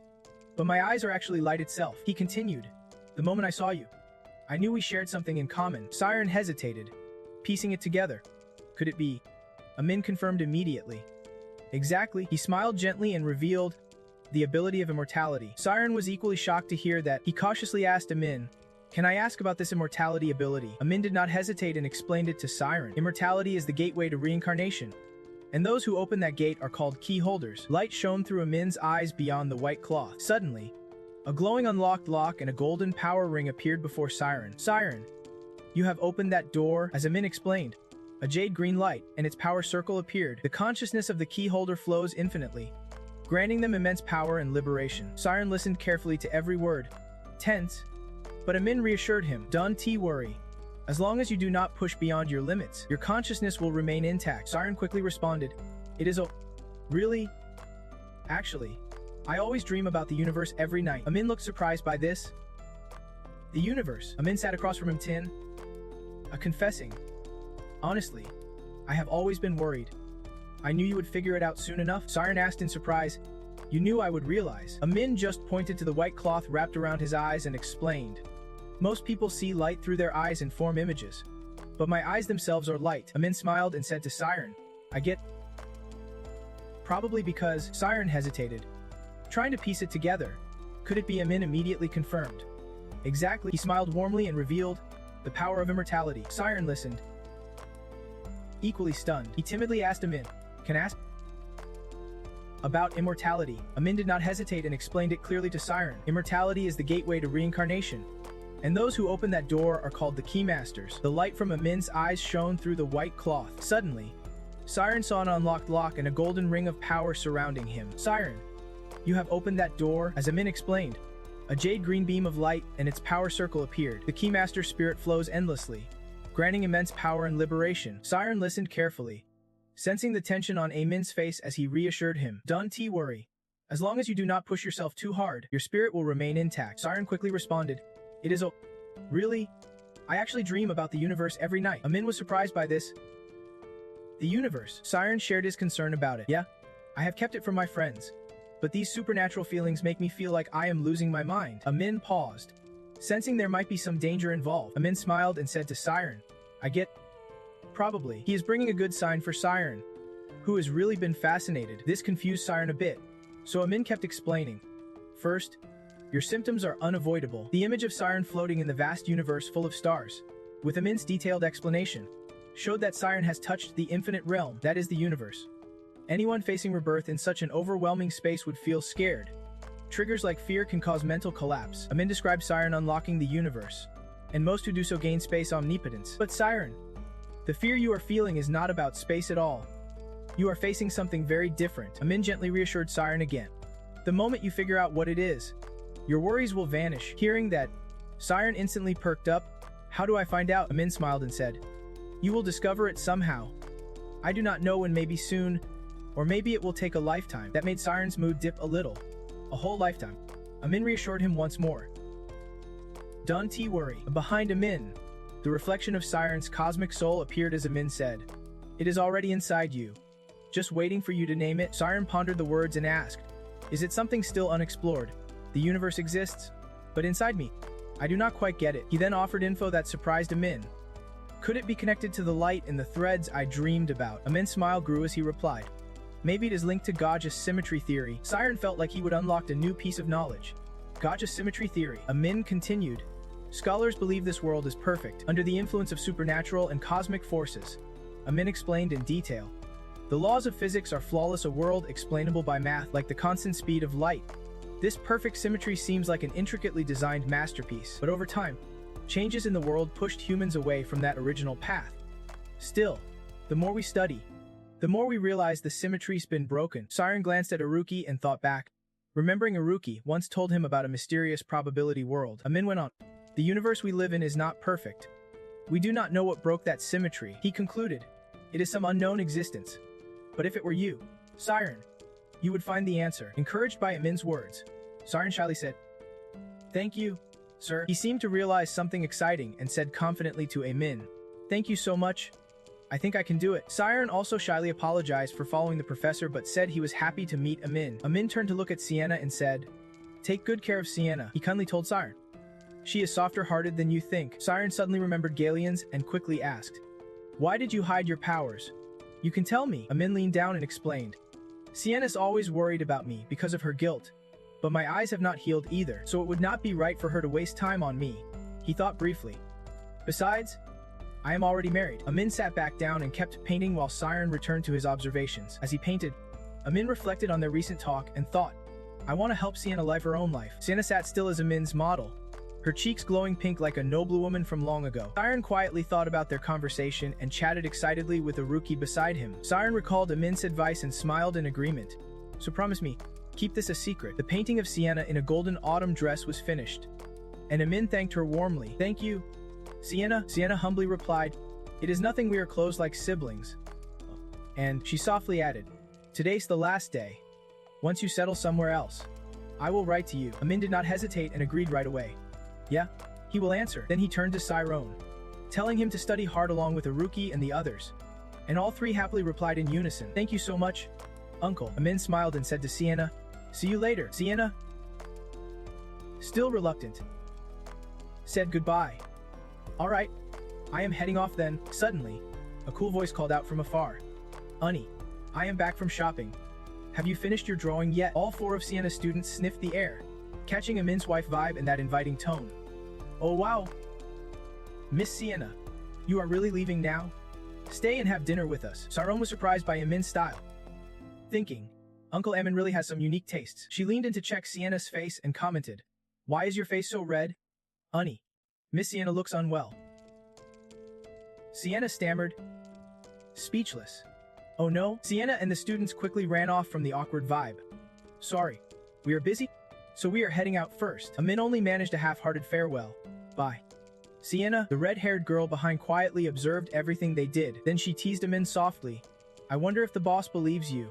Amin, being so blind and making such a scene. Amin replied coldly. Stop hesitating. Just report it. She quickly explained. I need to leave Christopher Kalpera. There are plenty of traps along the way, but nothing compared to your blindness. Amin, then with a sarcastic tone, She said, "Wait, should not I call you the soul seeker of the eternal realm?" Amin quietly went inside and said, "I will do exactly as agreed. So stop with the nonsense." She asked, "You still have not told Sienna, right?" Seeing Amin silent, she reminded him, "Don't forget, the lives of the people you love are at risk." Amin shot back coldly, "Don't worry. Sienna knows nothing." Sienna walked ahead silently. Ned worriedly said, "This is not good." Siren asked, "Why?" Ned explained, "At this rate, Sienna's mood is terrible. When we get back to the academy, we will be punished for spying and trespassing. The research group might even be disbanded." He suddenly called Sienna, making her stop and turn around. "Professor Sienna," Ned stepped forward in his playful tone. "Can we grab something to eat before we head back?" A rookie immediately chimed in, "Yeah, we are starving." Siren smiled gently and replied, "It has been so long since we went out. We should eat something." Sienna, seeing her 3 students so miserable, softened and said, "That is true. You are all so hungry, you have been out of it all day." She quickly agreed and turned away. "All right, let us eat until you burst." The 3 behind her cheered quietly. Perfect. Ned aimed for his final goal: lift her spirits and dodge the punishment. While Aruki was eyeing tonight's dinner, "I will order something expensive," Ned said. Only Siren cared about Sienna's feelings. She was sad about leaving him in and needed encouragement. 2 hours later, as night fell in a city shop, Sienna's voice rang out, "Another round, please." Panic sounded from below. "Professor, you are making a mistake. Please stop." Sienna's face was flushed from drinking, holding up the bottle loudly. "One more bottle, please." Her students below were terrified. "Please do not drink anymore." "Professor," an unsolved mystery. What is going on with Sienna? 2 hours earlier, when the students were begging Sienna, the table was already set with beautifully arranged, delicious dishes. They noticed Sienna pouring wine and asked, "Professor, are you really going to drink?" Sienna casually raised her cup and teased her students. "So what? You guys can sneak into strangers' houses, but I am not allowed to have a drink." They quickly laughed it off. "No way. It is your day off, so drink up." Siren definitely enjoyed each dish on the table. Constantly praising, Haruki laughed at Siren's carefree attitude. Thinking he looked like it was his first time trying these dishes, he quickly poured wine for Sienna to win her favor. "Let me pour for you." "Professor." She snatched the bottle back quickly, shooing her students away. "You are too young to be messing with this stuff." She smiled but was secretly plotting. Just gotta keep the professor happy. He's mysterious with his plans, so he asked her nicely. Meanwhile, Siren happily shares food with Haruki. "Haruki, try this one too." Haruki immediately refuses. "No thanks.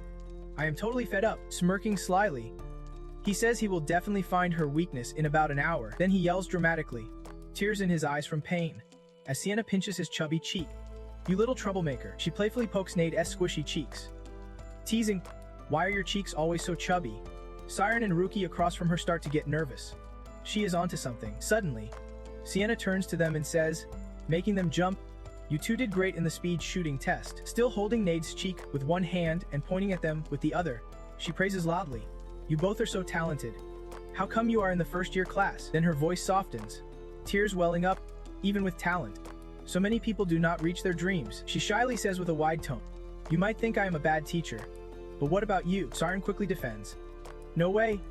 We do not think that at all." Sienna's face flushes a deep red, drunk yet carrying a hard-to-explain sadness. She suddenly collapses right onto the dining table. Sienna slumps motionless on the table, making the students panic and shout. "Professor!" Haruki, chewing and chatting, says, "I am done eating." All 3 look at their professor with the same thought. She is not waking up anytime soon. Still chewing, they look at her with worry. "What do we do?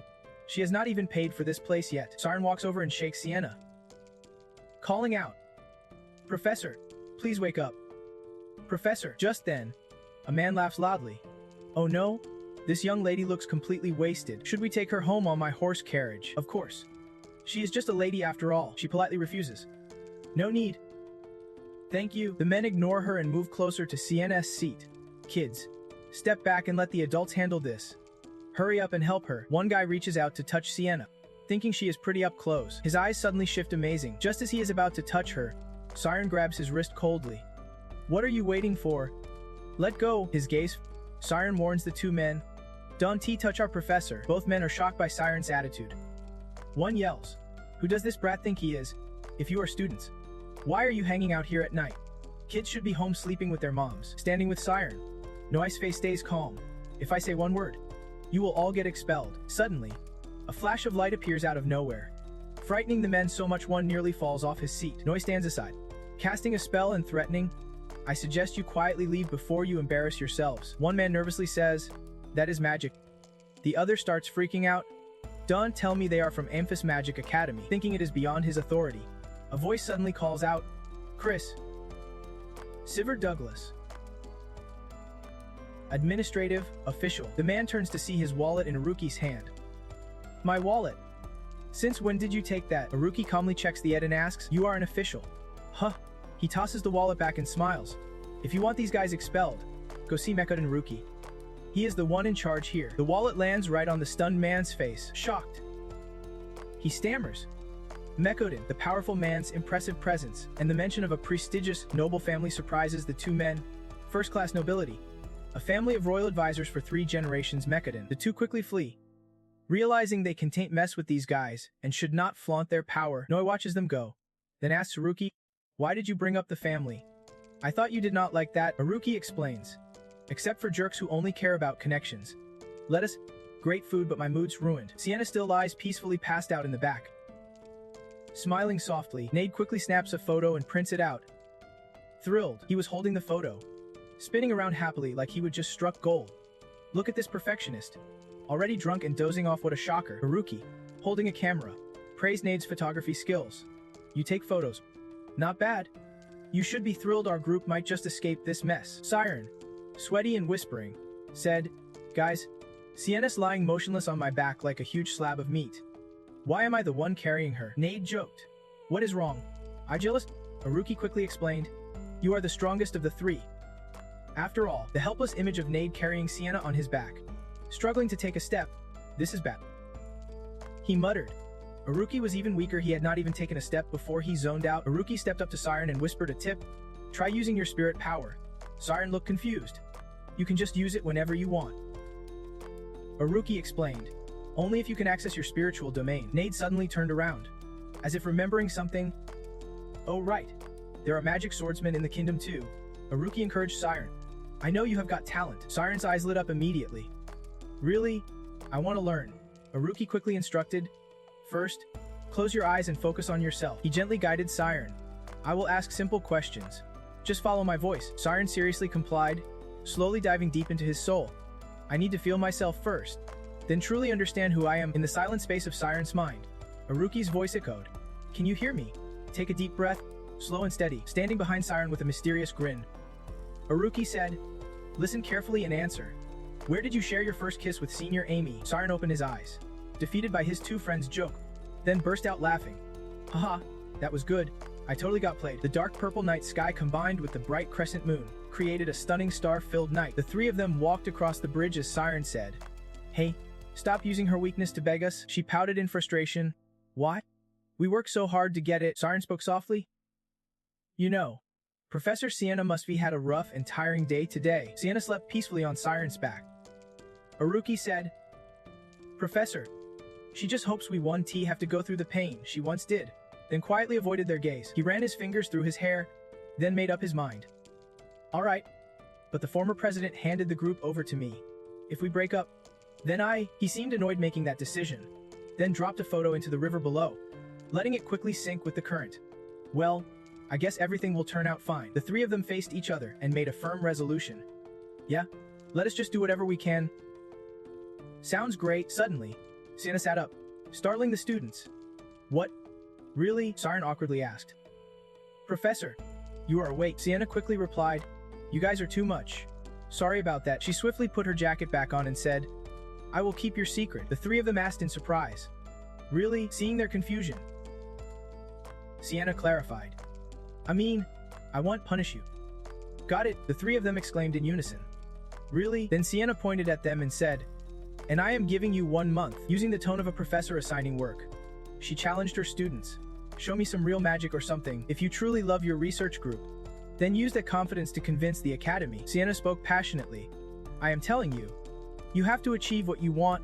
Siren felt something stirring and softly said, Professor, and on the side, moved emotionally.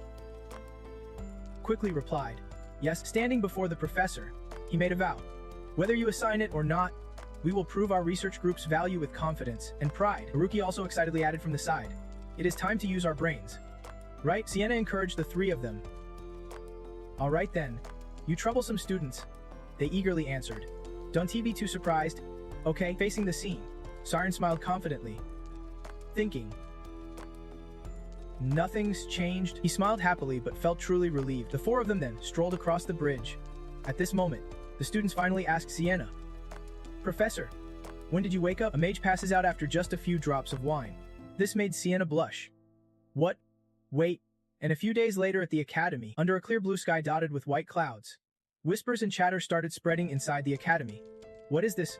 A research presentation. A large poster was pinned on the bulletin board, attracting many students passing by. Since when did Senior Siren join this group? And Senior Ruki? Everyone looked confused about the research group's name. But what is this spiritual science research group anyway? The poster was printed in gray tones with mysterious images matching the topic, along with an eye-catching title, Spiritual Science Research Group, The Terrifying Truth About Anfis Magic Academy. Outside the castle, people asked, Senior Siren and Ruki are in it too. Is this really a scholarly research presentation? The scene rewound to 10 days earlier, at a place called Istas. He pulled at his ears in frustration. I can't think of anything. He leaned back on the sofa and sighed. The table was covered with cards. On the opposite sofa, Haruki sighed deeply, and Siren slid down in his chair, helpless. Then Haruki rubbed her nose and said, no matter how long we stay up discussing, looking at all the topics on the table, goblins, assassins, excluding me, animism, supernatural senses, monsters, gods, possession, psychics, aliens, souls, Ouija boards, the afterlife, astral projection, ghost stories, doppelgangers. If you keep going, there just are not many good topics left. Looking at the topic cards in hand, one side shows monsters, demons, and exorcisms, while the other side shows out-of-body experiences, supernatural senses, and souls, with confused expressions saying, even if these things really happen, we still can't recreate them during the presentation. The topic cards fell everywhere as the three of them felt lost and helpless. It has been 3 days since we promised Professor Sienna. Confidently telling him our presentation would win was easy. But what we are researching is the science of supernatural souls. Remember when the professor pointed at the three of us and said, show me a ghost or anything? Siren sighed in frustration, thinking, how am I supposed to show something invisible and unreal? That is why Nate totally lost it. He ended up throwing a pile of photos, and then wondering why he even tossed them in the first place. Haruki said, well, honestly, I was already a bit crazy to begin with, and I am no better. Right then, Siren, our main guy, yawned and said, I just can't do this anymore. Then he said, Nate, about this, just as he glanced over and froze, startled when he saw a transparent image of Nate smiling at him. Siren was sitting in a chair, then suddenly fell back to the floor. Nate stood behind the chair, sitting in the shadow, grinning and said, how do you like that? Or maybe we trick them like this, then tell them it is a ghost? While Haruki, casually lounging with his legs up on a chair, said, that is just a shadow puppet. As Siren pushed the chair back up, he looked terrified and said, it looked at me. That is why I got scared. Haruki sighed and glanced over, saying, mages do not get fooled by stuff like that. Then he added casually, what? But it fooled Siren. Haruki asked, if you only get tricked for 2 seconds, can you really say you were fooled? Hearing that, Siren was stunned. He jumped up, clenched his fists, and shouted loudly, no need to verify anything. He repeated firmly, we do not need to verify. Right? And laughed, so let us find Professor Sienna's weak spot. Haruki pondered, then said, wait, I think he might have a good point. Siren explained to Nee, it is not that I was scared because I got tricked. It is a deep fear inside me that got triggered. Nee said, explain that a bit more. Siren said seriously. Instead of forcing them to believe the proof we present, we will pull out the hidden fears inside them. Haruki started to get it. Hongdu said, you mean we change tactics rather than prove to make them believe? We make them believe first, then prove it. Siren replied, exactly. It is a kind of mental attack. Nee shook Siren's face and sang loudly, you are the one who is going to save our group. Siren shoved him away, yelling, you have not showered in 3 days. Haruki, arms crossed, said, that is a clever reversal concept. Haruki pointed at Nia's shadow and said, The problem is if we just show them lame magic tricks. Even superstitious people won't believe us. Can you make it move in a scarier way? Nee, pushed away by Siren for being gross. Immediately reacted, of course I can. He started using both hands to cast magic and said, if I keep using this shadow beam magic. Nee kissed his fingers. Watch this.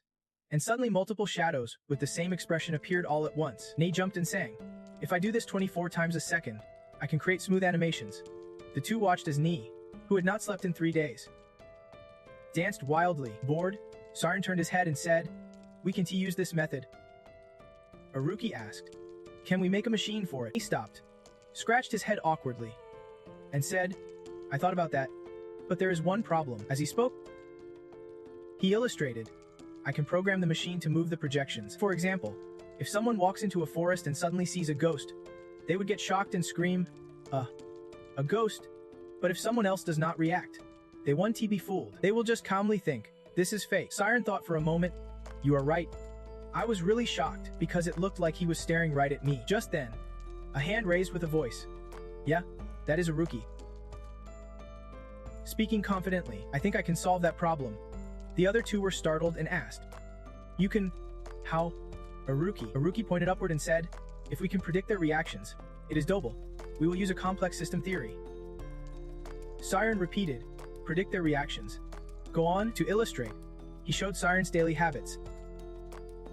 Aruki continued, after analyzing most of their reaction patterns, we will program it. For example, if we predict Siren will look to the left, then a spirit on the left will look right at him. If Siren runs away scared, there are two choices.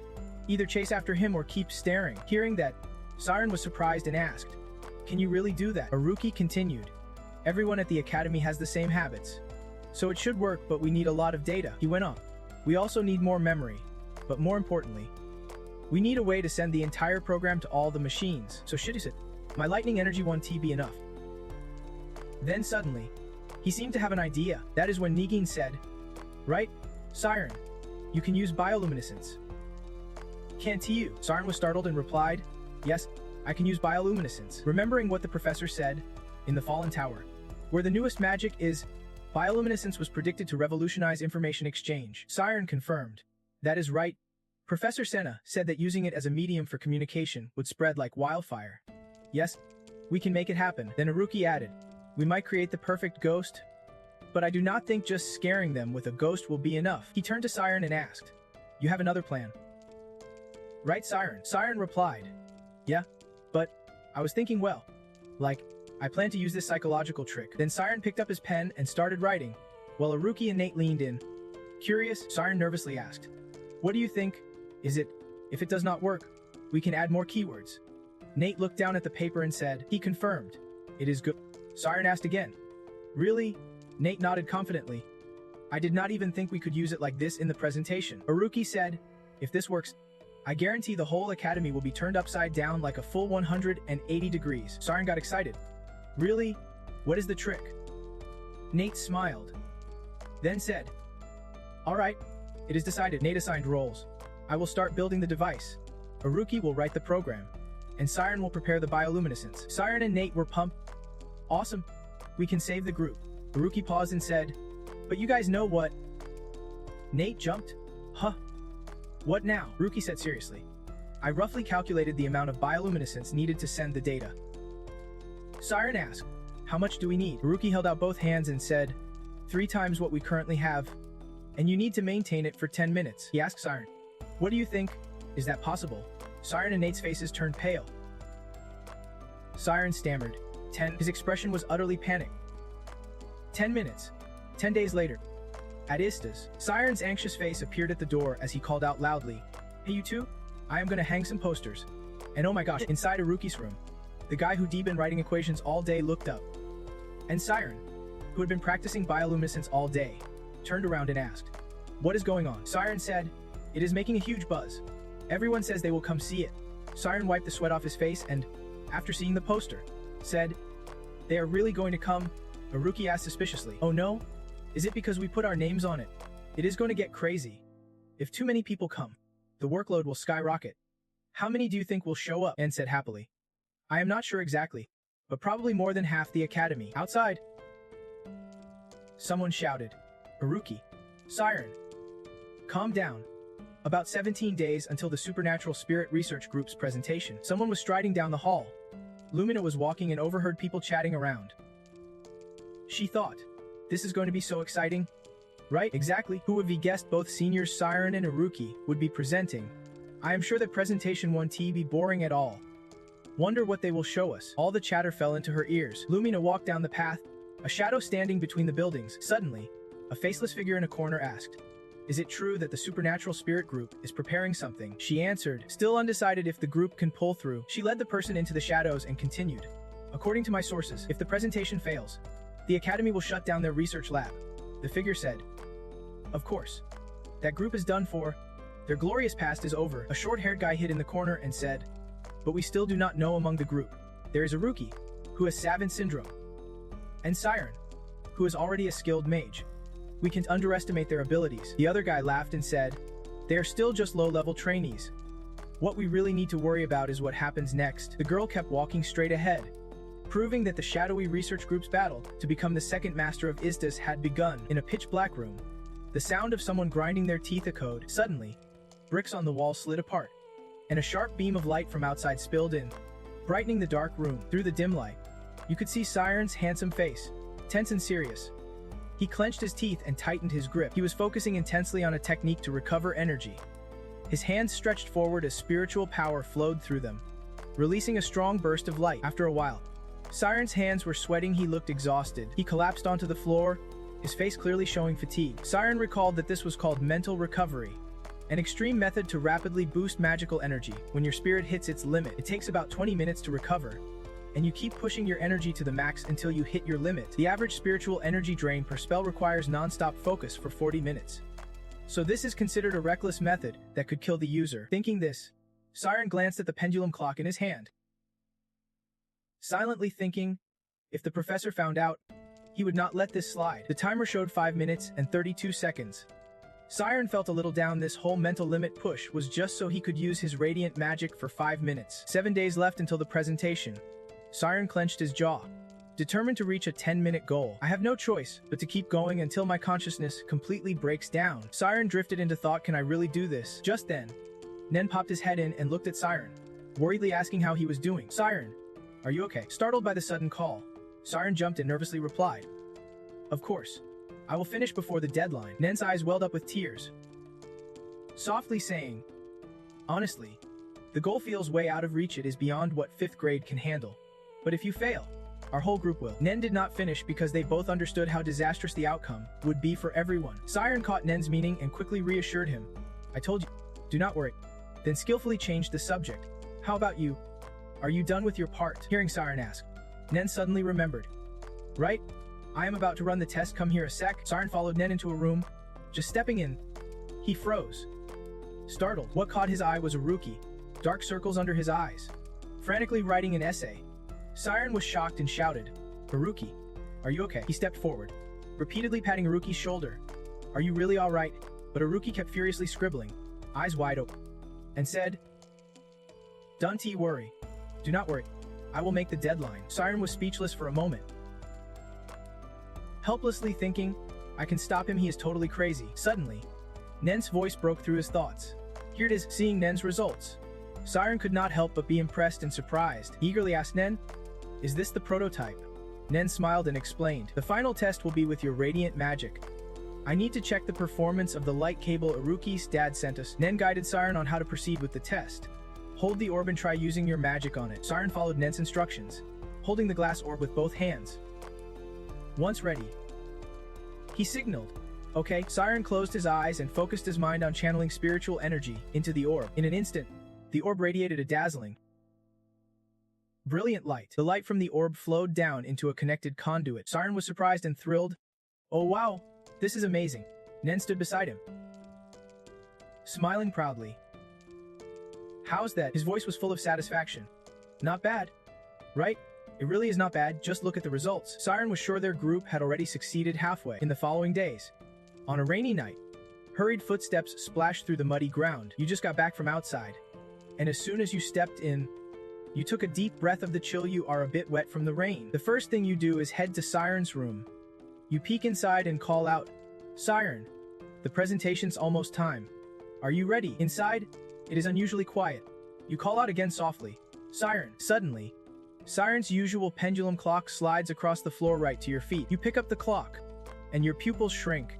You say excitedly, "Wait, Siren, did you really pull it off?" Siren steps out, sweat dotting his face but a relaxed smile playing on his lips. He thumbs up at you and says enthusiastically, "Let us do this soon enough."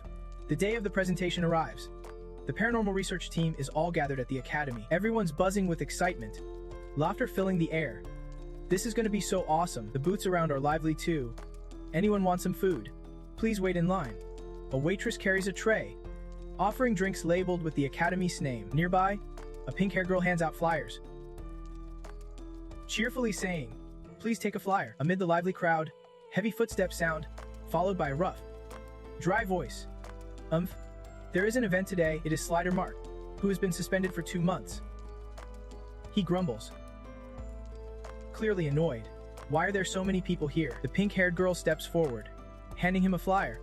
"Please take a flyer and wait in line." He takes it reluctantly, muttering, "Huh, thanks," then silently judging.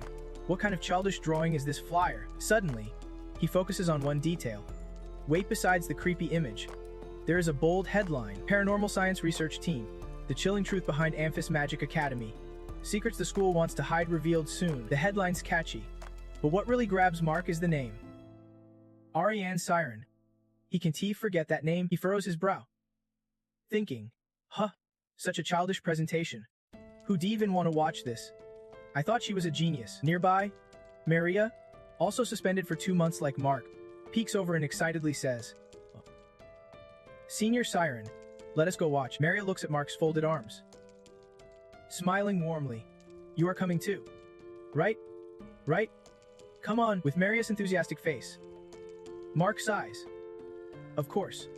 Maybe I will learn something there." Not giving Mark a chance to back out, Maria grabs his arm and pulls him along, happily saying, "Line up this way." Maria and Mark got extra tutoring while suspended. Well, more like Mark got stuck there and had to take even more lessons. As Maria drags Mark to Siren's presentation, a group of girls nearby whisper and gossip. One girl with chestnut hair points toward Amy in surprise. "Wait, is not that someone from the graduating class?" A black-haired girl beside her can't believe it, asking urgently, "What? Seniors from the graduating class? Where?" Another girl leans in, curious. Soon, all eyes turn to Amy and Cyril. Students excitedly whisper, "It is Senior Amy and Senior Sorel." Curiosity buzzes around them. Why are graduating seniors watching an advanced class presentation? A soft voice wonders. Senior Siren's her boyfriend. Though everyone quickly figures it out, whispering excitedly. Meanwhile, Cyril casually offers Amy some snacks, teasing, "Open your mouth." Already mortified, can't hold back her embarrassment anymore. She shyly protests loudly. "Why do we even have to watch an advanced class presentation?" Cyril giggles. "Oh, come on. How long are you gonna say that? Because it is your boyfriend's presentation." She deliberately emphasizes your boyfriend. Amy hides her face in her hands, silently regretting it. So embarrassing. This is totally what you would call karma. Suddenly, the student's attention shifts to one side. Someone gasps, "Hey, is not that the top senior from class 1? Someone kept asking why such a rare person would show up. And Amy did not get it at first either. Who could make a former top student like her get ignored?" Cyril pointed ahead and shouted, Over there." The person arriving wore the prestigious school badge on a black suit. The crowd behind was stunned, whispering, "Why is Senior Fermi here? Don't tell me he is just here to watch the presentation." The students' eyes widened in shock. Not just him. They said it was Senior Hershey from the electromagnetic department, and also Senior Jakins, the so-called electronic monster. Senior Richard from alchemy and Senior Caden were there too. The students could not believe their eyes, gasping, "What the heck is going on?" The arrival of these top-tier figures stunned everyone. Even Cyril was shocked. Why were all the first years here? On the other hand, was not too surprised. She casually asked Cyril, "What do you think they all have in common?" Cyril raised an eyebrow. "A common ground." Amy looked at Cyril and said bluntly, "Yeah, all of them." From what Amy heard, there is a rumor that they are all members of a shady research group called the Golden Ancient Temple. Meanwhile, everyone had found their seats in the auditorium. Sienna was carrying a tea tray toward 11 silver-haired teachers, and she was so starstruck she was stammering. Sienna could not believe it. What wind blew you here? Principal Anfias. With a gentle smile, the principal nodded and explained. The students worked hard preparing this presentation. So of course I had to come. Sienna immediately bowed respectfully, nervously inviting the principal to the seat of honor. Of course, sir. Anfias smiled warmly and sat next to the head teacher. Behind that kind smile, Anfias narrowed his sharp eyes, calculating what these kids might show him. The auditorium seats were packed. A few people groaned. No seats left. Please do not push. Emmy looked around, quietly judging this presentation. Suddenly, Emmy spotted Mark and Maria sitting together, with Fermi's group a bit further away. The front row was obviously reserved for Anfias, Sienna, and the school's most respected teachers. With so many influential people present, Ami could not help but wonder if there was something she did not know. Soon, the whole auditorium went dark, leaving only the spotlight on the center of the stage. The host's voice rose. Ladies and gentlemen, on stage, dressed sharply in a suit, the host addressed the audience. Welcome to the spiritual science presentation. He raised his hand and declared, let us begin. The ambitious spiritual science research group's presentation kicked off, and 30 minutes later, contrary to everyone's expectations, no applause broke out. Instead, paper flew everywhere along with harsh criticism from the crowd below. Damn it! Students crumpled paper into balls and threw them onto the stage. Furious, what the hell did I expect from class 5? Just study. This is such a waste of time. This is not a presentation. I have been duped. Emmy looked stunned. And Serial, sitting beside her, whispered, up on stage. The tech crew adjusted the lights to focus on the speaker. Below, the host began the presentation. Thank you all for coming today. He introduced himself briefly. I will be your Misi for this presentation. I am Whistlen, head of the spiritual science research team. The speakers boomed with confidence as Whistlen continued. Today's main topic is spiritual energy. Sitting in the audience, Kama scoffed. Spiritual energy. Sounds like a soul disaster. Meanwhile, Maria beside him gazed admiringly at the stage. On stage, Whistlen kept going. Some of you might find this scary, so be careful watching. As soon as he finished, all the stage lights turned on at once. Mixing yellow, blue, and red colors, the whole stage lit up. The scene was breathtakingly grand, and the audience below erupted in a long cheer. Principal Anfias winked and nodded in approval. You guys really prepared well, huh? Miss Sienna said reluctantly. In her mind, she was impressed. What a great idea. A three-dimensional storm, but then Sienna changed her mind, wondering what exactly they were planning. On stage, the image of a grand, majestic school resembling an ancient fortress appeared on the screen. Nen took the mic with a passionate voice.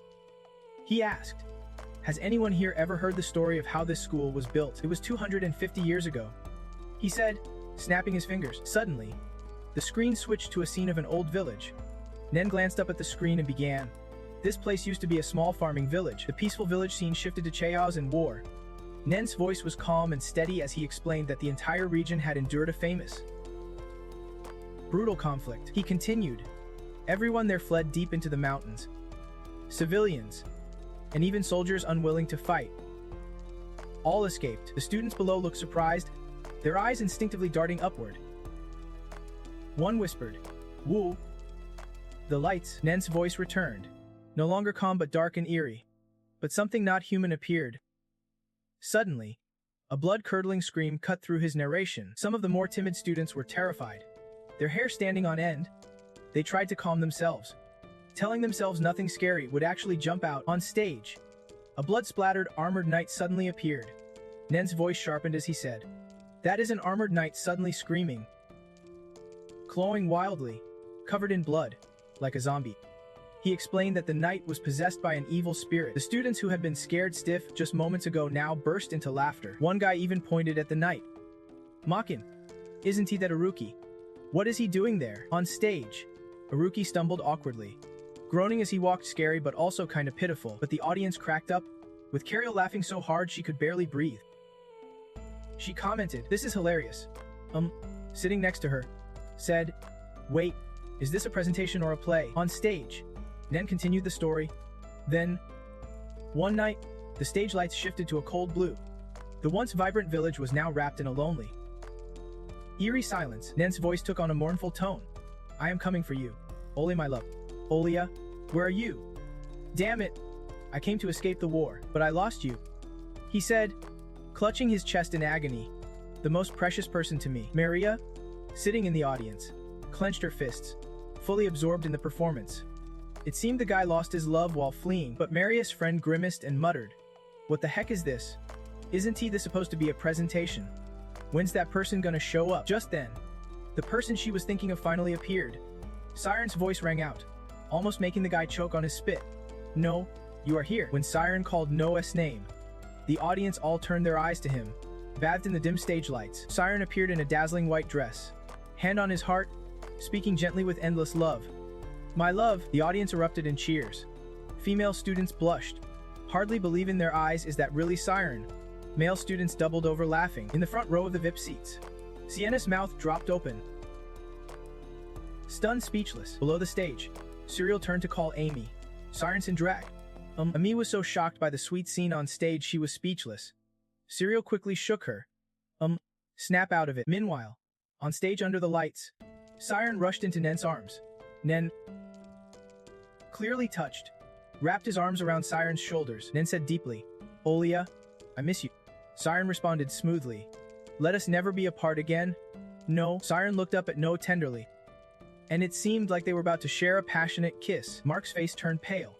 Maria blushed furiously, stammering, "Don't tell me."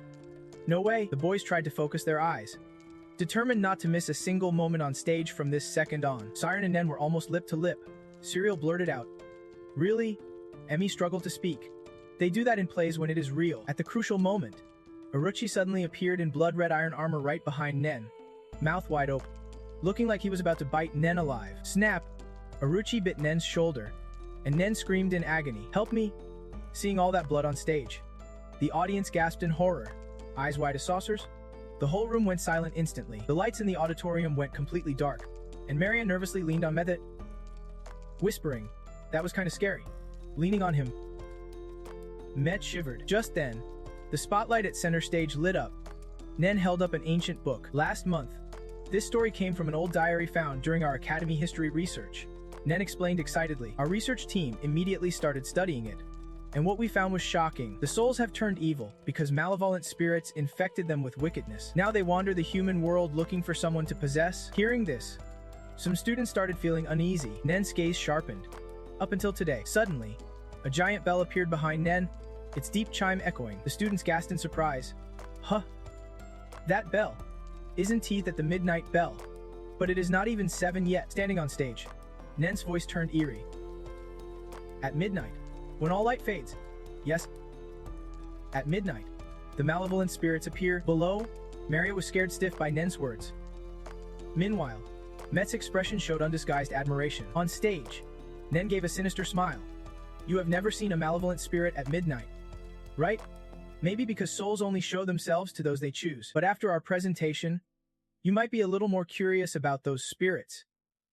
In other words, you will start tuning into their frequency. Tonight, when midnight strikes, look around you. You might see a malevolent spirit lurking nearby." The audience grew uneasy, whispering, "What? That is scary." But some braved it, boldly declaring, "That is a lie. I am staying in the library until midnight tonight." Amid the chatter, Nen suddenly declared, "Of course. That is if you are lucky. We will end the presentation here." The whole room froze for a few seconds. Then the stage lights suddenly turned back on, bright as day. The students murmured, "Huh? The lights are back on." Everyone was in disbelief, nervously asking, "Is that it?" Suddenly, a swarm of virtual crickets flew onto the stage, followed by angry shouts. "Damn it! You call that a presentation?" The students loudly protested. "No proof. No results. You did not show us anything. It was dumb to trust Siren and Rukim. I knew it would be like this. Forget those spirit things." Emmy angrily threw off her jacket and stormed off, fuming. "So embarrassing. I knew this would happen hanging with those weirdos." Cyril quickly chased after her, calling. The group rumored to be part of the alchemy club quietly stood and left. Only Foamy stayed behind. In the VIP row, Sienna nervously spoke to Anfis. "I am Principal." Sienna bowed deeply, whispering, "I will punish those students." She forced a smile. "They are the spirit group, so I guess it is understandable." And Fee showed no reaction, just waved his hand like it was no big deal. "Don't worry.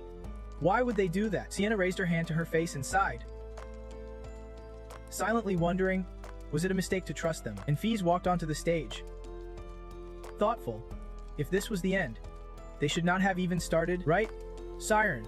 And Fee smiled warmly, his eyes full of confidence. Behind the curtain, Nen burst out laughing with delight. He turned to Aruki and asked with a grin, "Did you see their faces?" Aruki nodded. "Yeah, I'm sure. You can tell by their eyes." On stage, the students were all confused and uneasy. Marius worry.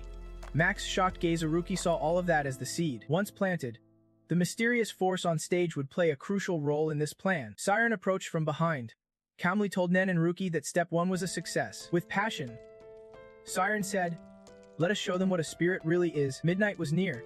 The prestigious academy was cloaked in silent darkness. The sky turned a deep purple, making the whole place feel mystical and eerie. The wall clock ticked already past 11:30. Nen stood outside Siren's room, reminding him, "It is Siren. Have you finished meditating yet?" Siren turned around and nodded slightly. Then he stepped out with Nen. A few days ago, Nen had switched the rain outside. He had been tasked with something super important, installing hundreds of 3D projectors all over the school. The projectors were wired underground, and they would send programs predicting Aruki's moves. In an underground basement, Nen tiptoed carefully, warning Siren to watch his step. Aruki checked the clock, calculating 5 minutes 15 seconds until midnight. Wait, 9 seconds more. We can be too early or too late. The ghost has to appear exactly at midnight. Aruki raised his hand to signal. "Start the moment I signal." Nen adjusted some controls and told Siren, "It is your turn now. We are counting on you." Nen said as Siren stepped forward, placing both hands on the white crystal ball. Aruki raised his hand to signal readiness. Nen nervously watched Siren in a commanding voice. Nen said, "Now, channel your spirit energy into the crystal ball." Instantly, a brilliant light burst from the ball. Nen shielded his eyes, amazed. What an incredible energy source. Aruki could not help but admire Siren. He would really boosted his magical power a lot in just 1 month. Nen excitedly praised. "Just like we expected, Siren." But Siren did not look happy at all. He furrowed his brow, muttering, "Strange. It feels like I am pouring water into a bottomless bowl." Hearing that, Nen gasped. "What? Don't he tell me?" Nen frantically checked the controls, shouting, "What is wrong with this?" Aruki anxiously asked, "What is going on? Is something wrong?" Nen frowned. "The energy level is not rising." The clock hand 1T moved past 18%. Aruki was instantly alarmed. "What? Can you fix it?" Nen panicked. "I do not know. My calculations were perfect." "What the heck is happening?" The main cause was rats chewing through the wiring, cutting off Siren's spirit energy from reaching the projectors. After a moment of grinding his teeth, Aruki sighed in disappointment. We failed." The pocket watch in Aruki's hand showed only seconds left until midnight. Nen hung his head low. "It is all my fault." He sadly blamed himself. "I was too stupid. I could not even build a proper device." Aruki quietly called out. Nen. Tears streamed down Nen's cheeks. "Sorry for dragging you all into this. Sorry for making fools out of us." Wiping his tears, he added, "I will take full responsibility, no matter what." Nen turned to Siren and said, "Stop, Siren. Let me handle this." But Siren firmly replied. He calmly said, "We have all worked hard and sacrificed sleep. Now, and Aruki, you two have to give it your all." Siren's eyes burned with fierce determination. "I can't let it end like this." Sensing Siren was about to do something dangerous, Aruki panicked. "Nen, stop him." Nen was still stunned. "Huh?" After a brief moment, Nen snapped to attention, stammering, "No way!" Nen shouted in terror. "He is going to use his immortality ability." Sure enough, Siren began activating his inner energy. His eyes lit up. Siren entered an infinite spiral dimension. Aruki and Nen fiercely protested. "Siren, stop! Don't he go any further." Aruki lost his patience and shook Siren hard. "Damn it! Why has not he stopped yet?" Nen grabbed Siren's orb tightly and pulled with all his strength. He cried out, "Please, stop! I am going to disappear." Through tears, Nen pleaded, "We can give up on this research group. I do not want to lose you anymore." Siren, unexpectedly calm. Siren felt no fear. A blue electric shock flashed through his subconscious. He sensed a fierce power spreading through his entire body. The power was so intense that Siren could barely endure it. He gritted his teeth, pain quietly slipping through his clenched jaw. He recalled Lord Amin's words. "You 1T disappear." Siren screamed in agony as his body began turning to dust. He told himself he had to remember. Beautiful memories flashed before his eyes like a fast-forwarded film, moments of being embraced by his parents, Zinna and Ryan's gentle smiles, the first meeting with Amin and Serial, the days spent as friends with Nen and Aruki, the trusting eyes of Headmaster and Fuse, unions with Amin, countless life or death moments. Relentless efforts for the present. Everything reminded Siren who he really was. Once he remembered who he was, the immortal energy inside him awakened, and his fading slowed down. In fact, Siren's body started restoring itself bit by bit. Just as Amin said, Siren did not disappear. He opened his eyes and vowed never to run away again. Siren shouted out loud.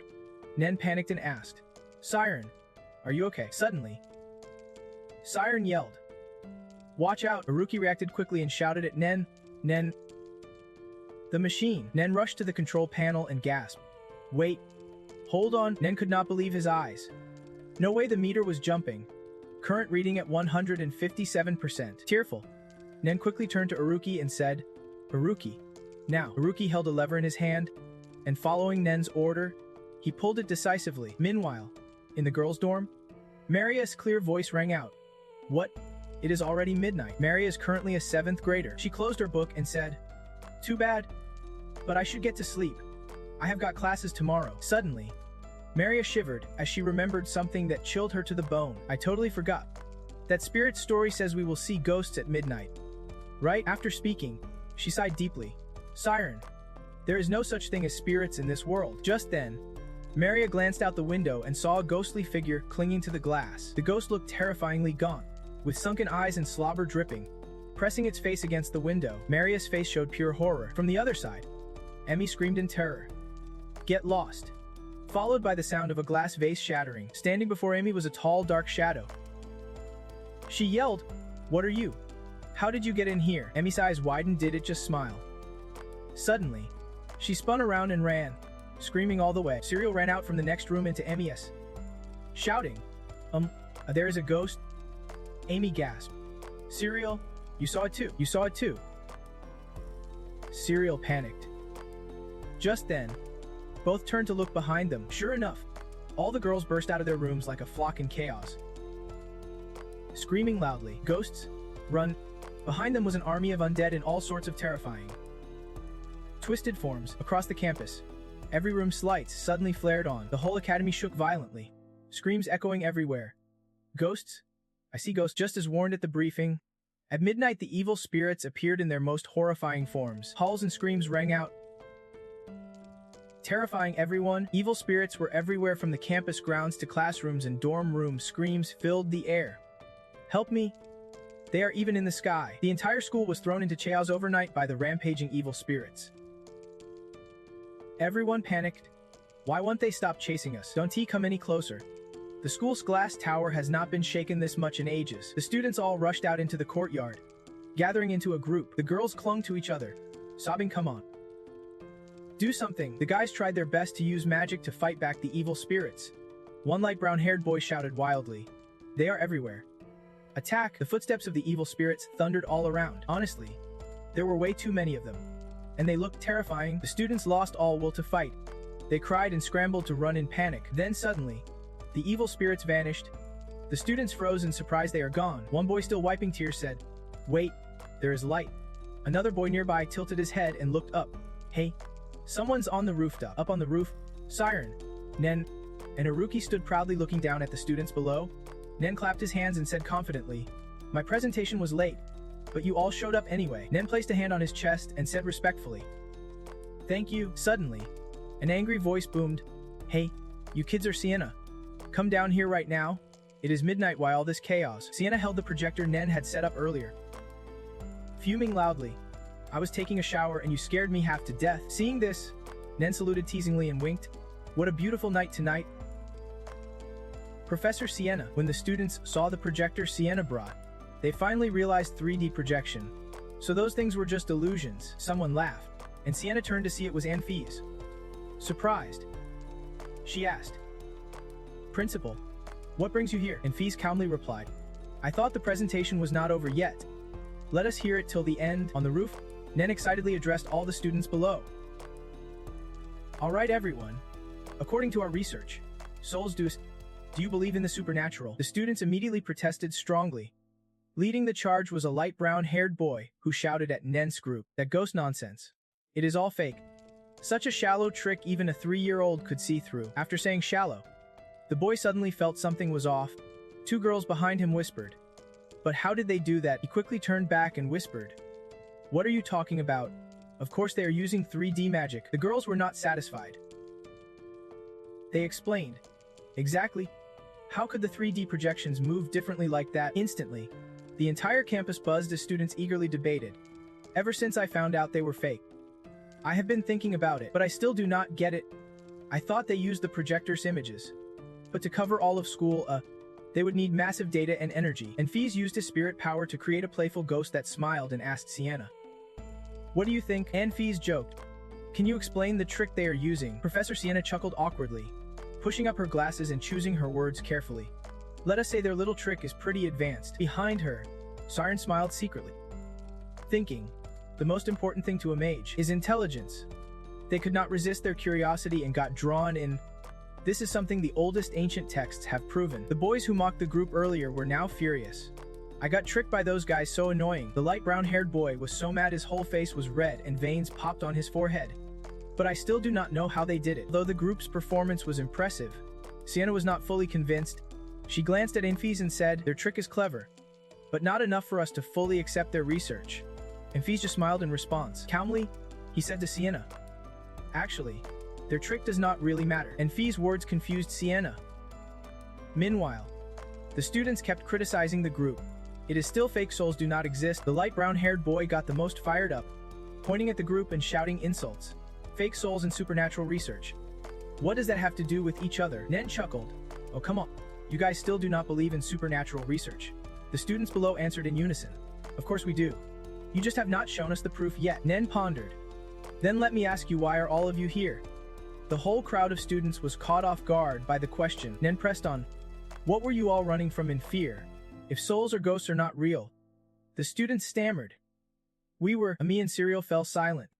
Nen closed his eyes and said, your fear right now is exactly the heart of the supernatural soul research we are doing. Nen's voice slowed but struck right at the core of the students' doubts.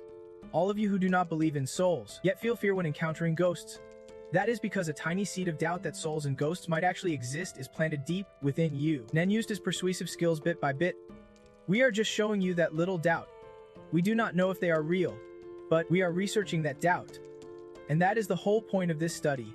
While Nen spoke, Siren and Ruki quietly nodded to each other. Below, a girl with chestnut hair covered her mouth and whispered, yeah, there was a time when what we now know to be true was once seen as a lie. Nen's voice echoed powerfully across the campus. Because all of you showed us that doubt, we proved our research group's worth, and with that, the Supernatural Soul Research Group's presentation came to an end. At this, all three, Siren, Nen, and Aruki bowed deeply to the students and teachers below, saying, thank you very much. The students exchanged smiles. A light brown-haired boy grinned wide. Moments later, the schoolyard exploded with cheers from the students. Awesome. We are all in. If it is this kind of special event, I am down to be tricked by you guys as many times as you want. Standing among the teachers, and Fees clasped his hands behind his back. His voice was steady but carried the weight of a leader. Where we come from, and where we are headed in the future. Someone is exploring doubt and revealing what can be seen. What do you all think? Sienna remained silent, deep in thought, and Fee smiled and said, I think this presentation has real meaning. Standing beside him, another teacher respectfully added, I have no objections, Principal. Sienna sighed. I understand. Sienna stood solemnly and announced, the professors have decided to officially recognize the Supernatural Soul Research Group's presentation. Hearing this, the three could not hide their excitement. So that is it, said Sienna, veins bulging in frustration. She suddenly shouted, instead, you are suspended for 3 days. You idiots. Ignoring the suspension, the three Aruki and Siren hugging each other were bursting with joy. We did it. We really did it. We made it. Below, the students cheered along. Congrats. Give it your all. Sienna, feeling completely ignored, shouted angrily, are you even listening to your professor? I said you are suspended. Maria turned to Mac. Well, Senior Siren is amazing. Mac responded with one word. Cool. Mac's eyes sparkled with admiration. Senior Siren is a genius. Serial looked at Siren's group with awe. Oh man, they are seriously so cool. Everyone wants to do something like that at least once to shake up the world. Emmy stood silently beside her. She thought to herself, I can't believe this. When I should be burying myself in studies to graduate. He is wasting time on this nonsense. Seeing Siren's goofy grin, Amy pouted, clearly a bit cold toward him. Emmy looked up at the sparkling stars and silently admitted, I am a little jealous. Just a little, in a shadowy corner. Some faceless figures in black clothes watched Siren's group's success bitterly. One muttered, "That skinny guy is even bigger than a horse." The graduates just left the group to a bunch of reckless kids. Another guy crossed his arms. Annoyed, "Forget taking a little for yourself, the ant language research team is begging for help here." Someone else cut in. "They are only 5th graders. Donnie, tell me you are just gonna run away." The ant language researcher snapped back. "So what? They will graduate soon anyway." A girl-like figure covered her mouth. Smirking sarcastically, "If you are a guy and do not want to face them, you better graduate this year." The ant language researcher dragged her away, saying, "You would better shut up." Doll taming research team. Things got heated as the ant language researcher started picking fights with the others, including you. Hide and seek research team. Fermi stood silently with arms crossed. Then he cut in coldly, his voice calm and commanding like a leader's. "Enough, stop it here. We will just attract unwanted attention." Fermi smirked, his words sly and hard to read. "All this fighting will only hurt ourselves.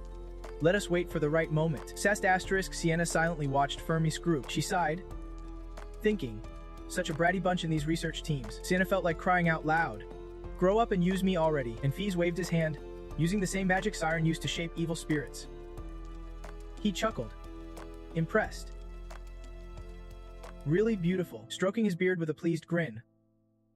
And Fies admired. "Even I, a light magic expert, am amazed.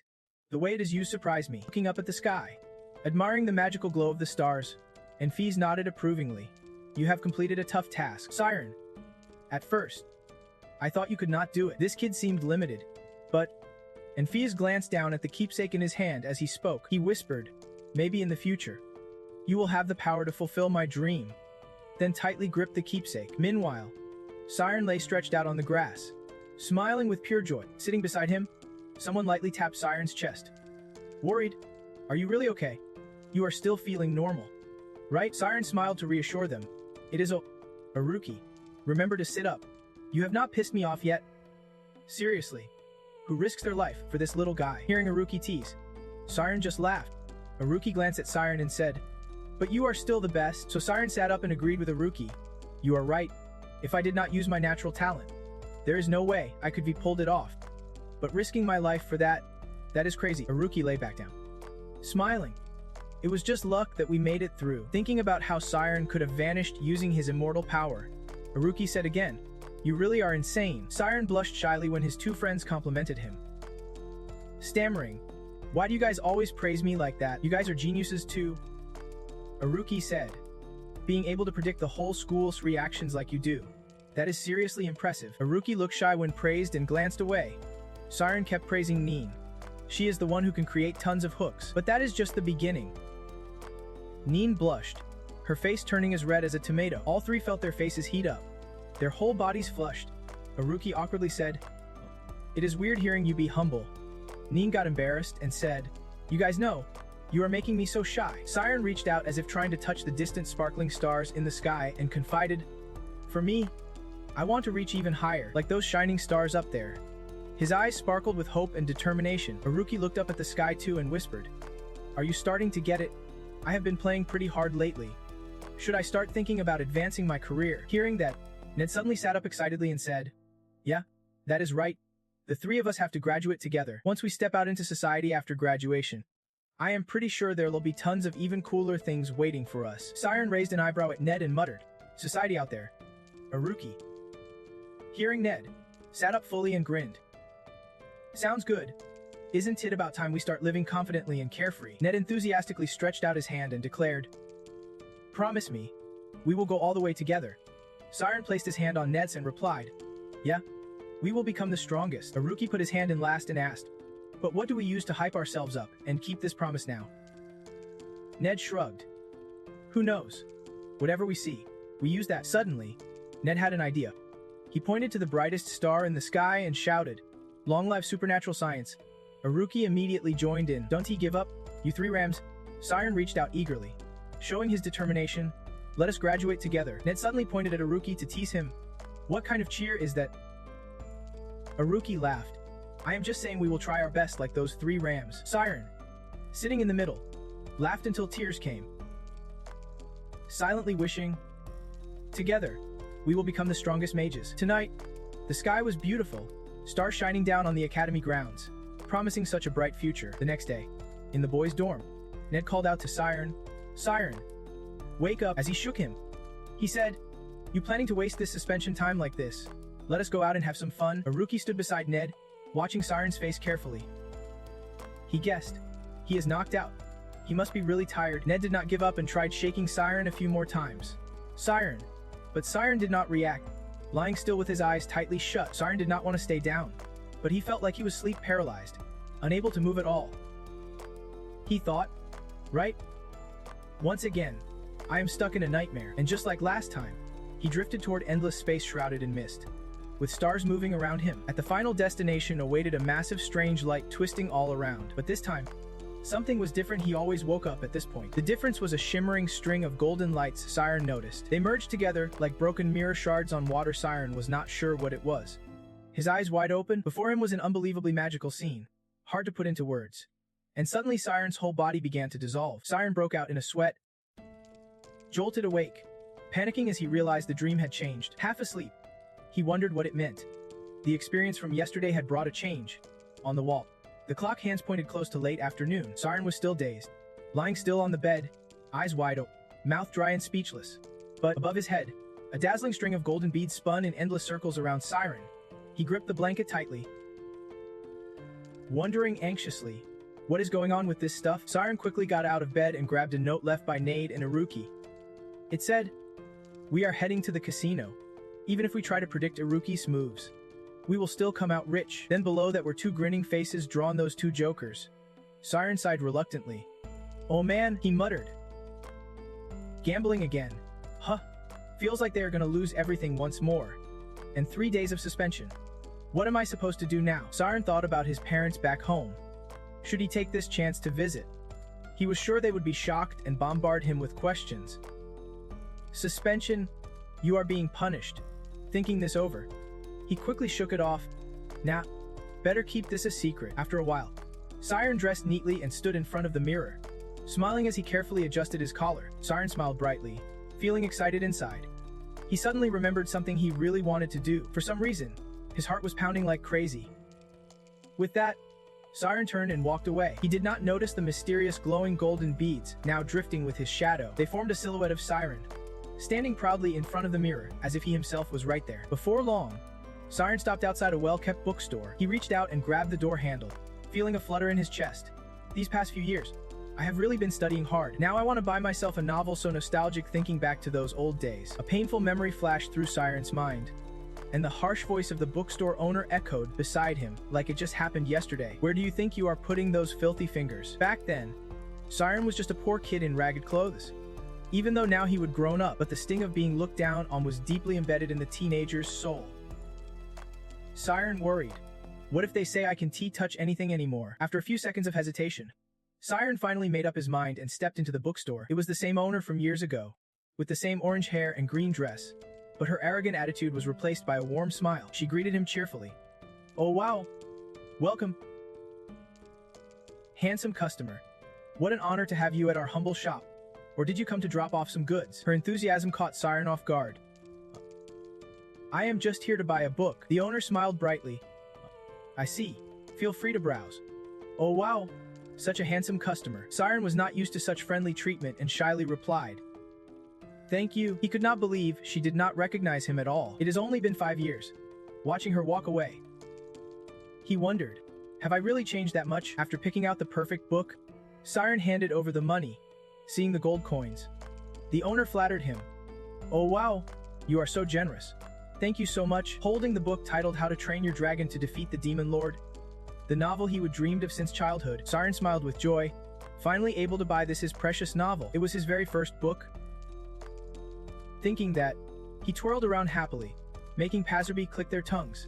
Whoa, kids these days really go crazy over books. Hugging the book to his chest, grinning from ear to ear, he thought, good thing I saved the allowance my family sent.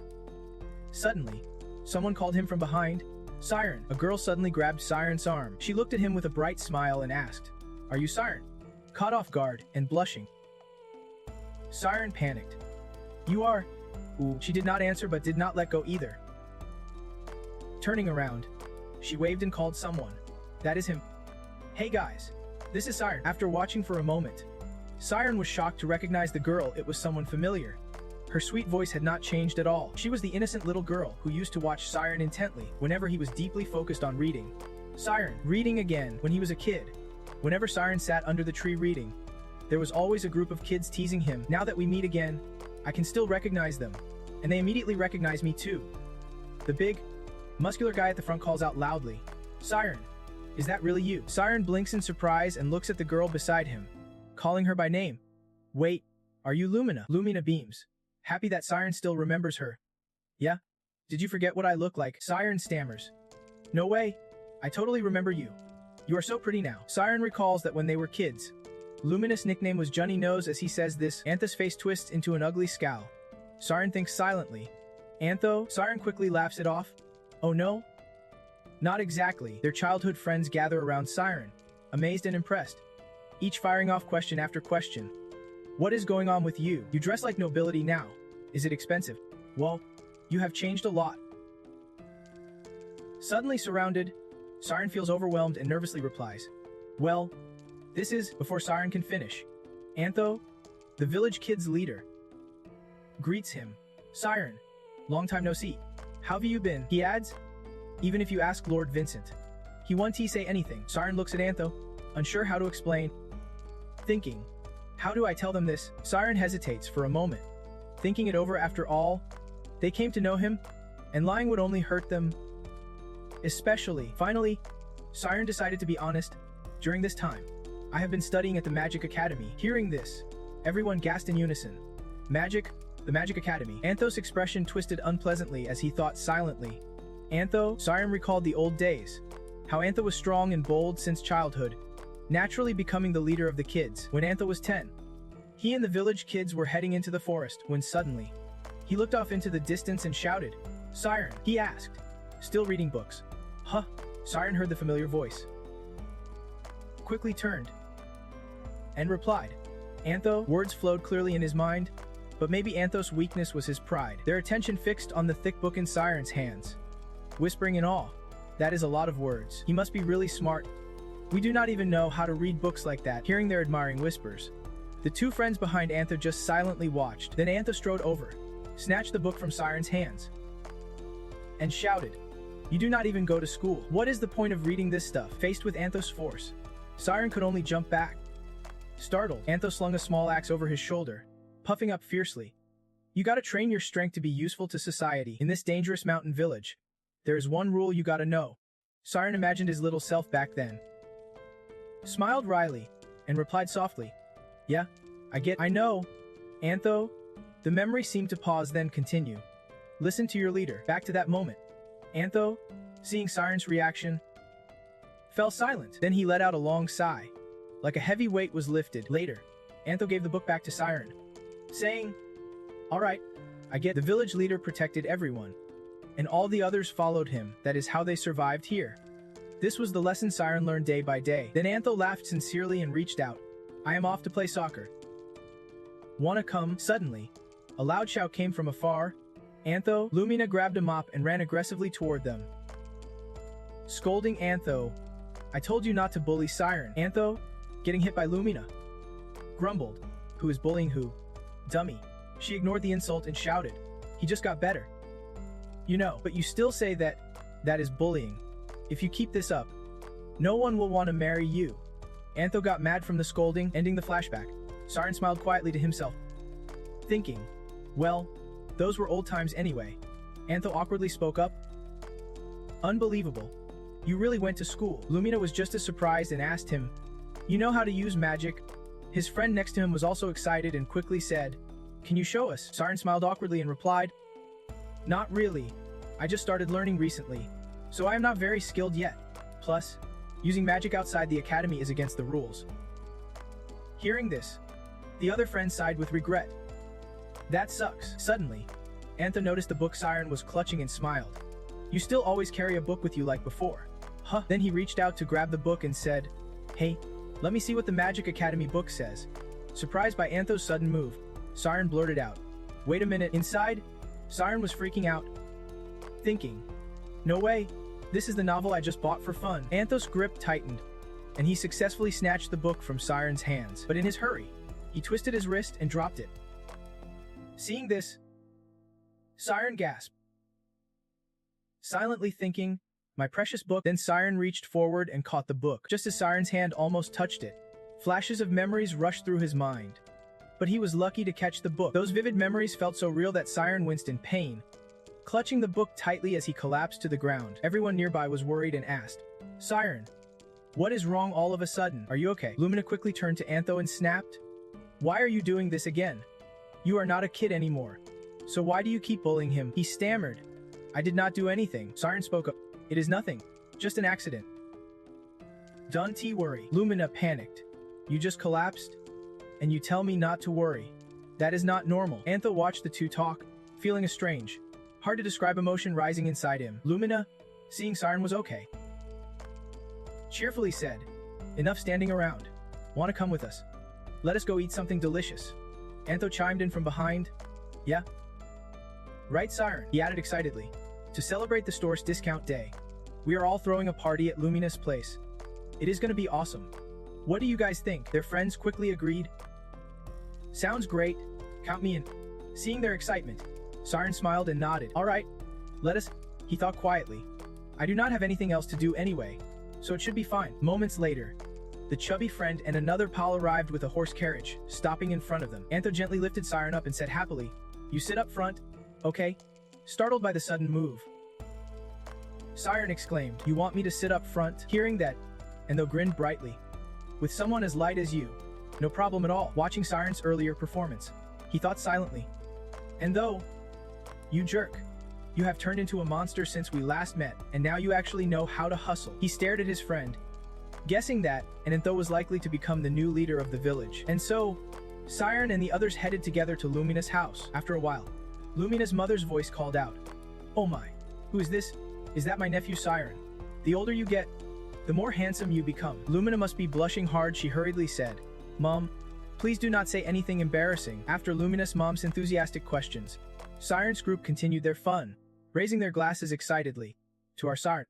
Cheers! Looking at the sumptuous spread before him, the brown-haired guy could not help but say, this looks amazing. Lumina lifted her glass and said, eat up, Siren.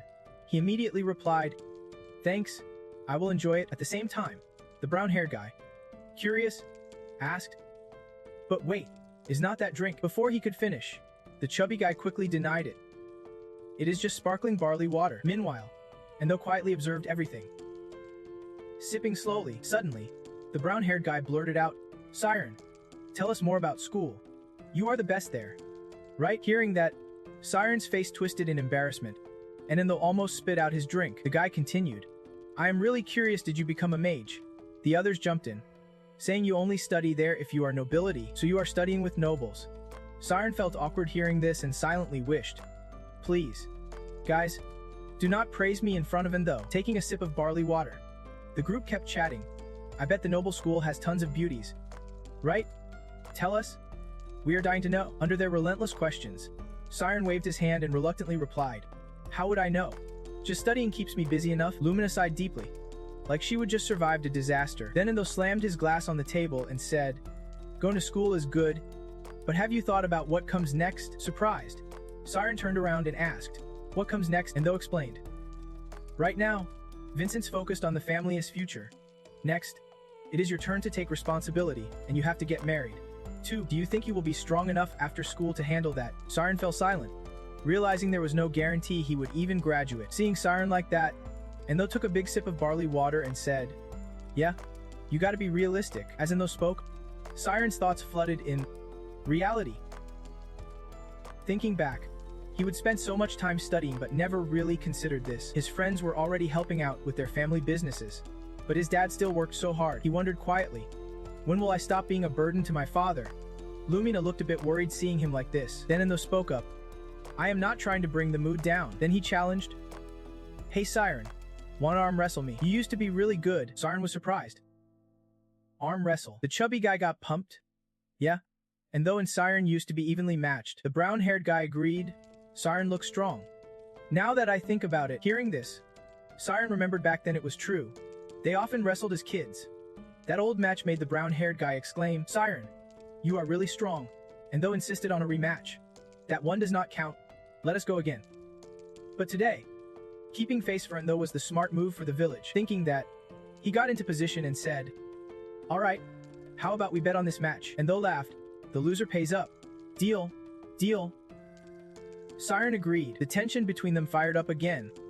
Their friends cheered loudly for the battle between the mage and the warrior. Ready. Siren grabbed Endo's hand tightly, thinking to himself that to save Endo's pride, he had to hold on as long as possible before losing. Then suddenly a voice shouted, "Start!" Immediately, their hands tensed up. Bracing themselves, a loud crash shook the barley cup, and Lumina and the others watched in shock, totally freaked out. In the end, Siren was sprawled out on a smoking chair. The whole thing happened so fast he was left wondering what just happened. His friends, worried, asked, "Siren, are you okay?" Lumina suddenly raised her voice. "And though, why are you holding your strength like that?" He hurriedly replied. "I did not expect it to turn out this way. He was not this weak before." Lumina sighed helplessly. And though, oh no, seeing him like that, and though felt a bit guilty. Then he spoke up, "Sorry. Let me pay for today's loss." Siren immediately refused. "No way. I am the one who lost today." Then shyly added, "You are way stronger now." Saying that, Siren pulled some gold coins out of his pocket to pay. But then an accident happened that made him panic. He was so nervous he dropped his coin pouch, spilling the gold coins. Seeing that, his friends all shouted excitedly, "Gold coins! You have got 5 of them." Lumina was not left out. She grabbed a gold coin and asked, "Siren, why do you have so much money? 5 gold coins is like a whole month's earnings for me." Seeing Endo's expression now, Siren thought to himself, "What do I do? I'm screwed." Lumina held the gold coin and asked, "Siren, where did you get all this money?" Siren stammered, "I was sponsored." Just as he said that, the brown-haired guy quickly jumped in. "What? So you are gonna live the rest of your life without worrying about money?" That comment made Siren nervously deny it.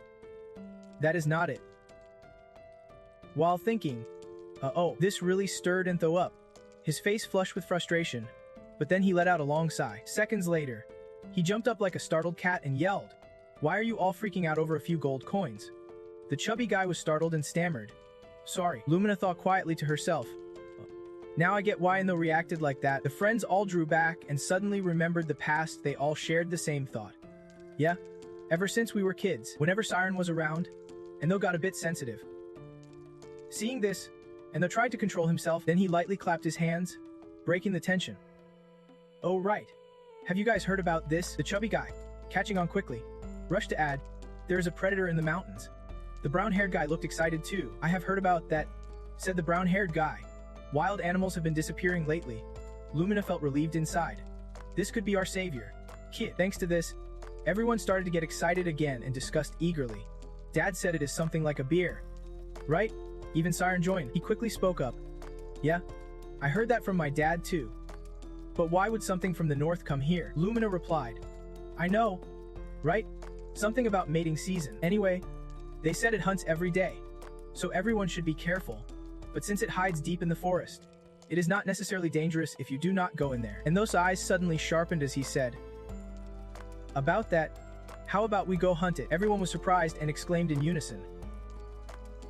He confirmed, "Yeah, we will help the villagers. You all know about it, right? This is my skill." And though confidently continued, "If it is just a bear, adults do not need to get involved. Let us take it down ourselves." Seeing his fairy spirit, the brown-haired guy got excited and said, "Finally, you are gonna hunt a bear on your own. And though, a regular bear should be easy." Siren could not believe it and repeated excitedly, "Whoa, seriously, a bear?" Watching his friends' admiring reactions, and though grinned proudly and decided, "All right, we set off tomorrow morning." Then he glanced at Siren and asked, "You are definitely coming with us, right, Siren?" Luminous eyes suddenly lit up, and she said, "Siren too," and though confirmed, "Of course. He has been with us before, has not he?" Siren did not hesitate and replied, "If I can help, I," and though smiled and raised his glass, saying, "Awesome. Tomorrow morning, we will meet in front of Lumina's place." Lumina, sitting nearby, cheered. "All right." They clinked their glasses and shouted together, "It is a bear hunt. We are going hunting with." And though Siren took a small sip of the fermented barley and quietly thought, "I can wait." This was not in the plan, but it is exciting. Time flew by quickly, and before they knew it, morning had come. Lumina opened the door and called out, "Siren, did you sleep well?" It is time to go. Siren strapped his short knife to his thigh and replied, "Ready when you are." "Let us." The two stepped outside. Lumina waved ahead excitedly. "Everything is set this way." The others happily waved back, and though warned lightly, "If you fall behind because it has been a while since you last did this, we won't wait for you." Hearing that, Siren laughed. "Do not worry." Then they all ventured deep into the forest shrouded in morning mist. Soon, they got to work, placing things down here and there. "Okay, flip it over." The chubby friend was also very focused, securing the net to a tree branch. After finishing, he gave a thumbs up to the two below. Seeing their teamwork, Siren could not help but admire. "You guys set traps so fast." "Seriously impressive." The blue-haired friend laughed and said, "We just put the traps down. The hardest part isn't Thirst's job." He is scouting around now and noticed claw marks on the tree, silently guessing the bear might be nearby. Then Thor called out, "From now on, we are scouting this area. If you spot it, do not provoke it, retreat and report to me immediately." The others quickly acknowledged the order. Seeing this, Siren quietly admired him. "Whoa, he is a real pro, so cool." At the same time, Thor turned to look intently at someone and smiled. It was Lumina, humming happily and looking super cute. After a few steps, Siren suddenly realized, "If we are just searching, wait, if I use my spirit realm, maybe I can help somehow." He closed his eyes, focused his energy, and thought, "Let us help Thor catch that bear faster. Let us see." In note, Siren entered a deep state of concentration. But what appeared in his mind was not a bear, it was the image of a beast, with a huge chunk of flesh bitten off. Siren jolted and wondered, "What is that?" He looked back at his friends and sensed something was off. He had a strange feeling. Using his senses, Siren took cautious steps forward, placed a hand over his eyes. Stunned and unbelieving, he brushed aside the leaves in front of him, a thought repeating in his head. "No way! No way!" Just then, a huge hand slammed down on his shoulder, and a loud voice called out, "Siren!" It was Though, grabbing Siren's shoulder tightly, asking, "What are you doing? How could you disappear without saying a word?" He went on loudly, "Because of you," but before he could finish, the scene in front of them silenced him. At their feet lay the carcass of a huge beast, and all around, dozens of dead animals were scattered and hanging from branches. And Though gasped, "What is all this?" The others caught up, seeing not only animals on the ground, but also hanging from tree branches. The chubby friend shouted, "What is that?" And Though turned and replied, "It is." Before he could finish, Siren interrupted, "Retreat. This is not something a normal bear could do." Hearing this, Though exclaimed, "What?" He continued, "We need to alert the elders and seal off the mountain. We might have to call in the city guards." Before Though could finish, Siren grabbed his shoulder urgently, stammering, Wait, Siren. Wait, guards. What do you mean?" He said, "We do not even know what it is yet." "What are you talking about? We can handle this ourselves. Right?" Siren turned his head and replied, "Did not you just say, this is not a bear we can deal with?" Seeing Siren's firm stance, Though angrily shouted, "What do you know? I am the captain. Command is my role." Watching those two clash, Lumina anxiously clenched her hands and spoke softly. Though and Siren sensed something was off and tried their best to stop it. "Listen to me. Right now." But Though ignored it and kept getting louder. "You are always like this, you never acknowledge me as captain. Right? I told you not to treat me like a fool anymore." Hearing that, Siren was a bit stunned and blurted out, Though. Then a rustling sound behind made him freeze, a chill running down his spine. The others felt it too. The chubby guy spoke up, scared, "Guys, you see that, right? It is coming this way." Though immediately reacted, drawing his bow forward. He pulled the string tight, ready to shoot. The rest aimed their arrows toward the noise right away. The brown-haired guy was no different, drawing his bowstring taut, but his arrow kept rising higher and higher, fear gripping him as he stammered. Though, "What is that? What is that monster?" Right in front of them appeared a huge, ferocious wolf. Hungry for blood, Siren bit his lip, thinking hard. A monster. A mysterious living being that does not follow the usual evolution rules. That thought kept flashing through his mind. He would seen it in a monster book he would read before. That thing is. Just then Though shouted. Then he fired an arrow at it and yelled, "Die." But the beast quickly turned its head away. The brown-haired guy panicked. It dodged the arrow. Siren's expression was no different. He realized it was a werewolf. Judging by its moves, he was sure it is an intelligent monster. As far as Siren knew, monsters are generally stronger and faster than normal beasts. In fact, some are quite smart too. The origins of monsters are still being studied, but it is hypothesized they evolved differently because their environment is totally unlike other living beings. Everyone stammered in fear. It dodged the arrow. The wolf bared its sharp fangs, Eyeing the people hungrily, it observed keenly with sharp eyes and stepped forward swiftly. The guy, face full of panic, barely managed to say, "Run." The others knew retreat was tough and hurriedly ran the other way to escape, but the hardest part was they did not know where to run. One of them said, "If we run down, the monster will." Then someone shouted, "Run up, head for the mountain," while everyone else scrambled desperately for safety. Siren had not moved a muscle. With weapon in hand, he stood tall, facing the beast head-on. Size differences aside, Siren did not back down. Teammates shouted his name, "Siren." They thought, "No way he is planning to be bait, right?" Siren stayed focused, each arrow he fired hitting its mark, but the massive, rough-skinned beast barely flinched from the hits. It countered with sharp claws. But Siren, small and quick, dodged the attack. The beast growled in frustration. Siren panted, thinking, "It moves too fast and is so tough. To keep everyone alive, there is only one way. I have to lure it away." Facing the giant beast, Siren stuck to his original plan. Even if it was dangerous, the beast lunged again, but Siren narrowly escaped, retreating a good distance. His constant dodging made the beast lose control, its eyes burning with rage. What caught Siren off guard was that the beast suddenly lost interest in him and turned away. He was crushed to realize it was heading straight back to the group. Before he could stop it, the beast charged toward them. The others had no idea what horror awaited. The leader ordered, "Drop all heavy gear. Move fast." Everyone just wanted to run as fast as possible. But in those still hesitated, he said, "You guys go ahead." Lumina turned around and asked, "And though, what are you doing?" And though, tears streaming down, trembling all over but holding back, replied, "Siren, I can't leave him behind." Lumina felt like she would been hit in the chest, tears flowing as she was left speechless. She shouted his name. And though, now the beast was dangerously close, the line between life and death razor thin, and though turned around and saw everything, but what he cared about most was, "No way. Siren's dead." The more he thought, the more panicked he became, and though blamed himself, saying, "It is because I told him to come." If only he had listened when Siren told him to run down. A powerful beam of light suddenly shone straight on the beast guarding the statue, and though did not understand what was happening, but could clearly see the beast writhing in extreme pain from the light. Lumina ran over excitedly. "It is dead." Everyone else watched, wondering, "Is that magic?" Siren, exhausted and grimy, ran up and barely managed to say, Run fast. This is not over yet.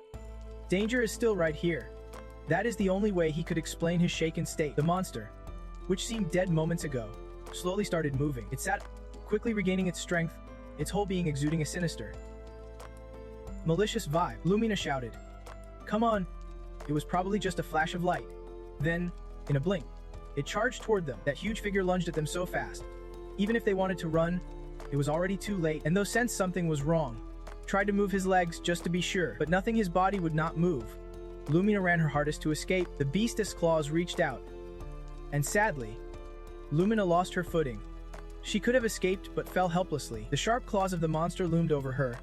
Lumina seemed to have lost all hope. Tears spilled freely. Siren was determined not to let his teammate get hurt, using every trick to hold the beast back, and though shouted anxiously, "Siren!" Just as Siren let his guard down, the beast swung its claws back to attack him, his face filled with terror. Siren quickly used a teleportation skill. The monster hesitated, looking up, and the beam of light reappeared with a loud explosion. Lumina yelled, "Siren, that light is charging with insane energy. It is heading straight into the beast." "Okay. Now what?" "I plan to dodge after it emitted the light. But if I do that, it will claw me. I can keep it in my space either. Right now, neither the beast nor I are in a clear zone." Siren had an idea to throw it and make it fall. His plan involved something glowing, something creating gravity, and something disrupting balance.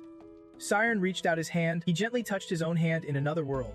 "I am touching it," Siren thought. Their hands clasped, producing a blinding light. This was the ultimate awareness. The two-dimensional space dissolved. Now only Siren stood there. He thought about mass. The beast growled angrily, staring at Siren in confusion. Before it could figure out what was happening, Siren struck and sent it flying. He did not stop, pressing the attack as the beast struggled to defend. In those few seconds, as Siren acted on the beast, a small flash sparked in his mind. Why does this world exist? Questions flooded Siren's mind. What does existence mean? What is mass? Why does matter have mass? He could not help but wonder. A golden light began expanding in front of Siren, revealing the void he had dreamed of, an unbalanced world. He spoke as water stains appeared in the space where the light slowly spread. The lights moved more violently. Siren thought again. If the universe existed before all things were born, then the way for anything to exist is by breaking the universe as balance. He reached out to touch a small water stain in the void. The water stain spread quickly, shattering pieces of space like glass, revealing a hazy void before Siren's eyes. Mass is what makes that happen, and it can be put into photons of light, going back to when he struck the wolf, causing a thunderous sound and a powerful shockwave that shook the cliff. Amid the dust-filled village air, a dazzling golden light suddenly appeared in midair. From that bright spot, a beam of light shot backward, and Siren's shadow appeared on the ground, moving too fast to see with the naked eye. He silently watched the scene ahead, the booming aftershock still rumbling. Siren tensed, eyes sharp and alert, not daring to relax even his heavy breaths. It is moving. He cautiously glanced at the giant wolf lying completely still on the ground. Siren's eyes widened in surprise, as if he had just realized something. I get it now. Balance can be broken by a kind of spatial knowledge, or what you might call unnamed knowledge. There is a mechanism that gives mass to matter. If that mechanism is used, Sun can be given mass. Joy clearly showed on Siren's face finally. I understand. He stared intently at the beast before him. Such a dangerous creature, why is it here in these mountains? Even so, Siren pondered. Why did not I think of that before? Suddenly, a terrifying howl cut through his thoughts. It is the wolves. Siren spun around, suspiciously looking up at the cliff's edge. But I am not alone, he thought silently. Meanwhile, above on the cliff, Ant and the others looked terrified. Some could not hold back tears. In front of them was a pack of ghost wolves slowly closing in. Leading them was another alpha wolf, its eyes glowing a sinister red. Antis' group was cornered near the cliff's edge by the pack of wolves. Everyone's body trembled. Instinctively, they looked to Antis' back as their emotional anchor. Martini Jun called out Antis' name, while Lumina sobbed loudly in fear. Bawling, and his face showed no better expression. Struggling to hold back the rising terror in his eyes, he spoke firmly. I will run to the other side, you guys go down the cliff. The red-haired guy panicked, shouting, You are crazy. You want to die. Anna snapped back tensely.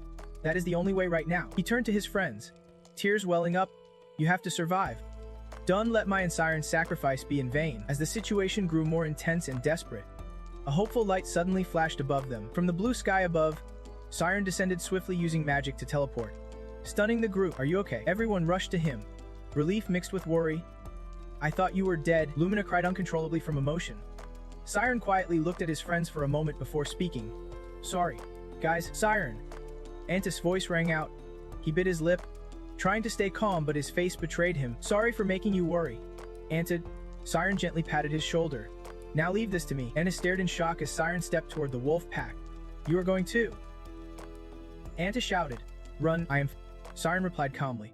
No sign of worry. This is not against the rules, he said confidently, moving forward with steady steps, facing danger head-on. Across from him, the bloodthirsty ghost wolves howled relentlessly. They charged toward Siren and his friends at an unbelievable speed. The distance between Siren and the alpha wolf shrank as it frantically lunged at him. Siren did not flinch. Instead, he stayed calm, gathering energy into a glowing orb in his palm. It is light. Lumina gasped. The red-haired guy looked confused, but it seemed different from before. In front of them, Siren let his magic surge. A magic circle appeared beneath him as he focused. Mass was infused into the photons. The glowing orb in Siren's hand grew bigger, feeling the magic power fully concentrated. He felt like a new man. Suddenly, Siren swung his arm and forcefully threw the orb forward. The orb shot forward at lightning speed, leaving a trail of light and wind as it aimed straight for the ghost wolves. Before they could react, the orb slammed into the wolf's neck. Immediately, a beam of light shot straight through the ghost worm's body like an arrow, followed by its agonized roar. This is my magic. Siren narrowed his eyes fiercely. I have got this. Another ghost worm, seeing its comrade blasted away, let out a furious roar. One by they got agitated, charging straight at Siren, their fierce claws, razor sharp, were ready to rip him apart. But Siren was not about to let that happen. He quickly gathered his magic, suddenly dodged the attack, and teleported upward, leaving the ghost worms confused. Siren created another glowing orb in a flash. His eyes sparkled with light as his shadow appeared alongside him. Whoosh! Countless beams pierced through the ghost worms' tough bodies like a meteor shower, catching them completely off guard. Amid the thick dust, their agonized and helpless roars echoed nonstop. This scene left Aint and his friends utterly stunned. One of them instinctively said, That is a mage, and it quickly filled in the rest. Before their eyes, Siren wielded magic, moving nimbly through the battle, taking down ghost worms one by one. Magic after all. Using so much magic drained him, and Siren could not help but gasp for breath. But he pushed himself to keep going. While catching his breath, a ghost worm suddenly lunged from behind, aiming to ambush him. Without hesitation, Siren unleashed magic and blasted it far away with a burst of light. The ghost worm shuddered, letting out pain screeches after being hit, but it quickly realized the power was not enough to seriously hurt it like before. A flicker of panic crossed Siren's eyes. The magic's strength was fading. On the other side, a fierce ghost worm smiled triumphantly, quickly regained its spirit, letting out a powerful roar to rally its comrades. The other ghost worms, revived and hyped up, charged forward all at once. This sudden shift hit Antis' group hard. They felt their spirits drop. Siren, watch out! Antis shouted. Lumina screamed. Run! Siren faced the charging ghost worms, hearing his friends' terrified cries behind him. Exhaustion washed over Siren, making his breath heavy. But he furrowed his brow. There was only one way left. Refusing to give up, Siren gritted his teeth and focused his magic again, ready for the fight. Could he pull it off? Panting, he frowned and thought to himself, I still have one more trick. His eyes glowed emerald green, staring at the swirling whirlpool before him. He wondered, but can I really do this? Keeping balance amid the spinning vortex. Ahead, a horde of monsters was wildly charging toward him. Anther and Lumina panicked, and Anther shouted loudly, Siren, it is super dangerous. Lumina cried, urging him to run. She called out his name, but Siren seemed to ignore her, standing firm to face the oncoming beasts. His gaze sharpened. Though tension showed on his face, sweat dripped from his forehead, lips pressed tight. Suddenly, Siren's eyes flashed an icy blue. Deep in his mind, he connected with immortal energy. It was the ultimate power, vast like an endless black hole. From that black hole, an overwhelming force burst forth. Even Siren felt crushed under the sheer pressure. He clenched his teeth, shielding himself with both hands, struggling to withstand the magic surge. Siren's body began to break apart into dust under the power's influence. Still, he persisted, focusing his spirit and using magic to fight back the monsters. In an instant, a supernatural force erupted from Siren's hands. The beasts charged wildly, but all of them were instantly shattered by Siren's spiritual energy. Siren's power crystallized into blue flames, incinerating the ghost worms outright. Even though the ghoul horde was huge, Siren's power stopped them dead in their tracks. They could not advance at all. Watching Siren's terrifying strength, Lumina and the village kids could not help but be amazed. Anther was equally shocked by what he saw. How could this even be possible? He kept thinking, even though he was seeing it with his own eyes, it still felt unreal. Thin Lin,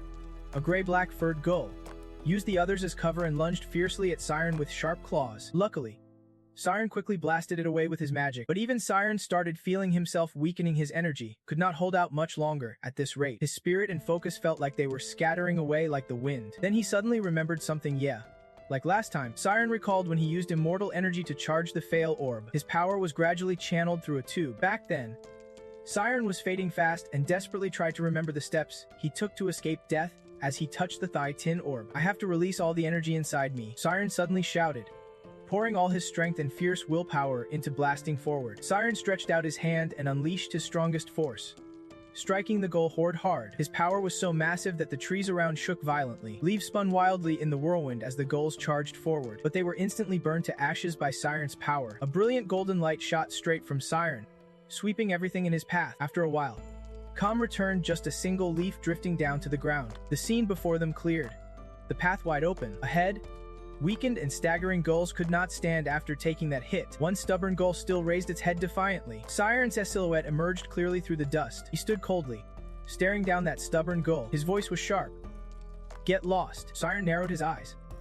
Warning, don't ever come back here. The gull was scared stiff by his threat. It turned and fled with some surviving companions, running for their lives without looking back. Siren stood silently for a moment, but then he started to weaken, his body trembling. Eventually, he could not hold on any longer. He collapsed backward, and Anther quickly rushed to catch him. The village kids saw this and ran over, surrounding Siren. Lumina's eyes turned red with tears streaming down her cheeks as she gently stroked Siren's forehead. Anther sadly told everyone, "Let us go home." He looked at Siren, breathing heavily, and said in a low voice, "This silly little hunt is over." Night fell, with faint lights glowing in the simple straw huts. On the grass, Siren cried as he gazed up at the shimmering stars. Anther casually stepped over, smiled slightly, and asked, "When did you come out here?" Siren looked at Anther and smiled.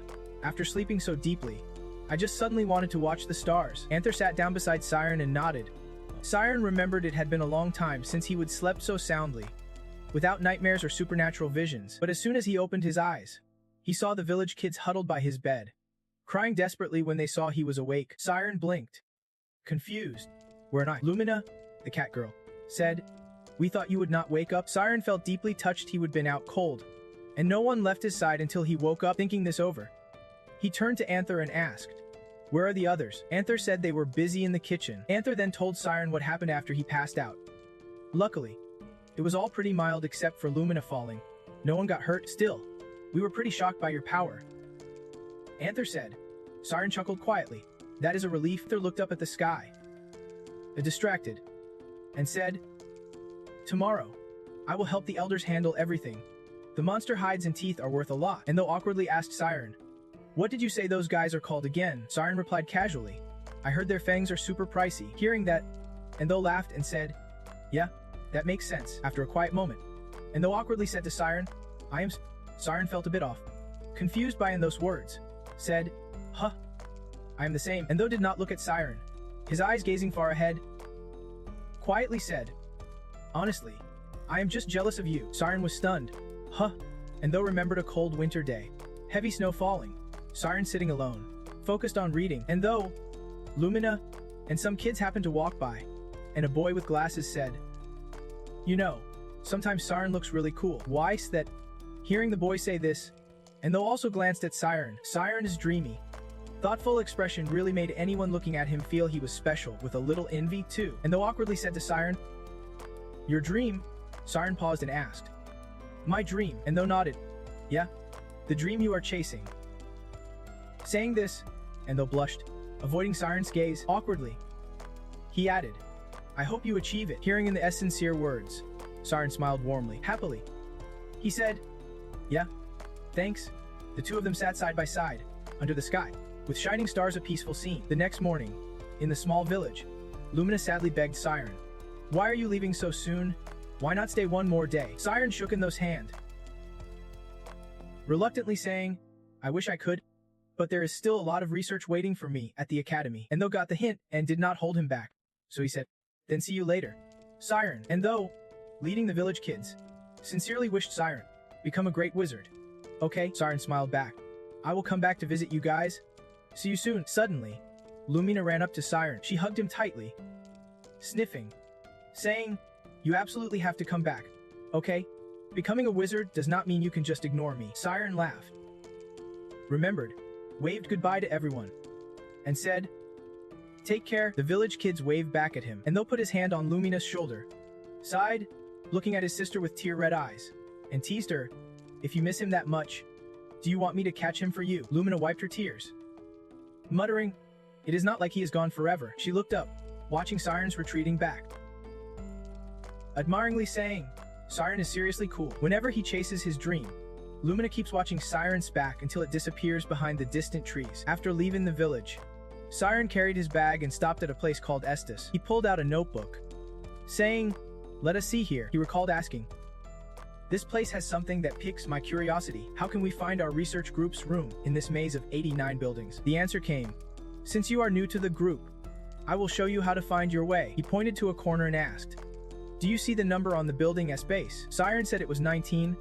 and then got instructions to also check the door's color. Remembering this, Siren glanced right and saw a yellow door. He quickly jotted down the key features he noticed, carefully thinking, "Room 19. Yellow door. Number 5, okay. Then a few more steps and I will reach a T-junction." Siren looked left and right, concluding, "That means there are 3 corridors connected here, right?" He quickly recorded everything in his notebook, did some calculations, replacing variables with 10 and Z, then solved an equation. The answer is what we call the master lock of SSS. He still remembered his surprise when Nate explained, "Who could have come up with this?" Nate shrugged. "I heard one of the founding members was a genius mathematician who created this equation, encoding the entire layout of SSS into something." Nate squinted and said, "The first time I showed Zaruki this equation." He said, Nate squinted and said, "The first time I showed this equation to Zaruki." He said, flashback ends. Siren opened the purple door and glanced inside. It was a hallway leading to a room with 2 side corridors branching off. Siren marveled, "What a beautiful equation." He stepped closer to the room at the end of the hall, where a sign hung, Supernatural Science Research Group. Before entering, Siren heard someone shouting angrily, "Why are you revealing that now? Didn't I already say there is a 57% chance of victory?" The person being questioned did not back down and immediately retorted, "Nonsense. I wasted so much time just because I listened to you. The other protested. You do not get it. The bigger the sample size, the more accurate the results. The other snapped angrily. That only works if you have unlimited funds. You fool. Siren gripped the door handle gently and turned it. In his hand was a notebook filled with equations. He told himself this was like piecing together every clue to find the research group through ESTA. The door slowly creaked open as he reflected. I have learned that I need simple root causes. Precious connections. And every moment right beside me, behind the door, two people, Nen and Ruki, were locked in a heated argument. Siren called out to both. So you guys came back after losing everything. Ruki immediately called to him as soon as he arrived. Siren raised his voice to take the floor. Listen to what I have to say, and you will understand. Siren just smiled mysteriously without saying a word. Ruki looked puzzled. Why is he just standing there smiling like that? Inside, Siren felt endless gratitude. Everyone, thanks for everything. He thought, beaming. I am finally back. At training ground 48, Siren raised one hand and summoned a glowing golden orb using his spiritual energy. Iki, hands clasped behind his head, asked, is that the radiant particle you want to show us? Did you boost its power or something? Ruki shook his head beside Nen. It is something else. Ruki pointed out the oddity in Siren's casting. The radiant particle usually emits outward, but this one radiates inward. That is why Nen just noticed. Suddenly, Siren unleashed his full power, shattering the boulder in front of him. The sheer force made Nen and Ruki's eyes widen in shock. Both gasped. Woo! Nen rushed over, touched the watermarks on the rock, and exclaimed excitedly, what is this? You can carve a hole with light? That is pure magic? Real sorcery? Ruki asked. Then what about those spells I have been using? Nen smiled awkwardly and said, those were just jokes of mine. Siren explained. This is the spell I developed, he said slowly. I call it Radiant Cannon. Ruki rubbed his chin. Intrigued? Radiant particle.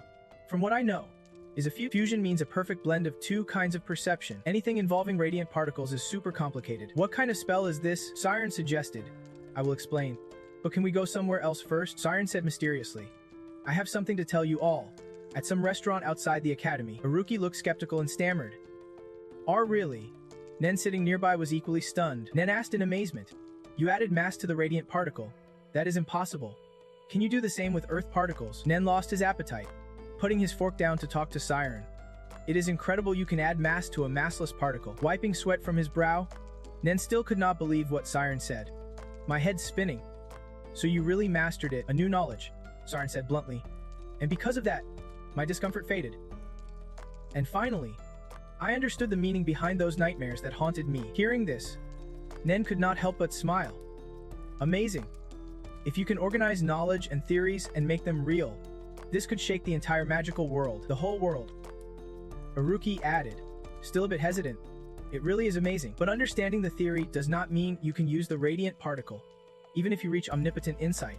Getting others to understand it like you do is a whole different story. Nen broke into a sweat. This is bigger than we thought, Siren said slowly. That is why I want to ask you all. He smiled as he shared his plans with Ned and Haruki. I want to know more. But we are on vacation, so we can go to the library. Right? I can go to the noble library alone. So can you guys take me there? Asked Siren worriedly. It is no big deal. But why can you get in? Does it have something to do with what you wanted to say earlier? Hearing Ned's question, Siren dropped his gaze, silent for a while. If he told them the truth, would they still treat him the same? But if he kept avoiding it, they would never truly be his friends. He glanced up at his two close friends in front of him. Finally, after careful thought, he made up his mind. No, he was not running away anymore. Siren decided to tell Ned and Haruki the truth. He was not a noble, just a commoner. Ned was shocked to hear this. Every word Siren said hit Haruki like a slap. He was abandoned as a baby on a horse, then taken in and raised by his current parents. His father was just an ordinary hunter. After Siren shared his past, the three of them, Ned, Haruki, and Siren, fell into silence, no one saying a word. After a moment, Ned broke the awkward silence. I wondered why your attitude had gotten so gloomy lately. So what if that is true? Haruki cut in darkly. Why would not it matter? Ned snapped at Haruki, but Haruki coldly said, Ned, do not you understand what this jerk just said? Veins popped on Haruki's forehead as he got furious. Whether it is magic or studies, does not that mean he just started learning a year ago? In just 3 months? He jumped up to 5th grade and even beat me in front of the whole school. Ned and Siren glanced nervously at Haruki, who was clearly upset even with a disability, and dating a genius mage. Ned quickly covered Haruki's mouth. No more chaos from you. Ned laughed and said to Siren, Siren, Your background does not matter to us. Ned made a heart shape with his hands and winked at Siren. To me, you are one of a kind. Totally love you, man. Siren stayed silent for a moment. Then tears of joy welled up as he gratefully said, "Thanks, guys." Aruki sneered. "What do you mean totally love you? Are you crazy?" "Wait, Emmy already knows about this?" Ned asked Siren curiously. "How long have you two known each other?" Siren reluctantly answered, "Since we were kids." "At first, it was not a great relationship," Ned excitedly said. Tell us, I am super curious." Flashback to the capital of the Tomia Kingdom, Basuka Town, 5 years ago, in a slum called Radom. A dirty, ragged kid clutching a moldy piece of bread was running for his life. Behind him, a group of rough-looking men with knives and clubs chased after him, shouting, "You little thief, stealing from us, you want to die." Canis gasped for breath as he ran, exhausted, until he stumbled into a damp, smelly place. He called out softly, "Arianne." Inside a rundown room, a weak girl lay on an old wooden plank. Canis whispered, Arianne looked terrible, struggling to breathe. Canis panicked. "Are you okay? Does it hurt?" While comforting Arianne, Canis gave her the piece of bread he would manage to grab. "Here, it is bread. You can die on me." Canis teared up, desperately pleading, "Please. Someone help." Turning around, the 3 men who had been chasing him stood right behind, their faces cruel.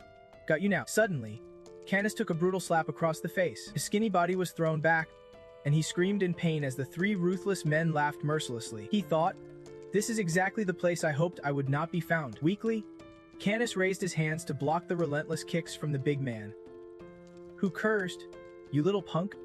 Where do you think you are running off to?" Canis felt hopeless he would been caught. The violent man grabbed the stolen bread, biting into it greedily. He insulted Canis harshly. "Canis, you are nothing but a filthy rat, stealing this precious meat just to eat alone." As he spoke, the big guy hoisted Arianne onto his shoulder with a smirk. The brutal man kicked Canis in the face, dragging him along. Canis, still burning with hatred, shouted, "I will kill you if you touch Arianne." He cursed them all, saying, "I will kill every one of you." To rude men, threats from a kid like him were just a joke. They burst out laughing like they would heard the funniest thing ever. "Did you hear that? He is threatening us." One of them sat down, mocking Canis. "Go ahead. See you in the next life." Then he signaled to a blonde guy.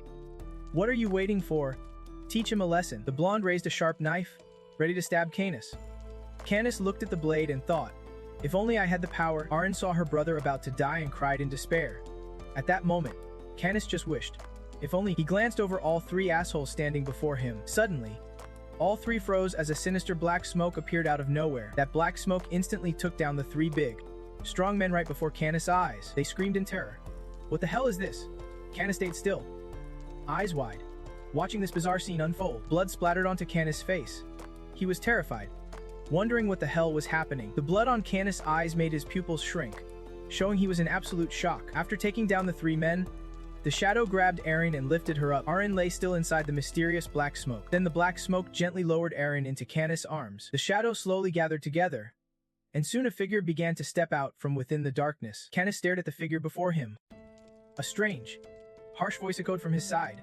"What do you think?" The figure had a terrifying face, wide eyes, deep red lips stretched wide to his ears. He asked Canis, "Magic is not." Fresh blood dripped from the shadow's mouth onto Canis' face. Suddenly, Canis cracked a mad smile, his grin sealing his agreement with the shadow. In the capital of Tomia Basuka Kingdom, night fell and the city lights flickered on. On the roof of a building across from the museum, a shadow silently watched. The shadow was none other than Canis. He noted, "The security here is pretty tight." Indeed, guards were constantly patrolling around the museum. Arianne said, "This is the first time I have seen so many holy relics in one place." Their archaeological value was huge, and Canis definitely understood the worth of these artifacts. He asked Arianne, "What about our target?" Arianne replied, "Our target is the core of the mana control system, the holy relic, called the Dragon Heart." She revealed it was in the central chamber on the 3rd floor, guarded by about 15 security personnel. Arianne warned Canis, "But before you get the holy relic, the core of the mana control system, you can use any spiritual power inside the building." Canis considered this. "No magic allowed." "Huh. Then I will have to handle this myself," Arianne warned him. "Be careful, Canis." Canis just gave a cold smile. Like a shadow, he dashed swiftly across the museum. In the darkness, Canis was like a ghost. He unleashed his dark magic outright. Canis' magic was like giant black snakes. easily piercing through the museum's walls. Canis charged straight for the museum's glass door. He picked the lock and burst inside, shocking the security guards. What the hell? Someone's breaking in, as the guards shouted. Canis' eyes sharpened, radiating a fierce aura. He calmly said, "Right now." Then Canis used magic to ruthlessly take down every guard blocking his way. Overwhelmed by Canis' power, the guards were thrown against the walls. They gasped, "How is he using magic?" In just moments, Canis had knocked out almost all the guards. Only a few weakly tried to stop him. "Intruder! Sound the alarm. He is a magic user." Arianne urged Canis, "Hurry." Instantly, Canis sped up. Without breaking a sweat, he easily knocked aside anyone in his path. Soon, the door to the mana control core was right in front of Canis. He just busted the door down and came in. Canis thought to himself, "Found it." The core of the mana control system. Canis quickly snatched it up with the core in hand. Canis scanned the room. Behind him, security guards had arrived, shouting, "Over here!" Spotting Canis with the core, one guard gasped in horror. The core of the mana control system has, before he could finish, the guard was knocked out by a magical force. Not just him one by one, the other guards fell unconscious too. Slow footsteps approached Canis, surrounded by a chilling aura of dark magic. Canis glanced over. The figure spoke calmly. "Right on, kid." It turned out to be Arianne. She looked around, then locked eyes with Canis and asked, "Canis, wait, you did not kill anyone, right?" Canis reassured her. "Don't worry. I only knocked them out." He pointed to the guards sprawled on the floor. Suddenly, a deafening explosion went off outside the museum. The guards had surrounded the area, and a middle-aged man shouted angrily, "I do not know how you bypassed the mana control system and used magic, but this ends here." The man in a suit glared fiercely, flames flickering in his eyes, his hands crackling with fire magic. He growled, "If you do not hand over everything you took, you want to be leaving this place." Engulfed in flames, two shadowy figures, Canis and Arianne, stood silently, coldly staring down the suited man. Canis materialized fully, and soon both siblings stood right in front of him. The suited man was shocked, stammering, "Dark mages!" Instantly, Canis unleashed a powerful wave of dark energy, completely overwhelming the suited man. He struggled to raise his hands in defense. As the man calmed down, Canis and Arianne vanished completely.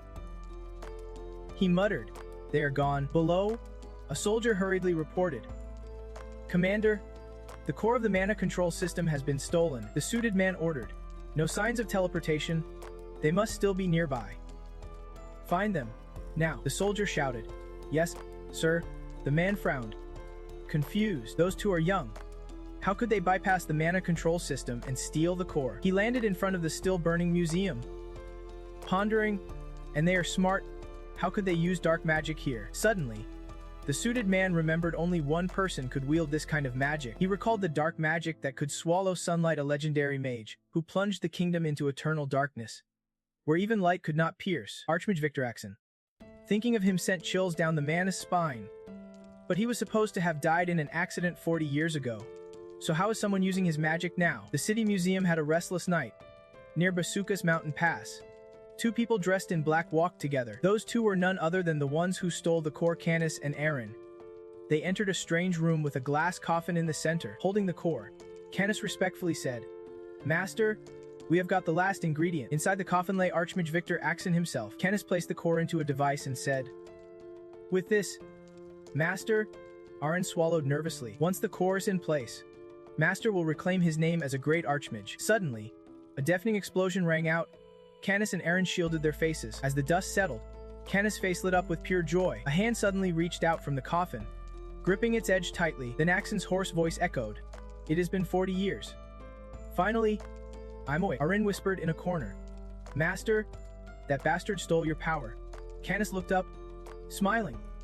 At last, Axon tears up, glaring with bitter hatred, roaring, "And Fizem, you traitor!" 40 years ago, amid a blazing inferno, Axon's angry roar echoed through the flames. "No," he roared in rage, unwilling to accept it. "This research was not meant for anyone else. I poured all my passion into it." Axon screamed madly. "And Fiz? How could you do this to me?" And Fiz turned his back to Axon, calm and steady. And Fiz slowly asked, "Why?" Amidst the raging fire, and Fiz slowly turned around, eyes filled with tears, laughing maniacally, laughing savagely and coldly. And Fiz declared, "This research." Before finishing his sentence, and Fiz heartlessly turned and walked away, leaving Axon engulfed in flames. Axon screamed in despair, And Fias, the fire slowly singed Axon's clothes. Soon, the cruel flame swallowed Axon whole. He thrashed wildly in madness. But it was useless, his fate was sealed to burn in the fire. Now reborn, Axon looks down at his hands. Still covered in burn scars, the clearest proof he once died in flames. Axon said bitterly, "It took me 40 years to recover." 40 years. As he spoke, he clenched his fist tightly. His eyes burned with fierce energy as he growled. And Fias, mirror him? Did you really think you could live in peace after betraying me? Sitting on the highest throne, Axon looked imposing. Below him, Arianne and Canis knelt respectfully. Arianne bowed deeply. Master, and Canis followed suit with reverence. Thanks to you, we are alive today and have gained incredible strength. Please command us, these 2 lives are yours to use. Axon's eyes scanned Canis and Arianne. In a deep voice, he said, "I trust you both." Axon glanced down at Arianne's nervous face. Then he looked at Canis. His tone firm but commanding. "My cherished disciples," Axon carefully warned Canis and Arianne. "But be careful. There was a time when Amphias was blinded by greed. He was ready to kill to get what he wanted, a cold-blooded murderer." Meanwhile, in Amphias' study, outside, thunder boomed loudly. Rain fell softly, droplets sliding down the glass window as Amphias slowly stood up from his desk. He moved toward the bookshelf, calm and deliberate. Finally, Amphias reached out and pulled a book from the shelf. Instantly, the bookshelf split apart, revealing a secret passage. Holding an oil lamp, Amphias slowly stepped in the hidden corridor. He set the lamp down beside a framed photo. Amphias glanced outside and murmured, "The storm's coming." His voice carried a strange calmness, just like back then.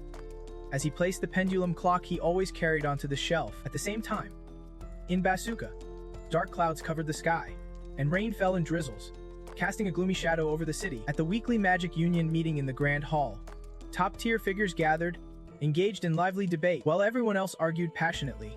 That sat quietly, scratching his head. "Now I get why every teacher tries to avoid this meeting.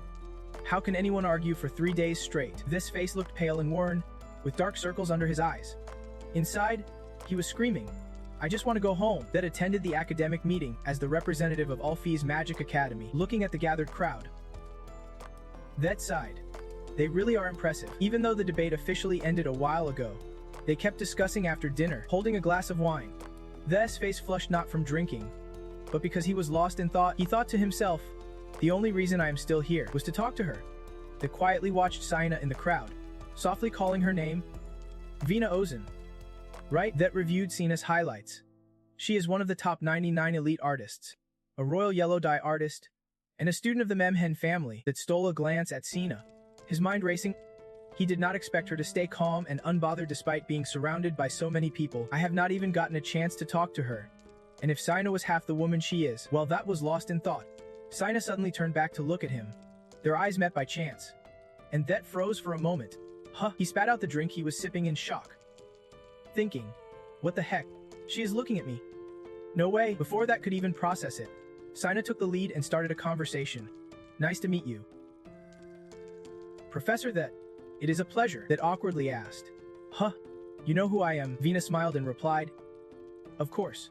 You are the professor from Infisma Magic Academy, right?" She even invited that to replace the Odgen mansion is in Greece too. Hearing Sina invite him over, that got all flustered. His words came out a bit silly. Really? Inside, he was bursting with joy.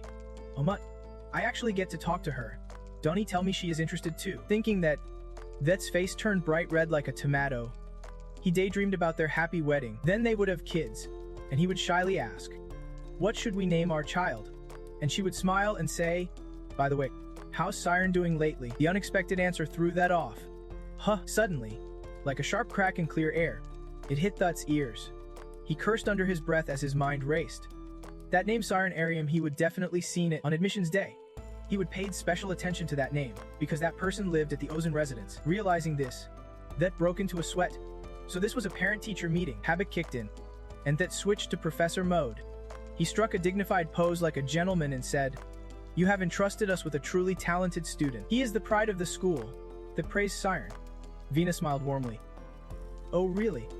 Glad to hear that. Does he have many friends?" That nodded proudly. "He is popular with both guys and girls. Even the upperclassmen respect him. Honestly, I am a little jealous. And he even has a girlfriend." That it added. Hearing this, Vina's smile faded. That hurried to clarify. "He has been studying really hard lately, so no worries there." Vina kept her smile. but her tone showed some displeasure, so he is doing great. Huh, that is good to hear. Only then did that realize he might have said too much. Do you want me to pass on a message to him? If you tell me, I will. Thought started. She cut him off. No need. Just knowing he is well makes me happy. Seeing Venus' expression darken suddenly, that quickly tried to reassure her. You do not have to worry. I am not bragging, but Infisma Magic Academy is an amazing school, officially recognized by the kingdom. That emphasized, we will do our best, so please do not worry. Seeing his enthusiasm and dedication, Vina looked pleasantly surprised, then she smiled gently and said, Thank you very much. Please take good care of Siren. Vina's warm smile was like morning sunshine, and that nearly lost himself, completely swept away by her sweetness. After a few hesitant seconds, that finally mustered the courage to say, Meeting you like this feels like fate. Would you like to come back to Greece with me tomorrow? I would also like to invite you to lunch. Vina happily agreed. That sounds great, she added, but I have to attend a performance in Basuka. Would it be okay if I came to watch? That eagerly suggested. Of course. You are welcome. Vina nodded. I would be honored if you came. Inside, that was over the moon. Then Vina hesitated and said, Honestly, I am worried fewer people might come because of recent events in the capital. That asked, What kind of events? Vina answered, Well, recently. Vina's brow furrowed slightly. Then she stopped. Hell Prison was attacked, and a Class B prisoner escaped. It was caused by an unknown dark mage. Because of that, the capital is basically under martial law. Hearing this, Ved's face darkened. He mumbled, Did you say it was caused by? A cold sweat broke out on Ved's forehead as he stammered. A dark that asked Vina, Can you tell me more about this? Vina recalled. Well, I heard it was an old man with white hair. From Vina's description, that guessed who the old white-haired man was. For a moment, the world seemed to go pitch black to him. Quickly turning back, he spoke to Zaina, begging for forgiveness. I have to go. Vina, confused, hesitated. Without wasting a second, he spun around and rushed off. Vina called after him. Where are you suddenly going? Professor that mentally pieced together recent events. The dark mage, the prison break. He gritted his teeth. No doubt about it, that is his plan. Damn it. Why does this always happen when I am away? The night before, at the Hellfire prison, a massive fire broke out. Inside, bodies lay everywhere. One man was gripped by dark magic. Strangled tightly, he struggled in vain as the dark power squeezed him harder. The dark magic morphed into a sharp spear, piercing through the man's body. The ones behind these brutal killings were none other than Axon and his two loyal disciples. Dark magic has two traits, absorption and fusion. Reflecting on this, Canis watched a tiny ant struggling on the ground. Darkness absorbs energy and fuses it into one element. Canis pondered deeply, his gaze growing distant. His finger reached out, blocking the ant's path. In his mind, Canis seriously considered that the dark energy and spiritual power he possessed could cause minor harm. Thinking this, his magic suddenly burst out, crushing the ant, but he noticed the other ants desperately trying to crawl as far away from him as possible. The ant struggled until it escaped the shadow of Canis' dark magic. At that moment, he realized darkness can defeat light. A voice slowly rose behind Canis. Well done. Canis, startled, he turned to see Axon standing right behind him. Canis whispered, Master, in his mind. Axon was his savior, the one who rescued him and Arianne from hell, the great mage Axon. Axon looked at Canis and said slowly, If you try a little harder. As he spoke, Axon slammed his staff on the ground, instantly releasing a powerful dark magic that spread across the earth. No matter how far the ants tried to escape, the fierce magic wiped them out. In moments, darkness completely took over the area. Axon's hoarse but commanding voice echoed in Canis' ears. You will be able to drown out the light. Listening to Axon's lesson, Canis smiled strangely, his eyes glowing with a fierce aura. That dark gaze and sly smile grew with Canis. And now, as a teenager, the darkness inside him remained unchanged. Before Canis, bodies lay everywhere. Desperate screams echoed. Help me! The victim's screams only fueled the demon inside Canis, making him more ruthless. He killed without a shred of emotion as cries of agony filled the air. Canis' magic sliced through victims like blades, leaving them dead and broken. Witnessing his brother's brutality, Arianne stood behind him and gently warned, Canis, this has nothing to do with avenging Master. Does it have to go this far? Hearing Arianne's question, Canis did not turn around, replying calmly, Arianne, all I need to do is trust Master. Canis' lips curled slightly. You know it, he said, turning to Arianne with firm conviction. Master never does anything pointless. Hearing her brother, Arianne lowered her eyelids and softly replied, To Arianne, Canis looked like a demon with that cruel smile. The three of them, Axon, Canis, and Arianne, stood coldly, watching the bloody slaughter unfold. After wiping out most of the guards, Axon and his two disciples slowly entered the prison. The prison was built tough, but Axon just waved his hand, and the sturdy iron bars snapped instantly. The freed prisoners gawked, and one exclaimed in awe, "Your skills are seriously top-notch." That prisoner smirked, cocky as he talked to Axon. "Thanks a lot. Are you a mage?" Seeing Axon bringing Canis and Arianne along, the prisoner mocked. "Why bring kids? Planning a picnic, or what?" He stretched out his hand and introduced himself to Axon. "Nice to meet you. I am Kraken Nightcap. You have heard of me, right?" Axon looked down on Kraken's filthy hands with disdain, clicking his tongue in annoyance. Axon's eyes sharpened, a deadly aura radiating with every word he spoke. "Finally, I am stepping in personally, and all I see here are punks." The prisoners, insulted by Axon, fumed and whispered angrily. "What? Hey, did that old man just call us punks?" Ignorant of the danger, they all charged at Axon. "So what if you are a mage? We will crush you with numbers." Grab him. Before they could even get close, darkness suddenly engulfed the area. The prisoners stumbled backward, pressing against each other in panic. "What? Why is it so dark all of a sudden? I can't see a thing. Hey, it feels like something's moving closer." Sure enough, the walls slowly closed in, trapping the prisoners in the middle. Soon, their desperate screams echoed through the space. "What the hell? It is... Stop it! Get me out of here! Dunty push! I can't escape! Damn it!" The horrifying scene made Arianne bite his lip, lowering his head, too scared to watch anymore as blood splattered everywhere. After a tense silence, in the corner sat a man with shackles on his legs. Axon spoke. "It is all a trap." He emphasized his point. The shackled man frowned, staring at Axon and clicking his tongue. His hands were chained, and a South American parrot tattoo adorned his shoulder. This was Lucas. Seeing Axon had spotted him, he stopped trying to hide. Lucas stepped forward, grumbling, "Oh no? Caught already? You lunatics. Why are you doing this to the people here?" Canis and Arianne watched him silently, while Axon quietly studied Lucas. Lucas asked, "Are you planning to rebel against the kingdom?" Axon did not answer. Lucas smiled. "Looks like that is exactly it." Arianne and Canis stiffened, tension thickening the air. Lucas suddenly lunged forward, his eyes full of killing intent. Charging straight at Axon, he threw an iron trident at Axon, who calmly stood his ground. The iron trident was held firmly by Axon's magic, but Lucas could not see any magic. He just guessed by feel, thinking the attack seemed absorbed. He wondered, who is this old guy? At that moment, Axon spoke calmly. "You passed." Lucas laughed. "What is wrong with you?" Lucas asked, confused. "I never applied for anything with you." Axon said nothing and just turned to leave. His magic surged straight at Lucas. Panicked, Lucas raised his hands to block it, silently cursing, "Damn it! I am done." Unexpectedly, Axon's magic was not meant to kill him. Instead, it broke the chains binding Lucas, while Axon's eerie voice echoed, "Money is a man's weakness." Axon directly offered, "I will give you a job that pays well." He asked Lucas, "Do you have any hobbies?" Lucas grinned slyly. "Now you get me?" Canis silently watched Lucas, his eyes unconsciously showing discomfort. Outside, rain poured down. A horse struggled through the storm as the coachman urged it on. "Can't you go any faster?" the passenger urged. "I have given you all the gold I had," the passenger said. The coachman turned, struggling to explain, "No matter how fast I go, we want to reach Greece until tomorrow morning." Frustrated, the passenger clenched his teeth and slammed his hand on the carriage wall. "Damn it!" the coachman outside sighed helplessly. "What am I doing at this hour?" the tall man thought. "Next, he will come back to settle a 40-year-old score.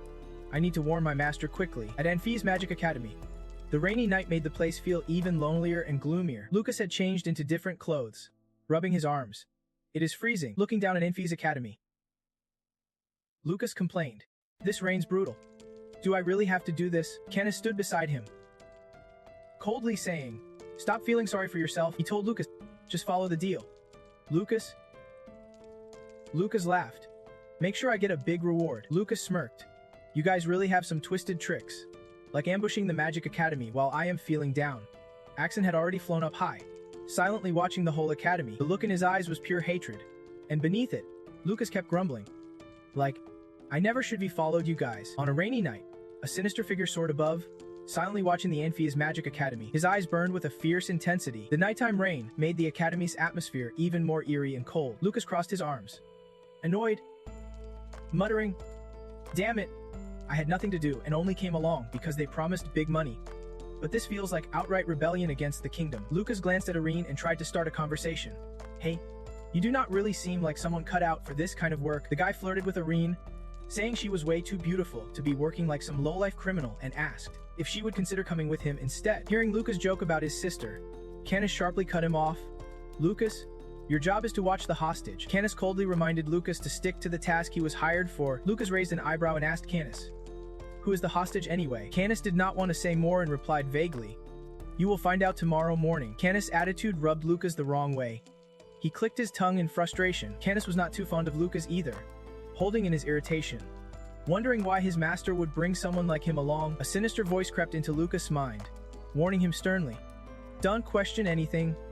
Everything here is according to his plan. He is Archmage on this dark, rain-soaked night. Axen's shadow magic silently spread throughout the Anfis Academy grounds. Meanwhile, at the Royal Trade Institute, ancient texts revealed that everything has its own weight. And because of this, the universe's symmetry was broken. Due to countless circumstances and resulting incidents, the world we know came alive. Amid towering piles of books, Nain's tired eyes lit up. Nain, the world we know would not exist without weight. Right? Nain, a messy-haired 5th grader, jumped up and shouted, more importantly, why was there weight in the first place? I doubt it just popped into existence out of nowhere. Maybe it is. Facing Nain, Haruki, another 5th grader, lay sprawled on the desk and casually replied, it is just weight, or something like that. Nain was not convinced. Are you serious? You are basically saying God created everything, right? Feeling faint. Need some snacks to wake up? Haruki completely ignored Nain and yawned. I am just guessing here, I do not really know. Haruki gazed up at the library ceiling, bathed in soft golden light, his voice tired and defeated. We spent every moment possible in this library, studying everything related to weight. But in the end, we could not grasp anything beyond human understanding. Haruki stood up and suggested, I think we have come as close as possible from an omniscient viewpoint. Saying that, Haruki looked over at Siren, who lay still among the books, and softly called, Siren. Haruki asked Siren, from your omniscient perspective, what is weight? Siren said nothing, lost in thought. According to the texts, a mage's omniscient ability helps them form an unbiased, objective view, but a mage's omnipotent power is entirely personal. Siren, also a 5th grader, slowly pulled a book from his face after Haruki's question, furrowed his brows, and said, it is hard to put into words, but... Siren paused for a moment, his mind drifting to his own experience connecting with immortal energy. At that moment, he reached out, and mysterious crystals fell into his hand. In that instant, Siren felt a profound sense of existence. Nain and Haruki asked in unison, existence? Siren nodded. Yeah, I could feel a will to exist. A really strong desire. He described it like it was desperately trying to prove its existence to anyone, anywhere who might know about it. Hearing Siren, Haruki rubbed his chin thoughtfully. That is deep, the desire to prove one's existence. Then he suddenly shouted, what about this? Siren hesitated, then eagerly said, Siren, your omnipotence. Nain excitedly suggested, what if we called it the God particle? Hearing the idea, Siren's eyes instantly lit up with excitement. Haruki also remembered and nodded. Those two names really make me think. Siren praised. Those names are perfect for what I had in mind. Getting praise from both friends, I was thrilled. Really? Awesome. That means the all-around power will get even stronger. The vision became clear. Siren clenched the spiritual energy in his hand, quietly repeating the name I gave it. God's molecule, Siren happily said. Now I am going to study it even more. The next morning, the first light of dawn shone over Anfis Magic Academy. On the school grounds, the three of them, Nain, Siren, and Haruki, walked together. Nain clasped his hands behind his head, sighing in frustration as they walked. I did not expect our vacation to end like this, Haruki said reluctantly. Suspension is still considered a break, right? Siren asked suspiciously. You guys have not forgotten yesterday's promise, have you? Mentioning that bold promise from yesterday, both Nain and Haruki's faces darkened. They looked worried and nervously asked again, to graduate together. We have to push to get into 4th grade this time, Siren urged anxiously. It has only been one day. Though, Haruki and Nain started crying in panic, imagining the worst. What if I have to stay in 5th grade alone? Then Haruki added, Siren, you staying an extra year would not be a big deal, right? Siren said mock seriously. But your scores are both higher than mine. I am the one in the worst spot here. Nain spoke. Today's the last day. Do you guys want to stop by the research lab? Siren waved his hand. I have somewhere to be. You two go ahead, Haruki told Siren. Then remembered something. After splitting from Nain and Iruki, Siren walked slowly, glancing up at the clear blue sky. He recalled, 6 months ago, I was just a nobody trainee. Now, I have learned about God's molecules and gained some precious friends. A gentle breeze lightly tousled Siren's golden hair, stirring a bit of emotion in him. He remembered walking alongside Amy, his girlfriend. That is how she introduced Siren to everyone. Beautiful memories played like slow-motion film in Siren's mind. He recalled carrying a big basket of apples to give Amy. He smiled and said, "It is all thanks to you. I feel like I should properly thank you." She was amazed. Huh? Apples? That night, he and Nain and Iruki scared the whole school, and Amy admired him. That same evening, she cried and told him, "From now on, do not call me senpai anymore." Looking back, Siren was deeply grateful to Amy for helping him get this far. Meanwhile, in the advanced classroom, students were preparing to enter the lesson, and Serial, as usual, arrived together. Suddenly, Siren appeared right in front of them. Amy and Senior Serial were startled out of their minds. Siren laughed brightly. "Did I scare you?" "Sorry. I just wanted to surprise you." Siren blushed a little, looking down at the 2 coffee cups, softly saying, "Thank you. It is all because of you." Amy responded coldly and distantly. "Why are you talking to me so familiarly?" Siren straightened up. "What? Even Serial looks down on me now. Do you know where you are?" She gave him a sharp, piercing look. "I admire your courage for daring to come to the graduation class. But aren't you already past the limit? Focus on your studies like a proper student," Serial said to Amy. I thought things would be peaceful for a while." With that, Serial and Amy decisively turned and left, leaving Siren awkwardly calling after them. Senior Serial. Siren anxiously chased after Amy and Serial, calling out, "Are you both mad at me? Because I have not stopped by in a while." Serial snapped at Siren. 2 hot coffee cups slipped and spilled on the ground. Serial shouted, "I tried to let that slide, but this is straight up stalking. Do you realize that? Get lost while I am still being nice, or you will face discipline. Just go away." Every word Serial spoke felt like a sharp blade piercing Siren's soul. He was speechless, unable to believe it. Siren could not understand why they suddenly treated him like this. Amy felt sorry for Siren, so she grabbed Serial's hand and whispered to her, "That is enough. Let us.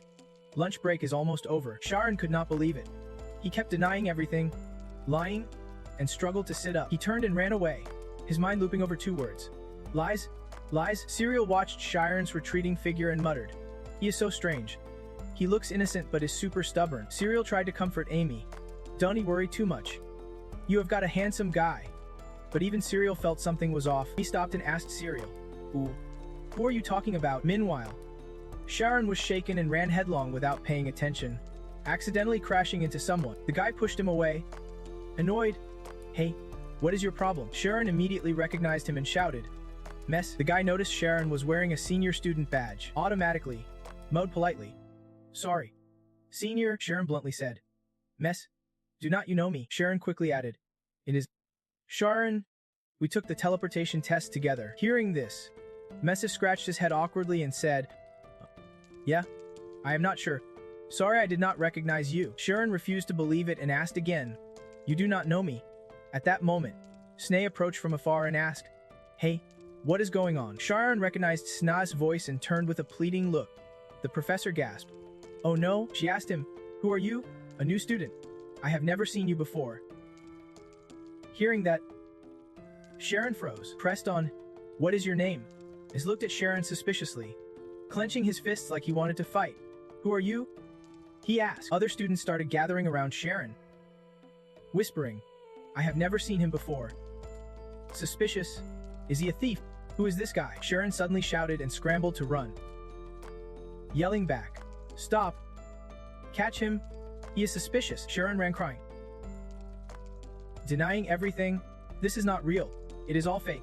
He kept running without stopping, trying to convince himself. He dashed to the group meeting room, burst through the door, and found Nen and Ruki sitting inside. Siren hurried in, panic in his voice. "Nen, Ruki, you know me, right?" Siren cried out. "It is Siren." Nen's face darkened as he asked, "How did you get in here?" Both Nen and Ruki glanced coldly at Siren and asked, "Who are you?" At that moment, Siren felt utterly hopeless. A thought flashed through his mind. I have had this thought all along. Maybe I never really existed at this school. Maybe it was all just a dream. Nen sat behind the desk, staring hard at Siren, coldly demanding, "Wait, how would an outsider know Estar's passcode?" Nen's barrage of questions stabbed at Siren like knives. "Did another research group send you? Who are you?" Siren broke down in tears. Completely lost. Even his only friends did not remember him. He was starting to doubt if his own existence was just an illusion. Suddenly, Nen and Ruki exchanged creepy smiles, then both burst out laughing harshly. Ruki laughed so hard he made a ridiculous face. "I can't take this anymore." Nen laughed until tears ran down his face, pointing at Siren. "Look at that face." Nen turned to Ruki. "Did you hear that?" Nen tried to imitate Siren mockingly. "Nen, Ruki, you know me, right? It is Siren." Ruki joined, laughing so hard he lost all dignity. "Stop it. My stomach hurts." Siren suddenly dropped to his knees, whispering, "You too, remember me?" Seeing Siren collapse like that, Nen and Ruki got scared for once. Nen quickly stood up and asked, "Siren, why are you crying?" Ruki stepped closer, worried. "What is wrong? What happened?" Nen gently rubbed Siren's back and softly said, "Sorry for teasing you. Is that better now?" After hearing Siren's whole story, Nen finally understood roughly what happened. He asked Siren, "Wait, you mean nobody remembers you?" Ruki sat beside Siren, also confused. But it was even more shocking that Professor Sienna said the same thing. Siren covered his face, sniffing. "And when I looked into their eyes, they were not lying, they really did not remember me." Nen sat up and suggested, Maybe we should go outside and check things out." Siren quickly stopped Nen. "What if you both forget me too once we go out there?" Thinking about Nen and Ruki possibly forgetting him, Siren buried his face and cried, "If that happens, I really..." Then Ruki came up with an idea.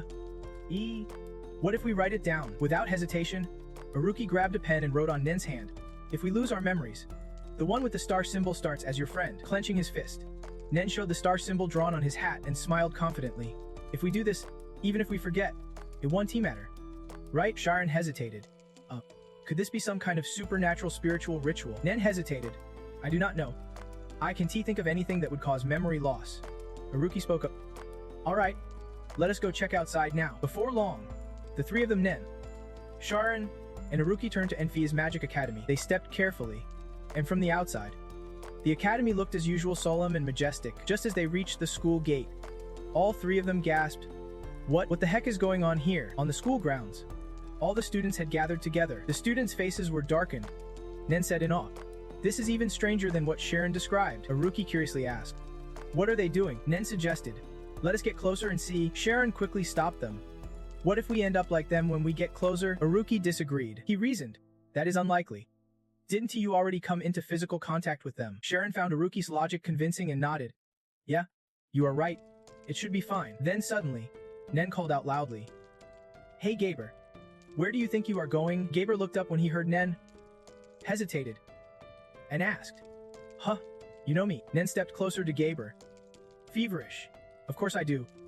Tell me, where are you heading?" Gaber narrowed his eyes, confused, and said, "Tell me." Suddenly, he grabbed Nen's shoulders tightly and pressed. And what is that sound I have been hearing?" Gaber clutched his head, screaming in agony. "I can't hear anything." Nen panicked and asked, "What are you hearing right now?" "Hey, Ruki, watch Gaber closely." Ruki quickly grabbed his hand. Siren said, "I think right now he does not even realize the sound he is hearing is his own voice." Gaber kept screaming wildly. Ruki guessed, and now he has even forgotten the source of the voice. Gaber cried out, tears and snot streaming. Ruki concluded, he is losing his memories bit by bit. Suddenly, Gaber went completely silent. Siren said in surprise, "Huh?" He stopped, he wiped his tears and looked to the side. Other students were just like Gaber, eyes glazed over and empty, one after another. The students started leaving the academy like that. It was not just the students under control, even the teachers were not spared. It seemed like an invisible hand was pulling strings, forcing the students to enter the forest one by one. Deep in the forest, Arianne, dressed in black, was already waiting. She turned to Canis. "I have gathered them all." "Canis," Arianne signaled Canis. "Let us." Canis nodded firmly, and Lucas sighed. "Mockin'. Scary." "Huh." Gata stood with arms crossed among the students, sneering. "They are all zombies now, no thoughts but still alive.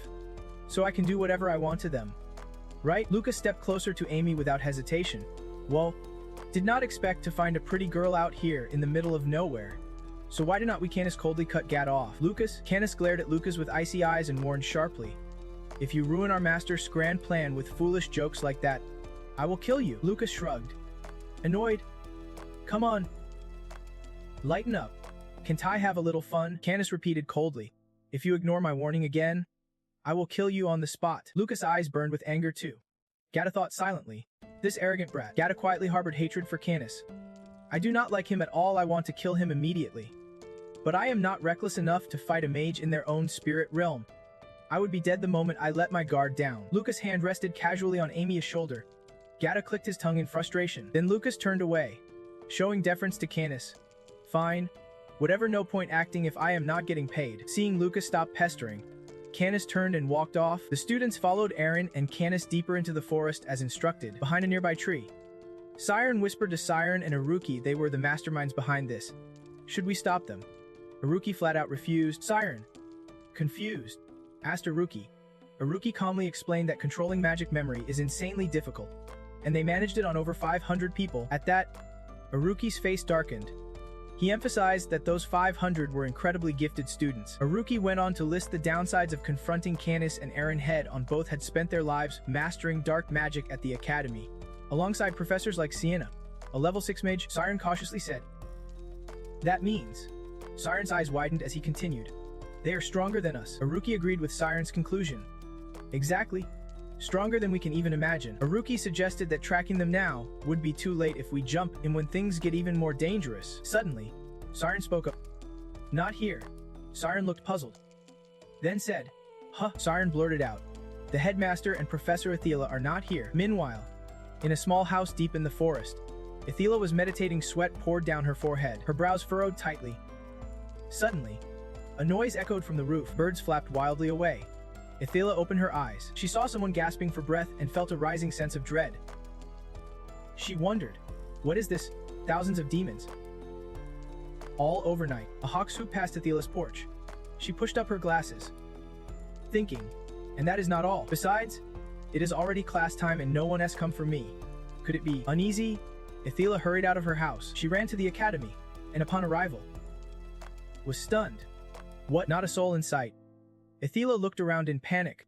How could the entire academy be empty? Suddenly, Athila froze. From afar, that came sprinting toward her, breathless, urgently saying, Professor Athila, thank goodness you are okay. Recognizing him, she nodded. Athila quickly asked, Professor, what is going on? That immediately informed her. There has been an attack. The academy's under siege. That panicked, telling Athila, we are under attack by dark magic. At that moment, Athila realized the spike in crimes the night before was connected. While running to Athila, that recapped the situation. It is affecting the whole academy. Even the gatekeeper's memories have been wiped. That seriously told Athila. The mastermind behind this is Axel Viter, the archmage who once brought great change to this world long ago. Hearing this, Athila was shocked. If they are archmages. That confirmed. Yes, that is right, he continued. They are tier 3 mages. Once a mage reaches tier 3, they earn the title archmage. Rankings depend on achievements and reputation. According to that, defeating a monster can earn up to 500 achievement points. Receiving an imperial invitation grants 100 reputation points. To rise from tier 1 to tier 9 requires 1000 points, and the points needed to get from tier 4, which Enfi Smear currently holds, to tier 3 is massive. Meanwhile, Axel Viter is tier 3. And the gap between them is staggering 280 million points. Axel Viter is a legendary figure. With his powerful dark magic, he single-handedly reached tier 3 in the last century. Impressed by Axel's outstanding achievements, Athila asked that, why would someone like him target our academy? Athila herself a tier 6 mage. Like Athila, that is also a tier 6 mage. Hearing her question, he hesitated for a moment, wondering if he should, whether to tell Miss Athila the truth or not. Seeing her confused face, that really did not know what to do, he recalled a few years ago, when he checked Athila's magical power to decide if she should be accepted as a lecturer at the academy, and Fees was amazed. He exclaimed, a bishop from the Cass's order. Bishops are important figures protecting the 12 months, and Fees looked up at Athila, puzzled, and asked why the strongest bishop in the kingdom and a 6th rank mage like her would want to teach at the academy. Athila sat up straight facing Anfis, and sincerely shared that she wanted to follow the teachings of Bishop Dung Cassis. To be like salt and light. Athila stood up and explained her view. Other academies focus solely on making mages as strong as possible. But here, Principal Anfis respects the students' autonomy and teaches them to take responsibility for their power. Even though the principal is not here, that is still with Miss Ithila. I am sure someone has figured out the situation and requested help already, but Siren emphasized, if they try to hurt the hostages before backup arrives, then we have no choice but to fight. Hearing Siren's words, Nain and Ruki exchanged glances. Both agreeing with him, Ruki thought aloud. It would be a huge risk to fight them when they clearly outnumber us. Then sighed helplessly. We have no choice but to wait. Siren assessed.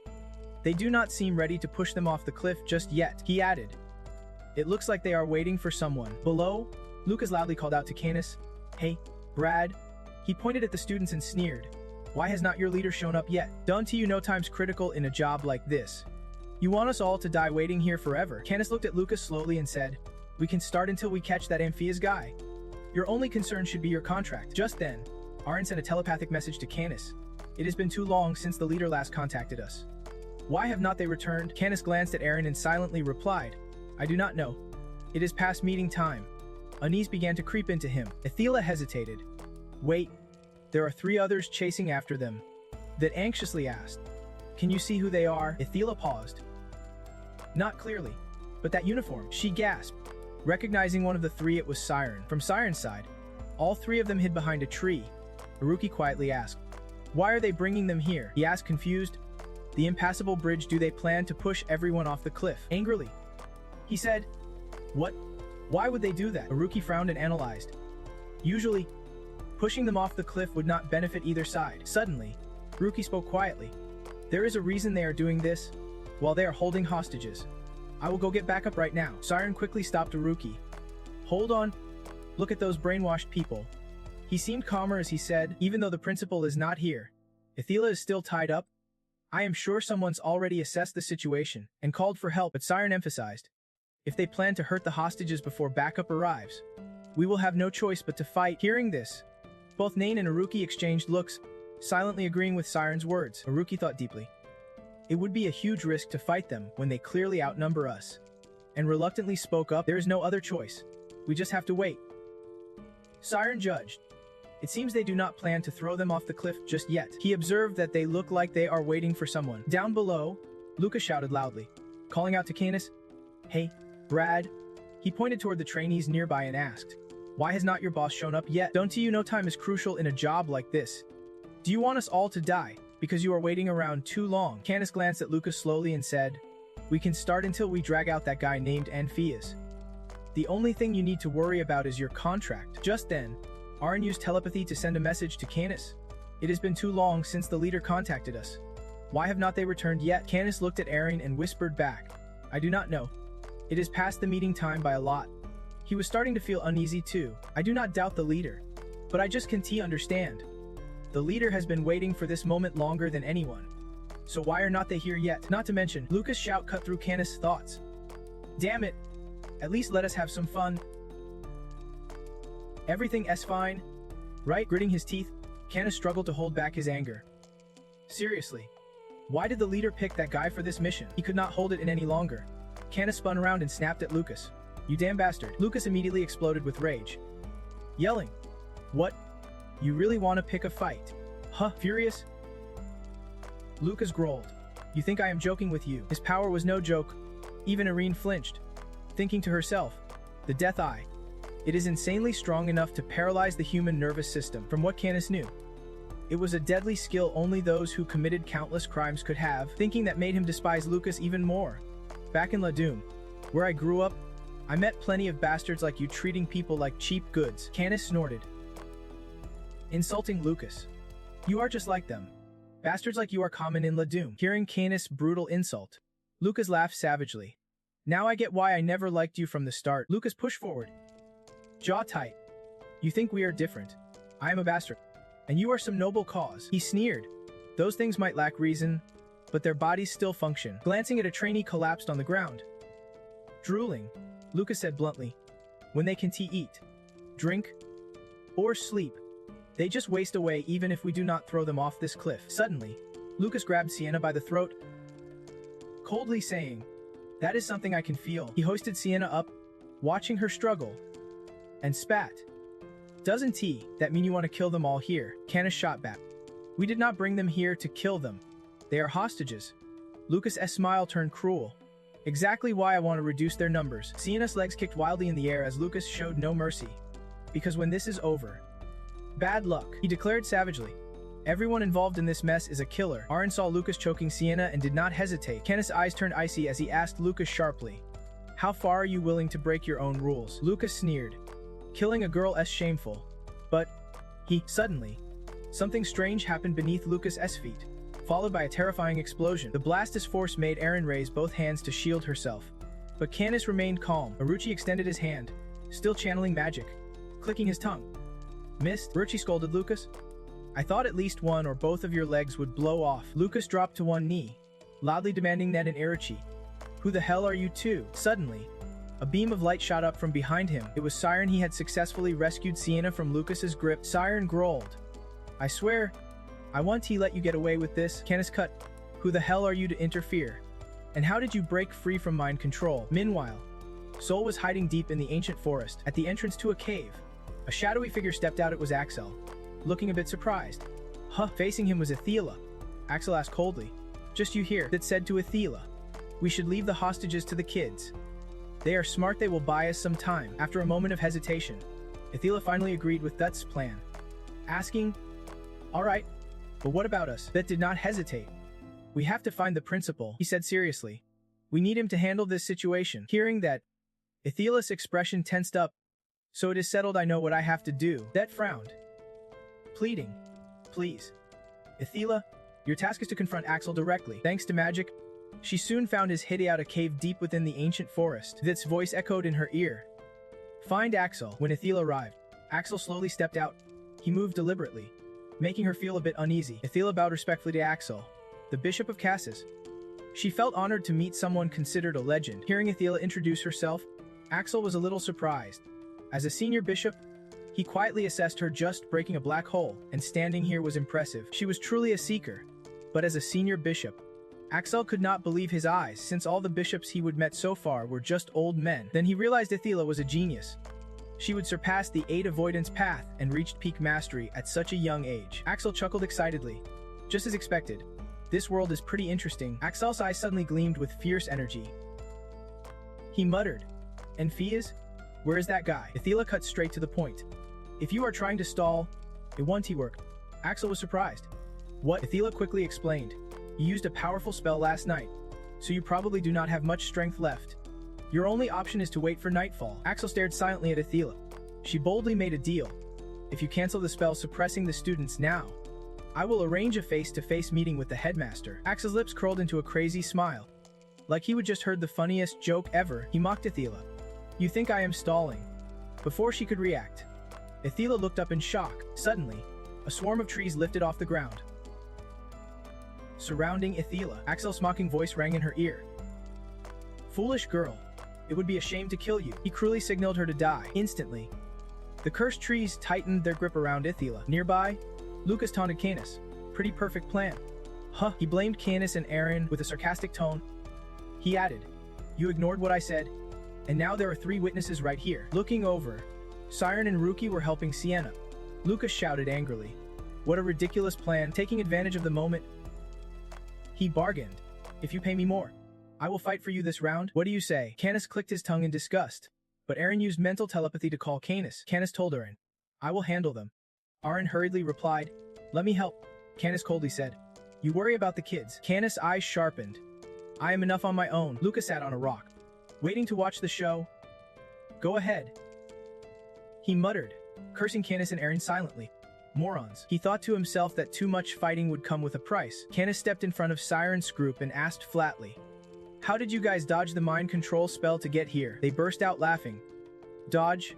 We broke that spell with our own power." Canis did not buy it. "Ridiculous. If that were true, you would not be standing here like this." Canis spoke while channeling magic. "There is not much time left," he suggested. "Let us rush them all at once. Act tough. The spell won't work." Haruki whispered to Siren. "His aura is seriously intense?" Siren quietly replied, "Yeah." "Help Sienna." Siren slowly gathered his spiritual energy. "If that is a mind control spell, based on elemental weaknesses, I have the advantage." Siren ordered. "I will fight him. You guys take on the swordsman." They nervously asked, Alone, wouldn't it be safer to attack together? It seemed the swordsman would not interfere. Lucas showed a carefree attitude as expected. Siren warned carefully. That guy, no matter what he says, do not drop your guard. He pushed an innocent person off a cliff. He emphasized. And he is really strong. Siren could feel the intense aura radiating from Lucas. Lucas noticed Siren too.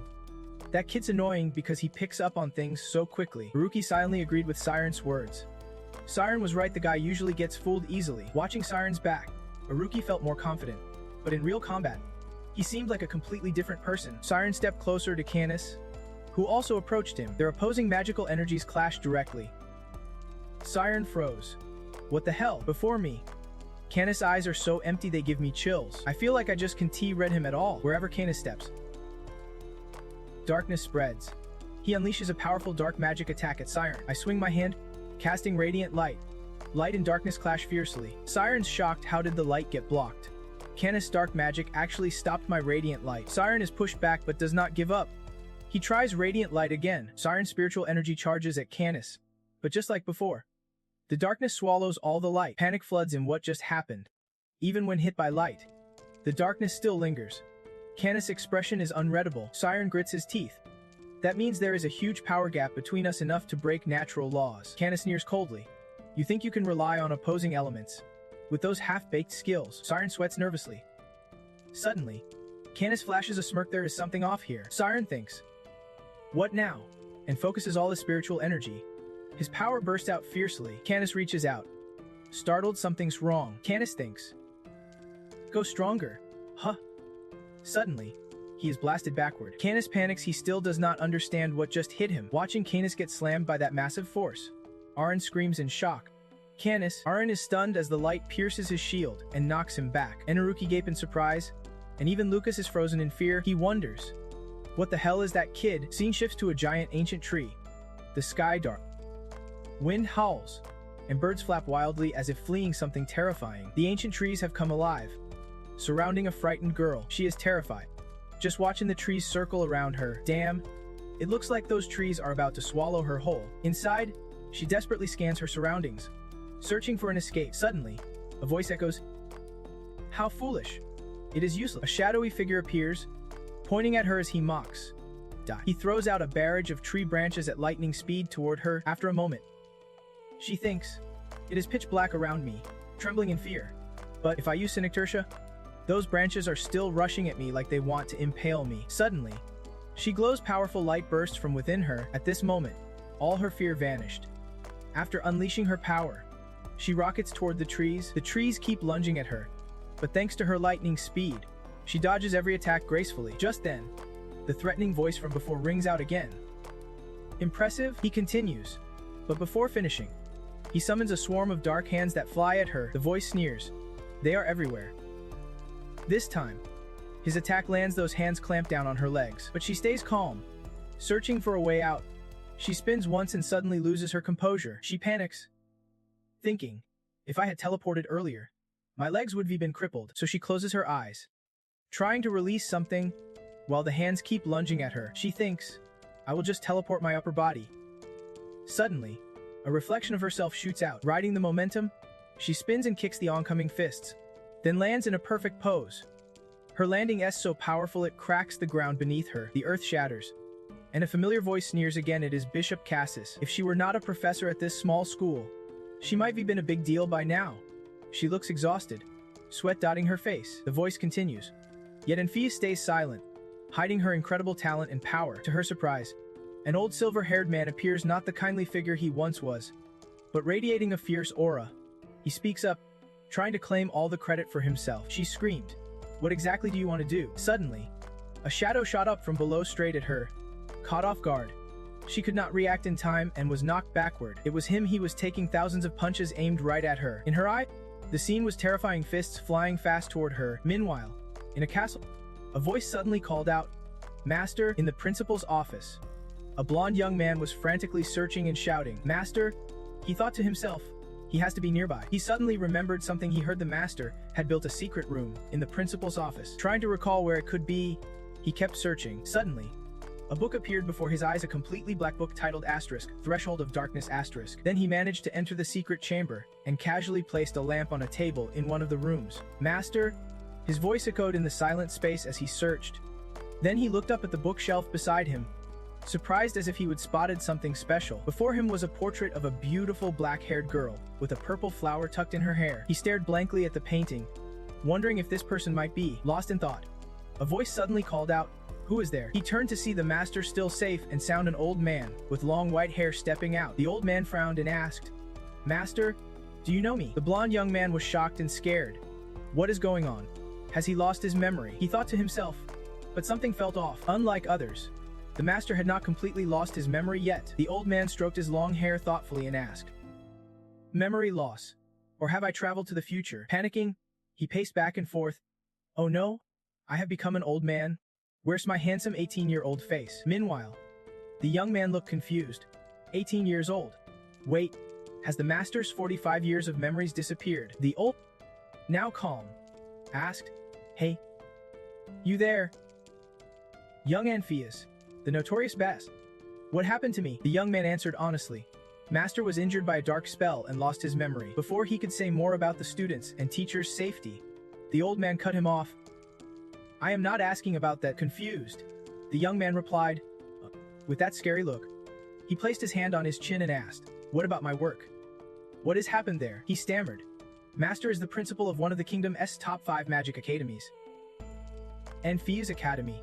He is respected not only by students but also by everyone under him. Hearing that, the old man chuckled dryly and asked, "So I have become a teacher, even more respectful?" Apparently surprised, he asked again, "Really?" The young man nodded helplessly. "Yes, sir, that is right." Before he could finish, the old man suddenly grabbed him by the collar and shook him, pressing close with cold eyes. He asked, "What rank am I now?" Seeing the scary expression right in front of him, the young man stuttered, "Fourth? You are ranked 4th now." Furious at only being 4th, the old man's face flushed red with veins popping, eyes wide, shouting, "What? Just 4th? 4th? The greatest genius on the continent like me." He cursed and then punched the bookshelves hard, sending books flying everywhere, shouting about not being first. Behind the young man, that looked shocked at the scene unfolding. Hearing the old man's furious insults about being stuck at 4th place while still only a principal was pathetic. He even kept a strict photo of himself in the room. As soon as he said that, he tore the photo off the wall and threw it on the floor. The young man froze in fear, face pale. The old, still furious, turned to him and asked, "You there? If you are my student, you should know how to use light magic to restore memories. Give me back my memories now. I need to know what this idiot has been up to for 40 years. The young man was speechless. "Master, can you not recover your memories yet?" he asked, eyes tearing up. The room was a total mess. Standing before that, the old man threatened, "If you are my student, then you are a failure. I do not need weak disciples like you. You think the great Anpheus would be scared of my own past, as you say." His fury just keeps going. He is afraid and restless, answering yes, but deep down he wonders if someone has to relive a memory twice.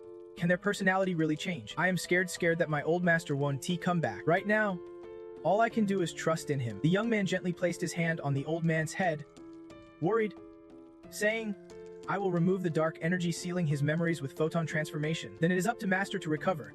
The old man sat calmly in his chair, eyes closed, replying, "You worry about me. Just do your job right." The young man's thoughts kept racing. After all, those were the 40 most terrifying years of his life. A voice kept repeating, "Lord Anpheus. Lord Anpheus. Lord Anpheus."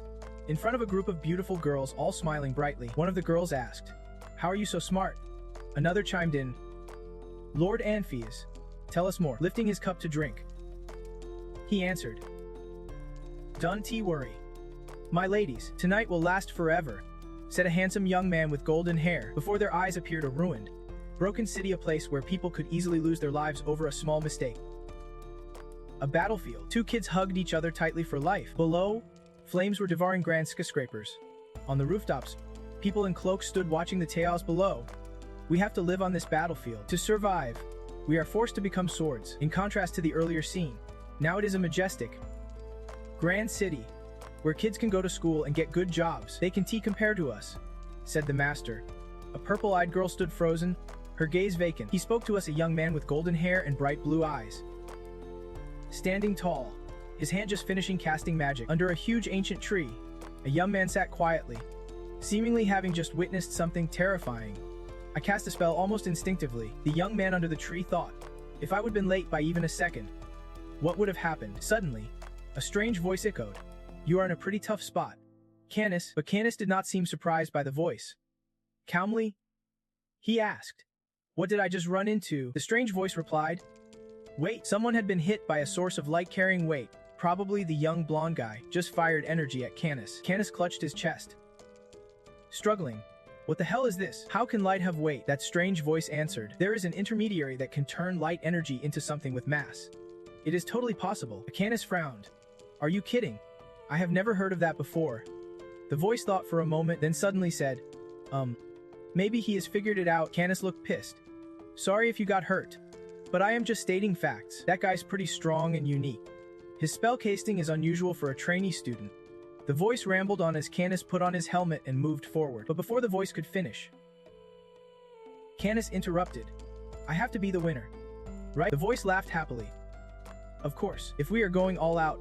Canis started walking. Dark power surrounding him, a girl screamed in surprise.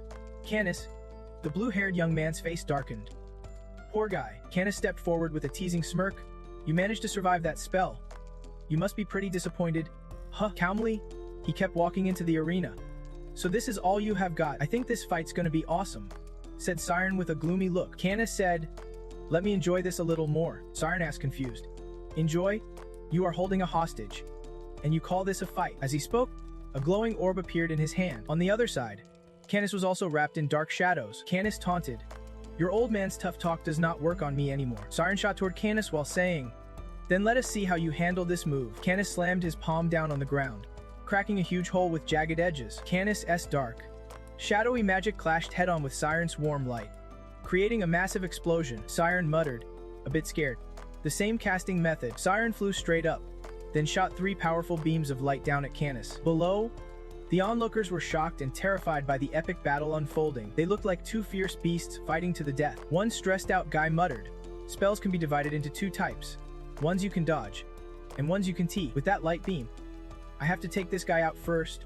Just like I thought. From above, Siren looked down at the destruction. He would cause countless holes in the ground. Suddenly, he sensed something behind him. It was Canis, who had sneaked up without him noticing. Taking advantage of the moment, Canis launched dark beams towards Siren.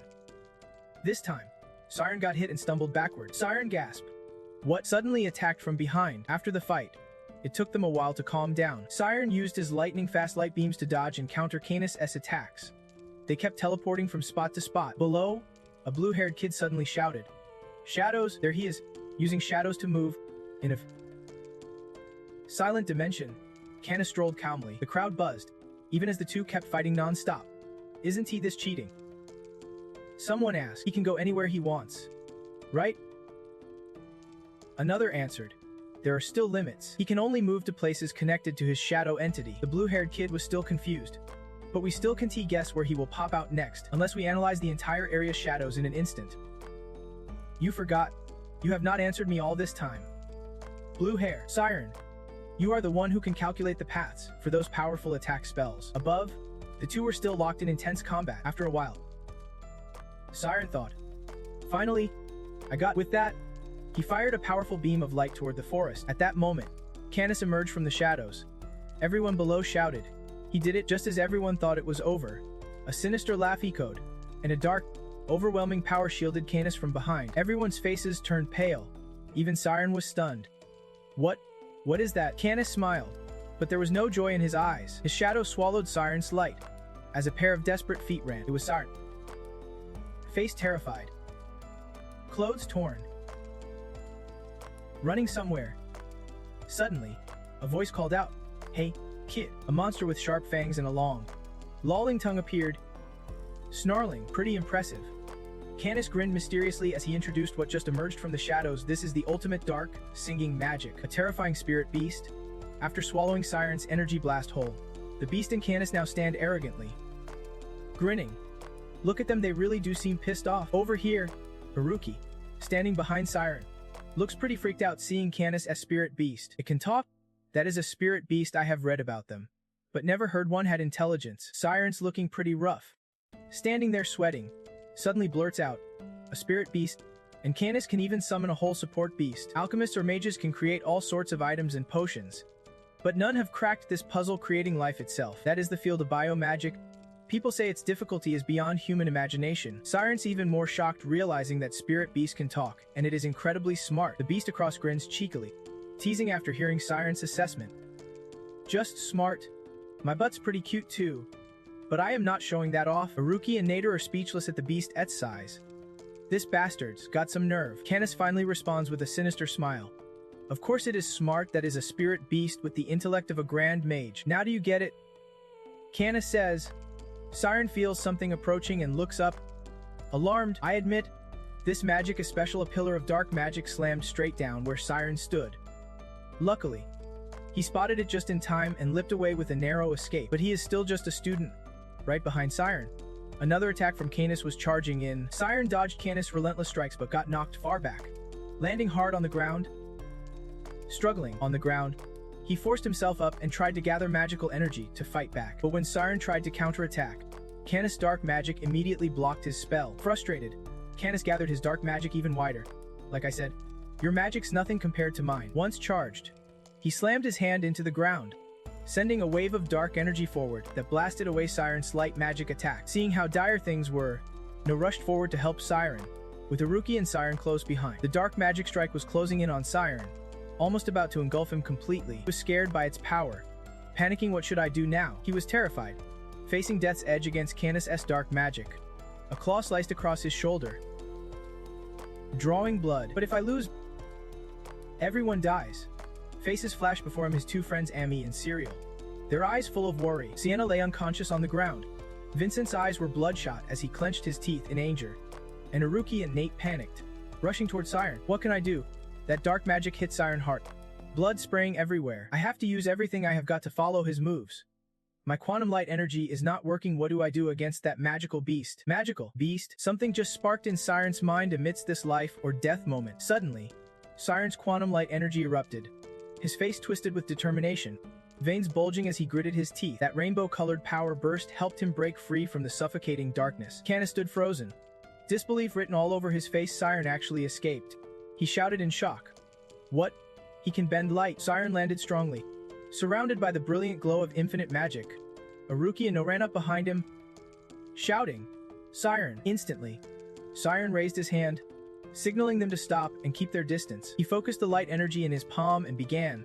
Magical beasts can move without a source of mana. Canis' beast felt a stir witnessing Siren break free from the dark magic, saying it is tough facing that guy. He wears down your willpower. But we are one, so if we combine our strength, we can beat him. Siren shot back at Canis and the beast. I just tested your limits with that light blast.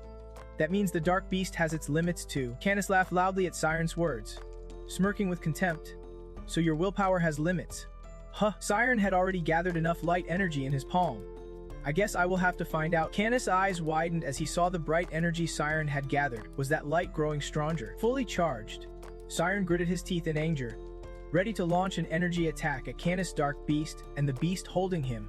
Who would fall first? Siren threw everything into a powerful strike aimed at Canis' dark beast. The beast barely blocked Siren's quantum light energy attack, but sensed things were not looking good, and said, Canis, retreat to the forest. The beast laughed at Canis' shallow thinking. I thought you were smart, but you are just a fool. He planned to drain Siren's willpower by attacking him. Unbelievable. Canis mocked Siren's plan like throwing eggs at rocks. That is a pretty dumb tactic, but no need to feed into his plan. Just lure him into the forest. The ghost beast is acting as a shield against Siren's attack. It and Canis are telepathically linked, planning to trap Siren together. Then we will kill him. He is in a hurry, so he will chase us. You are right.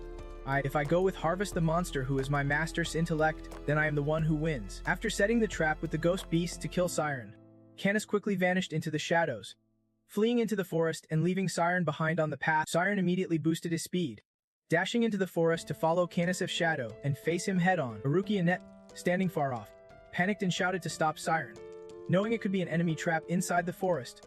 Siren's in serious danger there. Siren ignored them and kept chasing, Gathering energy in his palms, he launched a blast of quantum energy forward. His strike lit up the entire forest. Aruki and Neth could only watch helplessly from outside. Sighing, "We can't do anything, just leave him to Siren." Wait. Before finishing his sentence, Aruki suddenly sensed something approaching and quickly turned around. "Now it is just me and you two. Let us do what we came to do." A huge figure wielding 2 swords was approaching Aruki and Neth, speaking as he walked. "All right then. Time for me to make my move."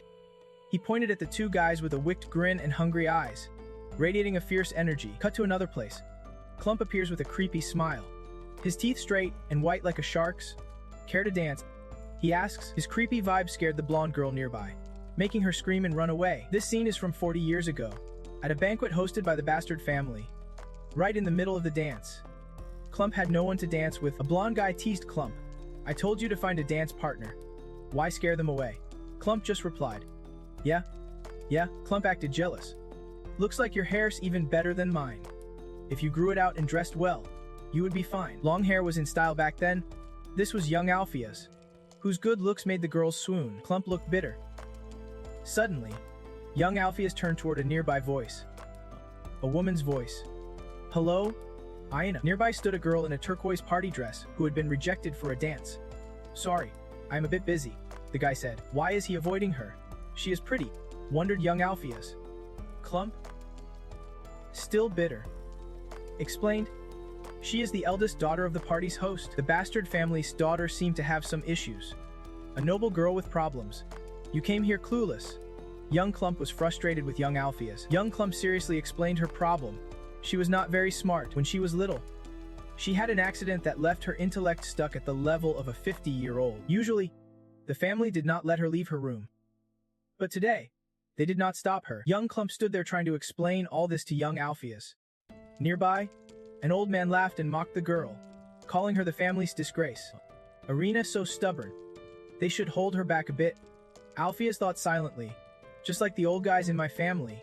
Speaking of nobles, suddenly, young Alpheus started running off. I will help her fix her reputation. Clump panicked, trying to stop him. Wait, hold on, Clump worriedly warned. You are going too far. Feeling sorry for her only makes her look worse. Don't worry. I have never been fake with a lady before. Hey, you bastard. You are serious? Huh. Ignoring Clump's protests, young Alpheus approached Arianne and started talking politely. Bowing, my lady. Tonight is as beautiful as you. Alpheus' sudden appearance startled Arianne. Hello, Arianne.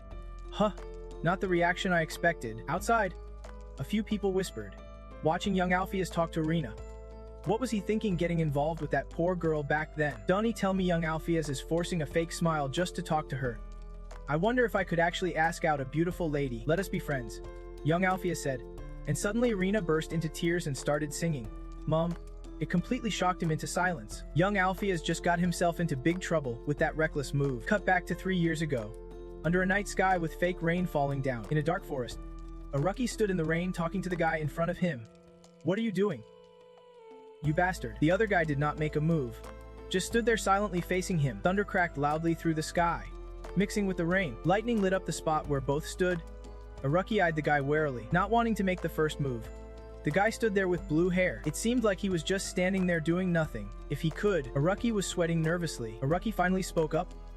All right. Got it. Even without him saying more, the other guy clearly understood. They seemed to be on the same wavelength. A rookie wanted to say out loud what the other guy was thinking. You are telling me to be careful, right? A rookie said nothing, just glanced at his friend with a serious look. Exactly. The man in front held 2 sharp swords, slowly advancing with a wicked grin and devilish eyes radiating deadly intent. You punks. He moved so fast it was like teleporting right at them. No matter how careful they were, this was impossible to dodge. He was right above them, crossing his swords to deliver a powerful, precise strike. Aruki and Nate were shocked by his speed and had to channel magic into their legs. Just as he swung his swords, they jumped away, narrowly escaping his red sword energy slashes. He sneered fiercely, eyes full of deadly intent. Power armor users can boost their entire body's strength. but random boosts to certain parts risk losing balance. That is why power armor usually follows specific reinforcement patterns called templates. The mitochondria template focuses on mitochondria, the cell's energy factory, boosting their power. It is the most common and fastest template. His movements caused the ground beneath him to crack into a big circle under the pressure. He lunged forward, chasing Aruki. Sensing danger as the guy closed in, Nate unleashed a wave of energy across Aruki's spot. Be careful, Aruki. The horizontal strike was meant to block the attacker's advance, forcing him to pause. Aruki took the chance to strike back, causing an explosion. Their teamwork created a blast that pushed the attacker back, making him think, look at those guys. I bet they have never fought a power armor user before. Their smooth teamwork and quick reactions irritated him, making him grimace. So he wrapped himself in lightning magic and rushed toward Aruki to team up and take down this crazy power armor user. He kind of admired their teamwork, but still, he kept dodging their lightning attacks while retreating. Both of them tensed up, worried as he kept evading all their attacks. Damn, why is he so hard to hit? This fight's tougher than the speed shooting test. He kept backing off, dodging their attacks. Thinking the mitochondria template was draining too much energy, gotta finish this quick. He pushed the mitochondria template to his muscles to boost his speed and end the fight fast. After powering up, he moved faster, speeding up his body's energy production process twofold. He dashed behind Aruki so fast that Aruki could not react in time. Aruki panicked. Realizing it was too late, he was right behind him. Then, with one slash, blood spilled. At the same time, somewhere shrouded in darkness, drops of blood fall to the floor. Nearby, a pair of glasses lie soaked in blood. Athila was trapped by chains of dark shadows, surrounded by an eerie black void. Her body was battered and covered in wounds. She struggled to breathe, blood trickling from the corner of her mouth. A voice spoke to her, expressing disdain for her persistence. While the figure in black used those dark chains to hang her up, some sinister old sorcerer hovered in the air, chanting a massive dark magic incantation. He declared, "Time to..." then unleashed a powerful, poison-infused spell aimed straight at Athila. Luckily, she stayed sharp enough to dodge and narrowly escape with her life. She sensed the spell was deadly. If it hit, death was guaranteed. She braced herself, readying a counterattack against her enemy. Athila shouted and unleashed a devastating sonic wave in retaliation. Her attack was strong enough to shatter the darkness looming ahead. The old dark sorcerer had to raise an arm to block Athila's powerful strike. He silently admired the attack, a shockwave strong enough to disrupt the spirit realm behind him.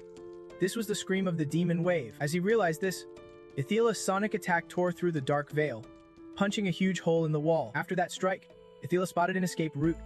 She quickly summoned her strength, breaking free from the dark chains, and flew fast toward the hole in the wall. Breaking out of the shadow realm, she soared straight outside. Though badly hurt, Athila managed to escape successfully. She hovered midair, glancing back at the spirit realm, thinking, if I rely on magic, I can keep up. Athila seemed to have a new plan to face the old dark sorcerer. She slowly withdrew the magic enveloping her body. Switching tactics, she shifted into close combat mode, adopting a physical fighting strategy. Her body was now surrounded by a red aura. She took a defensive stance while still suspended in midair. Beneath the spirit realm, the ground trembled at the hole Athila had flown through. Boom! Something huge and pitch black shattered the spirit realm from the inside. Right at the hole, a massive dark spirit beast emerged, tearing the shadow realm apart with a thunderous explosion. Athila was shocked by the sudden appearance of this giant creature. The beast swung its massive arm, striking toward Athila, who was still in her defensive stance. The old dark sorcerer, standing on the beast's shoulder, admired Athila's escape from his chains. A physical fighter. Huh, if that is your style, then so be it. He flew up to midair and ordered the beast to attack Athila. After blocking the beast's surprise punch, Athila had to retreat a bit. Furious at the old sorcerer, she readied herself to charge at the spirit beast. She gathered her energy and dashed forward, just as the dark spirit beast threw a powerful punch. On one side was her inner strength charging ahead. On the other, the beast's devastating punch. Their clash midair sent a shockwave rippling through the air. Cut to 40 years earlier at the Bastard family banquet. Arianne's scream caught everyone's attention at the party. They turned around in panic, wondering what was wrong. Mom, young Alphys panicked at Arianne's outburst. Arianne? Why are you doing this? She turned pale and frightened. Explaining, Mom said anyone trying to talk to me is bad. So This left young Alphys stunned. I am bad just for trying to talk to you. Wait, look me in the eye and speak calmly. He was speechless. What nonsense was this? The people nearby whispered in confusion. Was he bothering the chairman's daughter? A pale nobleman with long blue hair named Saroth spoke up nervously. Crazy guy. Bothering a good girl just to get attention. The whispers grew louder. The young lady was scared. Someone stop him. Arianne was still panicked and refused to talk to young Alphys. I do not want this. I will get scolded if I do not listen to mom. I can make mom angry. I have to get back to my room. She is trembling, eyes filled with tears, ready to cry. Alphys thought quietly. She is not afraid of me, she is scared of getting in trouble. Across the crowd, people were whispering, while the butler called the guards to protect and catch the guy who harassed the young lady. Young Clump stood there, worried for his friend. What an idiot, why poke into someone else's family drama? Better apologize quickly and get out before this blows up. Young Alphys stepped forward, gently turning the panicked Miss Arena toward him. Catching her off guard, Arena, he said softly to the tearful young lady. Look at me now. Miss Arena, what are you so afraid of? No one ever gets scolded for dancing at a party.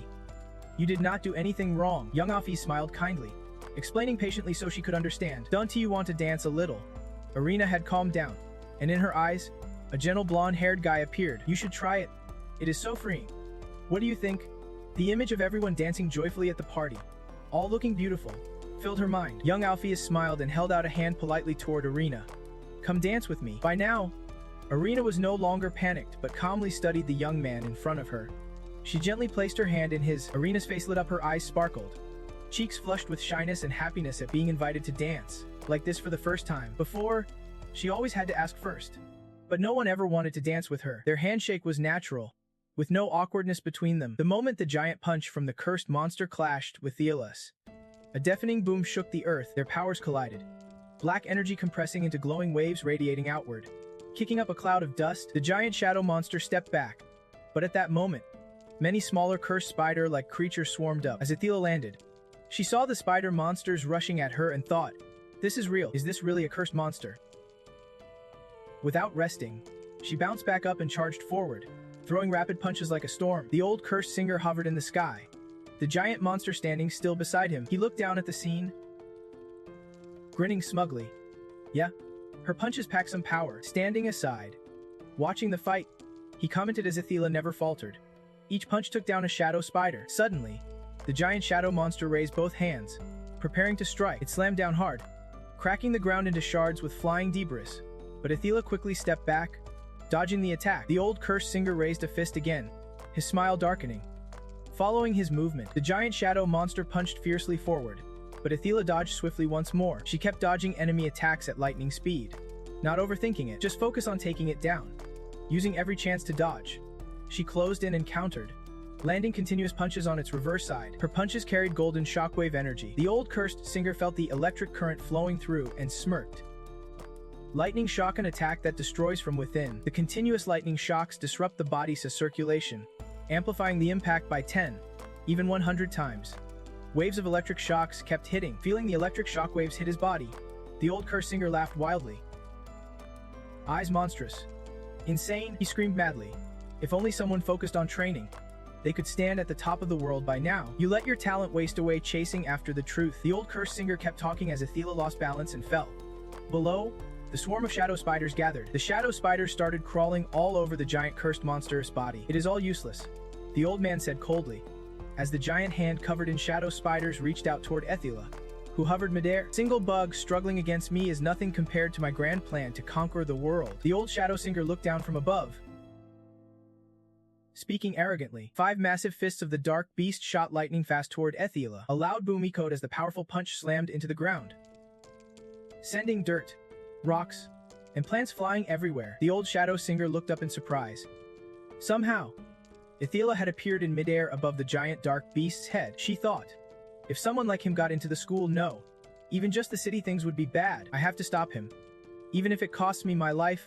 Athila dove down, readying her hands to strike. She was like an arrow charged with immense energy, flying straight at the enemy. Lightning strikes erupted as she unleashed continuous electric attacks. The giant dark beast roared in pain, and Athila seized the chance to quickly retreat. The old shadow singer screamed loudly as he was hit by the lightning strikes. That is right, he saw Athila up high, glaring down at him. All the attacks so far were just set up for this final move.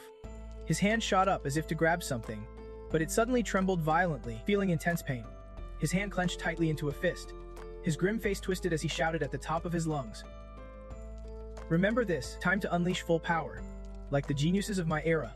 Following his motion, the dark beast raised its fist and punched forward, aiming right at Athila. She frowned in surprise, grinding her teeth and clenching her fists, ready to block the blow. The old shadow singer roared excitedly, his giant fist aiming straight at Ethela, who immediately braced herself, feeling the terrifying power of the dark beast's punch. Ethela used all her strength to block it. The electric strike had not been enough. I thought you would be stronger. Master, the impact from that hit was massive. A huge explosion burst out, scattering dirt, rocks, and trees everywhere. Elsewhere, fresh blood sprayed as a loud scream rang out Aruki, so he gathered power in one hand while holding the other tightly. Are you okay? He asked. Aruki pressed on a bleeding wound on his chest and quickly replied, I am just a scratch. He gritted his teeth and smiled as a glowing light surged forward. Well done, Aruki, he said, watching blue electric sparks strike the guy wielding two swords. The guy got shocked, mouth wide open, cursing inwardly. Damn blue-haired brat. He pretended to attack but was actually covering the area with his aura. The memory of their earlier fight flashed in his mind. To stop, Aruki's power was still holding him back. But Aruki quickly jumped into the fight. He clenched his teeth and attacked the enemy fiercely. Blue flames rained down on the swordsman's head. His eyes widened, teeth clenched, struggling to stand. No way! I can lose to these brats. Before he could think further, a dark force suddenly wrapped around Aruki's leg while attacking. He immediately sensed something was wrong. The power gathering in his hand flickered and then vanished. Shocked, he turned his head to see why was it her. The black-haired girl was panting, extending her hand to block Aruki's power. Damn it! Seeing things going south, Aruki quickly attacked the two swordsmen. The swordsman broke free from the binding and leapt forward to dodge Aruki's strike. One sword flashed like lightning toward Aruki's neck. You bastard! This is all your fault, Aruki shouted in horror. Staring at the sword inches from his neck, Aruki panicked. A loud noise erupted, but it was not the sound of blades slicing flesh. The swordsman gaped in shock as two blocks of ice appeared, blocking the sword aimed at Aruki's neck. Aruki could not believe it and looked back. Ice magic? Could it be? The two swordsmen also glanced back. Hearing footsteps approaching the battlefield, a woman walked against the wind, freezing the ground with every step. Sienna. Elsewhere, a series of sounds erupted. HVU. Canis hurried forward, calling out, Asiri, what is going on? Answer me. Havi quickly responded. I felt a huge shock along the mountainside. He turned around. Axon is using shadow slaves. That is the master's last move. Could it be Anfis has shown up? Canis did not look back and kept moving fast. Havi stayed close behind, glancing around as he replied, that makes sense. Axon will be here soon. Suddenly, an attack flew at us, and Havi raised his hand to block it. We have to clear this place, he said. Behind him, Siren chased, moving so fast he left after images. In the thick forest, two streaks, one gold, one black raced side by side. Canis said, that stubborn bastard would rather get stuck in the shadows and die, hence blocking every escape route. Havi replied, we are trapped like rats in a cage. We need to switch things up. Canis slammed on the brakes with his foot. Havi immediately said, got it, I am on it, Havi said, enveloping Canis while launching dark magic at Siren. He also gathered energy, creating a blinding light in his palm, pushing forward without hesitation. Back on the other side, someone fell on the rocky cliff. No way, said the guy wielding two swords, looking at the scene. Shocked, he said, the old man's spell got broken. Behind him stood a black-haired girl. She thought to herself, this can't be real. Only a high-level priest or mage could break the master's abyss nova. Her eyes wide, her mouth agape, her face full of confusion. How could a magic school teacher pull that off? In front of her was Sienna, walking against the wind. With each step she took, the ground froze in patches. Sienna's awake. She wanted to jump for joy, while Aruki kept observing carefully. Suddenly, a frozen arm startled him. So cold, he said, hugging his arm and shivering. Aruki frowned and said, something feels off. She still was not fully awake. Many students stood frozen. Even as ice shards fell on them, they just shivered in place. She was about to say something when a sharp ice shard shot straight out. It sliced across the waist of the two-sword wielder, making him bleed. Hey, stop! Are you trying to kill all these kids? He knelt, one hand gripping his wound to stop the bleeding, the other bracing on his sword to stand. The second sword had already dropped. Looking at the figure in front of him, terror showed on his face. Sometimes, there really are monsters like her. Even monsters on the brink of death can kill you in your sleep. Sienna slowly opened her eyes. A flash of light sparked within them. Expressionless, she coldly raised a hand, mindless. Could that woman really cast a spell on her body? Damn it! Seeing things go wrong, the guy threw away his remaining sword, stood up, and ran. What is the point of using a billion-dollar asset? Ice blocks kept appearing. The guy turned and ran straight off, leaving only a red afterimage behind. Damn, I am so screwed. He gritted his teeth. Suddenly, his eyes went wide. Another person remained. Time seemed to freeze. His body froze in place. Sienna stayed calm, raising a hand forward. She is about 20. A level 6 mage specializing in ice magic absolute 0. She tilted her head back, lifted her hand high. A massive icy vortex spun around her palm, swirling stones and ice shards everywhere. Under the two sword wielders' feet, ice quickly formed, locking him to the ground and stopping his escape. The ice spread up his legs. He fell, his lower legs frozen solid. This place weirdness is unreal, from teachers to students. Everyone's messed up here, reflected in his eyes as the giant ice block rushed toward him, lying on the ground with frozen legs. The massive ice block hovered above No Way Out. Ice bomb. Huh, from the sky. Ice chunks fell like meteors. Heading straight for the cliff, the black-haired girl looked up, terrified of the falling ice. At the critical moment, Nain ran up and pulled her to the side. She sees Nain climbing on her, asking, "What are you doing?" Nain, snap out of it. "Wake up, if this keeps up, everyone's going to die." As he said this, tears fell down his face onto the girl's cheek. Seeing Nain cry, she panics, saying, "I do not have enough time, I will handle this." Aruki steps between them and suddenly speaks up.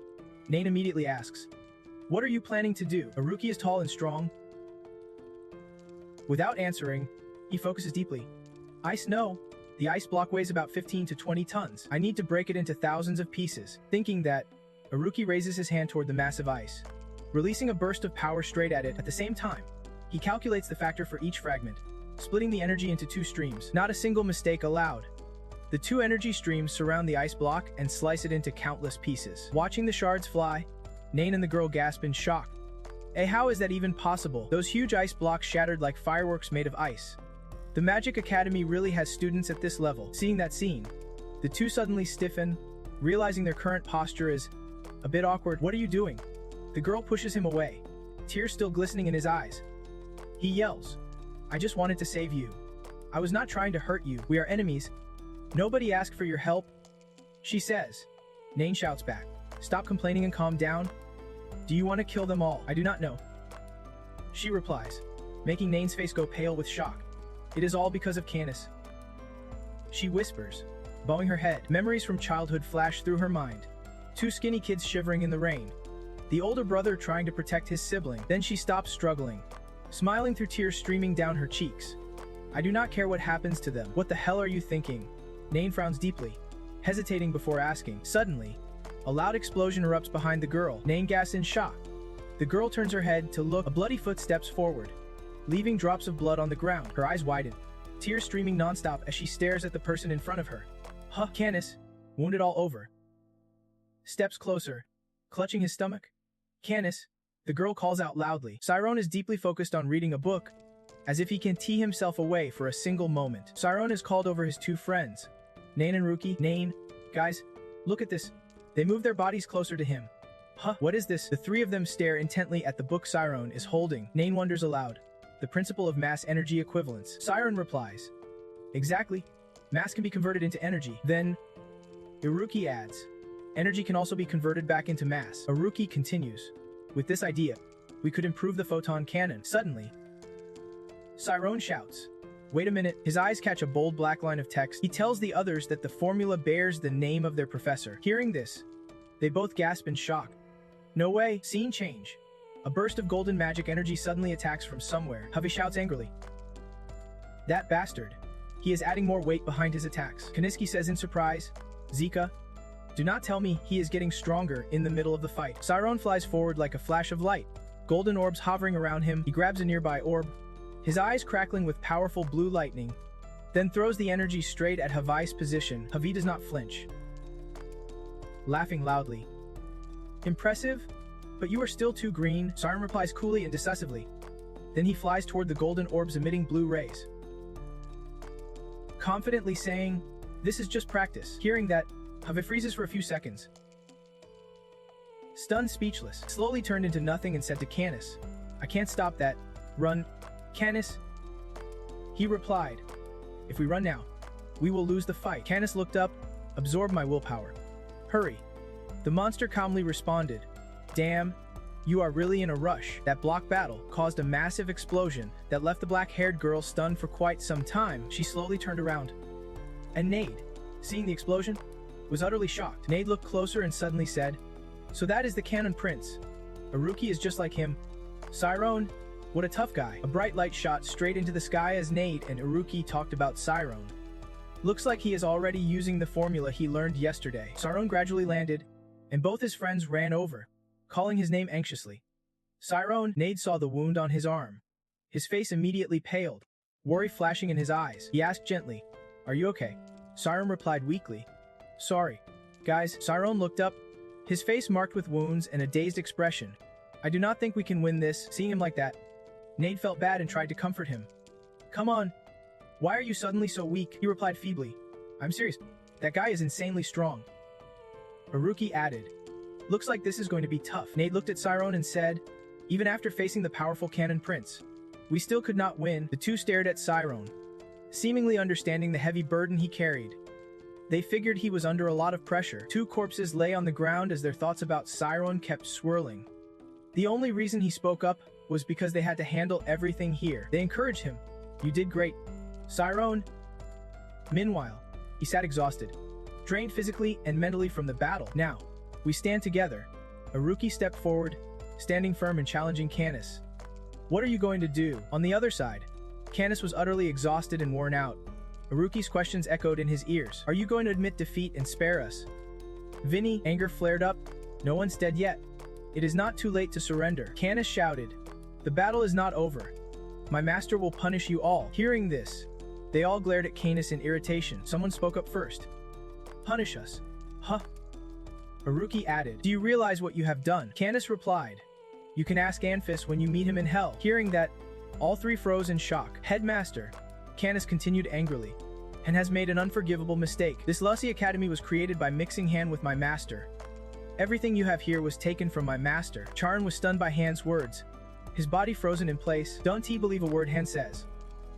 He shouted, "What the hell are you talking about?" Iruki, standing in front, warned the two behind him, "Don't he be fooled even if it is true. What have we done wrong here?" Canis' eyes narrowed. Han's gaze showed cold determination. "That does not matter." A powerful dark energy surrounded Han as he spoke. "I represent my master and act according to what I believe is right." Ned could not hold back any longer, shouting in anger, "You won T-Change Han." Iruki shouted, "So that means we have to end this here, right?" Suddenly, Charon stepped forward, surprising Ned and Iruki. He formed a sphere of light and held it up in front of Canis. Canis saw him ready to attack, but Han showed no fear at all and bluntly said, "You think force will work better than words?" Han looked at him with disdain. "Even so, nothing will change." The monster's hand slowly closed around Canis. Canis looked up at the monster in confusion and asked it, "Monster, what is going on?" "Don't he be scared," Havi replied to Han. "That was dangerous. That attack was anything but normal." "Don't he tell me that was Han?" Before Havi could finish, Canis cut him off. "What are you talking about? If you absorb my full power, we can stop it." As he spoke, Han's face showed clear fear at Chiron's power. The golden orb in Chiron's hand grew larger, its light shining brighter and brighter. He held the orb up in front of them, eyes cold and angry, and said, "This is your last chance. Release the senior trainees." Non and Iruki exchanged worried glances. The black-haired girl looked just as panicked as they were. Canis shouted angrily, "I represent the Grand Mage. Even if I die, your will 1T be broken." Charon shouted back, "I do not want to kill anyone. But if people die for your faith," his eyes burned with determination to save everyone as he continued, "then I have no choice but to take you down." Somewhere else, a voice spoke. "The light, it is beautiful." A stunning girl appeared. Her brown hair was tied up, and her blue eyes gave her face a gentle, breathtaking beauty. A blonde man saw her and was instantly captivated. Though he did not realize when he fell for her, the two sat in a gorgeous garden, gazing at the palace ahead of them. Sitting behind, Dendong said, "Everything looks perfect. But what you are saying is not beautiful at all." The blonde man looked anxious and worried. He hesitated and replied, "I get, but why do you think the light is so beautiful?" She looked up at the sky and said, "Light helps us see in the dark." He turned to look at her. She smiled up at the sky and continued, "We can see the night because of the light. Right?" A voice called out, "I see." Darkness.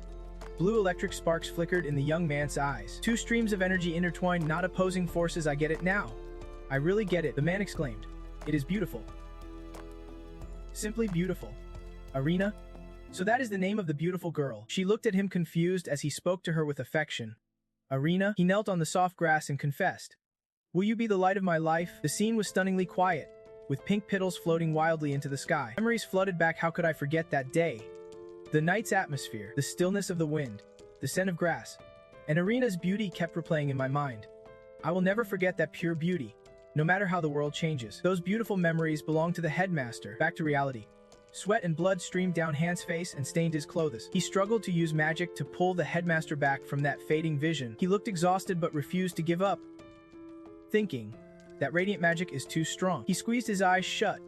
No way he could cast a spell like this. Headmaster, please, wake up. Nearby, someone's footsteps slowly approached Siren. He turned around, wondering what is going on. Siren and Canis were shocked by what they saw unfolding. Canis gasped. Master, a man with pale skin and long white hair stood nearby. Surrounded by a dark energy, the white-haired man stood above. Canis shouted, Master. His eyes were sharp and cold, his long white hair flowing as he scanned below. Below lay an unmoving man's body on the ground. Frozen stones scattered at his feet. Canis bowed his head in sorrow, whispering apologies to his master. The master stared at him long and then thought, You foolish idiot. Yeah, that is right. Then he looked down at Siren casting magic, thinking, So it is all because of that kid. Siren shouted with angry eyes. Was he the one who planned all this? Enna and Haruki stared at him, their eyes showing surprise. He smiled with a sly, wicked grin. His face turned even more cunning. You are pretty stubborn. Huh? Then he asked, What is your name? Siren yelled, I am not telling some undead my name. Meanwhile, Canis and the black-haired girl both fixed their gaze on him. He started ordering Siren to stop controlling minds immediately and leave. But the man just sneered. Sorry, I can't do that. Stroking his long white beard, he declared to everyone here, all Enfi students must be punished. Of course, his eyes reddened, his face twisted with cruelty and chilling words, including you. The three of them were shocked, especially Siren. Without hesitation, Siren fired a powerful punch at him, causing a massive explosion. Siren was stunned and panicked as smoke billowed everywhere from his attack. But strangely, the Dark Master was unharmed. He stood on a nearby rock analyzing the attack, a 52.7 meter radius. That is quite a lot of spirit power for someone his age. The three of them gasped.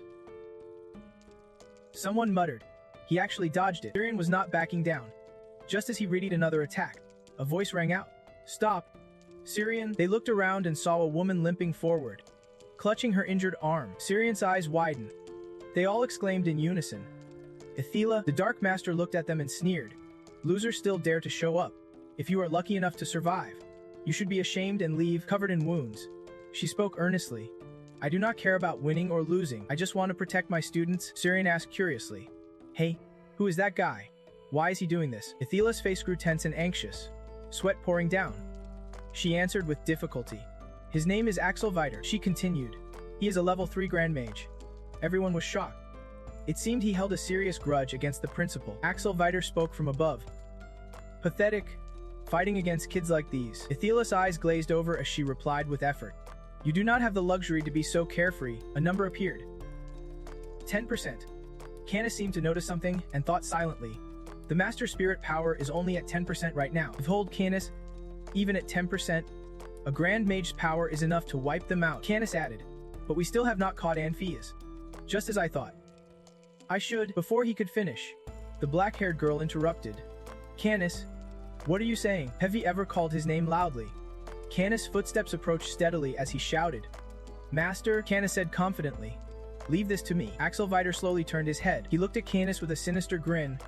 Leave it to you. The black-haired girl gritted her teeth, thinking, Canis, why are you trying so hard? Axel Viter's eyes narrowed, a crafty smile spreading across his face.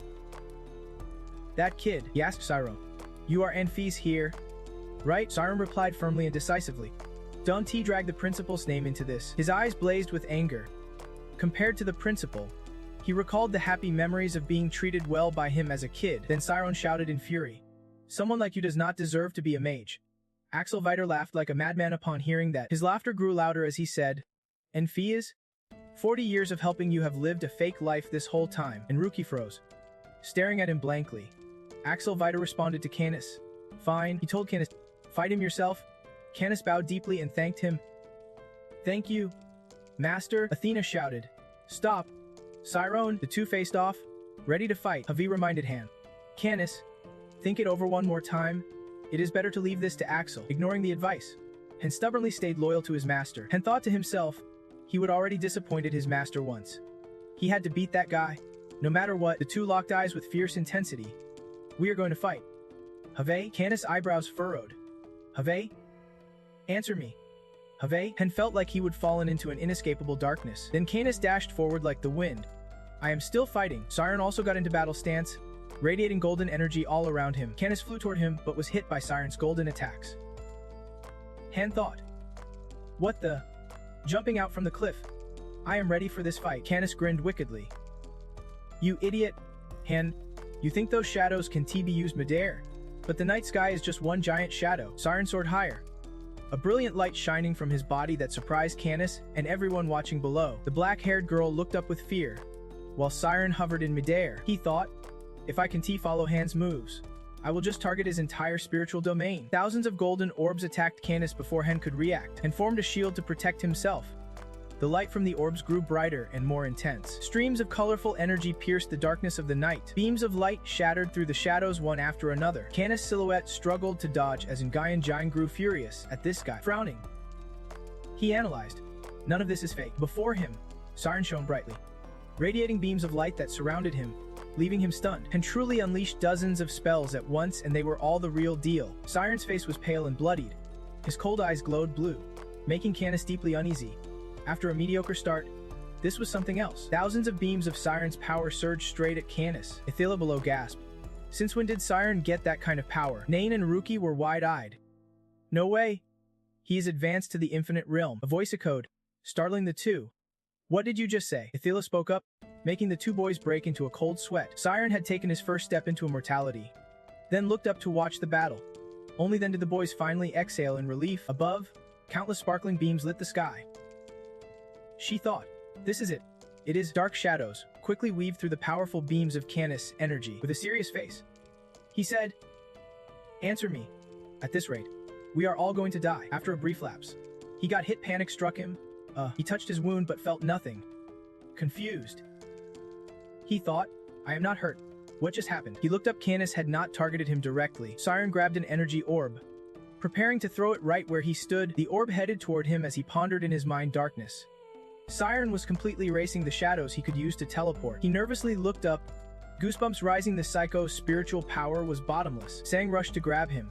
Embarrassed and frustrated, I do not want to die in front of my master. His eyes dulled, losing all emotion. He thought he was about to die as a wave of dark power engulfed him. This is too much. Havesin. He wondered desperately. A massive explosion shattered the ground. Canis' power surged. He screamed in pain, asking himself, Havesin. Why? Canis' body overflowed with Havesin's dark power. My spiritual energy. The darkness is overwhelming. Stay focused. From below, Ghost attacked Siren, forcing him to dodge immediately. Siren was stunned. Why suddenly do two different powers clash so fiercely? Havesin struck relentlessly. Siren kept dodging, calculating.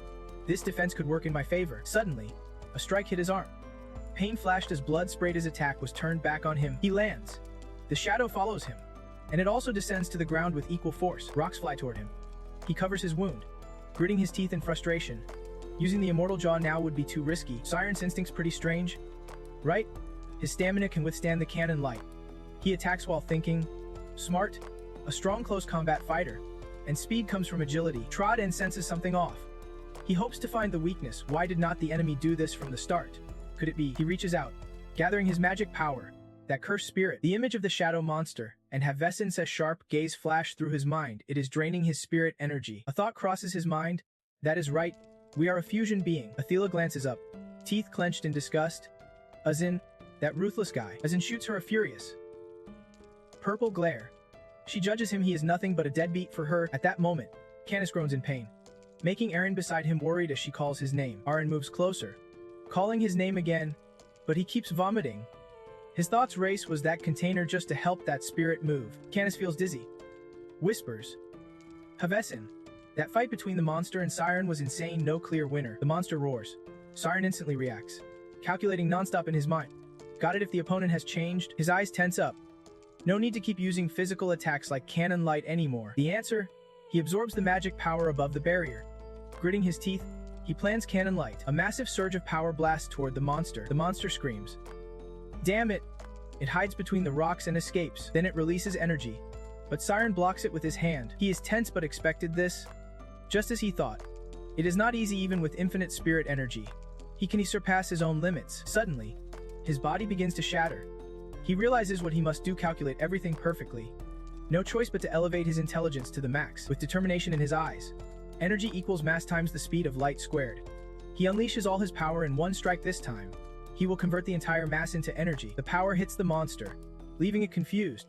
What the hell is this? By the time it reacts, it is too late. Its body starts tearing apart. The immortal pulse surges. Everyone below is terrified. Arianne is speechless in shock. Even Axel frowns in surprise. A loud scream echoes. What is that? Aruki and Athila are just as panicked. Someone shouts. Laser beam. Up above, Siren still struggles to keep the attack going. The source of power tears a huge hole through the monster. The monster's body is obliterated, its flesh burning away. Canis clutches his head, screaming. Arianne beside him keeps calling out to him. She thinks the pain Harvest felt is now transferring to Canis. Harvest is already at his limit. Siren holds the attack steady. The monster is terrified. If this continues, we will be wiped out. The monster's body boils. Small explosions erupt inside it. Athila watches nervously, while Odgen observes calmly. Athila senses something strange and urges. Siren, stop now. Siren turns to look. Cells inside the monster are swelling. It is too late. A massive explosion destroys everything around them. My name is Harvest. Back to Canis. The girl stands before Arianne, touches the glass, and says, Harvest, become my servant. The monster trapped in the water tank looks at the two kids and asks, why? Axel beside them speaks up. No one wants Canis to fall. Harvest denies it. That is not what I meant. But working with Arianne will be more effective. He glances at Arianne, a fleeting sadness crossing his face as he replies. Arianne has lived in Latam for 10 years, but except for Canis, no one has ever met her. Yet despite her resistance, she has gained advanced psychic perception and can see things others can. Axel's eyes turn cold as he says, he is talking about the first prime sigil, a unique brain protocol that lets you accept an object or subject as if it is your first time encountering it. Through that, one can see the true nature of an object or being. Harvest looks straight at the old man, sensing Arianne's overload, the one who found her and brought her here, and carrying Canis too. Axel quickly replied. The old man's face was stern. Arianne is too gentle.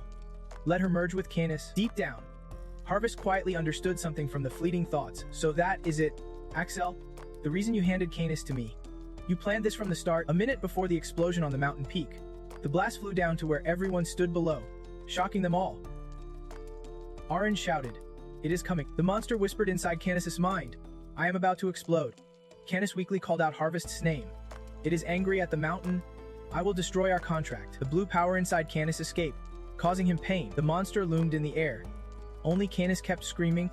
Harvest was not there. Why was he alone? Remembering that day, he answered Harvest's question about why he wanted that power. His face hardened with determination as he said, because Arianne is my one and only light. His eyes shone with certainty. I have to protect her from this world. Harvest puffed up and chuckled softly. Huh, an interesting one. Then Harvest told him, keep living, and cause me lots of pain. At that moment, old Axel turned away, unwilling to look. Harvest exploded, shaking the ground with flying debris. After the blast, everything fell silent. Siren, watching the dark figure, spoke up. Your rage was so huge. What did you do? His teammate was itching to know more. Answer me. Arianne, worried about Canis, looked up in panic. Are you planning to kill everyone here? Axel's face twisted with cruel delight. That expression. No wonder you look familiar. He taunted. You are a reflection of Anfis from 40 years ago. Angry, he cursed. Damn it, the old man laughed loudly. I know why that fierce Anfis took you in. He kept mocking him. You even have the look of an all-powerful wielder, plotting some sneaky scheme. Furious, he snapped. What do you know? The old man glared. I know plenty. That Anfis you worship was my student. As he said this, the man froze. What? Axel stood on the cliff, looking down at everyone with pride. Anfis was smart. Teaching him made me happy. He showed his scared hand, but greed blinded him. He looked at his hand with hatred. He threw me into hell and burned down my life's work. Even while I did everything I could to help him, his wife died meaninglessly too. Everyone was shocked and surprised. Headmaster.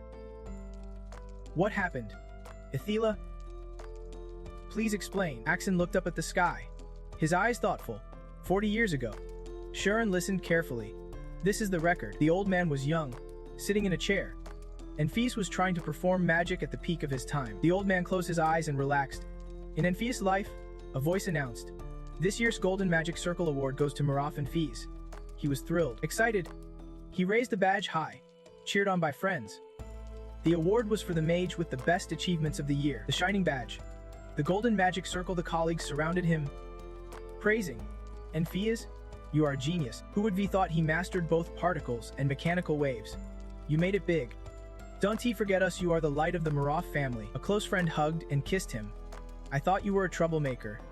But you have done something amazing. A fancy carriage passed down the street, and Fias held the award tightly, hurriedly opening the door, calling, Arena. A girl peeked out from the kitchen, holding a ladle, smiling brightly. You are home, honey. He immediately approached his wife, pinning the badge on her excitedly. This is yours, the golden magic circle. Look, it has got the Empire's seal. Arena smiled widely, tears of pride welling up. That means the whole world recognizes my thoughts. Congrats, honey. He suddenly pulled her close. There is a party, so I have to go. She looked surprised. What? He carried her upstairs. What is wrong? Honey, the bread's gonna burn. Let it burn. I am ready to ignite too. And Fias, at 23, became the most famous mage on the continent, receiving offers from all over time and space. Nobles sent him invitation letters, but Anfiz did not chase personal gain blindly.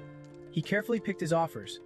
Thanks to his skills, his value kept soaring. Yet both families still opposed their marriage. Every morning, Arena stood outside their house to see him off, and Fias sat in the carriage lost in thought, waiting just a bit longer. Arena, I will become the best soon. And Fias stood before the two families, smiling politely. When that day comes, both the Maroflan and Bastard clans, their smug faces will have no choice but to admit us. When he went to work, he noticed footsteps outside the house. How did Mom end up like this? That is why. Sarav and two others looked confused. It would have been better if he had made peace earlier. Sarav scratched his head and said, who could have guessed it would come to this? That Anfiz would have so much influence. His friends wondered, but does Anfiz really live in a place like this? Just a normal house. Sarav regretted.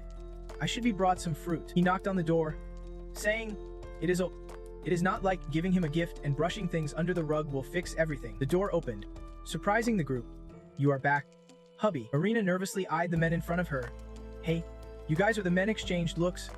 Bastard, Arena. Three men forced polite smiles inwardly.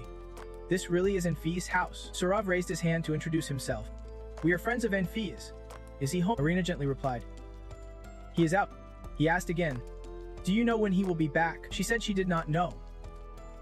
He hesitated, then said, Okay. The men smiled awkwardly and asked, May we come inside and wait for him? Waiting outside like this is a bit much. Arena thought for a moment, calling them her husband as friends. Then said, Please come in. Night fell. Rain poured. Lights shone through the house. And Anfi's voice rang out. Sorry. I am Arena. He called out in the dark at the door. Arena, then slowly walked toward the lit room. Someone whispered. Anfiz? That bastard. He is way too lucky. He froze, shocked by the scene. The table was a mess with food strewn everywhere. Saras' group was drunk, laughing and having fun, while his wife stood quietly, hands clasped, singing softly. He is just some guy who flirts his way around. No thesis or anything. Just lucky to snag a girl from a good family and coast. Hey, you are drunk again. Laughter echoed through the whole house. Sarav turned his head. I'm right. Are not? Arena shyly said. I do not know. He still had no clue and kept talking casually. Of course you do not know. Keep singing. His friend noticed something scary. A hard punch hit his face, slamming him into the table, and Fee shouted angrily. Bastard! Who is looking at you like that? His friends were shocked. Sarav, the girl who saw this, felt scared. How can an educated man throw punches? Sarav wiped the blood and admitted fault. It is my fault for not staying clear-headed. Then his friends dragged him away. I will never let you lose face again. And Fee's lost control over his wife. Why did you let them into the house? His wife was upset. They said they were your friends. He shouted. What kind of friends insult your wife like that? And Fee's eyes filled with tears as he said, You did not know what your friends were really like. He kept saying painful things. Was I really that stupid? Just after finishing, and Fees covered his mouth, hugged his face, and leaned against the wall crying. His wife, Arena, stood there, her face filled with sadness over the guilt she would unintentionally caused by this time. And Fees was calmer, but still turned his back to his wife and apologized for the harsh words he would said earlier. Just forget everything I said, in his mind. He thought, just because her intellect is limited does not mean her thinking is stuck in the past. Irina spoke, her face downcast and eyes glistening. My love, I want to do it again. And Fees was still very angry. But love has to be stronger than that. He left his wife standing amid the wreckage inside, and went outside to cool off the burning anger inside him. Sorry, I am going out for some fresh air, leaving his wife alone in the house. She stood there, head bowed and sad, like the others, and Fees went to a nearby tavern to drink and clear his mind. He took a sip, then slammed his glass down hard, yelling out his frustration. Damn bastard. I really am trash. I did not expect to say that to someone who only watches and follows me. Young Mir. Clump across the table raised his glass too, trying to calm his friend. Hey, arguing now and then is normal. Suddenly, Clump jumped in with a plan for his friend. Yeah? Why not take this chance and have a baby already? That will definitely improve your relationship right away, his friend replied. It is not like I have not thought about it. Just have a kid already. By any means, you gotta have a kid to settle things down. Clump showed a family drawing Ogden's family. I know, but the doctor told me she is not sure if someone with the mind of a 10-year-old can handle childbirth pain. I probably should not say this, but you already know. Since you decided to marry, I know, I do not regret it. Just, why does a smart guy like you act like this? You do not have any other choice. Right? Choice. Listening to Clump. And Fees frowned. Suddenly a flicker of hope lit up in his eyes. Cut to a dark area where an old man's arm is writing strange words. The ground seems to tremble, and the old man says, Not bad. About 48 hours after someone broke into Archmage Accent's dungeon, the old man returned to praise the intruder who actually made it this far. Slowly, the dungeon door opened and the intruder's footsteps echoed as he stepped inside. The intruder was revealed to be in Fees, dragging his exhausted, bleeding body inside to meet the Archmage. He weakly asked, Are you Axe Inviter? Oh ho! Did not expect you to come alone. The Archmage stepped forward to greet the intruder. He was surprised by the young man's ability to get past traps and monsters all alone. Who are you? Exhausted. And Fees slowly pulled something from his shirt pocket and introduced himself. My name is Fees Mead. I have read this. He held up a blood-stained paper toward the Archmage, who looked quite surprised upon seeing it. It is your thesis on memory restoration. The Archmage smiled. Fascinating. The genius behind quantum light theory. Mead of light. Yet you are interested in dark magic. I want to transfer my memories. At this point, Fees was barely standing, staggering but still trying to speak. For my case, he barely got the words out before collapsing unconscious in front of the Archmage, dropping the papers in a mess. After some time, Fees suddenly woke up in a large water tank, coughing and gasping. He had no idea what happened or why he was there, but all his wounds had completely healed. Meanwhile, Axel was sitting, studying the papers Fees brought. I have read the notes here. It is fascinating. Axel sat in a recliner reading about the plan to use dark magic's absorption ability to store memories, and also to use light magic to create a virtual nervous system that would transfer and assimilate stored memories. Using dark magic's external influence combined with light magic's internal support for the brain, a dual fusion of light and darkness. The goal is to use light's ability to transmit superior information. And Fees just listened quietly as Axel explained. The Archmage closed the file, lowered his glasses, and praised Fees' idea. Definitely a fresh and brilliant concept. However, transferring someone's entire life to another is not easy, not to mention the ethical issues. He suggested Fees reconsider his decision, but Fees answered firmly without hesitation. Accept me as your apprentice. He stood up, resolute in his decision. I will make this happen. I want to protect my wife from this world. Axel wanted to ask more before deciding. I have a question, he asked seriously. Has your wife agreed to this experiment? Fees stands silently, staring resolutely at the Grand Mage. Flashback. Young Clam desperately tries to stop his friend's crazy plan. No way. That guy's a criminal. Why are you going after him at Fees and his wife's place? Clam slams the table hard. You are crazy. You want to transfer memories into someone else's brain. Absolutely not. Fees turns away, avoiding Clam's angry gaze. Clam, Axel is the continent's greatest scholar on dark magic, even if you do not realize it. Yeah, I am the fool here. I may not be as smart as you, but at least I know this right now. You are trying to throw away every blessing you have. If you cling to him, you will lose your royal position, and your family will abandon you. Fees mutters, head bowed in thought. I do not care about that as long as Arena is happy. If this works, I will be happier than ever. Determination fills Fees' eyes. Arena, his wife, is stunned as she looks at him. Your happiness. My love. She slowly closes her eyes. I will do it. My love. Seeing Arena accept Fees' wild plan, Clam is confused. Arena? Wait this before Clam can finish. Arena speaks up. I trust my husband. She smiles and leans into her husband's embrace. Fees will make me happy, of course. He is the mage who got the golden ring. He will fix my weakness right away. Then I won't have to endure those contemptuous stares anymore. Clam says, stunned by the couple's optimism. After that, Enfee's family sold all their assets and moved into Axel's dungeon to live. In the dungeon, with a full lab, Arianne can live comfortably. Every week, Clam stops by to bring them food. From then on, Enfees and Axel stayed up all night researching treatments for Arianne, while young Clam stayed close to watch over her on the sick bed. Images of everyone in the dungeon flash by the Grand Mage Axel. Enfees, his face gaunt from all the research. Arianne's eyes always full of trust in her husband. Young Clam's face filled with worry for his friends. And just like that, 2 years passed. That day was the final one of the memory transfer project for Arianne. It was almost complete. Clam nervously stands next to Arianne's bed, trying to encourage her. After today, you will have Enfee's memories, even the memories of when he was a little kid peeing his pants. You will even know when he checks out girls. He laughs nervously while Arianne lies there with a small smile. Enfees gently strokes his wife's cheek, offering her comfort. I have already suffered. Arianne, now it is our turn. Thank you. My love, what do you mean? You are the one who should be thankful. Let us live happily together and have a child. Axel, come closer and call him over. Enfees? This way. He is now lying down in position, ready for the final phase of the experiment. He silently thinks. Magical techniques. Biological magic. Alchemy. Light magic.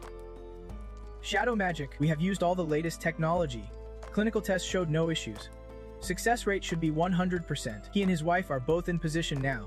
Countless wires attached to their heads connecting to a massive machine. Begin the process. Axel flips the switch to activate the machine. The machine immediately starts pulling Enfees' memories out, causing him agonizing pain, forcing him to scream. After extracting Enfees' memories, the machine gathers them at one point, then transfers them toward his wife. It begins transmitting all of Enfees' memories and feelings for her directly into her brain. Those emotions weave into her, pure and clear as Enfees smiles gently, wiping a tear from her eye with his finger. No deception when he joyfully kisses her, places a ring on Arianne's ring finger. They dance together as he holds her close. Two souls, pure and true, one by. Images flash through her mind from when they first met until now. As his gentle smile fades away, that is what love is. Thank you, Enfees. My love, you gave me your whole heart, and I am grateful I found you. Suddenly, the machine alarms blare. Something is wrong. Enfees jumps up in panic and rushes to Axel's side. Master, how's the experiment going? Our experiment succeeded, it is perfect. But Enfees runs back to his wife's side and sees she is not okay. Her face is fading. He cries worriedly. Arianne, what is happening? My love, she weakly holds his hand and says, the physical transfer is perfect, but the nerves in my body, they are starting to reject it. Tears stream down her face. Unlike animals, humans must still have something we do not understand. Gump watches nearby, trembling in disbelief at what is happening, while Enfees can figure out where he went wrong. But you have already achieved something incredible. If your research just had a little more time. Stop. My love, I will fix this. I won't let the pain inside Arianne destroy her. Enfees watches his wife suffer, crying his heart out in worry. I am... My love, why are you apologizing? My love, Axel, overwhelmed, covers his face and turns away. Actually, I am closing my eyes because you are too stubborn.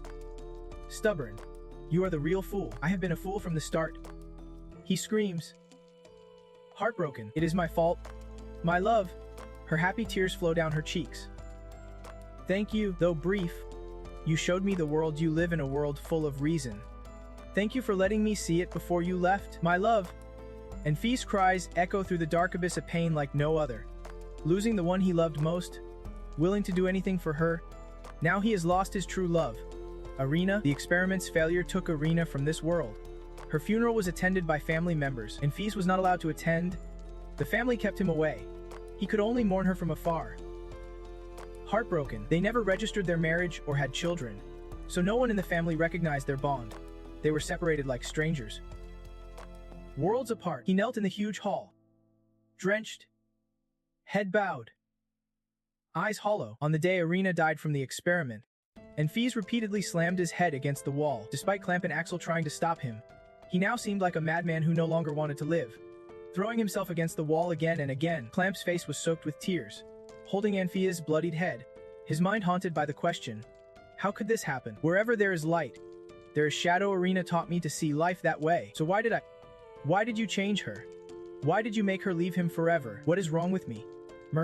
God of light, I am just Enfi's arrogant. Reckless.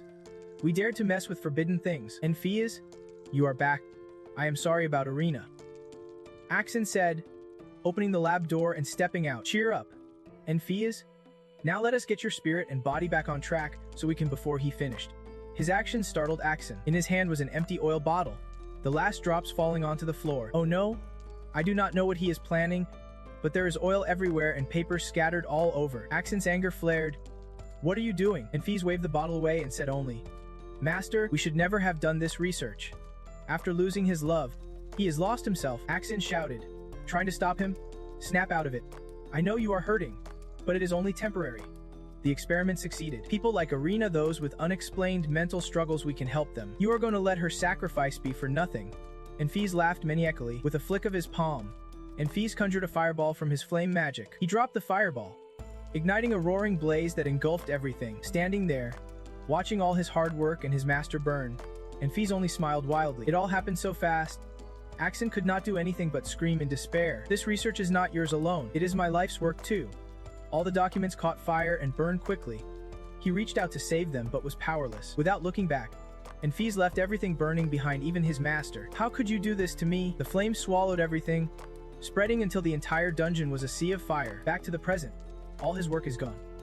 He said, Enfi, that bastard, left me, the one who supported him mentally and physically, to burn in the fire while he ran away. From atop a mountain cliff, Axon recalled that furious memory. But there is more. He made his wife sacrifice meaningless and abandoned tens of thousands who could have benefited from the research. Below, Iruki, Nain, Siren, and Athila all looked shocked at Axon's words about Enfi. No way, Headmaster. He really did that? Siren asked. Axon continued.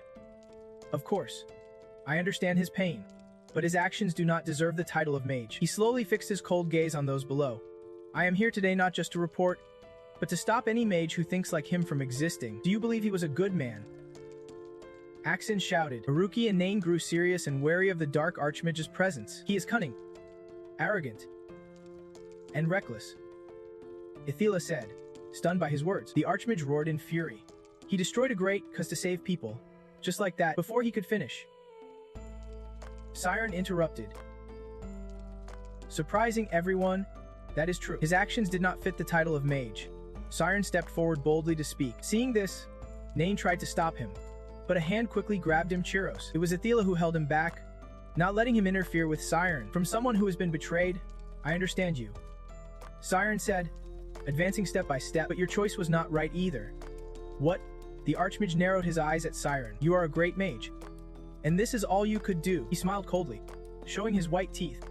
Because I have the power. That is why I am allowed to do this. The archmage's pressure whipped up a strong wind that forced everyone to shield their faces. He unleashed his power, making the rocks and water around him explode into the air. What I mean is, this is the judgment. He shot a beam of energy right past Siren's face, drawing a bleeding wound so even someone as powerful as him could do nothing but stay stuck in the past for 45 years. Siren's words made him bitter and angrier. He is way too loud, all talk and bluster, but in the end, he is just feeling regret over that time.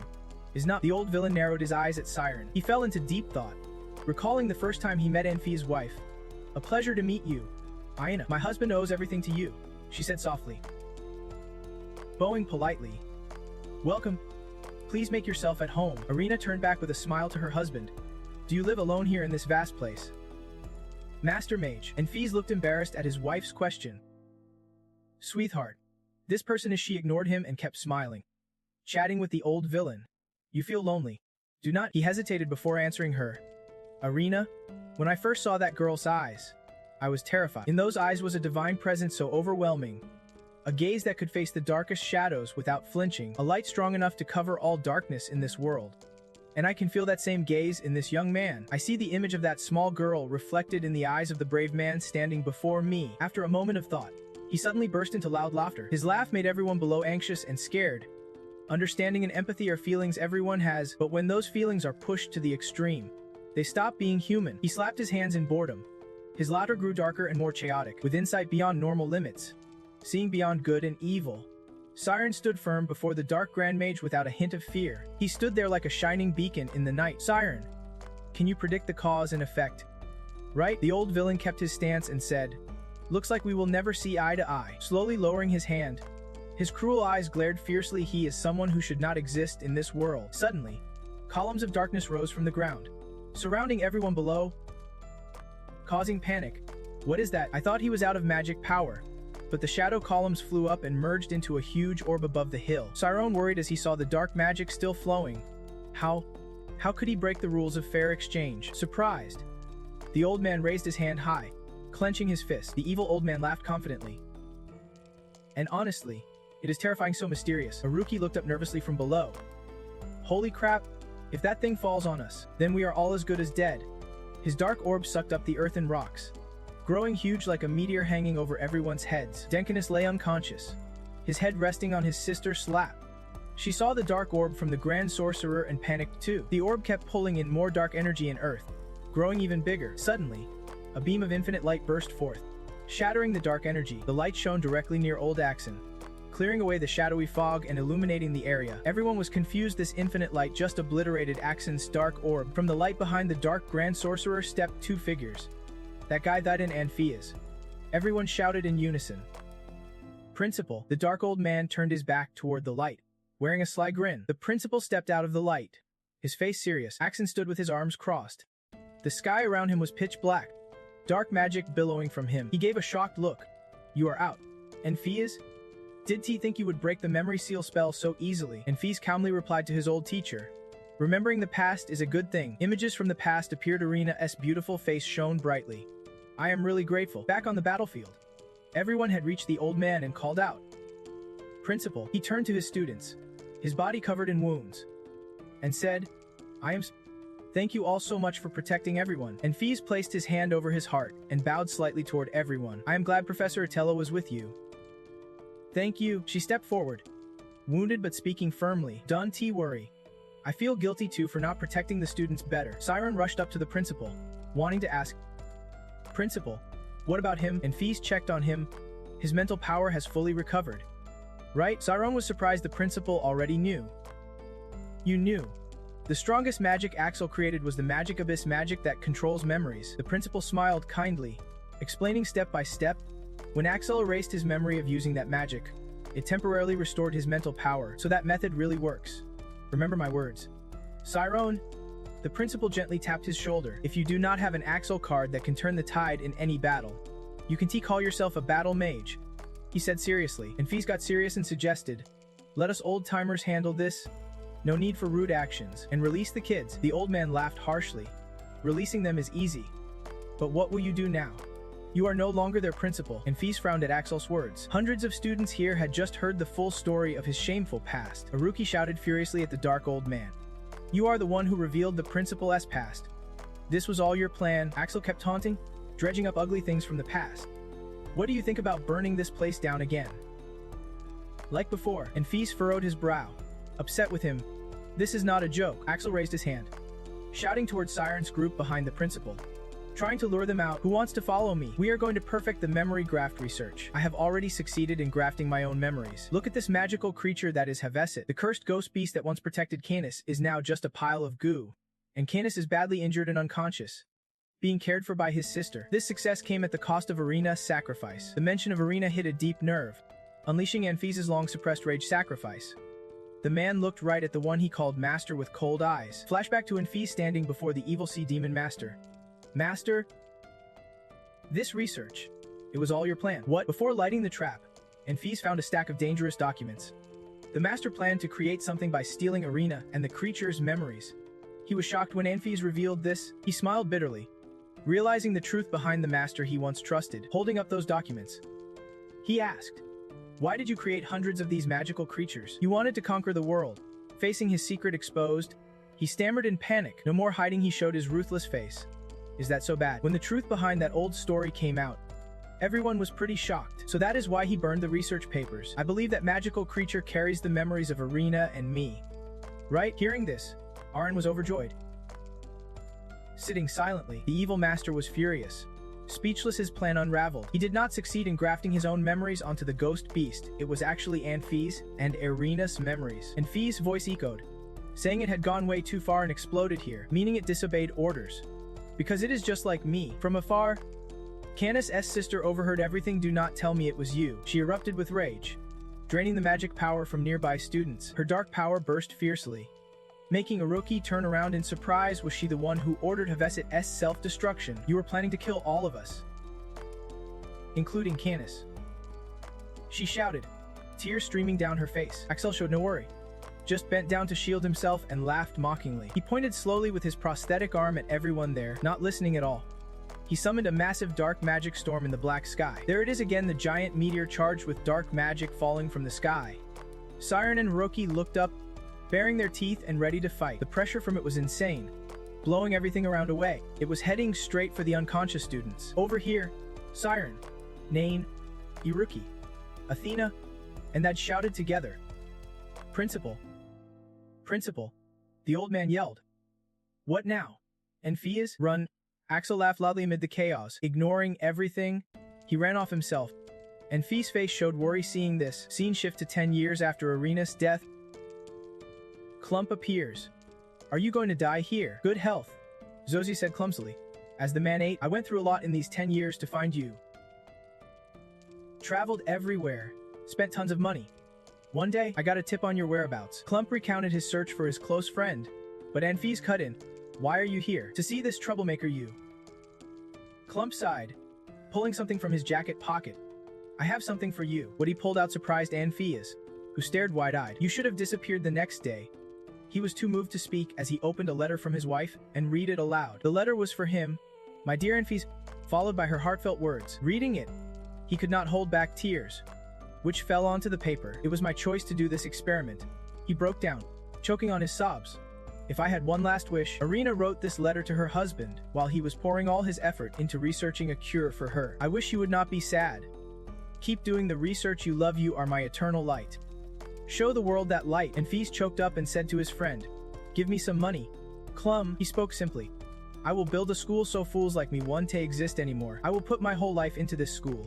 Clum sighed in relief, smiling because his friend was no longer so burdened. A hand reached out, as if to grasp the bright sunlight. The life Arena allowed him to live. He found his spirit again. The light magic from Principal Anfis lit up the space, breaking through the dark veil cast by Lao Axon's shadow magic. That light illuminated everything from leaves fluttering in the wind to unconscious students, even dragonflies near the grass. Charon was amazed by the miracle he witnessed. Time itself, time began to slow down. The light magic in Principal Anfis' hands was surrounded by an infinite halo. The energy orb he pushed into the sky created a stunning spectacle, shattering the darkness, engulfing everything. Charon stood staring as the light soared into the air.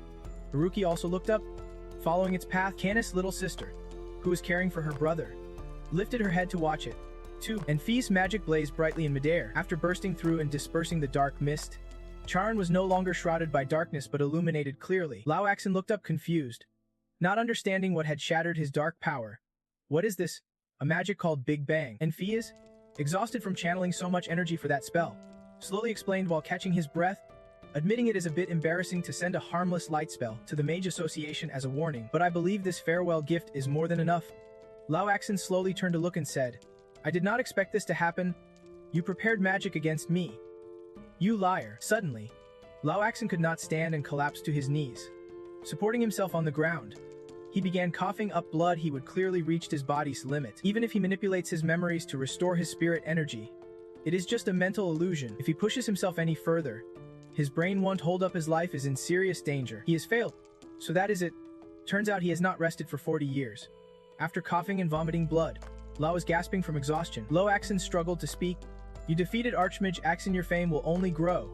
I never expected this. You still do not get it." "Huh." And Fee stood before Lao and said, "You are no longer an Archmage. You were 40 years ago. But enough time has passed for a rank 10 mage to drop to rank 2. The world has changed. We have all grown old. How long will you chase childish ambitions while the new generation of mages stands behind me?" Siren, Iruki, and even the Flamekeeper. Even after coughing blood, La still refused to quit. "You are nothing but an empty barrel making noise. You will never be an Archmage, not a genius or anything. You just like preaching." Laxon painfully forced himself up. He continued using shadow magic, manipulating his own memories. What an arrogant brat. Lo laughed arrogantly, unleashing even more magical energy than before. And Feast panicked and shouted, "Are you crazy? You are restoring spirit energy that way. You are really looking for a way to die." Fear filled the principal's eyes as he stared at the chaos ahead. Tendrils of shadow magic wrapped around the unconscious students, lifting them up. Laoxin was now wildly using shadow magic without control. I will do whatever it takes. La slowly rose into the air, ready to fight, and Fee's worried for his students. Pleading with Laoxin, Ithila and the Flame Keeper anxiously watched the students, begging, please spare the innocent. Is winning really that important? Stop thinking so childishly. Listen carefully, this is the last lesson I will teach you. Mages are forever children. La had lost his humanity and laughed with cruel delight. Laoxin pulled all the unconscious students floating in the air toward himself. The principal saw the situation getting worse and told everyone to scatter and move as fast as they could. He also rushed forward, shouting, hurry! Save them! Everyone quickly split up and flew after the falling students. That was flying at full speed, trying to catch up and save the students plummeting into the abyss. The guy used all his strength to create a blue light barrier to catch those falling. Meanwhile, Siren and Ruki were still falling, desperately flying down to save them. Our teachers, though always nagging and yelling in class, this was their real test. It was not math class right now. Delated's made faces flush red, but when veins constrict, the face turns pale. Our friends sometimes bickered and envied each other, but now they were all free falling toward the cold ground. Siren stretched his arms forward with all his might while plunging down to save everyone. He screamed at the top of his lungs, my dream girl, you are falling too. The final destination was a cold void of the soul. Hearing her name called loudly, she slowly woke up and opened her eyes while still free falling into the abyss. Who is calling me? The familiar voice startled her. It was me, still drifting in midair. It was Siren. Someone was rushing toward her. It was him. Siren dove in and grabbed her, snatching her from the nightmare and waking her up. He caught her hand just in time. It is just Siren in front of you. Siren. It is. Are you crying? I saw Siren crying out of joy after saving Amy before she hit the bottom. When we meet again, let us compete fairly. The image of both of them appeared. Don't call me senior anymore. I have caught up to you. I do not think I can keep my promise. Sorry. He said. Amy did not understand what Siren was planning. Wait, Siren. What are you going to do? What do you mean? Thank you. Do not. He slowly closed his eyes with tears still falling, which only scared her more as she clung tightly to him. Siren. Goodbye, everyone. It seemed like he was about to do something incredibly reckless as he looked up. Suddenly, Siren's whole body brightly in the dark abyss. The light from his body grew stronger and dazzled the entire area. The light was so bright everyone had to shield their eyes. Axon, after unleashing his dark magic energy for the last time, collapsed to the ground. He struggled to turn his gaze toward the glowing light. The light shone with infinite radiance, piercing straight into the sky. That infinite halo lit up the heavens. Axon lay gasped. Pondering, this was what they called sacrificing oneself. This world is fascinating. Even if I spent my whole life wandering here, I would not want to leave, right? And Fias?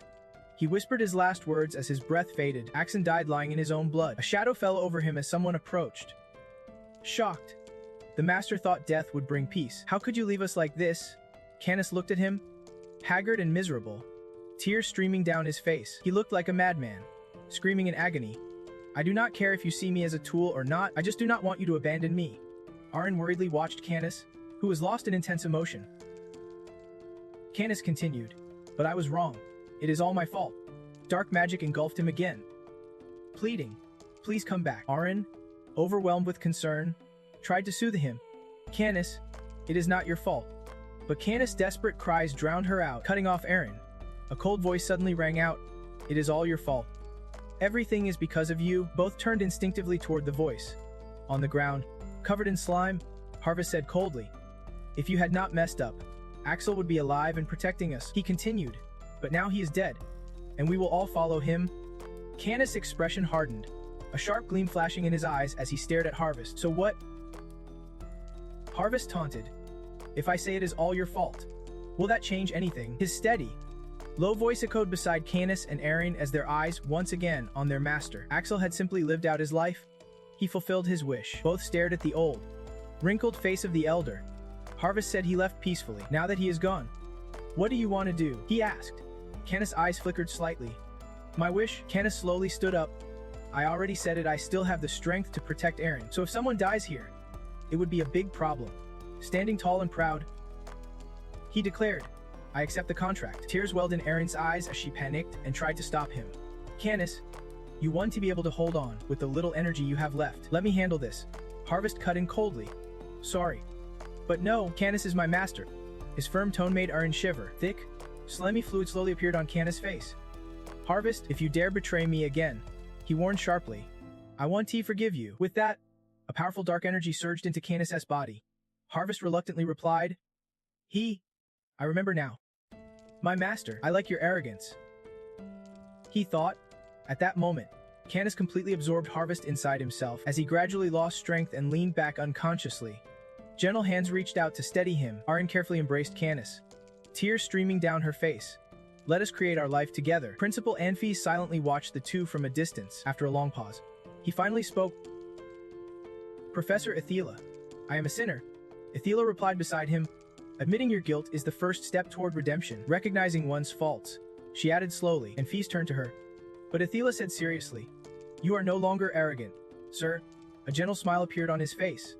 Haha, I will accept my punishment. And Feast looked at the two young professors before him and then asked, more importantly, where is our hero? He smiled widely.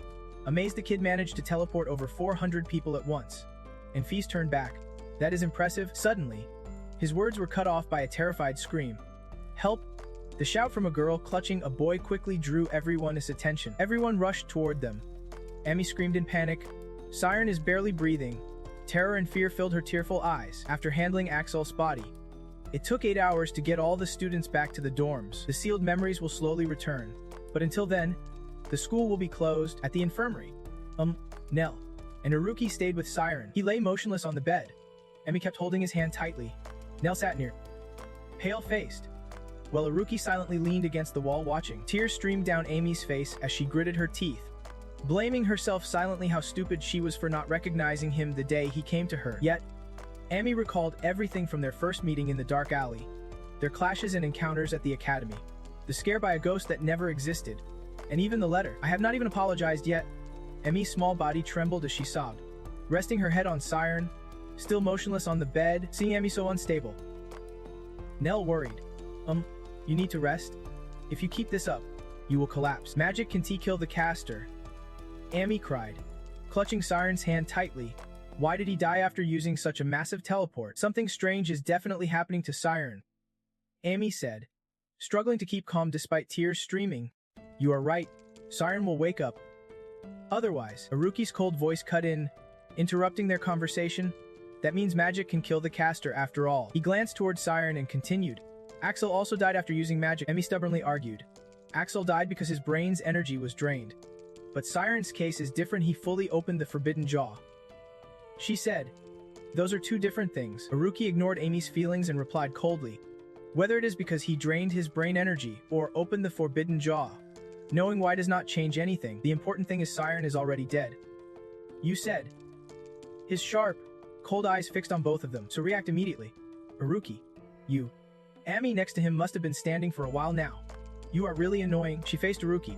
Her fearful expression mixed with a dangerous aura made the atmosphere heavy and tense. So you really believe Siren is dead? Not yet, Haruki said casually. But he is dead. Without a word, Amy immediately grabbed his collar. With incredible strength, she easily lifted Haruki off the ground. Siren ended up like this because he saved us. Yet you... Amy narrowed her eyes, clenched her fist tightly, ready to strike Haruki hard. Amy's hand on his collar tightened as she forcefully swung her fist toward Haruki's face. But unlike Amy's impulsive rage, Haruki stayed calm. Watching the fist coming straight at him, snap, Amy's tiny hand froze, hanging just inches from Haruki's nose. Haruki's face showed no sign of concern as he tilted his head and said, Phew, that is a relief. Emi got even more furious at Haruki's teasing look. You knew I would stop, did not you? You annoying jerk. Do you know why I stopped? She glared fiercely, tears streaming down her face again. Because someone like you does not deserve friends, said the person standing aside, nervously watching the two. Haruki immediately shouted, refusing to back down. Then use your brain. His heart had stopped, and he was no different from a wild beast fighting fiercely to bring himself back from death and save Amy. She is just acting pathetic and babbling. Amy rolled her eyes, freezing at Haruki's harsh words. But magic can bring the dead back. Haruki. That only made Haruki's cold gaze grow even fiercer. His brows tightly furrowed. He shoved Amy away with no mercy. That is the limit of human tolerance. After a tense moment, the room was left with only Nen and Amy. You could punch him, Nen said. Amy sniffled, wiping her tears. How could I do that? She lowered her head sadly. He is Siren's friend. In the dark hallway, lit only by faint moonlight through the window, Haruki stormed off angrily. They are pathetic. They are really pathetic. Are not they? A mysterious voice suddenly echoed down the hall. Haruki coldly scanned the source of the voice. "You guys, after you dared to come here." He stared down Ken and Arianne, who were casually leaning by the window. "We just came to offer our condolences. He did not die fighting me." One said, "It is a shame he sacrificed himself saving you, but I am out of interest now." The words darkened Haruki's expression. "Yeah, like you said, they are pathetic." Canis repeated, "They make such a fuss over whether someone's really dead. Don't you think so?" His words poured fuel on Haruki's inner fire. "Just keep hoping Siren's still alive."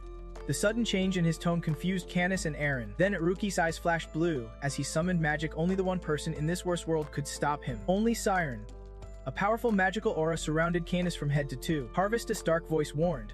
"Canis, the target is locked." He wiped sweat. "Yeah." But Harvest continued. "It is dangerous. His calculation speed is unbelievably fast. If he uses that spell," he said, "this entire place will be wiped out." At first, a flash of light appeared before Canis. Then it suddenly exploded from a corner of the hallway, spreading across the entire school building. Deadly silence fell over the dark corridor as the two stared silently at each other. "Harvest? How can he calculate so fast that someone says this place will be erased?" Canis asked curiously. He answered slowly. "Simply put, fast enough to analyze everything happening in this city in 3 seconds." Harvest explained as Canis kept his eyes fixed ahead. "Even if he has Savant syndrome, how is that possible?" he asked suspiciously. "I do not know," Harvest replied, watching Haruki standing completely still in front of them. "But one thing's for sure. His brain cells won't hold out much longer." The moment he finished speaking, Haruki switched to attack mode, his eyes glowing with magical energy. "If Siren dies like this," a determined spark lit in Haruki's eyes, "I swear I will kill you all." Meanwhile, Canis' body remained rigid within the magical energy. "Retreat, Canis," Harvest quickly warned. "He will explode the moment anyone steps into the spiritual zone." Just as he was unsure what to do next, another voice cut in. Canis glanced at Arianne behind him. Her tone was a bit rough. "You do not really think Siren's dead, do you?" Haruki slowly raised his hand. "You better choose your words carefully," he said, reaching forward, ready to unleash magic at any moment. Canis panicked and tried to stop her, Arianne, but she ignored him and kept moving forward. "I can see the object's condition, but I can see inside people," she said. Haruki growled in rage. "So what?" The tense situation made Canis shout, "Arianne," but Arianne ignored the warning and continued. "If you really believe he is dead." Haruki's face darkened, a deadly glint flashing in his eyes, burning like thousands of blades piercing his target. Arianne unconsciously covered her face, her eyes full of fear and confusion as tears streamed down. No way could he be, crying with a terrified expression. Arianne stared at Haruki standing frozen, surrounded by swirling blood-red and shadowy light. For a moment, Haruki glanced back toward the room where Siren lay. Then he withdrew his magic, his hands ceasing their movements. In the silent night enveloping the academy, only the full moon shimmered brightly in the darkness. Back at the infirmary, Siren was dozing off, leaning against the wall from exhaustion while Ami had fallen asleep in a chair. "Things will fall into chaos in a few days," Haruki said. He approached the bed where Siren lay. "If we hold a funeral, it will be too late." Haruki's eyes looked at Siren's peaceful face, then shifted to the sharp blade in his hand. "If you do not stop me, I can move forward." A memory flashed, Siren gripping Haruki's hand firmly and saying, "If that happens, I will stop you." Haruki continued, "So Siren, I am going to save you." He lowered the blade towards Siren's arm. Haruki paused as he felt the blade touch Siren's skin. Without hesitation, he pressed the blade into Siren's flesh. At Amphis Magic Academy, students live under strict rules. Because this academy raises the children of high-ranking nobles in the kingdom, security is the top priority. But the academy was infiltrated by 4 unknown attackers, a young male mage said slowly. "In the end, those attackers were dealt with, and the boy saved the students and mages." The other mages on the council fell silent as the young mage continued.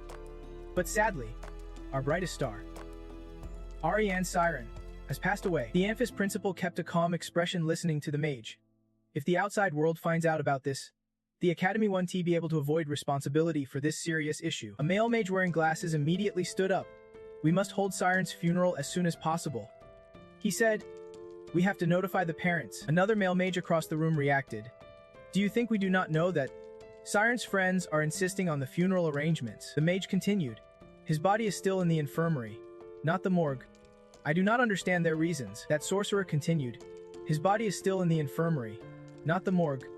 I do not understand their reasons." "That is just talk," said a silver-haired sorcerer. "He is really just stalling to protect the school's reputation." Other sorcerers argued fiercely. "How can you say that?" "I am saying we need more time to think." The silver-haired, glasses-wearing sorcerer kept debating. The longer this drags on, the worse the public opinion gets. Forget the school's reputation. The school could be shut down. We must act fast. We do not even know where the accent students are. The endless debate got nowhere, leaving the silver-haired swordmaster glancing anxiously at Principal and Fees. Principal, please make a decision. The student council has already gathered today. This is not just any student council, she said. If the kids from the most prestigious noble families all accuse the school together, there is nothing we can do. Calmly, Principal Fees replied, I am the one who said we should wait. He sternly looked down at the council, and Fees' words made the professors gasp. Principal, in the meeting room, the old man silently observed the constant clashes and sudden tensions. As the professors said, the situation will only get worse if we keep waiting. But an even more important question than the school's future remained. And Fees recalled the moment Siren cast his spell to save everyone at the academy, and the image of him lying motionless in Amy's arms. Is Siren really dead? The old man put his hand over his chest where his heart beat. Am I thinking clearly about this? Or am I convinced Siren is special? Both Professor That and Sienna bowed their heads silently amid the council's arguments. And Fees thought to himself, sometimes I question this too. But those vague feelings just one fade. His eyes flickered with golden light as he thought about it. The power of immortality, a field completely unknown to us. Athela spoke up with a hint of excitement. In this battle, Siren made a drastic choice to unlock his immortality power. The room quickly fell silent as the professors listened carefully. Normally, this phenomenon is called net ban. Athela explained. Net ban is a state different from life, so just because he reached net ban does not mean he is dead. Some red-robed professors looked confused, scratching their heads. I do not understand. This is a magic academy after all, not a normal ritual. The silver-haired female professor stood and looked up. I understand what the principal means. There is a chance that Siren, the key, is still alive, she said. I get, but there is no guarantee he will wake up. While waiting for Siren to awaken, whenever that be, we could face the worst-case scenario. Principal Fees jumped in. And what is that? The red-robed professor stared at him in shock. Of course. The school could be shut down. And Fees quickly denied it. That is not it. His expression darkened seriously. The worst case is that all students and teachers get wiped out. The entire hall fell silent at Anpheus' words. He continued. Without Siren, no one will survive, not even you. His tone was calm, neither fast nor slow. No chance at all. Not even 1%. He bowed his head, his face hidden. The boy gave his life for us, the professors of this magic academy. Shouldn't we try? Every word from Anpheus weighed heavily on the red-robed professors. If I take responsibility and get punished, the school won't close. Then, because of that boy, should not we be willing to sacrifice like that? The old man said. That morning, the school grounds were as busy as ever. In the school infirmary corner, Siren lay motionless on the bed. Emmy and Nate stayed by his side day and night without rest. Emmy gently placed her hand on Siren's forehead. No matter how long it takes, years or even decades, she whispered, I will wait until you come back. Though she tried to hide it, worry and pain showed clearly on her face. Em kept mumbling, so just say you will come back. She broke down in the suffocating silence, washing her face with tears. Please say something, Ami begged. Siren kept his eyes closed, unmoving. Soon after, his eyelids fluttered, revealing his blue eyes. Siren slowly sat up, strangely with no wounds on him. He looked around dazedly, eyes cloudy. Where am I? He took a few steps unconsciously, then suddenly realized. Oh yeah. I remember. A memory flashes. He embraces a girl, falling off a cliff to save everyone. At that moment, he unleashed his immortality to the max. He raises his hand to check, could this be a double star? Seems like I still have not forgotten my memories from when I was alive. Suddenly, he notices something. But why? Siren stands alone in endless emptiness. No matter where I go, the scenery stays the same, like all my senses have shut down. He takes a step forward, head racing, thinking, do not tell me. His foot lands on something. Siren is stepping onto invisible stairs. He realizes it. A tingling sensation runs through him. Knew it. Siren still feels lost like at the start. Exactly the same. His face blank. Distance does not exist. He imagines waving to another self far away. But you can only measure distance if there are two fixed points. If one of those points does not exist, then distance disappears and space does not form. Siren glances around, thinking, that means no matter where I go here, it is like I am not moving at all. A voice speaks up. Well done. I did not expect you to grasp the meaning of space. I know you have the right to be here. Siren looks up, curious. Who is there? Am I? His eyes widen a hole of light above, surrounded by colorful rays. Power surges, forcing him to shield his eyes from the glare. The energy fills the space. He is amazed. Whoa, The immortal legs cloaked in that magic energy appear. A beautiful girl with blue hair steps forward. She approaches Siren and says, "I have been waiting for you." Siren. To be exact, Siren nervously asks, "Who are you?" The blue-haired girl smiles softly. She holds out her hand and introduces herself. "I am the Lord." On the 5th day after Siren's death, outside the quiet school grounds, sunlight shines down on the tiled roof. Because of the recent tragedy, the teachers took a risk and postponed all remedial measures. But the students were not having it. Student council meeting. Students sitting and watching. Behind the student council members is a blackboard with the question, "Do you agree with the teacher's proposed fixes after the meeting?" Yes. The students feel like the principal they trusted has betrayed them. A black-haired young man bangs the table loudly. Everything that happened started with the principal's mistake 40 years ago. Siren's funeral had to be postponed to another day. They just do not want to take responsibility. Amira, student council president of class 2, irritably folds her arms. The student council must get involved in this. The whole room agrees loudly. Right? Right? The principal must be held accountable for this incident. Punish him. Punish him. Suddenly, a hand raises to object. Wait. Everyone's got it wrong. Cyril speaks up. "I am Cyril from class 5. Everyone assumes Siren is gone forever. But that is not the whole truth," the girl explains. Siren's heart stopped beating, but his body has not decomposed. People whisper below. "No way. Is that true?" Cyril continues. Based on this suspicion, the teachers made their decision. Amira quickly asks, "Is that true?" Cyril, if he is not dead, then why did his heart stop? Cyril closes her eyes thoughtfully. Amira urges her, "Please tell us the details." Cyril waves her hand and replies, "It is the result of unlocking immortality." Her eyes open wide, analyzing. Immortality is not about directly affecting life or death, and the tower is still debating it. The room falls silent. Her voice is timid. It is a mysterious topic, so before she finishes, students whisper, "What even is immortality? I heard it is the highest level a mage can reach." Level. But knowledge creates magic. So what is the big deal? She is shocked and scared by the murmurs below. Sweat dripping. Face pale. She thinks, "Wait, why are they reacting like this?" Amira is also thinking, "It is a mysterious topic. Isn't it the second innate talent of wise mages to make decisions after deep thought?" Cyril's eyes filled with fear. "I get it now." She is connecting the kids, realizing we are not really mages yet. Just students. The younger kids only believe what they can actually see and feel. She keeps imagining the students thinking the headmaster is not trustworthy, while the older students are biased because they dislike him. They lack that rational ability. What does that have to do with the accusations anyway? Cyril imagines the headmaster being arrested while Siren lies in a flower-covered coffin, about to be buried. At this point, she clutches her head and cries out, "People are just going to bury Siren. What should I do now?" Suddenly, a hand shoots up. "I am Met from class 7. Meta's eyes blaze with anger. "The school's honor comes from us, the students. If people hear rumors that our teachers can be trusted, they will lose faith in us." 2. Mitt places a hand over his heart and speaks passionately. "But we know the one who helped us realize what a true mage really is." The students below start to understand. Mitt continues, his large, weathered hand reaching toward the younger kids. "The one who gave us love." The image of the headmaster playing with kids appears back when we were just children. Everyone's mindset shifts. "Right? They taught us well." Mitt keeps speaking. "Even if the headmaster made mistakes in the past," Mitt declares loudly, "I do not think we should turn against the teachers we deeply respect." Cyril's eyes shine with admiration. "That is right, Mac. If logic does not work, then we hit them right in the feels." The girl sitting next to Amira notices her tapping the table. Amira's vacant gaze reveals she is calculating. "If we vote now, it will be a 5-5 tie." As the board fills with writing, the students below are restless, some crying, others joking. "What are these accusations? Please, forgive the teachers." Hopefully, these younger kids pose too much.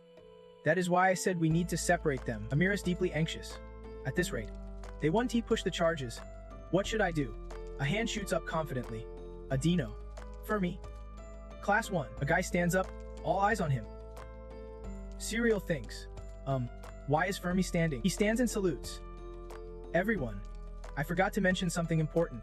We owe Siren our lives. Is there anyone here who is not saddened by his sacrifice?" The students below lower their heads, making Cyril look down worried. Fermi says anxiously to Cyril, "That is why we should not keep opposing." Fermi's face hardens as he calls out, "For our savior, we must fight to honor Siren's soul." Cyril protests tensely. "Wait, honor his soul. Siren is not dead." Fermi calmly replies, "Isn't he? Because from what I know, he smiles coldly. They are using chemicals to preserve Siren's body. If he were alive, why would they do that? The whole room gasps. Amira asks, is that true? Member Fermi. Then Amira turns to question Serial. Member Serial. Do you know about this? She tries to stay calm under suspicion. Please tell us. Member Serial. Tears well up as she refuses to give info that would incriminate herself. Silently thinking, I am Amira. Amira immediately waves her hand. Now, let us start the vote, but as the predicted majority emerges, Serial silently blames it all on that damn Fermi. Outside in the schoolyard, students protest loudly. Resign, and Fias, submit to interrogation, leading the chants as Amy. Shouting, hold a memorial for Siren, stop preserving his body. Emmy and a guy in the observation room below suddenly panic. This is not good, and Fias uses magic on Siren's body. Looking worried. Looks like they realized we are using magic to slow him down. The old man's face briefly saddens. We do not have much time left. Lord, back to Siren. The Lord speaks. Do you not trust me? Just as man-made things carry human thoughts and forms, all things the Lord creates bear his traits. Therefore, you, Siren, resemble the Lord the most. He stares, stunned, as the Lord gently and calmly calls out, Siren. A beautiful face with teardrop eyes and flowing long hair speaks up. Will you create a world with me? Siren nervously takes a step back. Auntie, he clearly shows his confusion. Stammering, I am honored. Siren suddenly realizes he is completely naked. Embarrassed, he uses both hands to cover himself and explains, This is so sudden. I am really not that kind of person. He is so embarrassed he can barely speak. Sweat pouring down his back. God waves it off, laughing at Siren's adorable awkwardness. God uses magic to conjure clothes for him and says, Don't worry. This is not your world. Her eyes narrow with a smile as she adds, your body still exists in your own world. Siren falls silent and looks up at her, nervously. He addresses the girl who calls herself God. I knew it. This is a different world. Raising one hand across his chest, tilting his head. This place is not where I live. She holds up a finger right in front of him. A tiny black dot resting on the fingertip, a dot representing a silent, surface-less dimension, a small black dot against a white void. But the deeper you look, the more you see it is not so small after all. From outside, it seems like no space exists inside. Zooming in reveals the space where Siren stands talking with God. It is condensed into that very dot. He looks down at his hands, thinking, one dot, the space between my hands. In other words, my body exists in 3 dimensions. Siren stares at his hands and says, a 3-dimensional world inside a dot. God smiles confidently and remarks, your perspective is truly unique. From a hidden angle, her expression is not clear, but she confidently asserts, exactly. That is the essence of worlds and space. Even a distant world looks like a dot. God brings the dot closer to her eye and stares into it. If you look closely, it is an endless world. Siren blinks, and God asks, you see, I am the one who created that world. After a pause, he asks, I can go back? Can I? God looks at Siren in surprise. You are not ready to give up yet. If you are feeling regretful, he quickly interrupts God, denying it. That is not it. I understand perfectly. Siren awkwardly says, can I ask one more question? God laughs. Of course. His pupils shrink as he asks, why are you afraid to lie? Siren's question hits a nerve with God, and she is visibly shocked. The water beneath her feet ripples slightly. After a moment of silence, she speaks. God does not lie. There is no need to lie. God's eyelids lower, a constant smile on her lips. Because if I say it does not exist, then it won't. Siren's face darkens, eyes dimming. That is a lie. Just that one sentence makes God's expression turn gloomy, her eyes losing their earlier brightness. Siren asks, are you really God? But she stays silent, not answering right away. After a moment, God's sharp eyes lift, and she says, seems there is a misunderstanding, because our definitions of God differ. Let me show you what God truly is. Siren stands quietly waiting as the scene shifts to a small village nestled among endless rolling hills. Under a clear blue sky, warm sunlight spills over villagers harvesting ripe rice with sickles. In the shade near a house, 2 women chat while children run down to the field, chasing dragonflies. Everything around Siren looks so real he stares in awe, thinking, it is like a perfect copy of the world. He turns to look where God stands, holding a globe in her arms, then says, but you can move that farmer. One hand lifts the globe, the other rests atop it, pointing at the farmer in that small village. God's 2 fingers slowly pierce through the globe's surface, which is also the sky of this copied world. At the spot where Siren stands, a giant light bulb suddenly appears, illuminating him completely. From his perspective looking up at the sky, He can see how massive God's white fingers have become. Those two fingers grasp the farmer's shirt from behind and lift him up high. Finally, they dropped him down in front of a horse munching on hay. From a distance, the Lord stood a bit away from Siren and said, "Space has shifted, which means time has changed too." The Lord gently held the orb in his palm. "Because time and space are one," he muttered two words. "Space-time," and immediately got the Lord's approval. "Exactly. A hand was moving the night piece. Something similar exists in your world too. Right? If you teleport a night in your world, the night that was just moved is now in a different spot. 1 unit of time has passed on the board, meaning you are manipulating the space-time of this dimension, called the chessboard." Siren looked toward the Lord's back as she spoke. "The Lord is not some unbeatable, transcendent being like you believed. On the golden field of ripe wheat, dragonflies buzzed against the blue sky. They are just designers capable of creating a lower-level dimension than their own. Since when had the Lord's footsteps been right beside the farmer's? Yet their creations thought the Lord was an absolute entity." The Lord stood behind the farmer, watching his back and saying, "It is because they hold power other beings can have, and the Lord can manipulate them without them knowing." The farmer's face was exaggerated. It was just a wooden board with 2 holes carved out for eyes. This farmer did not know how he was moving. Just like he did not realize this world was a copy. He showed a terrified expression when he heard this from the Lord. The Lord kept smiling, blue eyes fixed on Siren, saying there is only one way to make him understand. His pupils shrank, teeth clenched, a cold sweat dripping down his cheek. Siren gasped. Immortality power. The Lord placed a hand on the farmer's shoulder. "Exactly," and immediately cast a spell. The Lord tilted his head towards Siren, while the farmer slowly dissolved into sparkling particles. The power of immortality. Siren and the Lord looked up as the sparkling particles floated into the sky. The Lord said again, "Immortality is a sensation that shapes the entire world." The sparkling particles kept trailing one after another, climbing up into the vast blue sky. They spread across the sky, but were eventually blocked by the glass of the orb. The Lord grasped the orb in his hand, his beautiful face suddenly turning haunting in that moment. The farmer's world still lay inside this glass orb. He could not perceive entities from higher dimensions. Siren stared at the orb in horror. "Do you understand now, Siren?" The Lord moved the orb to his side. "I brought you here someone who unlocked immortality and was nearly torn apart to this special place." Siren was silent for a moment, cautiously watching the other before asking, "What do you want from me?" The Lord cast a spell on the orb and replied, "This." The orb, stirred by the Lord's magic, shrank into a tiny black dot. Siren did not look away, sweat dripping from his temple. "A dot. Into the space-time I created, Siren, and creating another space-time. Space-time inside a dot shrinking into a smaller dot, and within it, another space-time. And another." Repeating endlessly. The Lord looked up at the endless void dotted with bright stars, smiling brightly. "It will become a perfect universe. That is called time-space magic." Meanwhile, Siren's face darkened. He said nothing, just stood silently listening. Suddenly Siren said, "I can tea." The Lord immediately asked, "Why?" "I am sure you have no reason to refuse." The Lord asked again, "You do not like my offer?" Siren bowed his head slightly and replied, "It is not bad. I think being the Lord and creating a new world sounds good. Your plan for a perfect universe is not bad either." Siren's gaze sharpened. "But if I enter your space-time, someone like me has to sacrifice themselves." The Lord's mysterious blue eyes darkened a bit, shining with a divine light in the shadow of his face. The Lord raised a finger and opened his mouth wide as if commanding, "I want to give you a choice. If you refuse, I will have to tear you apart." Siren's expression remained firm and unchanged. "I want to do it," the Lord said. "We will find out soon enough." As he launched a magical attack, causing the water around to churn violently, the Lord stayed still casting magic, his face calm, like he had done nothing wrong. But that calm expression vanished quickly, replaced by surprise. "Now I get it." Across the water, Siren stood unharmed. Not a single scratch or injury on him. Siren's hair fluttered, his eyes shining a deep blue, the time-space matrix no one spoke of, like a spirit realm. Siren raised one hand forward, then lifted it high, unleashing his own magic, his spirit realm. Siren directed red magic at the girl calling herself the Lord. His gaze was firmer than ever, confidently asserting that she was a mage. Siren stood there, red magic ready, facing Ada head-on. Ada stepped back slowly and warned, "Siren, do not do something you will regret." He just stood there, silently unsure of her intentions. The goddess began casting magic around herself.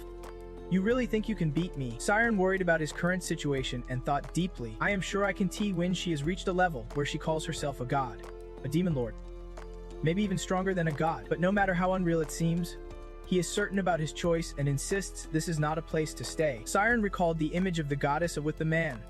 When the farmer unlocked immortality, his body vanished without a trace. "But she has my body existing in another world, so I can return, right?" The goddess answered his question. Yes, you can come back, but there is no way you will succeed, you will just die again. I tried to convince Siren to reconsider. But even so, I am still going to try. He firmly rejected his plea and decided not to turn back. I thought deeply. Capturing it was not the problem, the real issue was its immense energy. The goddess watched the red energy glowing in Siren's palm with concern. If that is the case, this space will be destroyed. After a moment of thought, I began to use her power. Siren looked worried. Unsure of what it was planning, the goddess raised her arm, creating a black hole that sucked the red energy from Siren's palm inside. Meanwhile, the ground suddenly flooded with water from nowhere. After casting the spell, I continued. This place is a crossroads of time and space. The moment you step in, you will relive the path you took to get here, but in reverse. Siren did not fully believe the goddess when she agreed to let him return. Would she really let me go back? But before letting him leave, I made one condition: promise me something. If you fail to return to the original world, come back here and do as I say. Siren was skeptical and anxious, unsure if he really could return. I repeat, you won't succeed. He stared into the dark portal. He turned back and thanked the goddess. Thank you for letting me go home. Not so fast to thank me. She replied, it is not easy for a pure, divine being to return to a complex physical body, let alone a human body full of terrible elements. The goddess gently warned Siren before he left, if you make it through, you will become something strange, no longer human. If you want to give up, take this way back. I still want Siren to think it over and stay, but he is certain he won't quit. Farewell. He slowly stepped into the gate to return to his body. Safe travels. The goddess gave Siren her final blessing as he set off. Step by step, he moved deeper inside the gate. Inside the gate was pitch black. He groped his way forward. Knowing if he got through, he could return. Siren kept moving forward. Despite the darkness all around, he kept going ahead. But everything around him stayed the same, still dark. Darkness engulfed everything, making him walk on in despair. Suddenly, he panicked and looked around. This place was exactly like the white room from before. Looking back, he was confused to see the gate still there, and the goddess still watching him. Siren quietly thought, now that I reflect, so many things are strange. Why did she give up on me so easily? He remembered the goddess's earlier words. You won't succeed. Panic hit Siren as he realized he would fallen right into her trap. He was stuck in a prison of no time. He recalled a memory from 2 months ago at Uncle Amin's house. That is right, Siren was using time-stop magic, and Uncle Amin's shadowy figure appeared to speak to him. Siren was in class with his friends, frozen in place. Time stop is the highest level magic since time flows faster than light for a time mage. Are we moving at light speed? You are clever, kid. Exactly. So when it activates, time itself seems to freeze. Uncle looked up and continued. The light is pretty strange. Stars are passing across the sky, and light can make a mage faster. At a certain point, stars speed up and show an infinite color behind them. They can even catch up with time itself. Those infinite stars orbit the earth. That is the foundation of time stop magic. Back in the present, after absorbing Uncle Amin's wisdom, Siren began to think, if this is a no-time zone trapped within light speed, can I escape? Once he understood, he opened his eyes. If I am faster than light, how do I do that? Superluminal speed faster than light is only theoretical and does not exist in reality. The goddess' words gave Siren a hint. The moment you step in, you will undergo the same process. But in reverse, he slowly stood up. Understanding now, he would use faith magic, the power of immortality. Siren got ready to race, knowing the speed of immortality spreads instantly across the universe. Now he was just a spirit without a body. He wondered if being faster than light was possible. Determination and confidence flashed in his eyes. Even knowing he might fail, he had to try. I won't give up. He started racing against the light. Siren moved incredibly fast, leaving a long purple trail behind him. He was succeeding. His spirit ran so fast that all you could see were streaks of purple light. His body lay motionless on the bed. Visible now, his spirit raced along a long purple beam toward his body. Back to where he was before, to his friends. His body lay on the bed, where hands focused magic to heal him. The one healing him was Principal Afiz. Cut to the real world. 8 days after Siren's death, the principal sits beside his bed watching over his body. Behind him are Sienna, Ethala, Nate, Aruki sitting on chairs in tubes, and Amy leaning against the doorframe. Suddenly, Cyril spoke up, catching Amy's attention nearby. Look over there. Outside. Someone waved a petition loudly. Acting as the student representative of Afiz Magic Academy, we send a petition to all the professors. A crowd is causing a ruckus, led by the white-haired student council president and principal of Afiz, demanding to surrender. Students not involved in the protest voiced concern during the Magic Association's interrogation, urging the seniors to stay calm. Furious, Sienna slammed the door open and questioned why the student council was stirring up the others and causing chaos in the school. The white-haired girl stepped forward, holding up a crumpled paper, shouting, "No one's inciting us. We did not want it to come to this, but Siren has been dead for 8 days. Why has not there been any announcement? Siren fell into a coma. Coma means he is still alive if his heart's beating. Right? You can fool us by saying his body has not decomposed. That is not enough to charge Principal. We have Siren's death as proof, but the former headmaster does not want to collapse over this. We are sorry for deceiving you. But this was the best decision the teachers could make, and we will take responsibility." Could the teachers really own up to their actions? The white-haired girl thought tensely. Why did she say that? Is there something we missed? What the heck? I read the entire report. Looks like she is hesitating, said Fermi nearby, watching Amira seriously. If she joins the march, it would be a huge betrayal if she switched sides. Actually, it would mess up my plans. His eyes were calculating. I do not want to get dragged into this. He smiled warmly and suggested, let us do this. Let them see Siren's condition for themselves. Hearing that, Sienna shouted fiercely, we can allow that. Wait until everything is settled. The crowd got riled up by Sienna's words. No way. How can we trust you? Let us. We have the right to no fight for our school. Maria and a few others tried to stop them but got pushed aside by the crowd.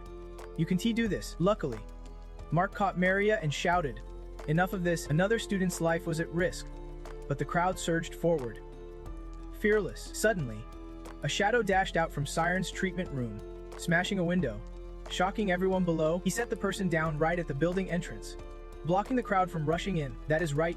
He stood firm at the door, surrounding himself with crackling lightning magic, and said, fine, come in if you want, but if you do, you will die. His deadly glare warned anyone daring to step inside. At that moment, the schoolyard split into 2 groups, protesters and those trying to stop them. Amira asked curiously, Auntie? Looked a bit surprised, her expression awkward as she asked, we treat you well because you get things done, and this is how you talk to your senior.